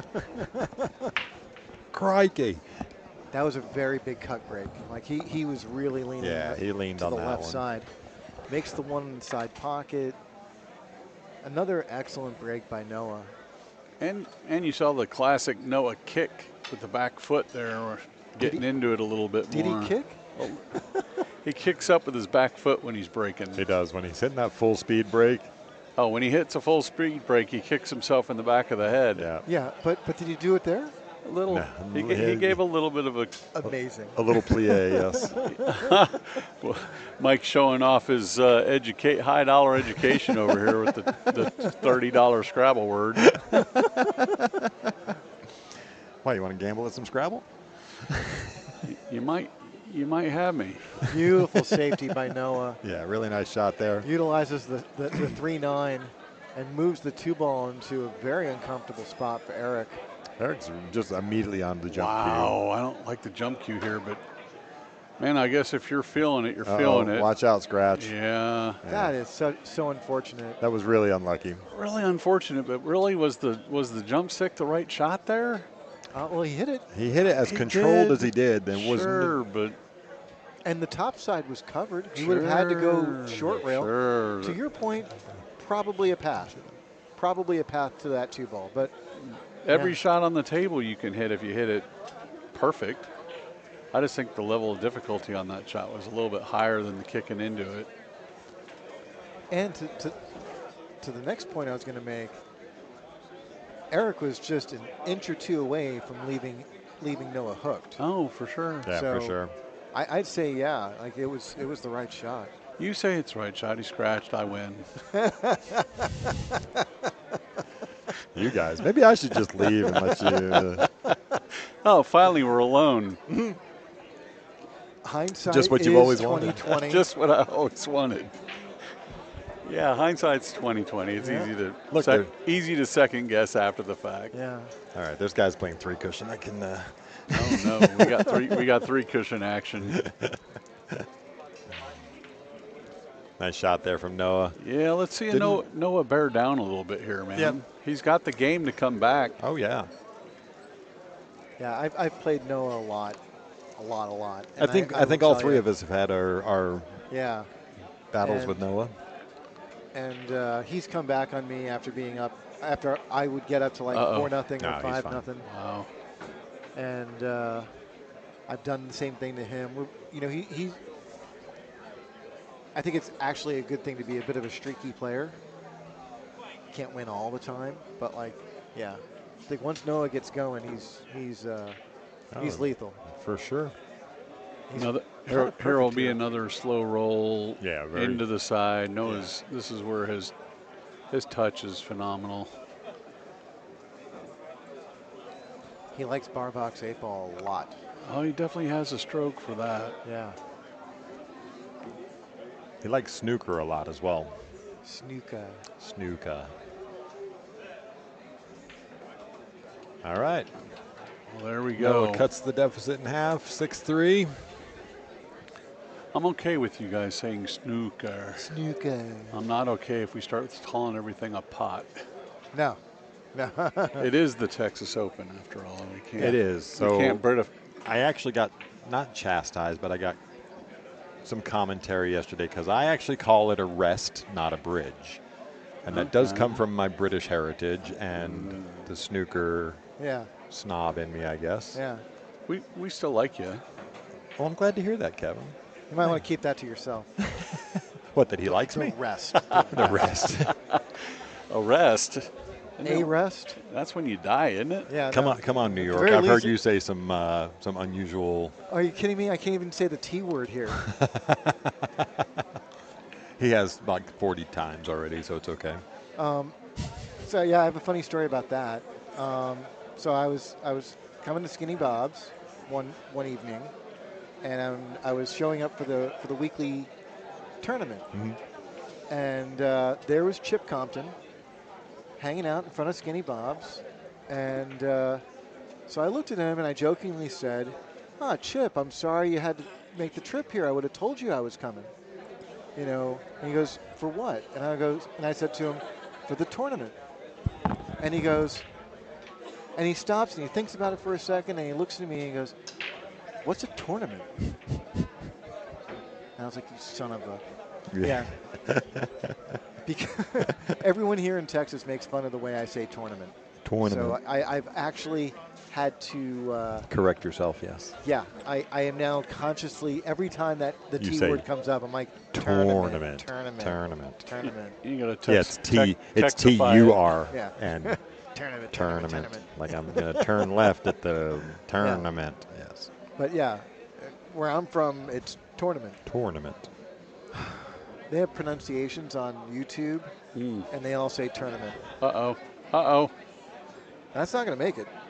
It's a race to the 4 ball. Yep. If that.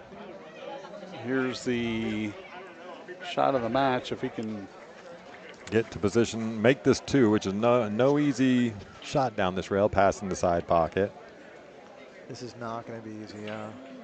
That's the key. Can you get it past the point?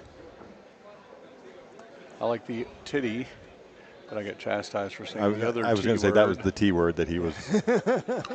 So this is going to be a shot that Eric should be taking his time on, because right now the score is 6-3. Yep. This is a very big game. It's a good call out.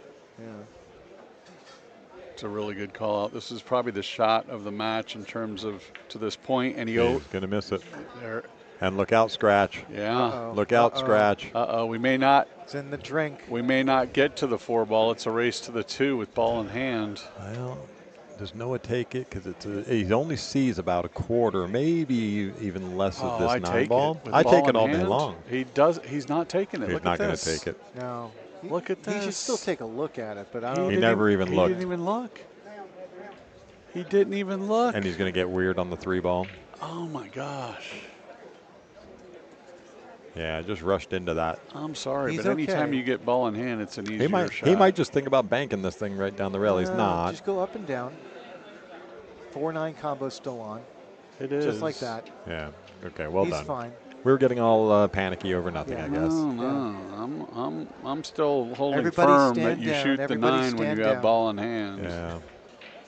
Ooh, he clipped the He 6. clipped the 6 as well. Well, he was just All right, so you were just talking about big swing rack. Yeah, So now it's 6-4. yeah.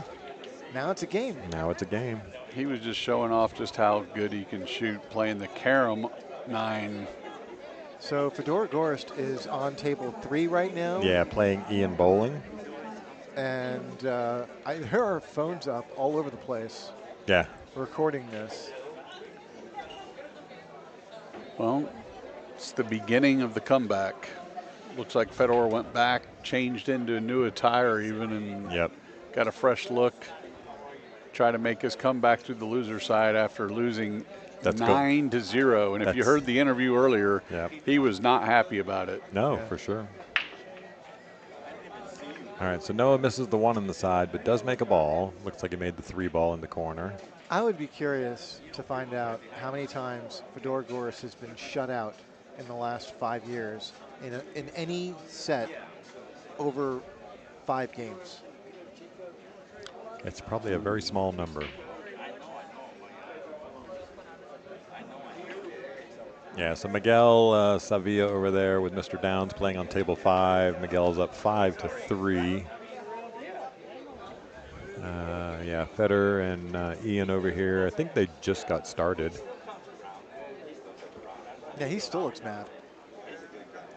Oh yeah, he knows that he just has to go, right? I mean, it's You know, I often wonder what it must be like to be a touring pro and traveling all over the country and playing these same people over and over and over again, and wondering like do you still get that fire in your belly? And it's obvious.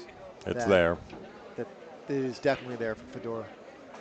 Well, for sure, both Shane and Fedor both showed their emotion in that last match. Yeah. Yep. Shane bared down, and then after the match, definitely Fedor was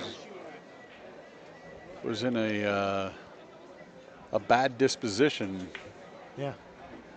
He's only 25. 25, yeah. Are you allowed to have a bad disposition at 25? Yes. Yes. When your stroke is that straight, yes. And you get smoked 9-0. Noah's not going to come out far enough here. Yeah. I mean, he's got the Can you do bank. the overhead? Let's take a look at this. He's got the bank for sure. He's Yeah. got a, Yeah. and he's going on the He's bank. go here for sure. Yeah. Beautiful. That's all. I mean, it's just a straight in shot, really, isn't it? Now's the challenge. Is the 7 in play, trying to draw back here? No, I think he can get below. I mean, he can overdraw it. The corner may be in play if he really strokes it.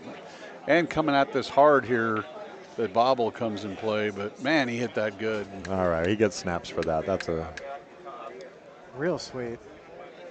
So the next question is, does the 8 go or not? It goes. It's yeah, close. I think it goes. The question It's is, just where you fall on it. I think it goes all day Yeah. long. Just fall straight on it, right? if you can get straight or just slightly below it, I think that's where you want to be to That's keep. where I was going. If you're above it, it might not go. No, if it's above it, it'll go. You just have to deal with the 9 ball and what's going to happen with the cue ball. He's got stop shot here. Leaves him dead straight on the 8. Just draw back out towards the. Yep. Just draw back out towards the center spot. Take the cut with the 9. He seems to like it. So, Yeah, I don't see any issues here. oh yeah, yeah, no Yeah. problems at all. See, that game There we could have go. been 7-3. We are back in a game now. There it is. Now suddenly Six it's 6-5. Yep. Noah Contreras breaking again. How do you like it now? Well, I tell you what I do like. I like that they've gone back to the winner break format Yes, for sure. because it does enable it. While we've seen some matches go lopsided here the last few matches, what it does keep in play is the comeback when you're down 5-6 games. Yeah. Where if it's alternate break, that's an uphill battle to make a comeback when the other guy's getting a break every other time. Noah seems really focused right now too. I like his demeanor at the table. Yeah, he took his little light windbreaker off. Nice cut break. One on the side. Two on the side. He didn't want the two to go. Yahtzee.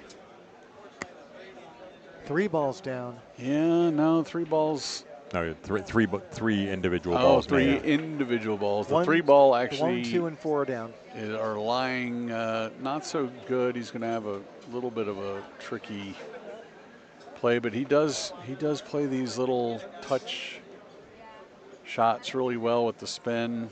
Oh, he killed it too much. Yeah, just Don't catch the. Yeah, he got a little unlucky to catch the 5 ball there, but Still not the easiest to go back and forth to get shape on the 5 here. I can't tell. Can you tell from your angle there whether the 6 is a go by the 8? It does not look like Okay, it well, goes. it's okay. Eric he's just ducking. just going to take the. Wow, kind of a uncharacteristic speed I error. don't believe the 6 ball passes the 8. It's just, he might be able to cheat the pocket, Right. but I don't think he can cheat it that much. I don't think so either. I don't think it's going to slide that far down the rail. Yeah. The good news is for Eric here is the 3 does not go past the 7. Well, the Yeah, he question can cheat is, the pocket out of a ball. I'll put it that way. what's Noah doing here, though? It's not a go in the bottom pocket there. No, He's going to duck, and he's going to put it behind On the the 8. 8 if he can. I love it. This is a really nice safety. Well, it's a good safety coming on him, I It's think. going to solve his problem. It's no. Here comes a Here good comes safety. the lock up dead nut safety. Watch this. Oh, so he didn't have the safety. No. Okay. No. Then I take it all back. He I thought actually he was hooked. he got the assist on giving the other guy a perfect safety. Yeah. They But the 8 ball stays in play, does it? It No, did. did Eric it open did, up? No, Eric didn't move it.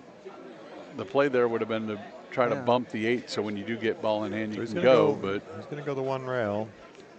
Oh no, Noah. Yep. well,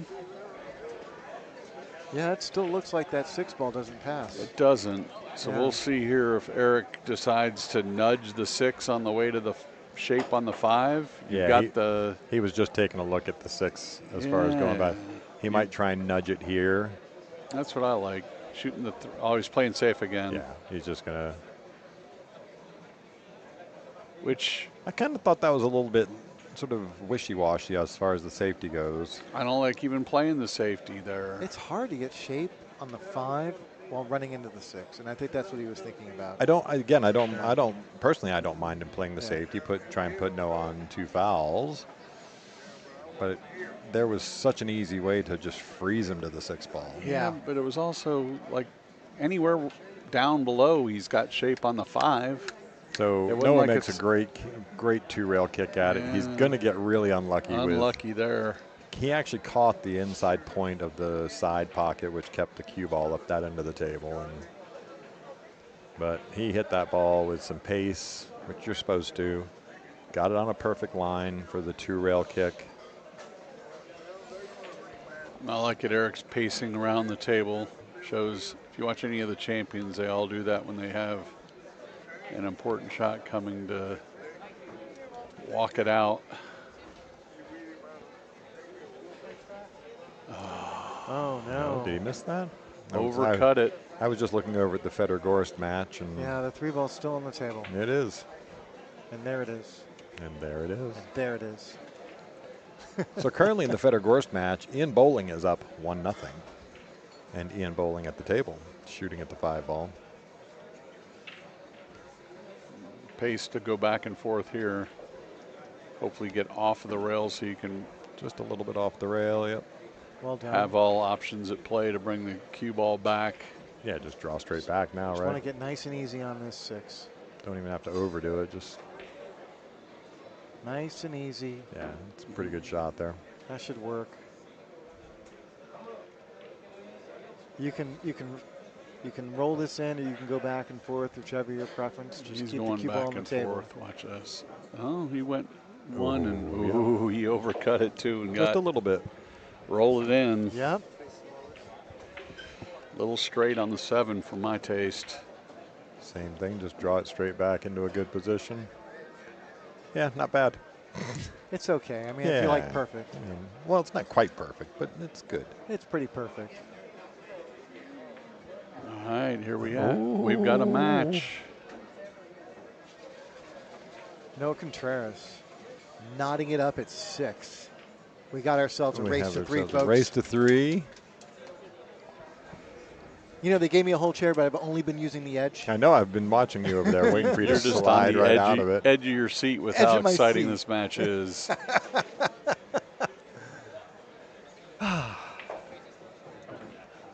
I'm so much better once I get some caffeine and Advil in my system.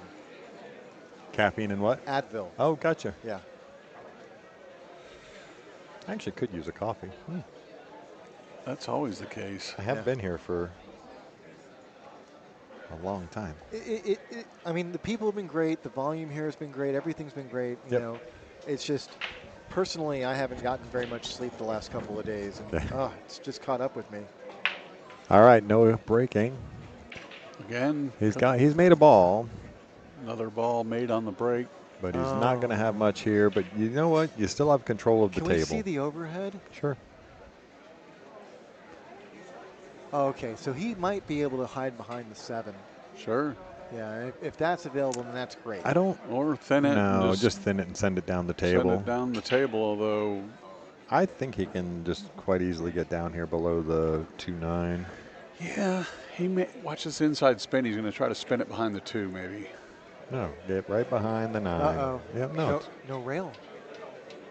Oh, didn't no the one rail. didn't get the rail? Okay. No rail. I'm too busy watching the cue ball. Yeah, no, that's all I do. Yeah. Yep, we have another local battle on our hands on table 2. We have Chris Morris playing Michael Koch. Be a good match. Fedor Gorst has now gone down 2-0 to Ian Bowling.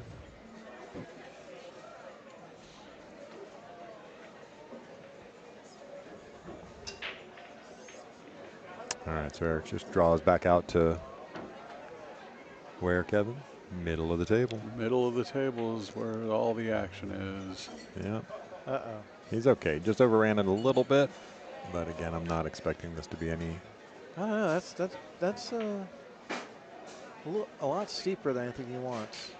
Yeah, Okay. but he kills speed so good. He really does. That was a really good shot right there. Right back in line. I was talking to him a couple of weeks ago about how good he hits that. Probably because he made like, uh-oh. Uh-oh. Let it loose.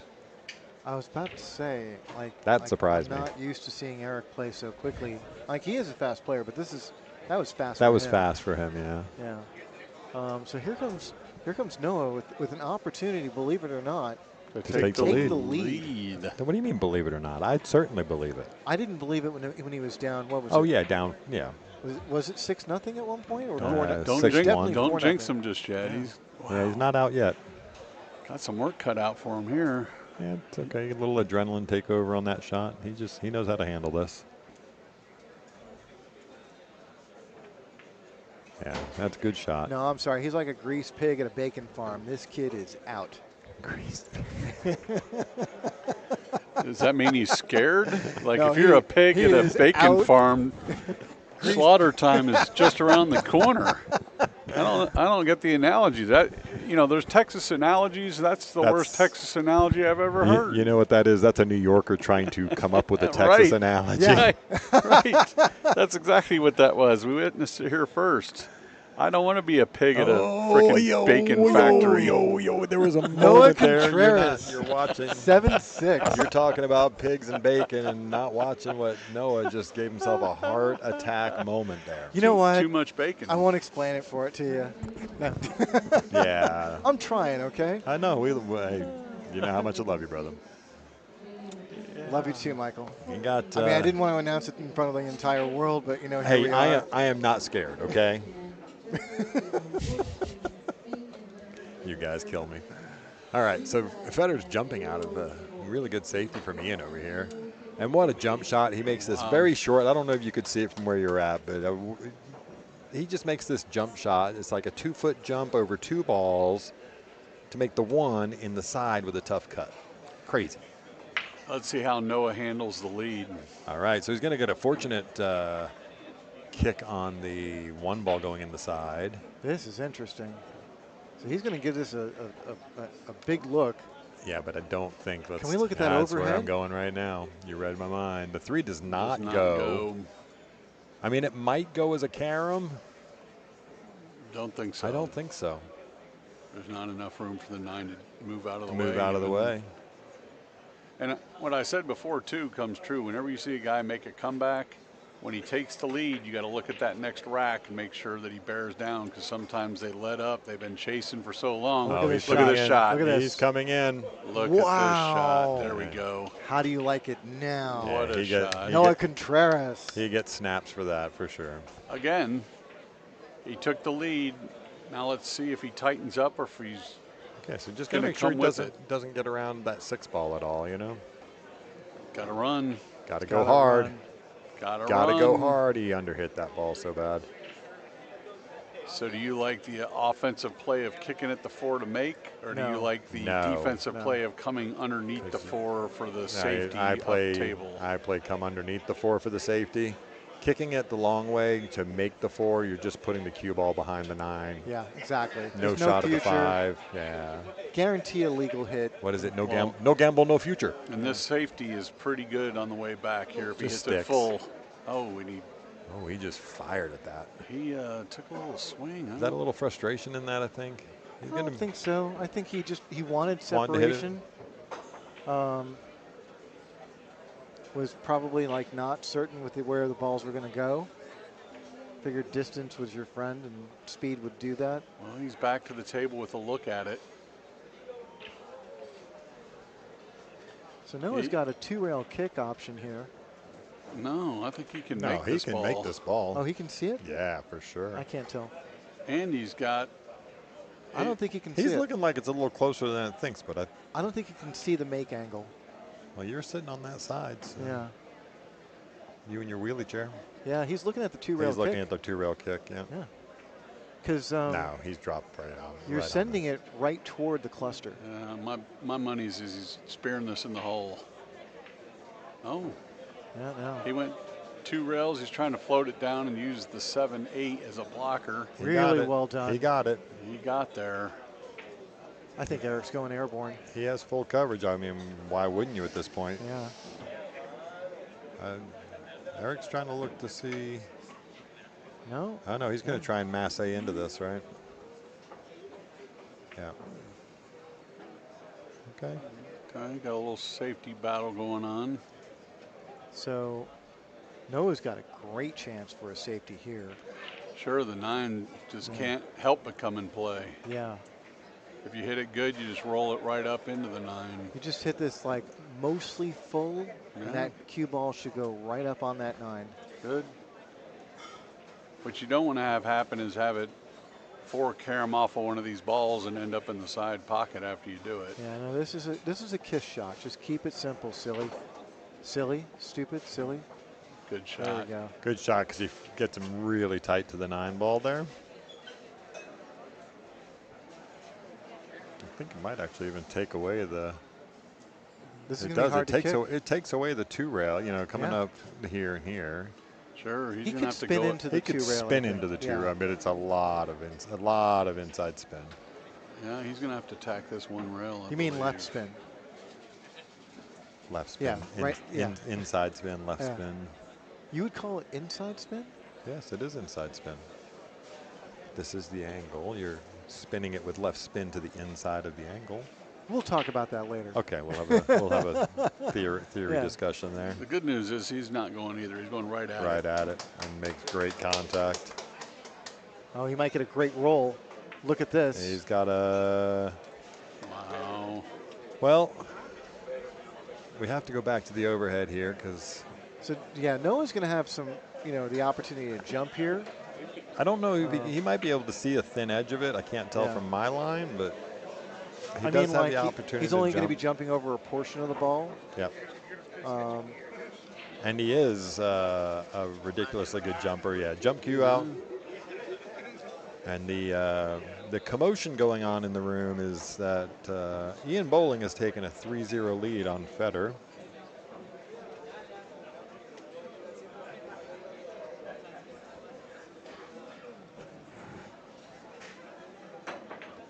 All right, just if he, he's not going to get. He's going to get a little unlucky here. A little unlucky.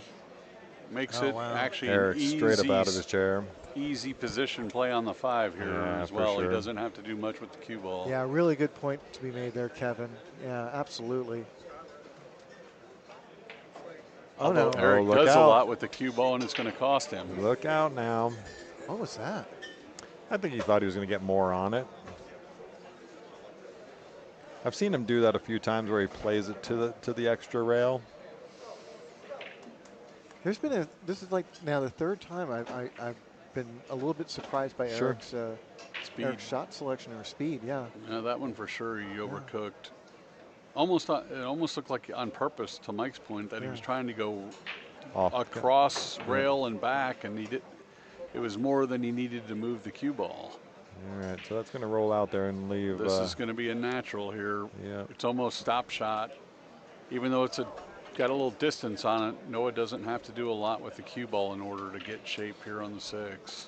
I mean, small point I just want to make here. I think a lot of people are, when they watch professional pool on TV, they get accustomed to seeing these 800s and in some cases 845s, and they are incredible pool players. But you sort of forget that there are guys who are 680s and 725s who are also incredibly lethal pool players, for all intents and purposes. If you ran into Eric Isinena at any local tournament, you would be like, oh no, I'm leaving soon. That 5 ball got hung up there, and It's really deep. yeah, he's just going to spin around the. Sorry. No, you're good. So missed opportunity for Noah to really kind of take control of this match there. Hung a ball up.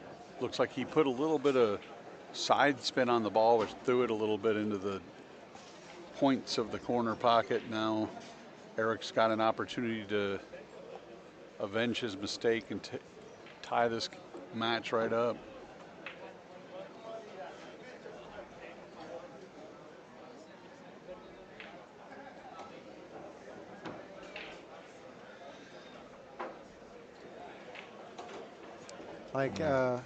Mike Page from Fargo Rate has been posting a lot of lists for the top 50 players. Yeah, or from top, each state. Yep. Yeah. A guy like Eric would be the #1 player in most states. Oh, by far. Yeah. By far. It was top 10 in Texas, right? Yeah. I think he was top 5 actually. Yeah. Yeah. I couldn't remember if it was 5 or 7, but I know it was certainly in the top 10. But he would be #1 in the overwhelming majority of states. And, Yeah. and Noah, too, would be #1 in a lot of states. Yeah, it'd be really close. I know there was a couple of the states that for their top 50, like their top player was like a 628, 640 something, 650 something. But I guess the point I'm making more than anything else is that for Eric to play a shot that I don't agree with or I was surprised by is surprising in and of itself. All right, just taking a. Yeah, you're going to miss the 1 ball long. Got a completely dry break. The 2-3 Pretty fell. fortunate on where the 2 Yeah. and 3 fell here, though. Noah's. Fernando here in the chat, you're looking for the bracket. If you just look right at the top of the chat box, I have the link pinned in there. This tournament's not run on Digital Pool. It's run on the InGen. InGen Bud Tour. But yeah, if you just click on that link. And you'll be able to find all the brackets there. Yeah. Unfortunately, they don't do live scoring. So the only updates you get on matches. Noah went for a big swing here. He's going to pay the price. That's a huge price. Oh no. Yeah. The one thing you didn't want out of that shot was to find the drink. It's going to leave Eric with a big safety here. Pretty lock-up safety, almost natural, 3 rails out. Try to freeze up on this 3 ball. He didn't freeze it. That in and of itself is a mistake. And look at this, going to leave the window? I don't think so. Yeah, I couldn't tell. But I'm going to take a peek. Enough Noah's going to be able to jump at it if nothing jump else. at it or kick at it or something. If you freeze it up on that, I guess he isn't really close to the 3 ball. Yeah, he's hooked. Full hook. Full hook, yeah. Yeah, I mean. Oh, he's going to try and play the reverse. Yeah, what a good stroke he plays there. I do agree with Kevin's sentiment, though. Like, not freezing up on the 3 ball is a mistake. Yep. Especially with ball in hand, right? You've got. But it wasn't a mistake that cost him anything there. No, but it could have easily. But it could have, right? yes. You leave the window, especially when you have ball in hand, man. You're giving your opponent more options. You're giving your opponent more options. He still had to kick away, so like it didn't matter there. Right. But he almost left the lane. Well, is he going to learn from his mistake? We'll find out. All right, so Fedor wins his first rack out of the last 13 that he's played. So Fedor is breaking down 3-1. Nobody beats Fedor Gorst 14 games in a row. Look, he did the same thing again. He might make this in the side. Wow. Wow, and if he doesn't, he almost leaves Noah straight in. Oh, yeah, possibly. It's very possible. There was a window there, too. So if Eric doesn't make this. Well, I don't know. He's just playing the safe. Yeah. He's going to leave something. Kind of surprised Noah didn't call for a ref as close as that was to get a double hit there. I think these two both have. They're friends. They're going to call fouls on each other, on themselves. But this is going to be an interesting spot. Noah's got a couple of safety options available. He does.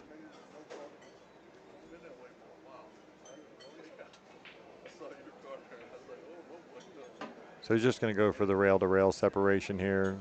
Not getting the coverage he was looking for. Yeah, but I think Eric is going to be limited to similar options. He's the lockup safety might not be present, but he might be able to get some separation and leave a jump shot or something of that nature. Like, yeah. Obviously a full eclipse is there, but he's not freezing up on anything. Right. Unless he goes after hooking behind the 7 ball. But I doubt that's what I was just looking at when I was looking at the overhead there. I don't think he can actually get around the 5 to get behind the 7. Hit the short rail first. I'm saying this angle coming off of the long rail to come behind the 5, you're coming too steep. If you just miss the 5, you can do it. But you're right. Like it's not really on. No, I don't think it is. I don't mind playing that path. Yeah. And the 2 rail Z shot, he's going to just try and freeze him with the 8. That's pretty good, but Noah's definitely jumping. And he's got he's definitely going for the side pocket. You really don't want to leave jump shots like this. Yeah. Noah's going to take a look at the kick as well. He's got a 9 ball in play. Look at this. I know, I see it. Yeah, the jump to make the 4 and the 9 is in play in this. Yeah. He just looked at it. And the reason why I say you don't want to leave a jump shot like this is because the side pockets are the biggest pockets on the table. Sure. This is a diamond pro cut. am pro cut. So the pockets are 4.5. The side pockets are 5. Oh, he made a really good jump and doesn't. Thought he made it when he hit it. I fully expected him to make it. I'm really surprised that he didn't. But yeah. if Eric wins this game, it's Yeah, it's still a match. yeah, still a match, but definitely that was one that Noah could have taken.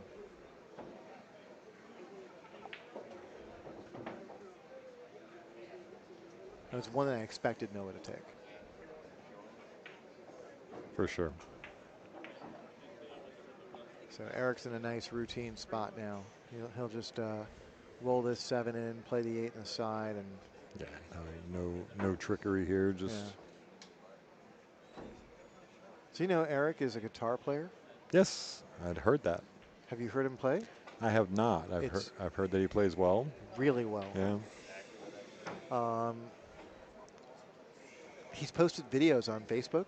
Okay. I think there are more videos of him playing guitar than playing pool. That I could believe. All right, so Eric's going to take that one, get first to the hill. He's an interesting guy, a very talented person, and yeah, he is a very interesting guy indeed. I don't know much about he and Millie's nomadic lifestyle, but Yep. you know, like one day I want to corner them, go out to dinner with them, and hear all their stories. Yeah, no, that'd be great.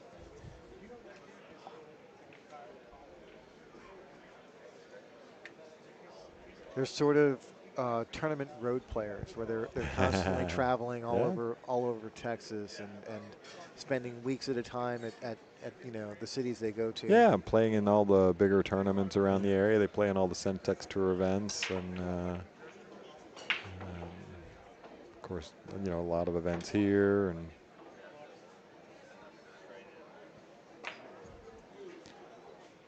so yeah, update on Fedor over there. It's now 3-2 in favor of Ian. Fedor just won his second rack and is back at the table. Broke.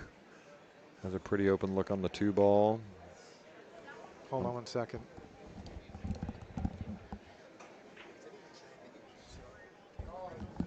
What's that? No, of course not. Ash, I mean, the Fedor match is 3-2 in favor of Ian right now, but Fedor is at the table.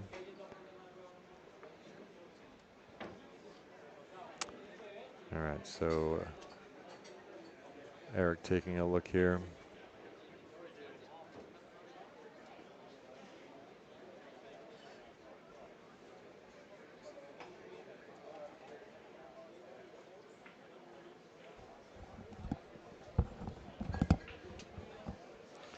I don't even want to know how much that billiard table costs. But, A lot more than having all those people sitting on it. Yeah, no, I just told them, like, no way. No. Yeah, get off my table. Yeah. About 6 months ago. Yeah. Wait a second. I didn't hear what Kevin asked. What was that? He was asking about the parking between the road and the entrance. Yeah, just a few months ago. I was gonna say about 6 months ago, right? Yeah, but I haven't heard of them towing anyone yet. Yeah, they had. did? Well, I think they had the truck out there one night. Sons of a bitch. I'm telling you. Okay, look at this. He gets a beautiful, Wow. beautiful thin kick on that 1-ball. Perfectly covers up one side of the table, and Yeah, I'm trying to keep an eye on that 3-cushion table because there's a huge crowd watching Gorst play, and some of the people there are not being mindful of being respectful of my table. of being respectful of Michael Heaps' favorite table. URL, you can find the bracket right at the top of the chat box there. If you look, I've got a link pinned. You can just click on it. Get down to the bottom rail. He did, and he's Beautiful. going to make it Wow. and get no luck. Oh no! Going to get completely unlucky with that. Was a great shot. Well, he's still at the table. He Chip in a is. chair, as they say in poker. Keeping Eric from being at the tables. Number So one. I think it's important to kick with some pace here, Yes. but also to keep in mind that 4-8 is still kind of weird. So you don't want to rearrange the furniture, Sure. you know? Well, main thing is I he don't doesn't think- want I to give don't- him ball in hand. Roll it. Yeah, but he's going to That's not bad. It's not bad. I don't think It's not a he's total sellout. Yeah, I think the 2 does go past, though. it does. He's And once he makes the 3 ball, the 4 will go both ways. No. Yeah. The 4 only has one pocket. where the 3 is. Yeah. Which again, I don't think it goes in the. In the other corner? Yeah. If it does, it's tight. either way, this is not an easy shot here. That's my foot rail biased. Here we go. It's true. I mean, here we are on the, seeing the table from one perspective. It's oh no. It's a little snappy at that, right? Mm-hmm. Just to make sure just to make sure he doesn't scratch, right? Was not a gimme there. And now Noah has got options. I almost like banking this 1 rail and sucking the cue ball into the 4 ball here. I like that. But it looks like he's a go here. He's a go for the corner. He is a go. He's going to overcut it a little bit and break up the 4-8. Break it out. Oh no. And sell the farm. Sell it. Well, the good news is the 3 now does not go past the 8 to the top corner. It does look like it goes past the 6 to the bottom corner. Which is where It Eric does will go play to it. it does go to the side also. And if he doesn't like it, he can just tuck it in behind the 8. Yeah, for sure. Which Eric has a propensity for safeties over going when it's a low percentage shot. Which is exactly what he did. I didn't say that for my own health. I've watched Eric play a lot. Sure. I would have gone for it. Sure. Hence why Eric is 75 points above me. Does he have enough to get to the bottom? Get to kick to the bottom rail here. If he can go 3 rails up in behind that 3 ball. Right. Otherwise, he may be looking at a 2 railer. Emre in the chat, my good friend Emre, who I play 3 cushion with, says, tell him to get off the 3 cushion table or I'll call the police. Jude did go over for us, Emre, and tell him to get off the table. I have a knife. I'll stab somebody. 3 rails. Yeah, 3 rails. Oh, he went 2 at it. He didn't go in behind it. He had Yeah. enough to get all the way to the 2, which, I mean, he didn't leave him safe, but it left him at least where he's got to do a little bit of work to get onto the 4 ball here. Now that I've said that, I can't stab anyone for the remainder of No, the day. you cannot. The remainder of your life, it's now on. In case you were planning on it, that's now out the window. I'm going to have to wait at least a week. At least. Just give me enough time to get this deleted out of the cloud and we'll be good. What a shot. What a shot. Yeah, really good shot. Well controlled on that cue ball. Fade the side pocket as well as running into the 5. He's not out of the woods yet. No, he's got to get pretty good. You want to get a good angle here on the 5 ball. A good short one. The 5, 6, 7 is just it's not complex, but it's a little awkward. Yeah. See, I like what he's doing right now. Speaking of awkward, I don't like all these people being right up on the match over here. Yeah, I know. It's got to be difficult for players to play with. Yeah. Well, they're not right up on it. I mean, they're at least on the edge of the 3 cushion table, so it's about the same distance as the bleachers are from this table. Is anyone sitting on the table again? I don't see anybody sitting on the table. Good, They're good, leaning good. against it, which I'm going to be okay with. Eric's ending up a little short here, shorter than he wanted for sure. He's going to have to do a little work to get on the 6. Yeah. Well, I actually like this shot a lot. You can just, cut this in, go back and forth. It's very easy to control. In terms of, it's very easy to control how much or how little the cue ball will roll forward or backward. Yep. So you can keep it right on that line if you want. It looks like he's looking at play 6 in the side and draw this back as opposed to going back and forth. That's what he was looking at there. Do you think he likes the secondary safety aspect of it? I say you just cut this right in. It seems like a simple shot to me. I'm saying if he cuts it in and just comes back, south of the left side pocket, gets down below the 6 ball, to Kevin's point of shooting it into the 6 into the right side pocket, you also give yourself a chance of coverage if you do happen to hang the 5.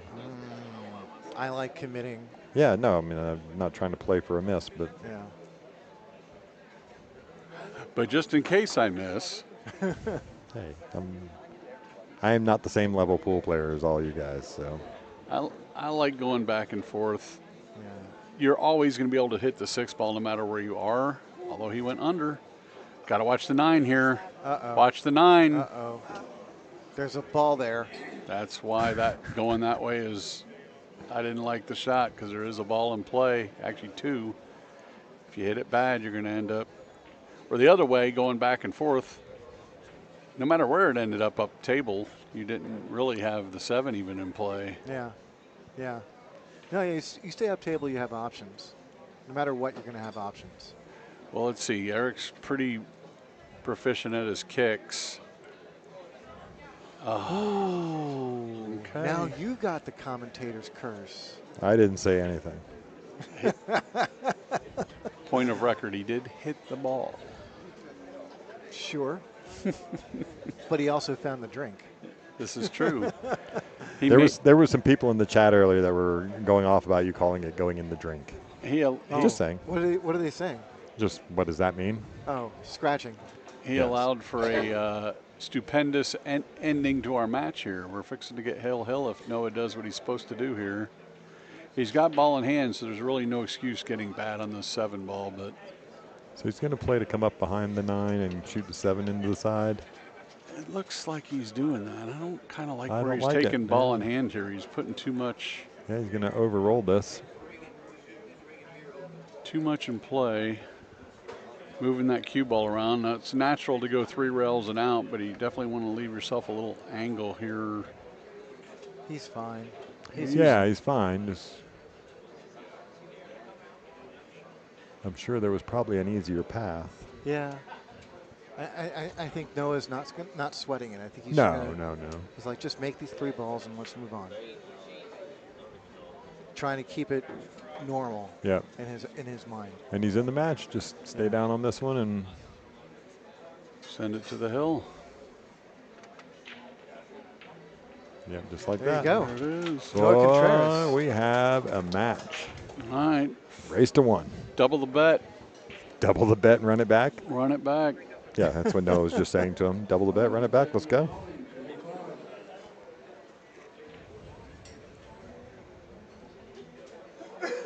It's the Game 7 equivalent of pool. Sudden death here. Winner take all. Now we're making baseball references? No, that was basketball. I was thinking hockey How myself. dare You're going hockey? Okay. How dare you both? Wow. I didn't figure we'd have a hockey reference, so I wanted to. I'm down with hockey references, buddy. Unprecedented. This is like the Stanley Cup of pool.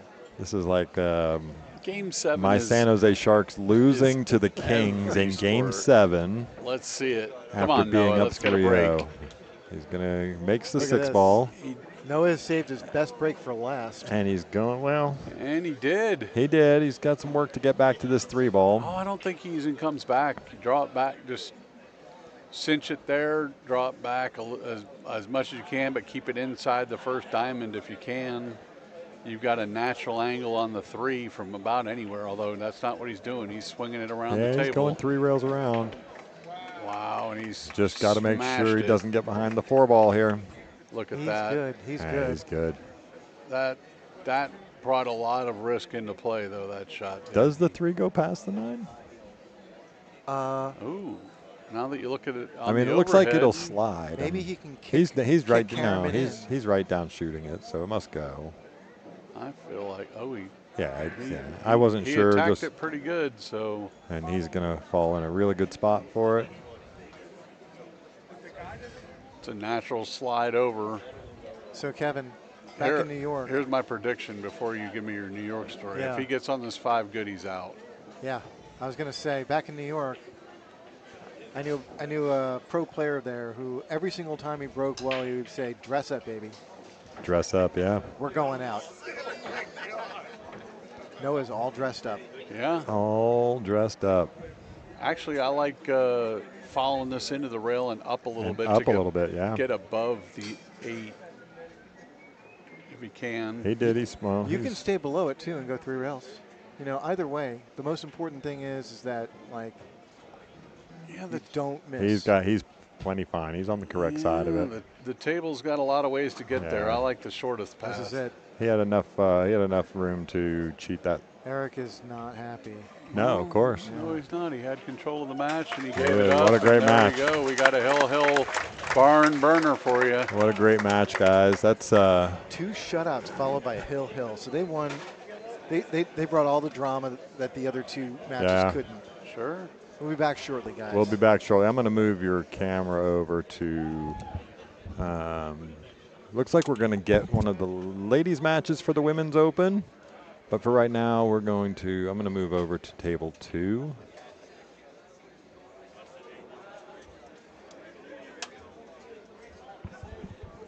Where we have Chris Morris playing Michael Koch.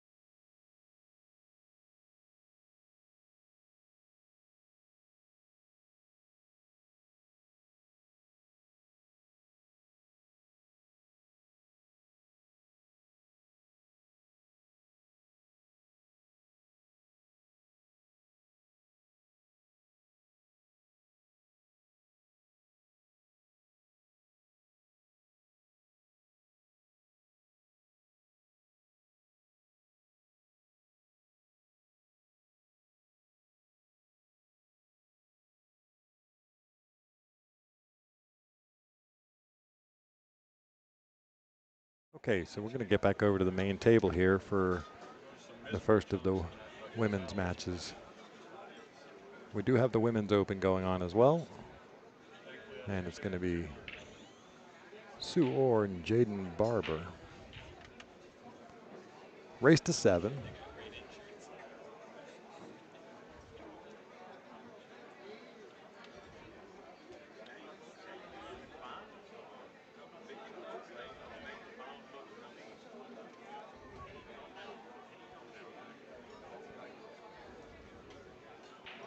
I'll try and keep you up on the other matches going on around there as well.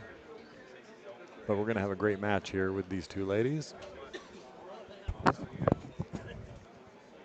They've had a tough run with their schedule. They played one round last night right after the Calcutta. And then with the main open going on, they've actually had to hold up the second round of the women's matches until 5 o'clock this evening. And it's actually 6 o'clock now. So they've had a long time waiting between matches. But I expect a great match here.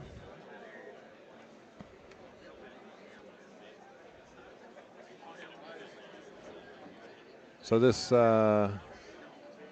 is the main stream table, and we are going to definitely show the ladies some love as well.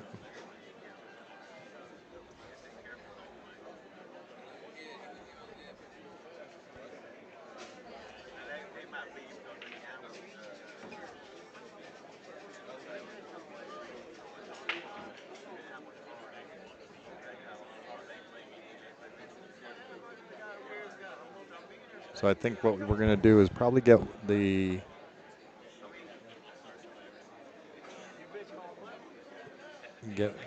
women's match here for this match. I'm not sure what they're going to do as far as the next match. It's up to the tournament director. Looking over at the table 3, Fedor and Ian are locked up at 4 apiece. Fedor is at the table.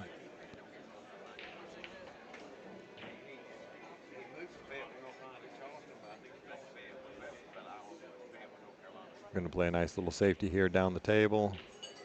Doesn't quite get as safe as she would like, but put a lot of room between the cue and the 1 ball.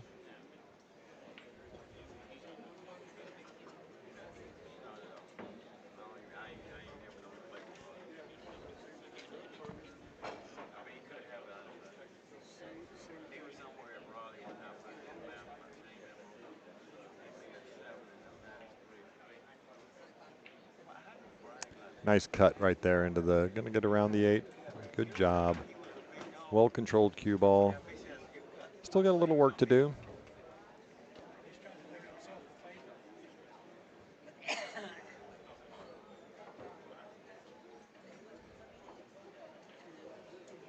So Fedor goes up 5-4 in his match. We're currently racking. All right. Just going to get, okay. A little hooked on, just completely hooked on the 3 ball. Looks like we're going to break out the jump cue.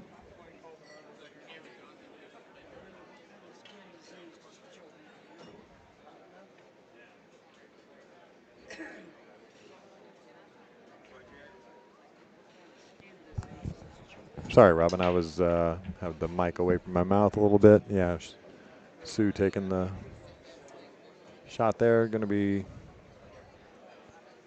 looking for the jump.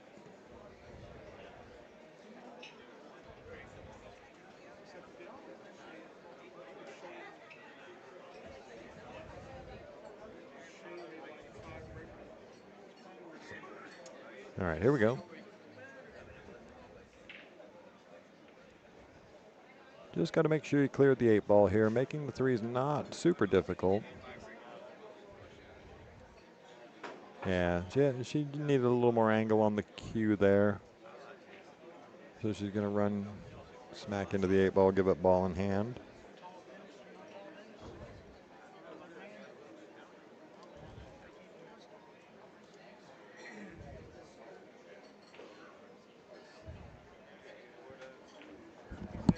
Sorry? Do you want anything?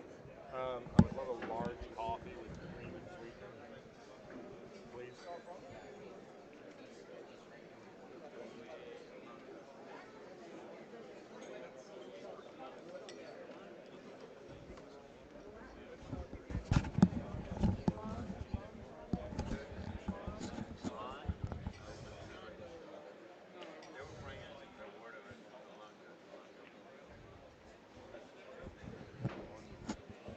I just sent a message over to the tournament director to see if we can figure out what the next stream match is going to be.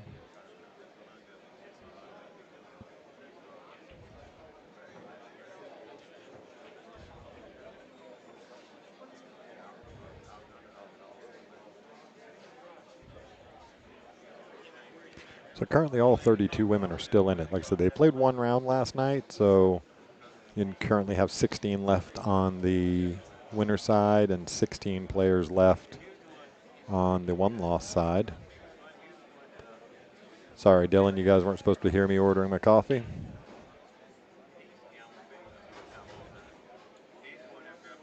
Well, Rody, if you go ahead and like the video, I will continue to petition for that. All right, a little stretched out here. Probably we should have, well, let's see what she does. I much prefer using the bridge.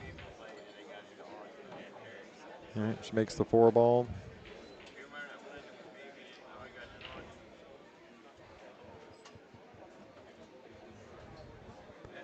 It was a nice stroke. Going to leave herself a little tough here on the 5-ball.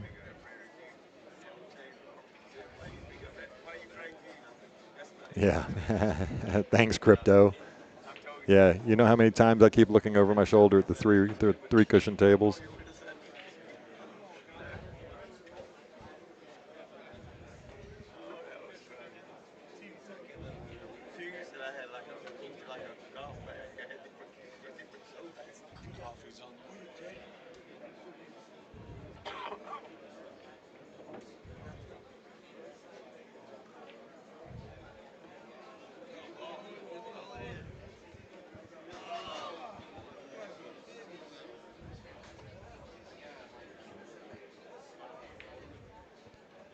All right, Fedor in control of that 10th rack over there. He's currently up 5-4.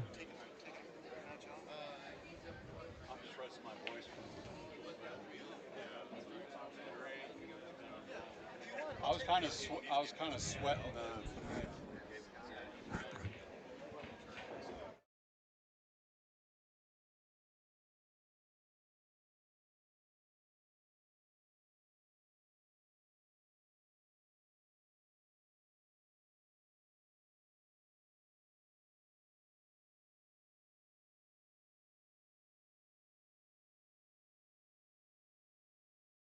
All right, let me get my volume back up there. Sorry about that. We're Sue back to the table now.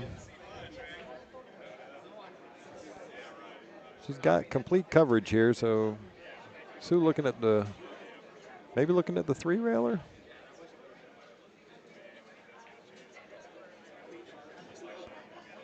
And Fedor does take that one, so it's 6-4 to Fedor Gorst against Ian Bowling.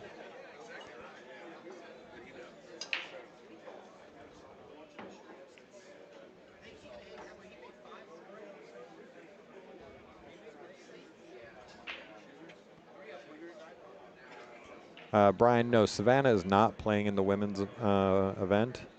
She is playing in the open. Here we go, 3 rails around, going to 4-rail it.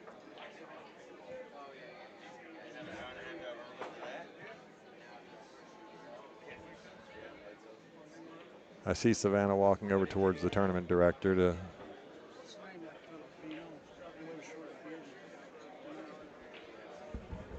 Sorry, which one? Her? Oh, back there, Miguel Sevilla, I think is who it was. Yeah, really good shooter. They just got over here.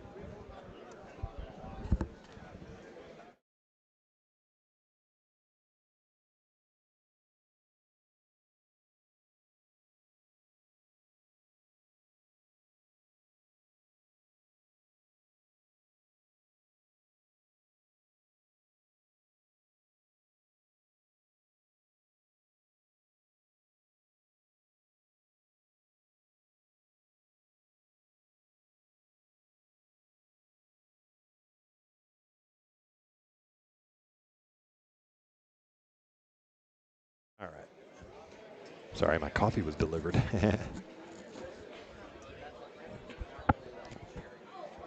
Yeah, Savannah is definitely playing in the Open. She's waiting on her match against Gabe.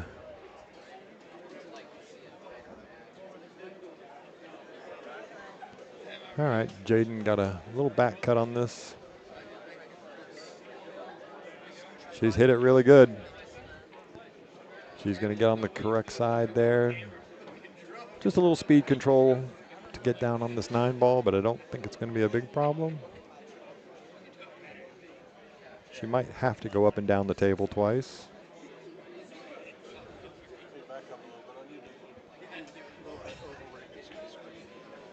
So this is not juniors, this is the Women's Open. So we have 32 women in the Women's Open.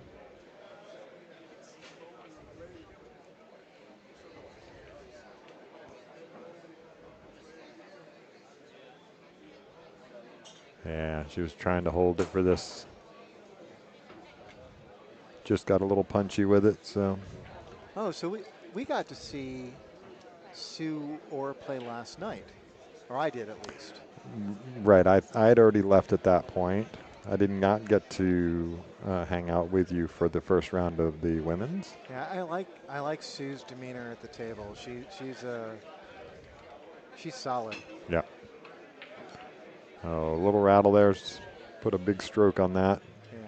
She got back down to where she wanted, and she's going to leave a tough one for Jaden to get back around. So I don't know much about Jaden. I know Sue Orr is just south of 600. Yes. Jaden I haven't seen play yet. Well, let's consult the Magic Pocket computer. This is not an easy shot. This is not an easy shot because you're going to be coming in on the short side of the 9. Yeah. And it does take a big stroke here. It's actually a big stroke with a lot less right than you think, I believe. You could go 4 rails and get them on the You correct. could, but you've got to, yeah, again, it's a tough stroke no matter what. It is. She might get a little lucky here. No, it looks like she can see it. So this is a race to 7. We're going to be playing the normal Texas Open rules. Race to 7. The ladies are breaking with the 1 on the spot, I believe. Is that correct, Jude? Yes. Yes. You mean normal Texas Express rules? Normal Texas Express rules. Yeah. So Jaden Barber, her Fargo says she's from Harlingen, Texas. Okay. And she is a 494 with 957 robustness. Sue didn't get the action she was looking for there.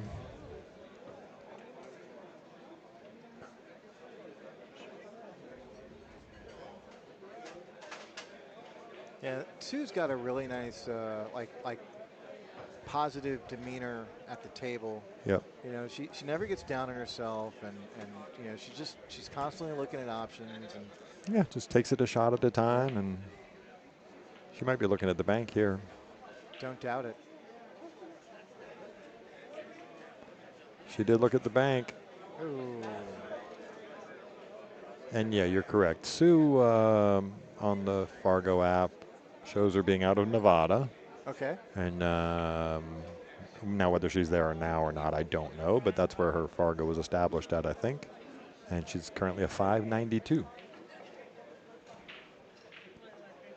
Like I said before, the part of my brain that I used to collect baseball statistics. Yes, is all used up on Fargo with your yeah.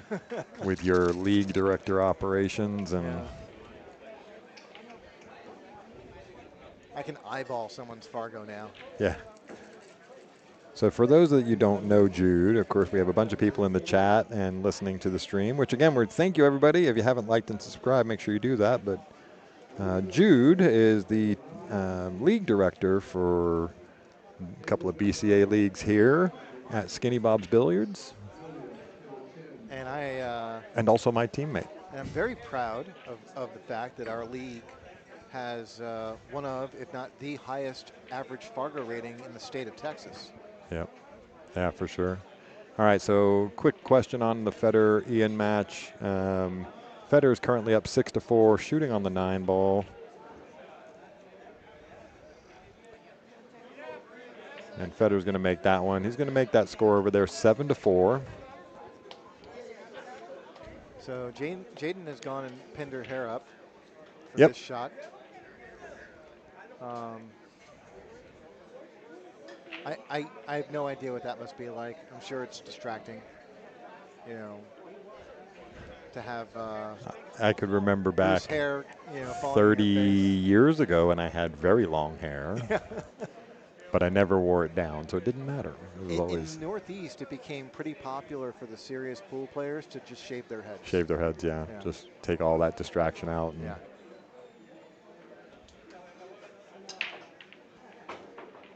And now those same pool players are middle-aged and they don't have to shave their heads. Right. Nature just had a way of All handling right, that for so them. Jaden took a fire at the bank there. She's actually going to get away with it and leave Sue with the 9 ball pinned up on the short rail there. Be interesting to see what route Sue takes here. Does she play the safe or does she just have go mode in it?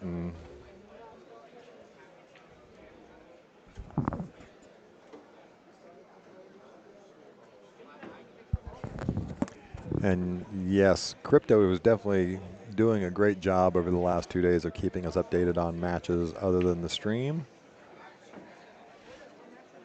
He's had a very good vantage point both days. Look at this shot. She's hit it like a champ.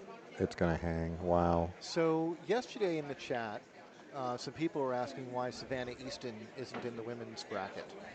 And I actually talked to Savannah's mother. Yep.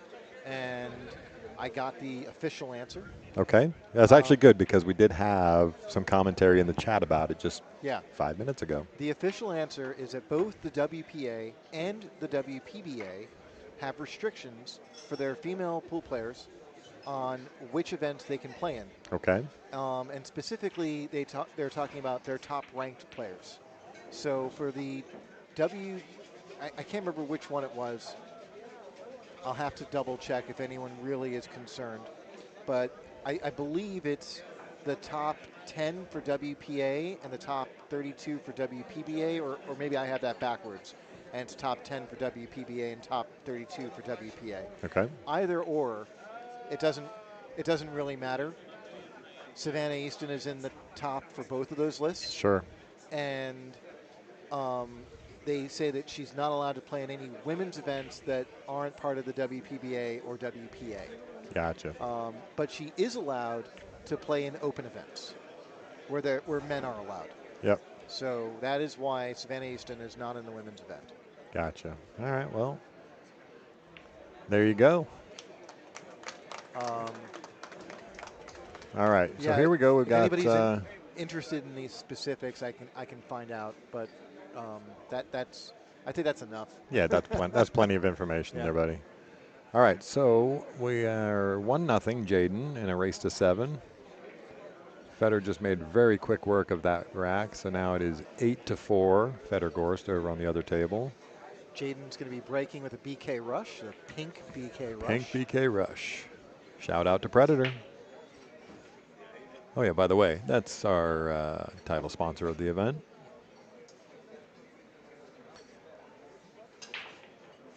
So, Jude, you have Mike Lindell in the chat asking, hey, Jude, who's in the booth tonight? Well, this is Michael Heaps. As you know, my Mike is my weight loss buddy. And I am not Michael Heaps. You are Jude Rosenstock.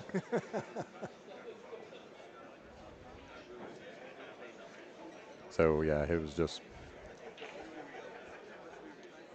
And Kevin Welling. We have Kevin Welling. Kevin Welling just taking a little bit of a break right now. He's been with us all day.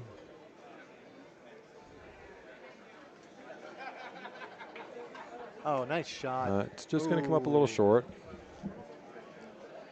She's going to run up and I think she might be able to make this one in the side. Yep, that one definitely goes in the side. You're just kind of running away from the 2 ball is the only issue there.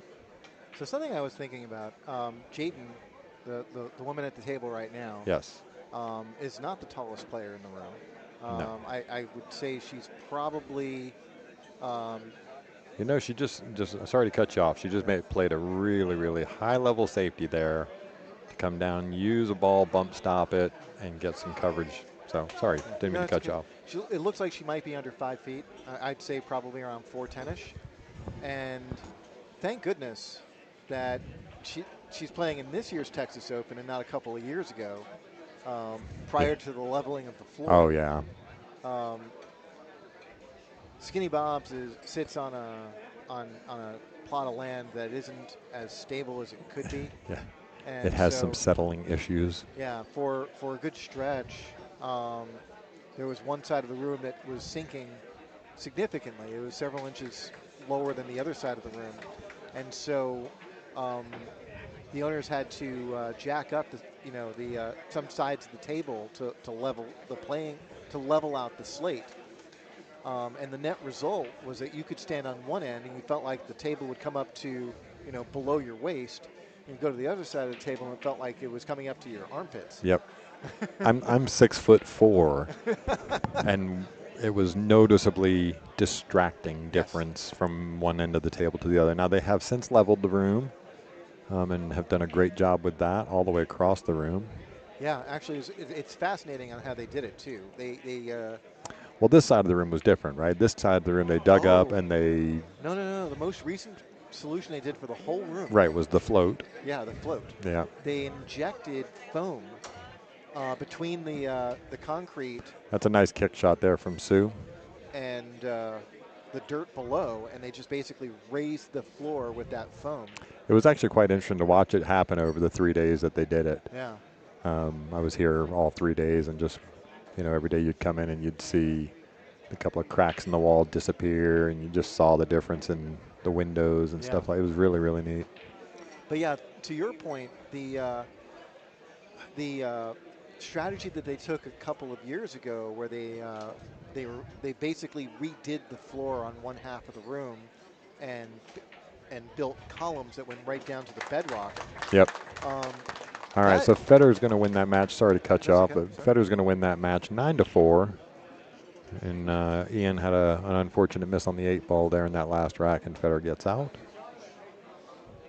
Yeah, that ended up just basically not working. Yeah. Yeah. Yeah, the floor actually sank more around the piling. Exactly. And this solution seems to have held up. It's been great. And so I was thinking about it because my wife is 5 feet tall. Yep. And she was one of the loudest complainers about, certain tables. Yeah, I remember Alex Pagalayan going on about it the last time he came to play the Open, and I saw him over at the poker room, and for about 45 minutes at the table, that was really all he talked about, that it was up to his armpits on the one end, and that was on table 1. Yes, Alex is not a very tall player. No, he's definitely vertically challenged. Yeah.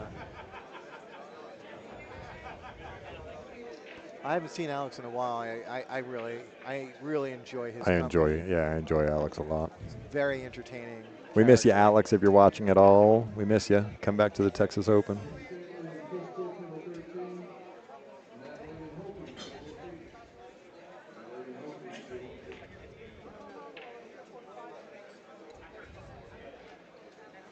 Excellent shot by Sue. Yep. So Sue's got into a rather routine situation here. To great opportunity for her to tie this up. All she really needs to do is just bring that cue ball to the side rail. Yeah, just kind of float it, right? Yeah. A little bit of spin, just a little bit. A little bit. You don't want to be like completely flat, but pretty close to it. Right. Just like that. That is dead perfect. And now you can just you can cinch this, or you can stun it. Stun it and leave yourself really steep on this 8 ball. Yeah. It's okay though. It's not that bad. Yeah. No. You roll this in. Just just make it, right? Yeah.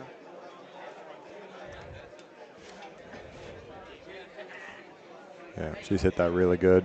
Just going to get up there safely out to the middle of the table. Yeah. And don't worry, Jimmy, we're not letting Jaden fool us at a 490. She can definitely play. We are not doubting that at all. Nobody should ever be underestimated. That's for sure. Especially when you're younger. You know, like There you go. all Fargo tells us is how well you played through yesterday. Yep. It doesn't say how you're going to play today.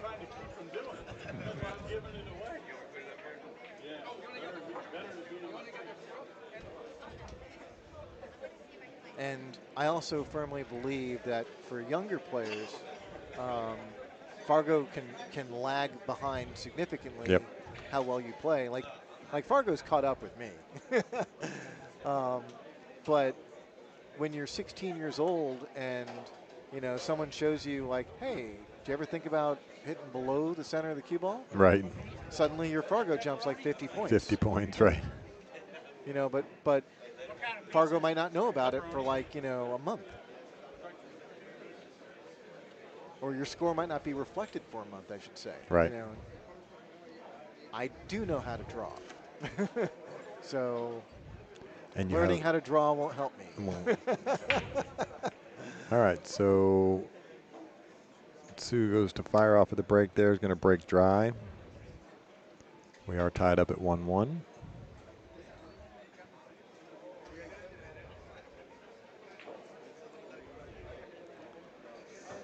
This is a bit of a tough spot. I think Jaden could try and roll this in and try and sneak the cue ball between the rail and the three. And the three, yeah. Yeah. I'm looking at the angle here. I mean, even if I think she can quite easily do that. Doesn't even have to put a whole lot on this. Just a confident stroke. Yeah, she hit it good. Just got a little slide on it. See, she went straight around the three. Yeah, she had the right idea. Yeah. This is not going to be the easiest layout to start an offensive campaign here. I think Sue's best strategy is to, look for some defense. Maybe bank the one ball to the left half of the table and try and use the 6 for cover. You think cutting the one ball and trying to play it off the 3 to hold for the 2? You can try. It's going to be a little unpredictable. Yeah.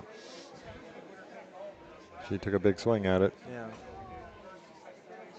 And that's sometimes part of the challenge with, and you can say this about the women's event, but I think you can also say this about the open event too. I mean, there were 64 first round open matches, and there were 32 first round B-side matches. There are a lot of players that they're going to miss, they're going to make mistakes. Sure. And it's very easy for both players to become a little bit lackadaisical in the early part of a rack. Yep. And especially in the early part of a set. Yeah, for sure. So it's important, and the reason why I'm saying all this is because it's important to just keep your arm loose, take some chances. Sometimes like going for shots that you might not normally want to go for, because to a certain extent, why not? It's a free shot. Nice cut in there from Jaden on that 2 ball. So she, made a nice shot on the 1 ball, had a tough shot on the 2. Just needs to bear down. She's got a just a mediocre, difficult shot here, but slowly working herself back into shape. Don't think she needs to overdo this, but just a little run up and down. Excellent She shot. hit that really good. She's going to get unfortunate runs into the 8, but she's, again, her shape is just getting better all the time. Yeah, and this is what I mean. It's like by playing these shots, by giving yourself chances, you're also preparing yourself for the late rack shots. Yep.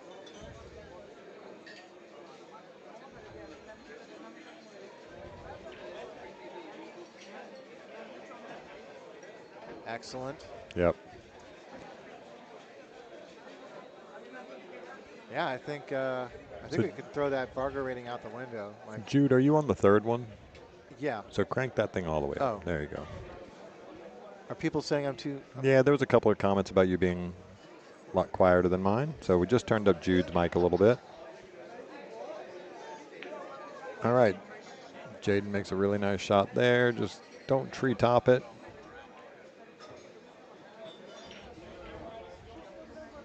That's a little unfortunate. It really is, This could be an end to her inning here. Well, she's got a shot on it. Again, She if you just does. try not to overdo anything, But even the best players in the world it's could a miss tough this. shot, yeah. I don't care who you are. This is a tough shot. Yeah. Just kind of squirts through it, and Well, she didn't leave anything easy. Yeah, I was just going to say that. Yeah, Sue has definitely got her work cut out for her here. And this is still not an easy layout. That 9 ball is very awkward. Yeah, no, for sure. So by all means, I think Sue is going to take a crack at this 6 and, you know, get on the 7. And of course, you want to be the first person to shoot at that 9 ball. Yep.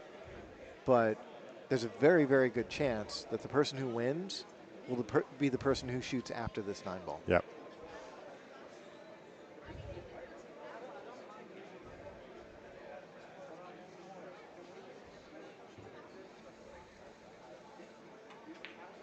She hit that ball so good. What a great stroke. This is what I was seeing out of Sue yesterday. Yesterday, yeah. Yeah, she's solid.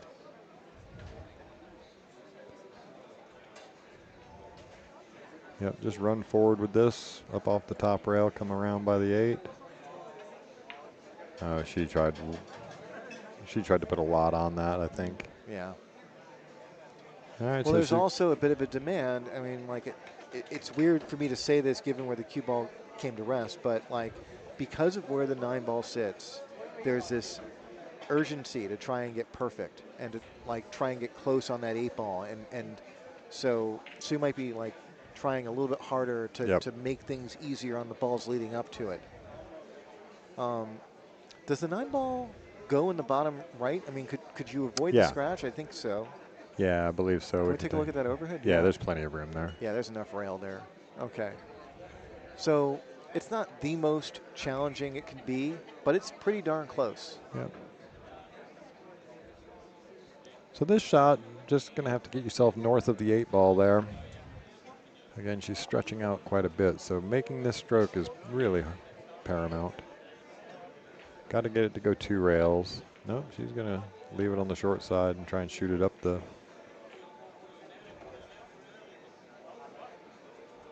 Yeah, I guess with stretching out like that, trying to make a big stroke to go around the 2 rails and get north of the 8 ball would be a little tough. This is going to be... This is a challenging shot. Yeah. Just come with it. I wouldn't want to play this shot.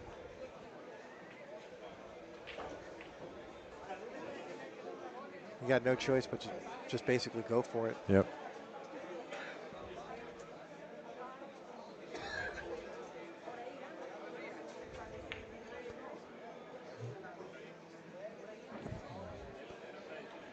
Well, she's going to leave distance. She's going to leave distance and a really awkward back cut.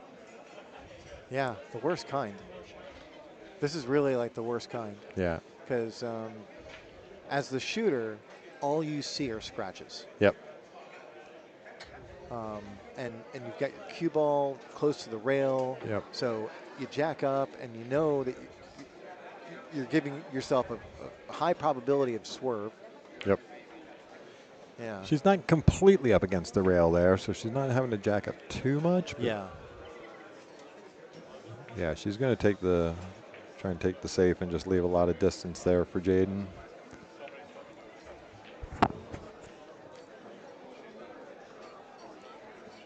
Well, she's playing the odds, you know. Yeah. I am not disagreeing with the decision. Basically saying if, you know, I can't get out from here, and, you know, if you're going to get out, then you're going to have to do it the hard way. Yep. You know, so Jaden has this shot again, basically, a little longer. Again, you don't have to spin this ball. Just make the good stroke. It's naturally going to fall over there, right? Yeah. And she got some draw stroke on this.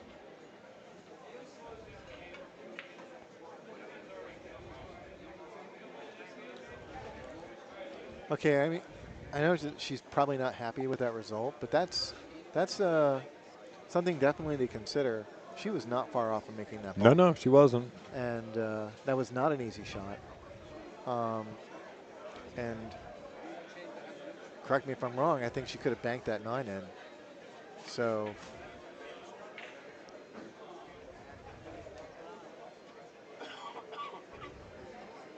Jaden's showing some game here.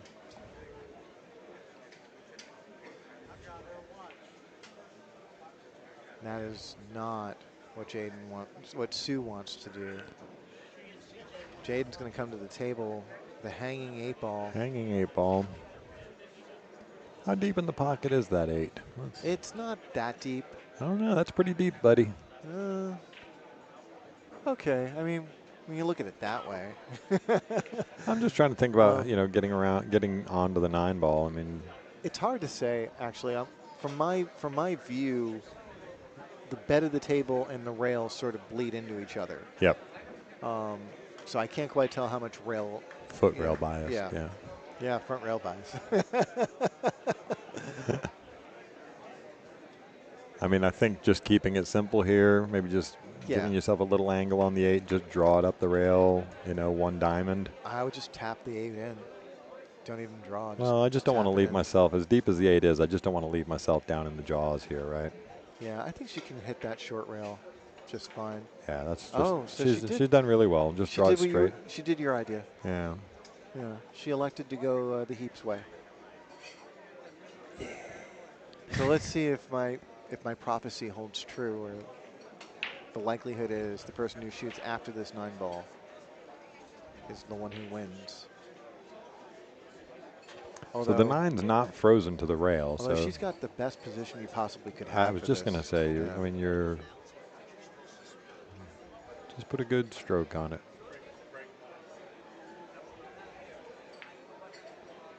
And just got a little pinch on it. Yeah. I mean, it's a tough shot. Yeah. Although that shot proved my statement to be correct. Jaden really put herself in the best possible position to prove me wrong, and she really sort of did. Yeah.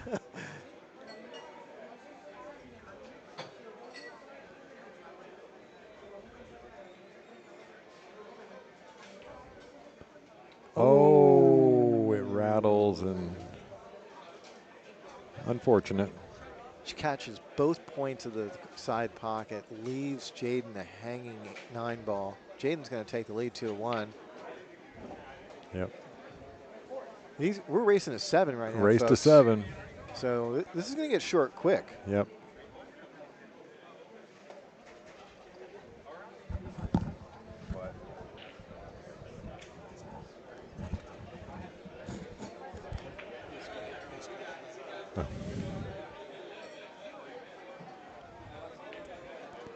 So I currently don't have any vision on any of the open matches going on the other side of the room.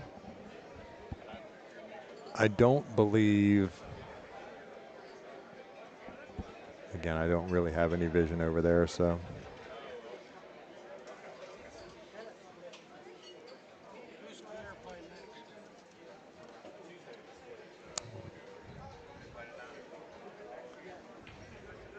You don't know who Fedor plays next? I'm looking right now.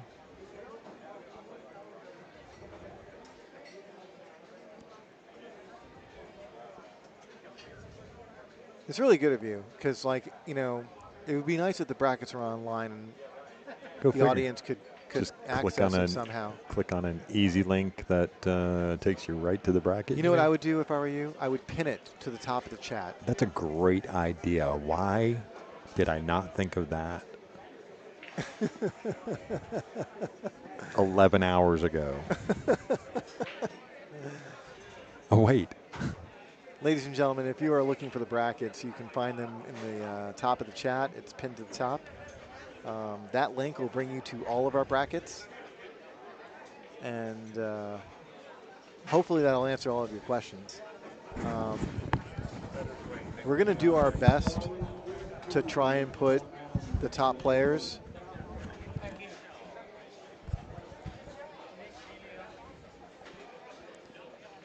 However, we also are going to do our best to feature many of the other players in the field.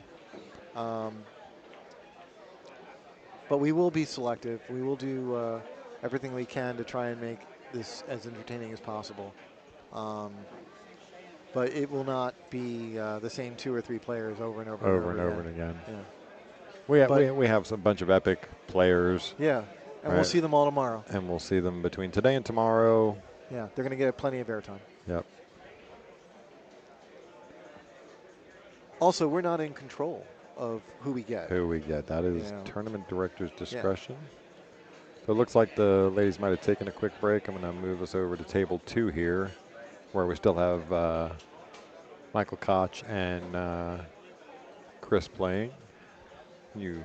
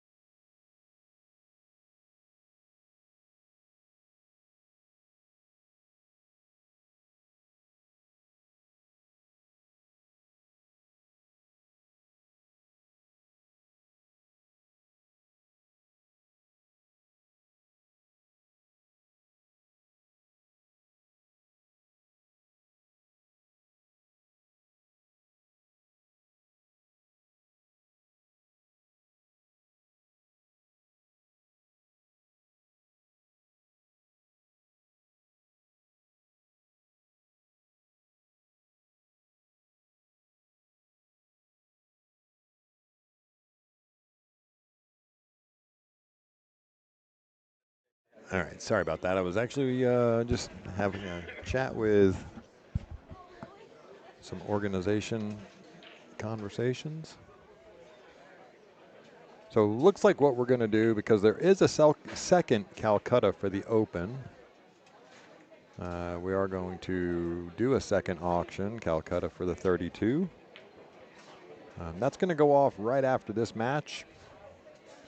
So we are going to be running a little bit behind as far as the schedule goes in the bracket. We still are not 100% sure which match we're going to get over here. There's lots of great matches to choose from for sure, so it's purely at the tournament director's discretion as to who we get. Can you hear me now, Nicole?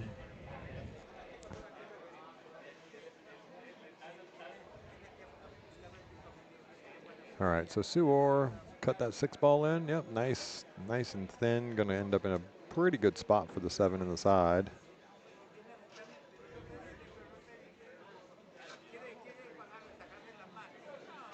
All right, just checking. Anybody got hearing me out there?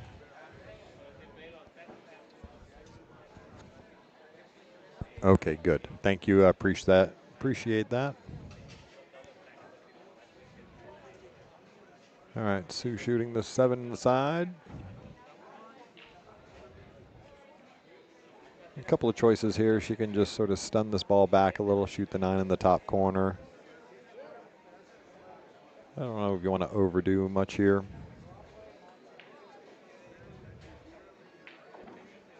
Yeah, she's just going to spin it back out to the middle here and shoot right to the top corner.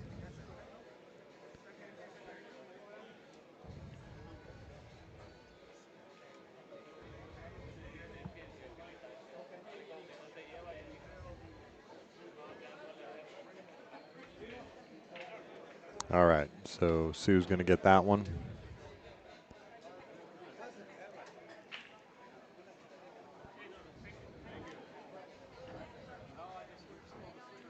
You lost your bet, Brian.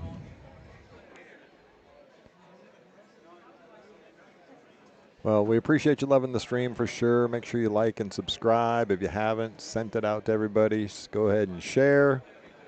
We've got, again, we got a good match here going on in the Women's Open between Sue Ord and Jaden Barber.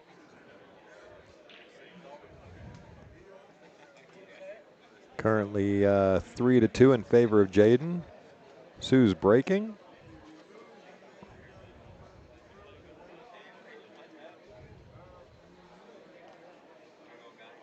All I can say about what's going to be the next stream match is it will be what it will be. I have no control over that. Okay, pretty good break there. Strong break from Sue.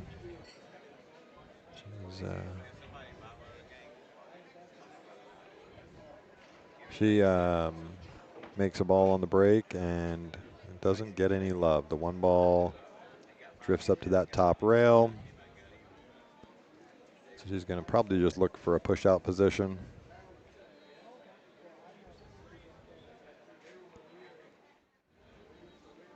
Yeah, right about where her hand's at now is what she's going to be looking for. Or maybe not. She's going to try and go for the kick here? No, okay, pushing out to that.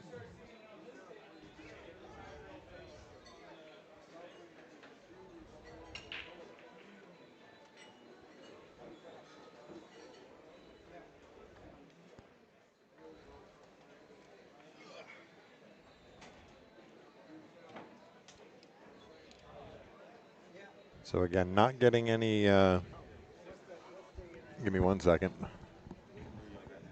have no idea.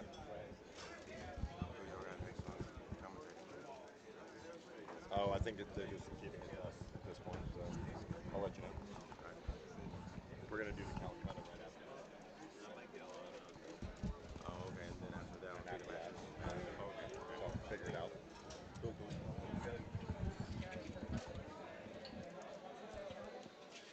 What is this, a coffee mint? I have no idea. Is there any caffeine in here? No, they're Werther's. It's like a caramel coffee. You've never had a Werther's? Not the coffee one. Oh my gosh. I'm all over this. Ah, this is delicious. I can't have it. I'm sorry. I'm not. I'm quite good with it. It's okay. All right, so back to the action here. So we're Sue at the table with the shot on the 2-ball. Let's just get back into this. Yeah. Yeah. I've had like 15 minutes now. I've been dealing with everybody giving me, what's the next game? What's the next match? What's the in the chat and the people next to me and Yeah. and you know what? It's going to be what it's going to be. Yeah. This match will end eventually. It's a good match. I agree 100%. And we're going to have the second Calcutta after this match. And then right after that, we're going to roll right back into some more matches. And guess what? Whatever the tournament director chooses for our table. I agree. Thank you. I agree. 100%. The good news is everybody in the chat that is begging for Savannah's match to be streamed, if for some strange reason her match is not streamed on here, guess what? She's probably going to stream it. Yeah. Yeah. The truth is, the Texas Open always has been and always will be an event that is meant for pool players. You know, and of course, the pros are invited, encouraged to come join. But it's a wide range field, and that goes for the women's event, that goes for the Open event, and you know, for the women especially, these are still the early rounds, and there's going to be a variance in play. Yep. But I can assure you, if you stick with us, you're going to see some high caliber play toward the end. You know, the funny part is it's all pool if you approach it with the right mindset. Well, you know, I would almost so just to finish the thought, yeah, right? sorry, Most everybody in the chat right now, they're not here playing in the Open. Yeah. I'm gonna bet that most of them are not 700 players. Yeah. There might be some 600s out there, of course, right? But you know, everybody that's playing, that's on the table, whether they're up to your speed or not, they are competing. So we're going to give them the same respect. And to that point, Efren Reyes has been interviewed countless times over the years. And one of the things that he has been famous for saying is that he learned a lot watching novices play pool. Mm-hmm. Because the truth is that a lot of, you know, strong amateur and professional players will play textbook shots. They do the same things over and over again, and there isn't a whole lot you can learn from that. But when you see someone make a mistake, you know, and the ball just so happens to go in, Efren Reyes would make note of that. Get the aha moment, right? Yeah, like, that goes. Okay, let me see if I can incorporate that. Let me see if I can you know, make that a part of my arsenal. Right. And so every now and then you see Efren Reyes pull off something like remarkable, and and he has amateur pool, you know, to you know, to thank for a lot of it. That, yeah. So a couple other questions. There are no other matches being streamed by us. It is just this table now. I do have cameras on a couple of other tables on this side of the room.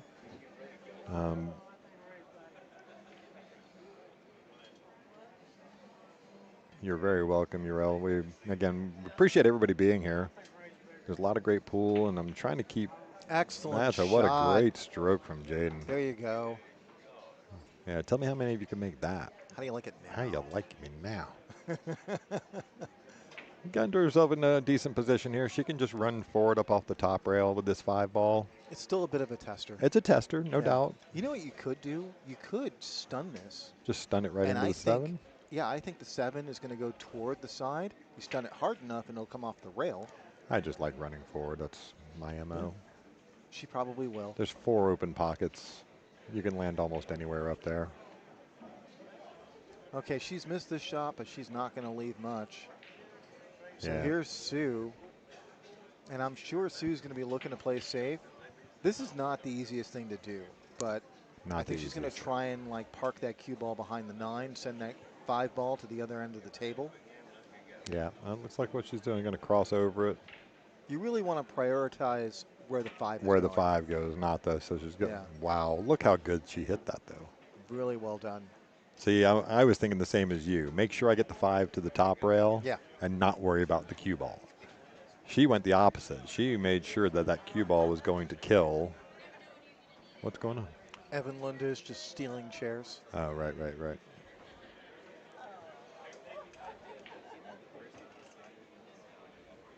We've got a lot of pros hanging out here.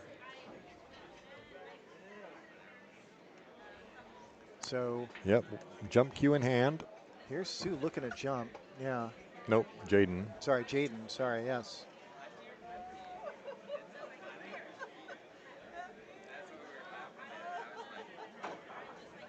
Legal hit. Legal hit. Get out of there. Avoid the scratch. Oh. You know, I was going to say, like, this woman has to be no more than 4'10". I'm being generous, I think, when I say that. Mm-hmm.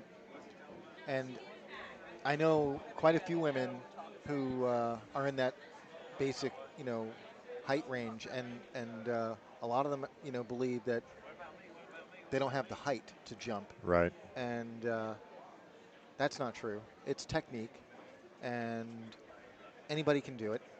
If you can see over the table, you can jump. And I think Jaden proved that right there. Yeah, absolutely right. So yeah, appreciate the advice about the 12-hour rule with YouTube. Yeah, we're already on top of that. As soon as this match is done, we'll be killing this stream, but immediately restarting another one.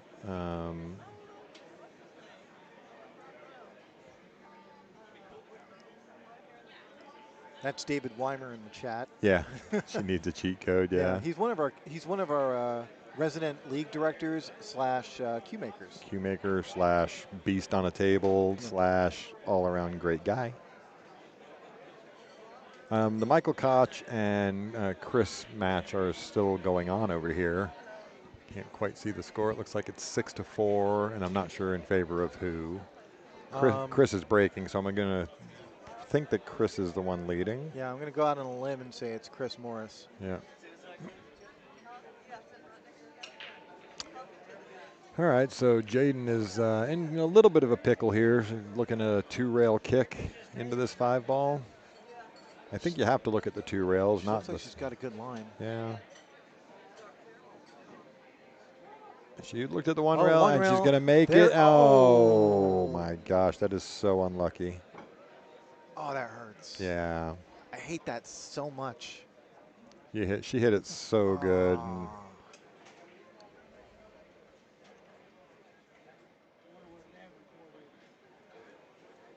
that's like getting kicked in the groin. Like whenever you see someone else get kicked in the groin, you're like, oh, Yeah. I hate seeing scratches like that. Oh, such a good kick.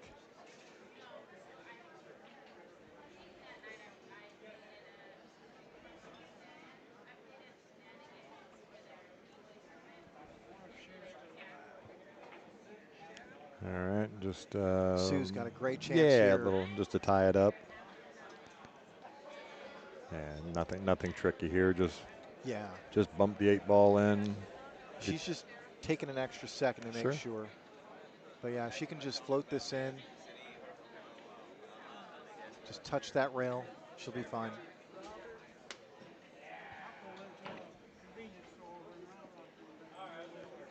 Sorry, David, I don't have any idea on Kim's match. I think they're actually playing on the other side of the room.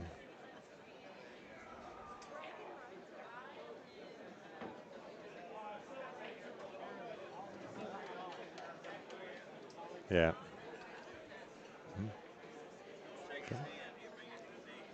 Yeah, I have been. Yeah, like I said, we want to make sure that we stay respectful. All right, Sue's going to get that match. Stay respectful in our commentary. And we...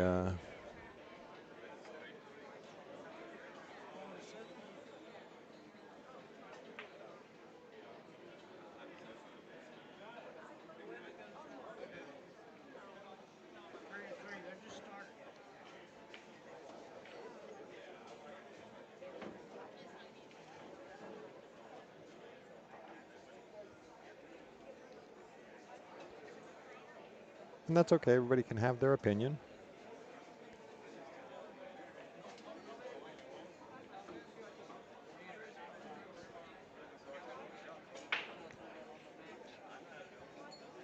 Yeah, nice solid break there. It's just not going to make a ball, I don't think. 3, 6, 9, no.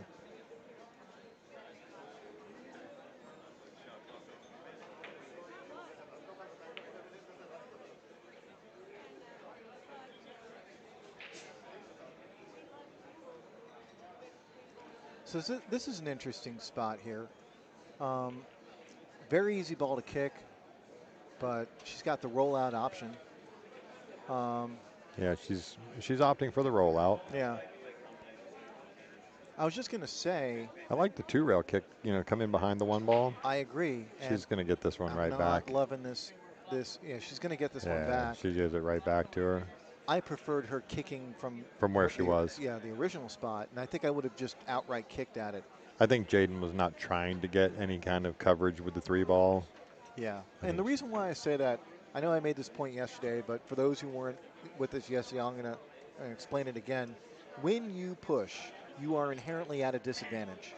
I know that everyone talks about you want to leave a sort of coin flip situation, but leaving aside the statistical probability of leaving a coin flip situation, the mere fact that your opponent then has the ability to come in and judge your push is the reason why you're at a disadvantage. So there is no such thing. I mean, great pushes are incredibly rare. Yep. So when you have an easy kick, which is I think what she had originally, and an awkward push, I'd say take the easy kick. Take easy kick, right. Thanks for the update there, Crypto. Yeah, Chris Morris and Michael Koch. 7-4 in favor of Chris Morris.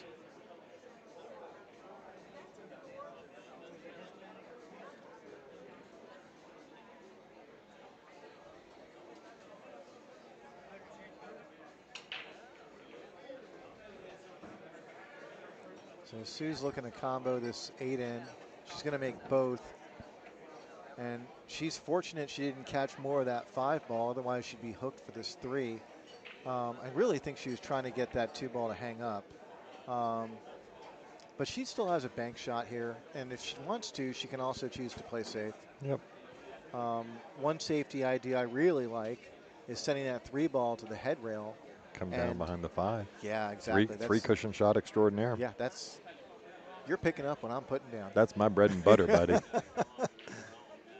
That is my bread and butter right there. Yeah, she's going to go for the bank shot.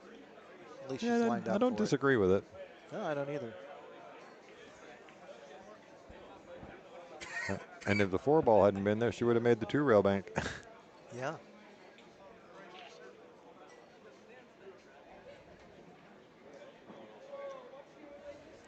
So I don't know. No, the ladies are racing. If you look at the scoreboard there, the ladies are racing to 7. 7 on both sides.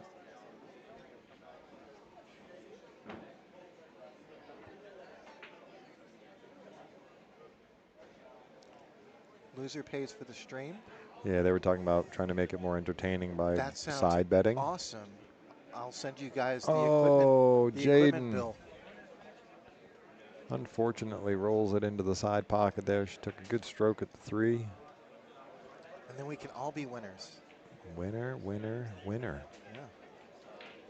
Hey, you know what? We're already winners. Exactly. Fist pump. That's right. There you go. We've had some really, really good matches today, and we've got a great match going on here with the women's event, and we're going to have some more great matches tonight. We're going to have a bunch of great matches all the way through to the finals tomorrow. I'm stoked. Me too. You know? Me too. I mean, personally, I would have liked to still be playing in the event. Yeah, I can certainly. I didn't play this year. Yeah. But I can certainly understand what you're talking about there, and you had a little bit of a tough run at it, and it's okay. I think it's just it's trying to divide all of my attention to, Yes. to doing all the different things. You know, the stream, the Calcutta. It's hard. And I now have a greater appreciation for those that do managed to do all those things. Yep. And now, more than ever, I don't blame people like Mike Zuglin, Yeah. who runs the Turning Stone events and the Joss Tour. He doesn't plan his events anymore. Yep. And he's a phenomenal pool player. Many of the people watching now are probably too young to remember how good of a player Mike Zuglin, is. He hasn't played for I was so going to say, long. well, he certainly was back in the day. Yeah. I mean, yeah, and probably still is, but Yeah. maybe not at quite the caliber of then. But He just doesn't have the bandwidth Yeah, for sure. to play and run. And you make a choice, This year I chose to try and do everything. Yep. And that was an unfortunate experience. But you know what? Seeing the success of this event, seeing all these people here, and seeing everyone having a great time, that's reward in and of itself. Yeah, and for sure. I'm just thankful to be a part of this. Yeah, that's what I've been saying the whole time. I've been blessed to have been asked to be part of this, and happy that everybody in the stream has been happy with me being in here, and again, seeing people's commentary, and yeah, it's just been a great experience all around for the 52nd Texas Open.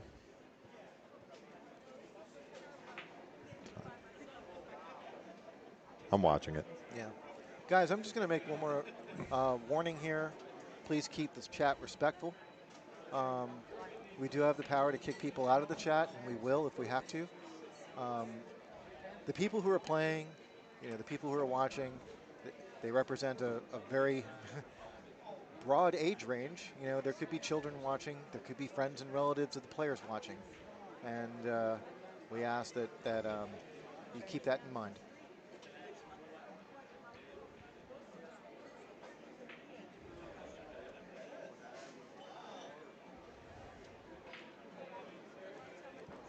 Okay. Excellent shot by Sue. Yeah, unfortunately she got fell. cooked. Yeah, she didn't bring a cue ball back far enough. Yeah. So you got to be a little careful on this kick shot. You don't want to slide into the corner pocket. And this is still relatively new cloth. She's going to kick softly at it. Yeah. Take that completely out of the equation. Yeah, I don't disagree there.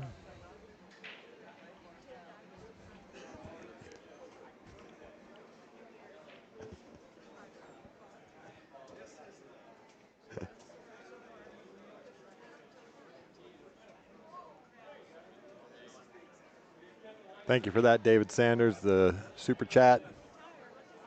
Love the support.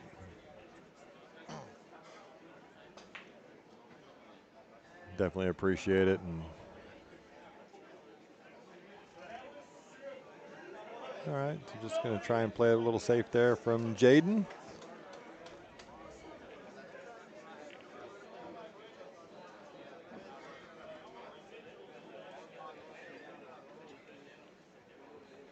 And I think it's also for Sue, this is the length of this match is taking her out of her rhythm a bit. Yep. If you saw her play yesterday, you know exactly what I mean.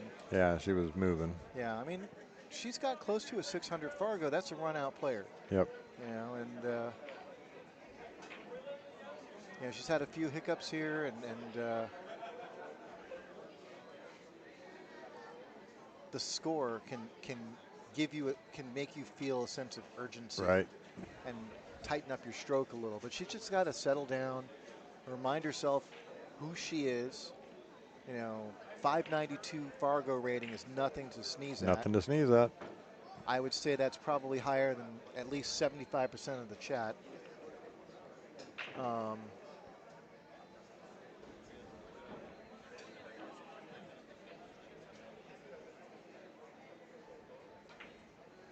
But it can be difficult. You're playing on the stream table. It's the Texas Open. It's the second round after you've sat for, the first round was last night. And then you sat all the way until 5 o'clock today waiting. So Federer's next match they're not going to fire off. I don't think they're going to fire off any of the next round matches until we do the second Calcutta, correct? That's exactly right. So after this match, we're going to go to the second Calcutta for the open event. And after that, we're going to pick up with open round matches. I think B-side, but I'm not quite sure. I think we're going to do one round of A-side as well, but I'm not.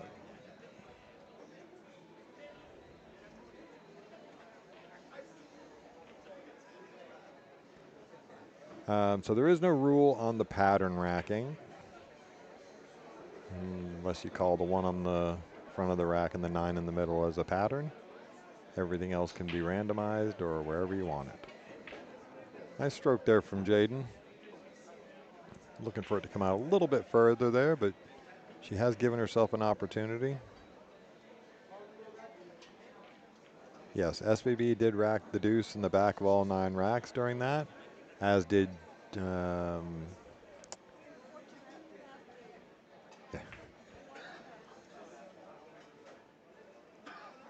Thanks, Ward. We definitely appreciate that super chat. You guys are awesome. Okay. Jaden made a really good stroke at that. I know it didn't go, and I think she might have got a little coverage. Let's look at it from the top. Yeah, I think it's it's it's close to full coverage. No matter what, I think. I mean, I think she Sue's obviously, gonna be kicking at this. She has an easy Yeah. kick, or she could opt to jump this. She's got enough room that it makes it a fairly easy jump if Very she needs true. to. Yes. But I think she might be looking at the kick. Is the bracket page up to date? I can't say for sure. Yes, the bracket pages should always be up to date. Okay, Yeah. so she could see enough just to make it. It was a weird look. That is weird. Okay. Because we were at the foot end bias of the table. Yeah, I mean, it's so hard to tell. You know, you look at the camera and you're like, yeah, surely she can't see it, and then Yeah, and then boom, and then there they it make goes. and you're like, well, there you go. And she's got shape on the 7 here. She might be a little bit straight. I just don't want to see her trying over to do anything. You could overdo it. You don't have could the just side cook it, pockets. yeah. Yeah. Yeah, no, she just nice little force draw there. Yeah. Yeah, just catch your breath and.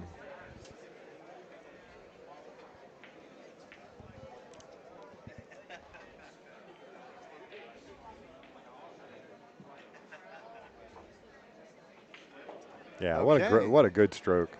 So Sue just made 3 balls in a row. I think that's 1 ball off of Yeah, Rody saying you he's gonna pay donate 12,000. yeah. 12,000 bucks gonna get donated for 4 in a row. So she just makes 1 on the break here. Yeah. We're good, right? Yeah, I guess Rody will be sweating it. Consecutive, yeah.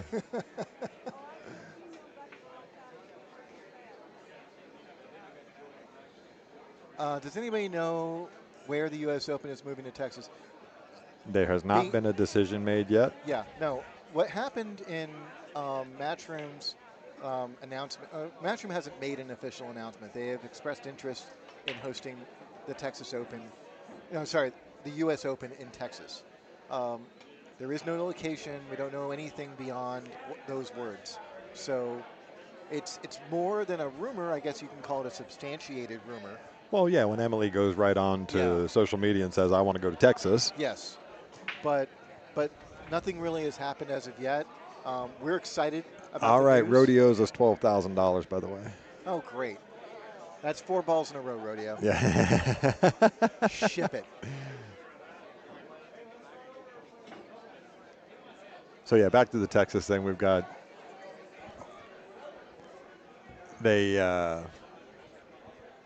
sorry, I've got an update here where my brain stopped.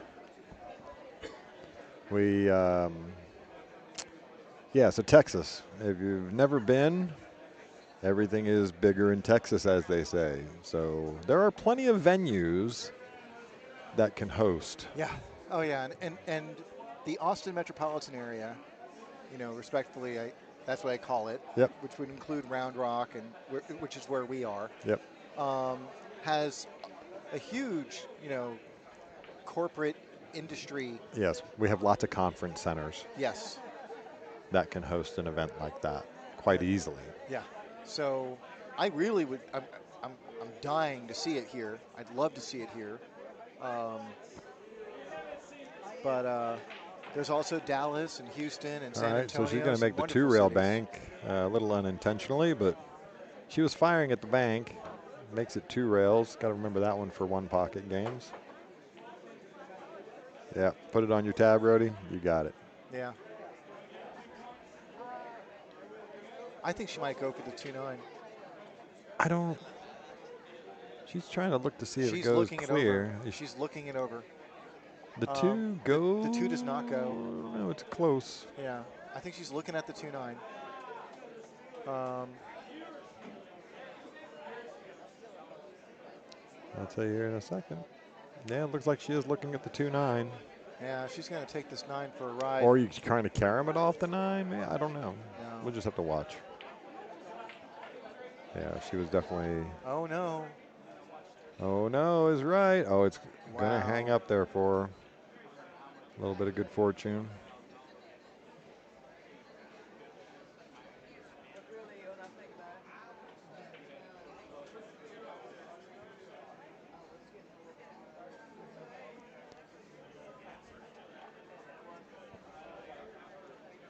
So she's not hooked, but it is a really awkward queuing here.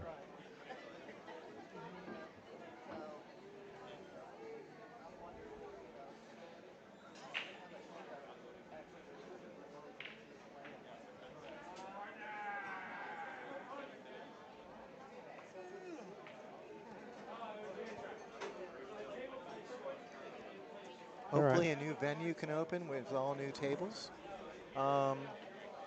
I have a preference to Skinny Bob's, honestly.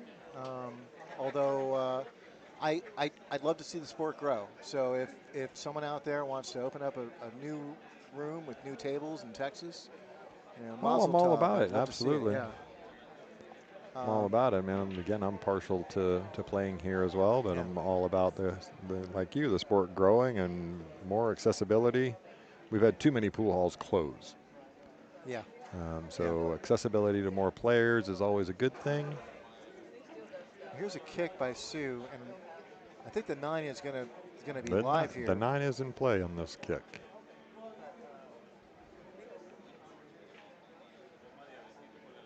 Yeah, and she's going to get so really. Jaden's going to survive that kick shot, and yeah, but she's kicking going to be kicking herself. Or no, she can actually see. She can see enough of the 2 ball there. Yeah, you can see right down there, can't you? Yeah. Yeah. Yeah, I'm looking right down that line. I don't think it goes past the 4. Who is next on the stream table? We don't know as of yet.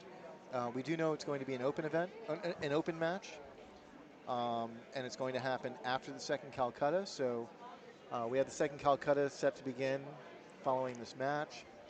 That shouldn't take very long because we're only going to be doing 32 players this time. And then we will be told what our next match is. Yeah, so again, I don't think any other matches are going on at the moment. They are waiting for the second Calcutta. Oh, look at that. Yeah, it's actually a clever shot. It really is, and it's a very difficult shot to judge. Yeah, I think she overrolled it just a little bit. I think Sue's going to have a look, but just by a smidge. Which is like a little bit more than a skosh. Scotia's my favorite.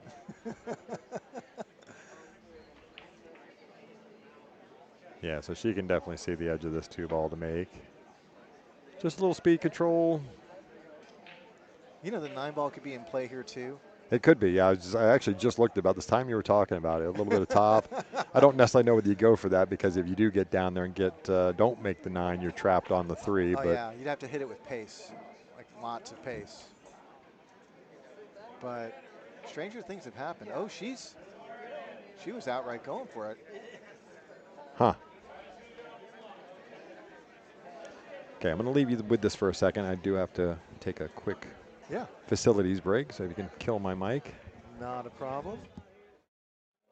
Okay, so for now, guys, you just have me. And here's Jaden at the table with a tough shot on the 2 ball.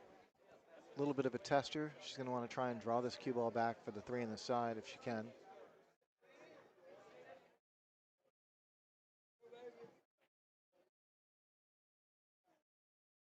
Jaden just narrowly misses the corner pocket, and she's going to leave Sue a real good look at this 2-9 combination. So we could be looking at a 5-3 game, you know, in just a few moments.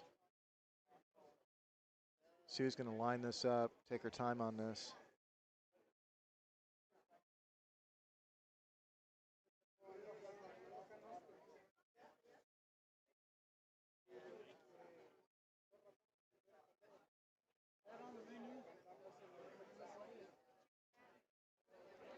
And there we have it. Sue takes a 5-3 lead.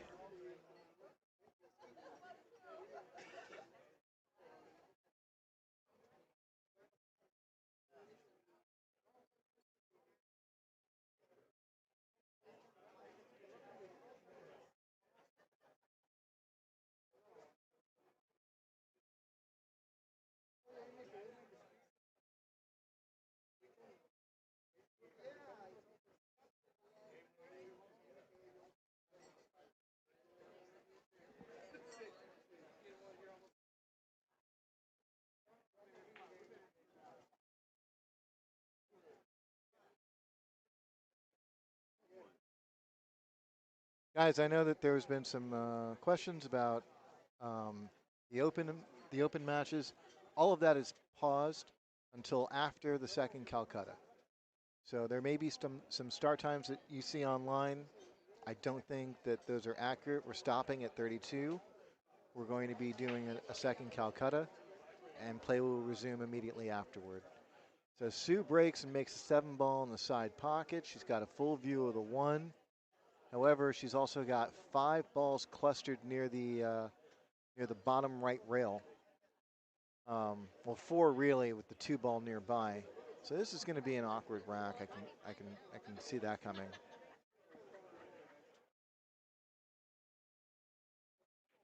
My mic is lower. Okay, let me see. Does that help? How's that?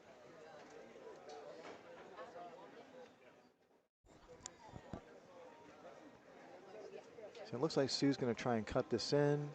She just overcut it. So here comes Jaden to the table with a hanger on the 1 ball. And she's got a 2 ball that's sitting about a little more than a foot away from the corner pocket. But things are going to get a little bit interesting after that.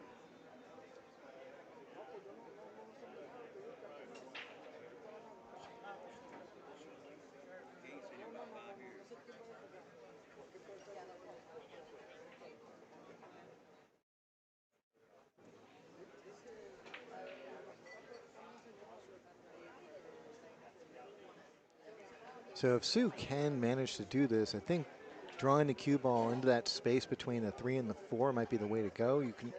No one wants to play three ball combos, but that looks pretty easy if you ask me.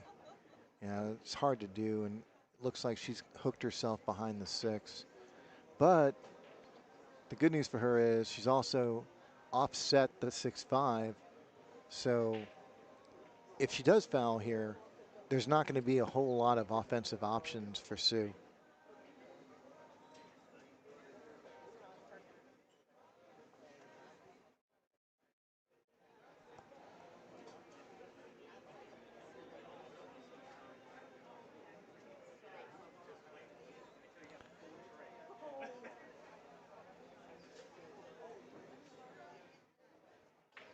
So here comes Sue to the table with ball in hand.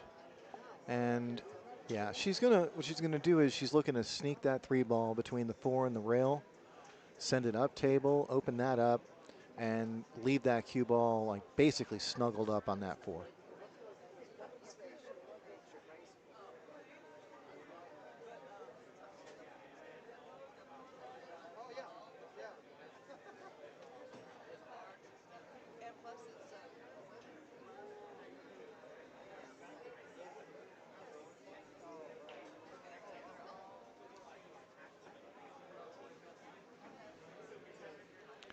Her cue ball looks like it leaked out a little bit. So yeah, I can actually see the shot from where I'm sitting, and she's got a partial eclipse. Jaden can certainly swerve around this if she wanted to, like a small masse shot. She's queuing up as though she can see a piece of it. She might be able to cut this in if that's the case.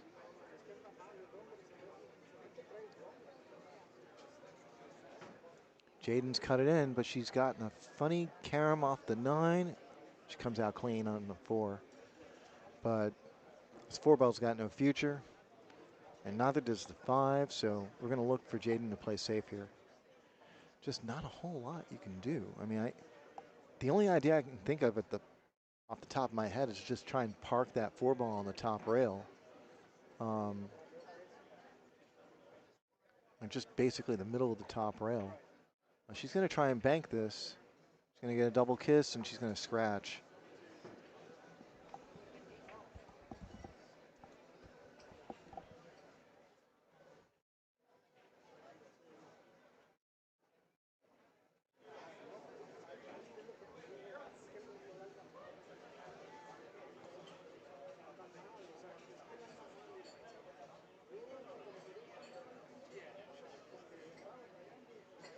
So here comes Sue with ball in hand on the 4 in a really awkward situation. I think she's probably going to plan to try and get that cue ball as close to the 5 as possible so she can park that cue ball behind the 6 and send that 5-ball around the table. And she's positioned herself really well just for that. So yeah, right now she can play basically a stop shot. She's going to want to check the path to see if the 9-ball might come into play, but yeah, you can just stop that cue ball right there, use the 6-ball for cover. Just have to make sure that if you do clip that 9-ball, that you're sending that 5-ball up table.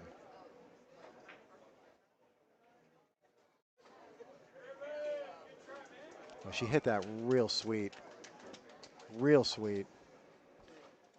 Like, she got so close on that 6-ball that it didn't really matter how far the 5-ball went. She was going to find that full eclipse. So great job by Sue there.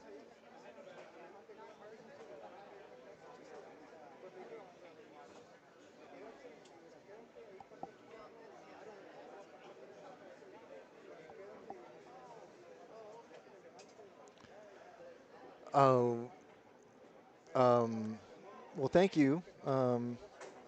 I wouldn't necessarily say we're the best dressed or fewest tattooed place, pool halls in town. We are still just outside of Austin, so we don't have a dress code here. We just ask, that you wear shoes and a shirt, and be respectful. It's more about who you are as a person than how you look. So Jaden attempts the 1-rail kick and is going to give up ball in hand to Sue. Sue's going to have her options here. Obviously, she can run out the 4 balls, or she's got an available 5-9 combination. Definitely worth a look, but I think she's going to opt to run these balls out in place. Smart decision, yeah.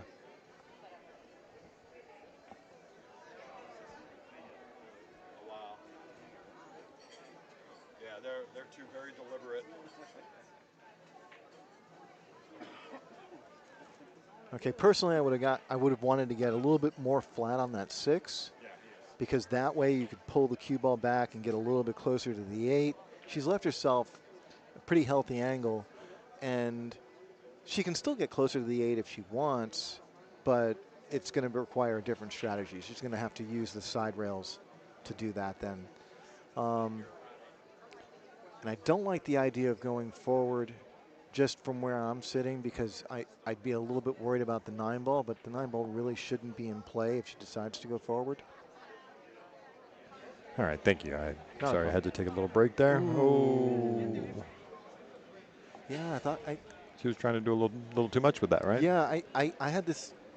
I wanted her to get more flat on that 6. Sure. And by leaving that healthy angle, it meant that trying to get better shape on the 8 was going to require some side rail work. Yep.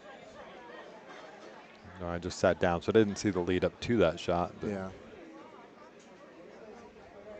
Yeah, pro level, true pool fans are determined to see this match to the end. Because guess what? These are pool players that are grinding.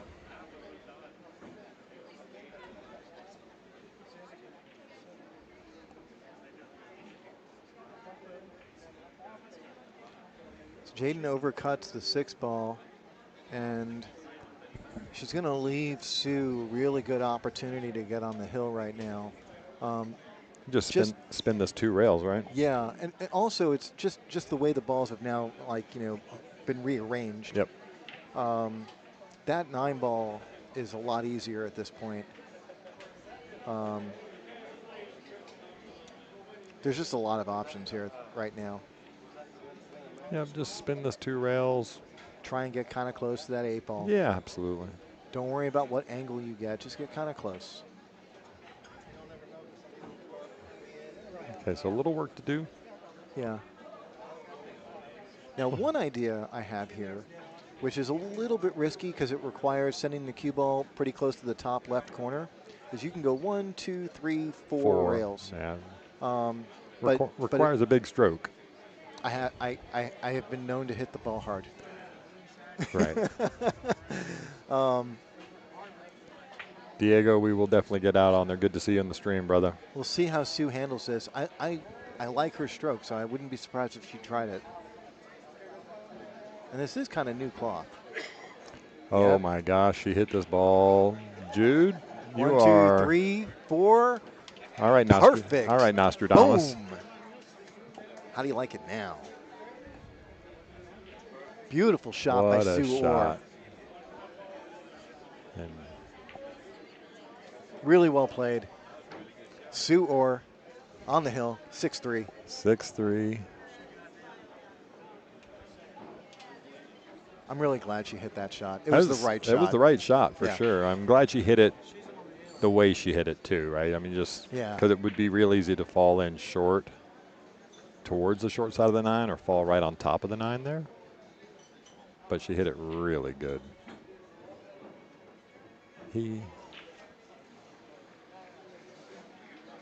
I'd love to know who that Pool Stars Live is. They know I play at Shuffle.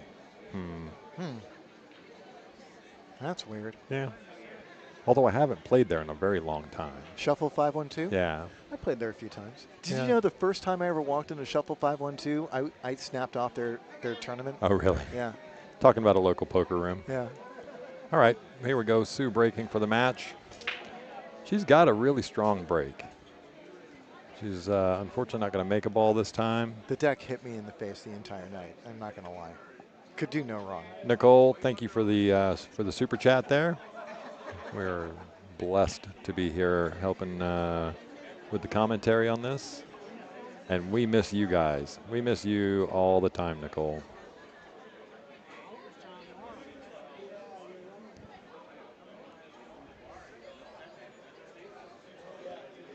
So here's Jaden, clear shot in the 1 ball, and it looks like natural shape for the 2. So all she needs to do is just knock this down. Yeah, unfortunate. It's tough. It's so tough. Yep. You're dealing with the stress of the Texas Open, and then you're on the stream. Yeah. And it can be really hard to focus. And you've got the bleachers right behind you. You guys want to see the bleachers? Yeah, Let's show them a shot of the bleachers really quick, just to show you guys what it's like to play in the Texas Open. You've got people standing right next to your table. You've got traffic all around you. You've got Savannah Easton playing in the table right next to you. Yeah, she's just hitting some warm-up breaks. She's still Savannah Easton. Savannah Easton right there.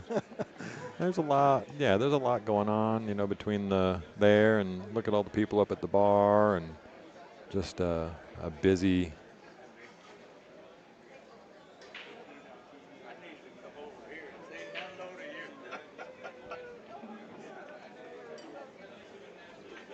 All right, little thin, super thin cut here. I'm not sure about holding so much for this 3, maybe run into it.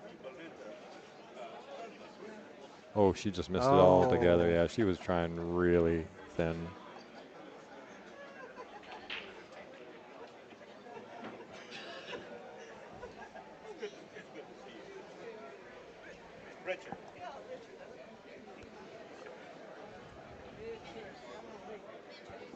All right, so opportunity for Jaden here. Just trying to figure out how to get down to this 3 ball. The 5 ball makes it a little tougher to just sort of float the 2 into the side and come down. Just got to stay on the outside of the 5 ball, right? Yeah. Just don't think you want to run into it. You know what? You can run into it. That's fine. You can. It just leaves you a little Yeah. steeper. Yeah. Mr. Dino, we think, oh, she pinched it and drew it back Yeah. into the wrong spot. Well, that's where I was going to go with that. Like part of your thought process has to include eliminating the bad thoughts. Yep. You know, when you sit there and go, oh, I don't want to run into the 5 ball, and then stop and ask yourself, like, well, what's the worst thing that will happen if I run into the 5 ball? And the answer there is not much. Not much. Yeah. Right. So then it's like, oh, so I can run into the 5 ball. Sure. What shouldn't I do? And you ask yourself and answer these questions because you want to go into the shot with a clear head. You know, and by that I mean you want to be thinking make ball with top. Yep. Because your subconscious needs simple commands. Okay, so Sue's going to miss that 3 in the side. If you say don't scratch, your subconscious doesn't even know the word don't. Don't, right, yeah. It'll just go, oh, you want to scratch? Your I can do that. subconscious doesn't see contractions, So right? good at scratching. Yeah, I've always said that at golf. Yeah. Same thing. Yeah. The brain doesn't see contractions, so all it sees is do. Yeah. All right, nice effort at that 3 ball. There was nothing easy about that shot. So again, a little bit of nerves. Playing on the stream table. Sue's going to have a shot on this 3 ball, and she doesn't have to do a whole lot with this. Just make sure you make the ball. She's naturally got a line to go down the table, back up to the middle. Just a nice smooth stroke. I like it all day long. Yeah, she hit it good. She did. She did. That was a got good a little stroke on offline. Okay, she hasn't left much here. There's no cut in the side. So Jaden looks like she's thinking about taking on this 3 ball, either in the side pocket or the 3-5 combo. Someone said that it looks like she doesn't care. And it's not that. If you've ever competed at pool at this level, you know, if you've ever, you know, played in front of a lot of people and been frustrated, you know, you sort of just stop thinking and just want to swing the arm and allow good things to happen, or just to have things, you know, get over with it. You know, it's not a good feeling, and I wouldn't say that she doesn't care. It's quite the opposite. You know, these players care deeply. Thanks, Dylan, for the reminder. I did forget the overlay on that when I moved the camera. Sorry. Oh. Did we have the camera left? Oh, sorry. No, I was on the wrong camera. Didn't have the scoreboard overlays on it. These players care deeply, and it can be an emotional roller coaster. You know, going in being like determined and excited and nervous to suddenly being frustrated, and you know it can look like carelessness, but I can assure you that is the last thing it is. All right, Sue's just going to float this in, maybe get a little further up than she wants, but still okay. Lots of excitement buzzing around the room as we're also getting ready for the second Calcutta. No, the scorekeeper didn't so quit. Can anyone play in the right Texas here. Open? Is there any qualifying? The answer is anyone can play in the Texas Open. You pay your money, you're in. You just have to be quick. Yes. We filled up in 6 hours. I was going to say, yeah, it was a really quick fill up. Yeah. We do reserve spots for qualifiers. We do have qualifiers during the months of July and August. Yep. I think we had a total of 3. And there have been other years where we've reserved spots for one pocket players. So if you played in the one pocket event, which is typically a $1,000 entry event, which we did not have this year. Yeah, which we did not have this year, then you would be guaranteed the opportunity to play in the open event. Yep. And yeah, since we didn't do that this year, we had 3 qualifiers, I think, for 4 total spots. And yeah. I think the only other guaranteed spot that didn't have to worry about the timing was the defending champion. Yeah. Was guaranteed a spot.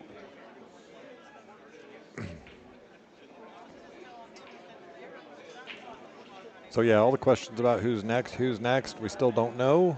All we do know for sure is that when this match is over, we are going to be taking a break from the pool for a short while we run the second Calcutta for the final 32 players.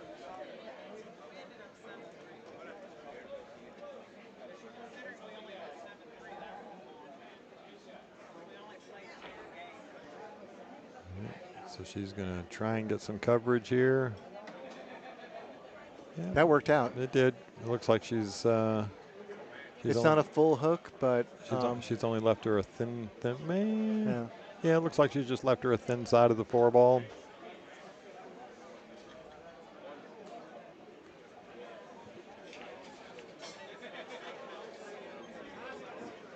Just saw Chris Morris hang up a 9-ball.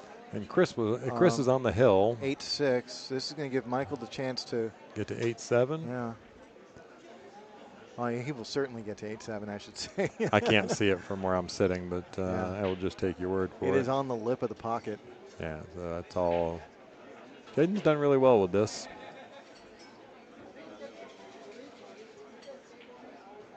You know, there's some people in the chat who are also asking questions about this, and I'm going to say that a couple of years ago we had a young woman in the room. She might have been about 12 or 13 years old, and you know, she didn't play a whole lot better than what you're seeing right here. And now she's ranked in the top 32 in the world. Yep.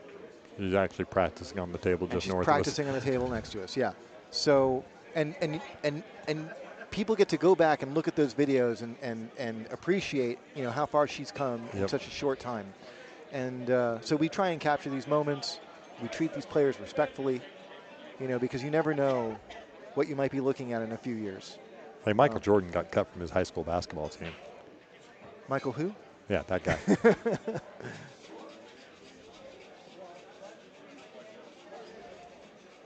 And yeah, it's an open tournament.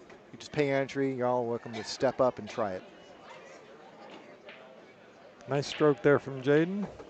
Buries that 4 right in the pocket. Got a decent shot on the 5-ball here. Again, don't need to do too much with this. Just come back out to the middle of the table. Maybe just a little left of center.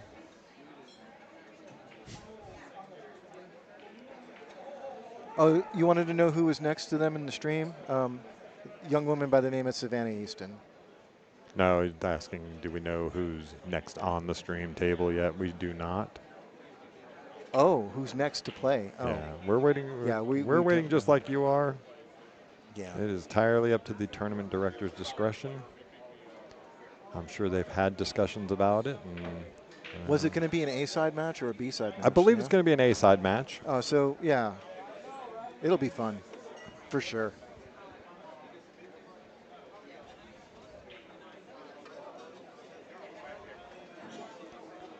I mean, they're all fun. Yeah, no, there's a bunch of great matches, you know, so I mean, I can look and see. I mean, on the A side, where are we at here? We've got some great matches. I mean, Josh Keller and Mark Johnson, Jesus Atencio and Shane Wolford, that's going to be a barnstormer. Shane Van Boning and Devin Poteet. So here's Sue. She's going to try and like stop the rock right Just there. stop it dead, right? There you go. Yeah, even that little bit of draw is fine. Now this is going to be a little bit tricky. You want to keep an eye on what exactly is straight on the 7. Because that's going to help you out a great deal. Because you know, she can even get a little outside of straight. She could. You just want to be on the outside of it. You just want to, you want to know where that line is. Yeah, she's going to be in a really good spot there. Perfect, absolutely perfect. So, yeah, she went a little bit to the side of it, just like you were talking about, which is ideal. It's going to allow that cue ball to roll and touch that rail. And just don't overhit this, right? She should be straight on the 8. Short side straight, but yeah. Okay. Okay, she hit the 7 a little bit on the thin side. Yep. That's why it came out. That's fine though. Yeah, it complicates the shot a little bit. it means that she's going to have to hit the 8 with a little bit more speed. And obviously now it's like a 20-degree angle. But she should make this, and this should be it. She hit it ridiculously good. Yeah, I think this is going to be more than 4 balls in a row. So that's, what, Another $25,000 now? $12,000 on your tab, Rhodey. Ship it, Rhodey. Pay your tab now. Okay, she's going to go get the bridge.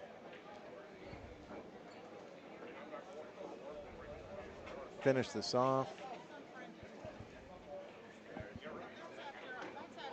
So the match over here on table 2 still going on between Chris Morris and Michael Koch is now 8-7 in favor of Chris. Chris is at the table. So that's been a safety battle royale over there. And Michael Koch has fought his way back into that match. Chris is at the table. I can't currently see where he's shooting at, but I'm really curious what kind of cue Sue is playing with. I was looking at her cue yesterday. It's very pretty. And is that keelwood? Looks like keelwood. yeah, it could be a keelwood. Yeah. Yeah, nice shot there. There it is. All right, Sue's going to get the win. 7-3. 7-3 it is. Guys, we will be back in a short while with our next match. We're going to be having the second Calcutta in the meanwhile. So just a reminder, I'm sorry. killing this stream, I'm going to right? kill this stream, and I'm going to refire it up so you'll have a new stream. Obviously trying to stay inside of the 12-hour rule with YouTube. So just keep an eyeball on our YouTube page. It'll be firing back up here in just a couple of minutes. We appreciate everybody. We love you all hanging out with us. Yeah, we really do. Like and subscribe. Like and subscribe. Yeah, and, tell your and friends. especially when I fire up the new stream, make sure you click that like button again. I will remind you a couple hundred times. Don't even limit it to just your friends. Tell your enemies too. Tell everybody. Tell everyone, yeah. All right. Thank you. Thank you, folks.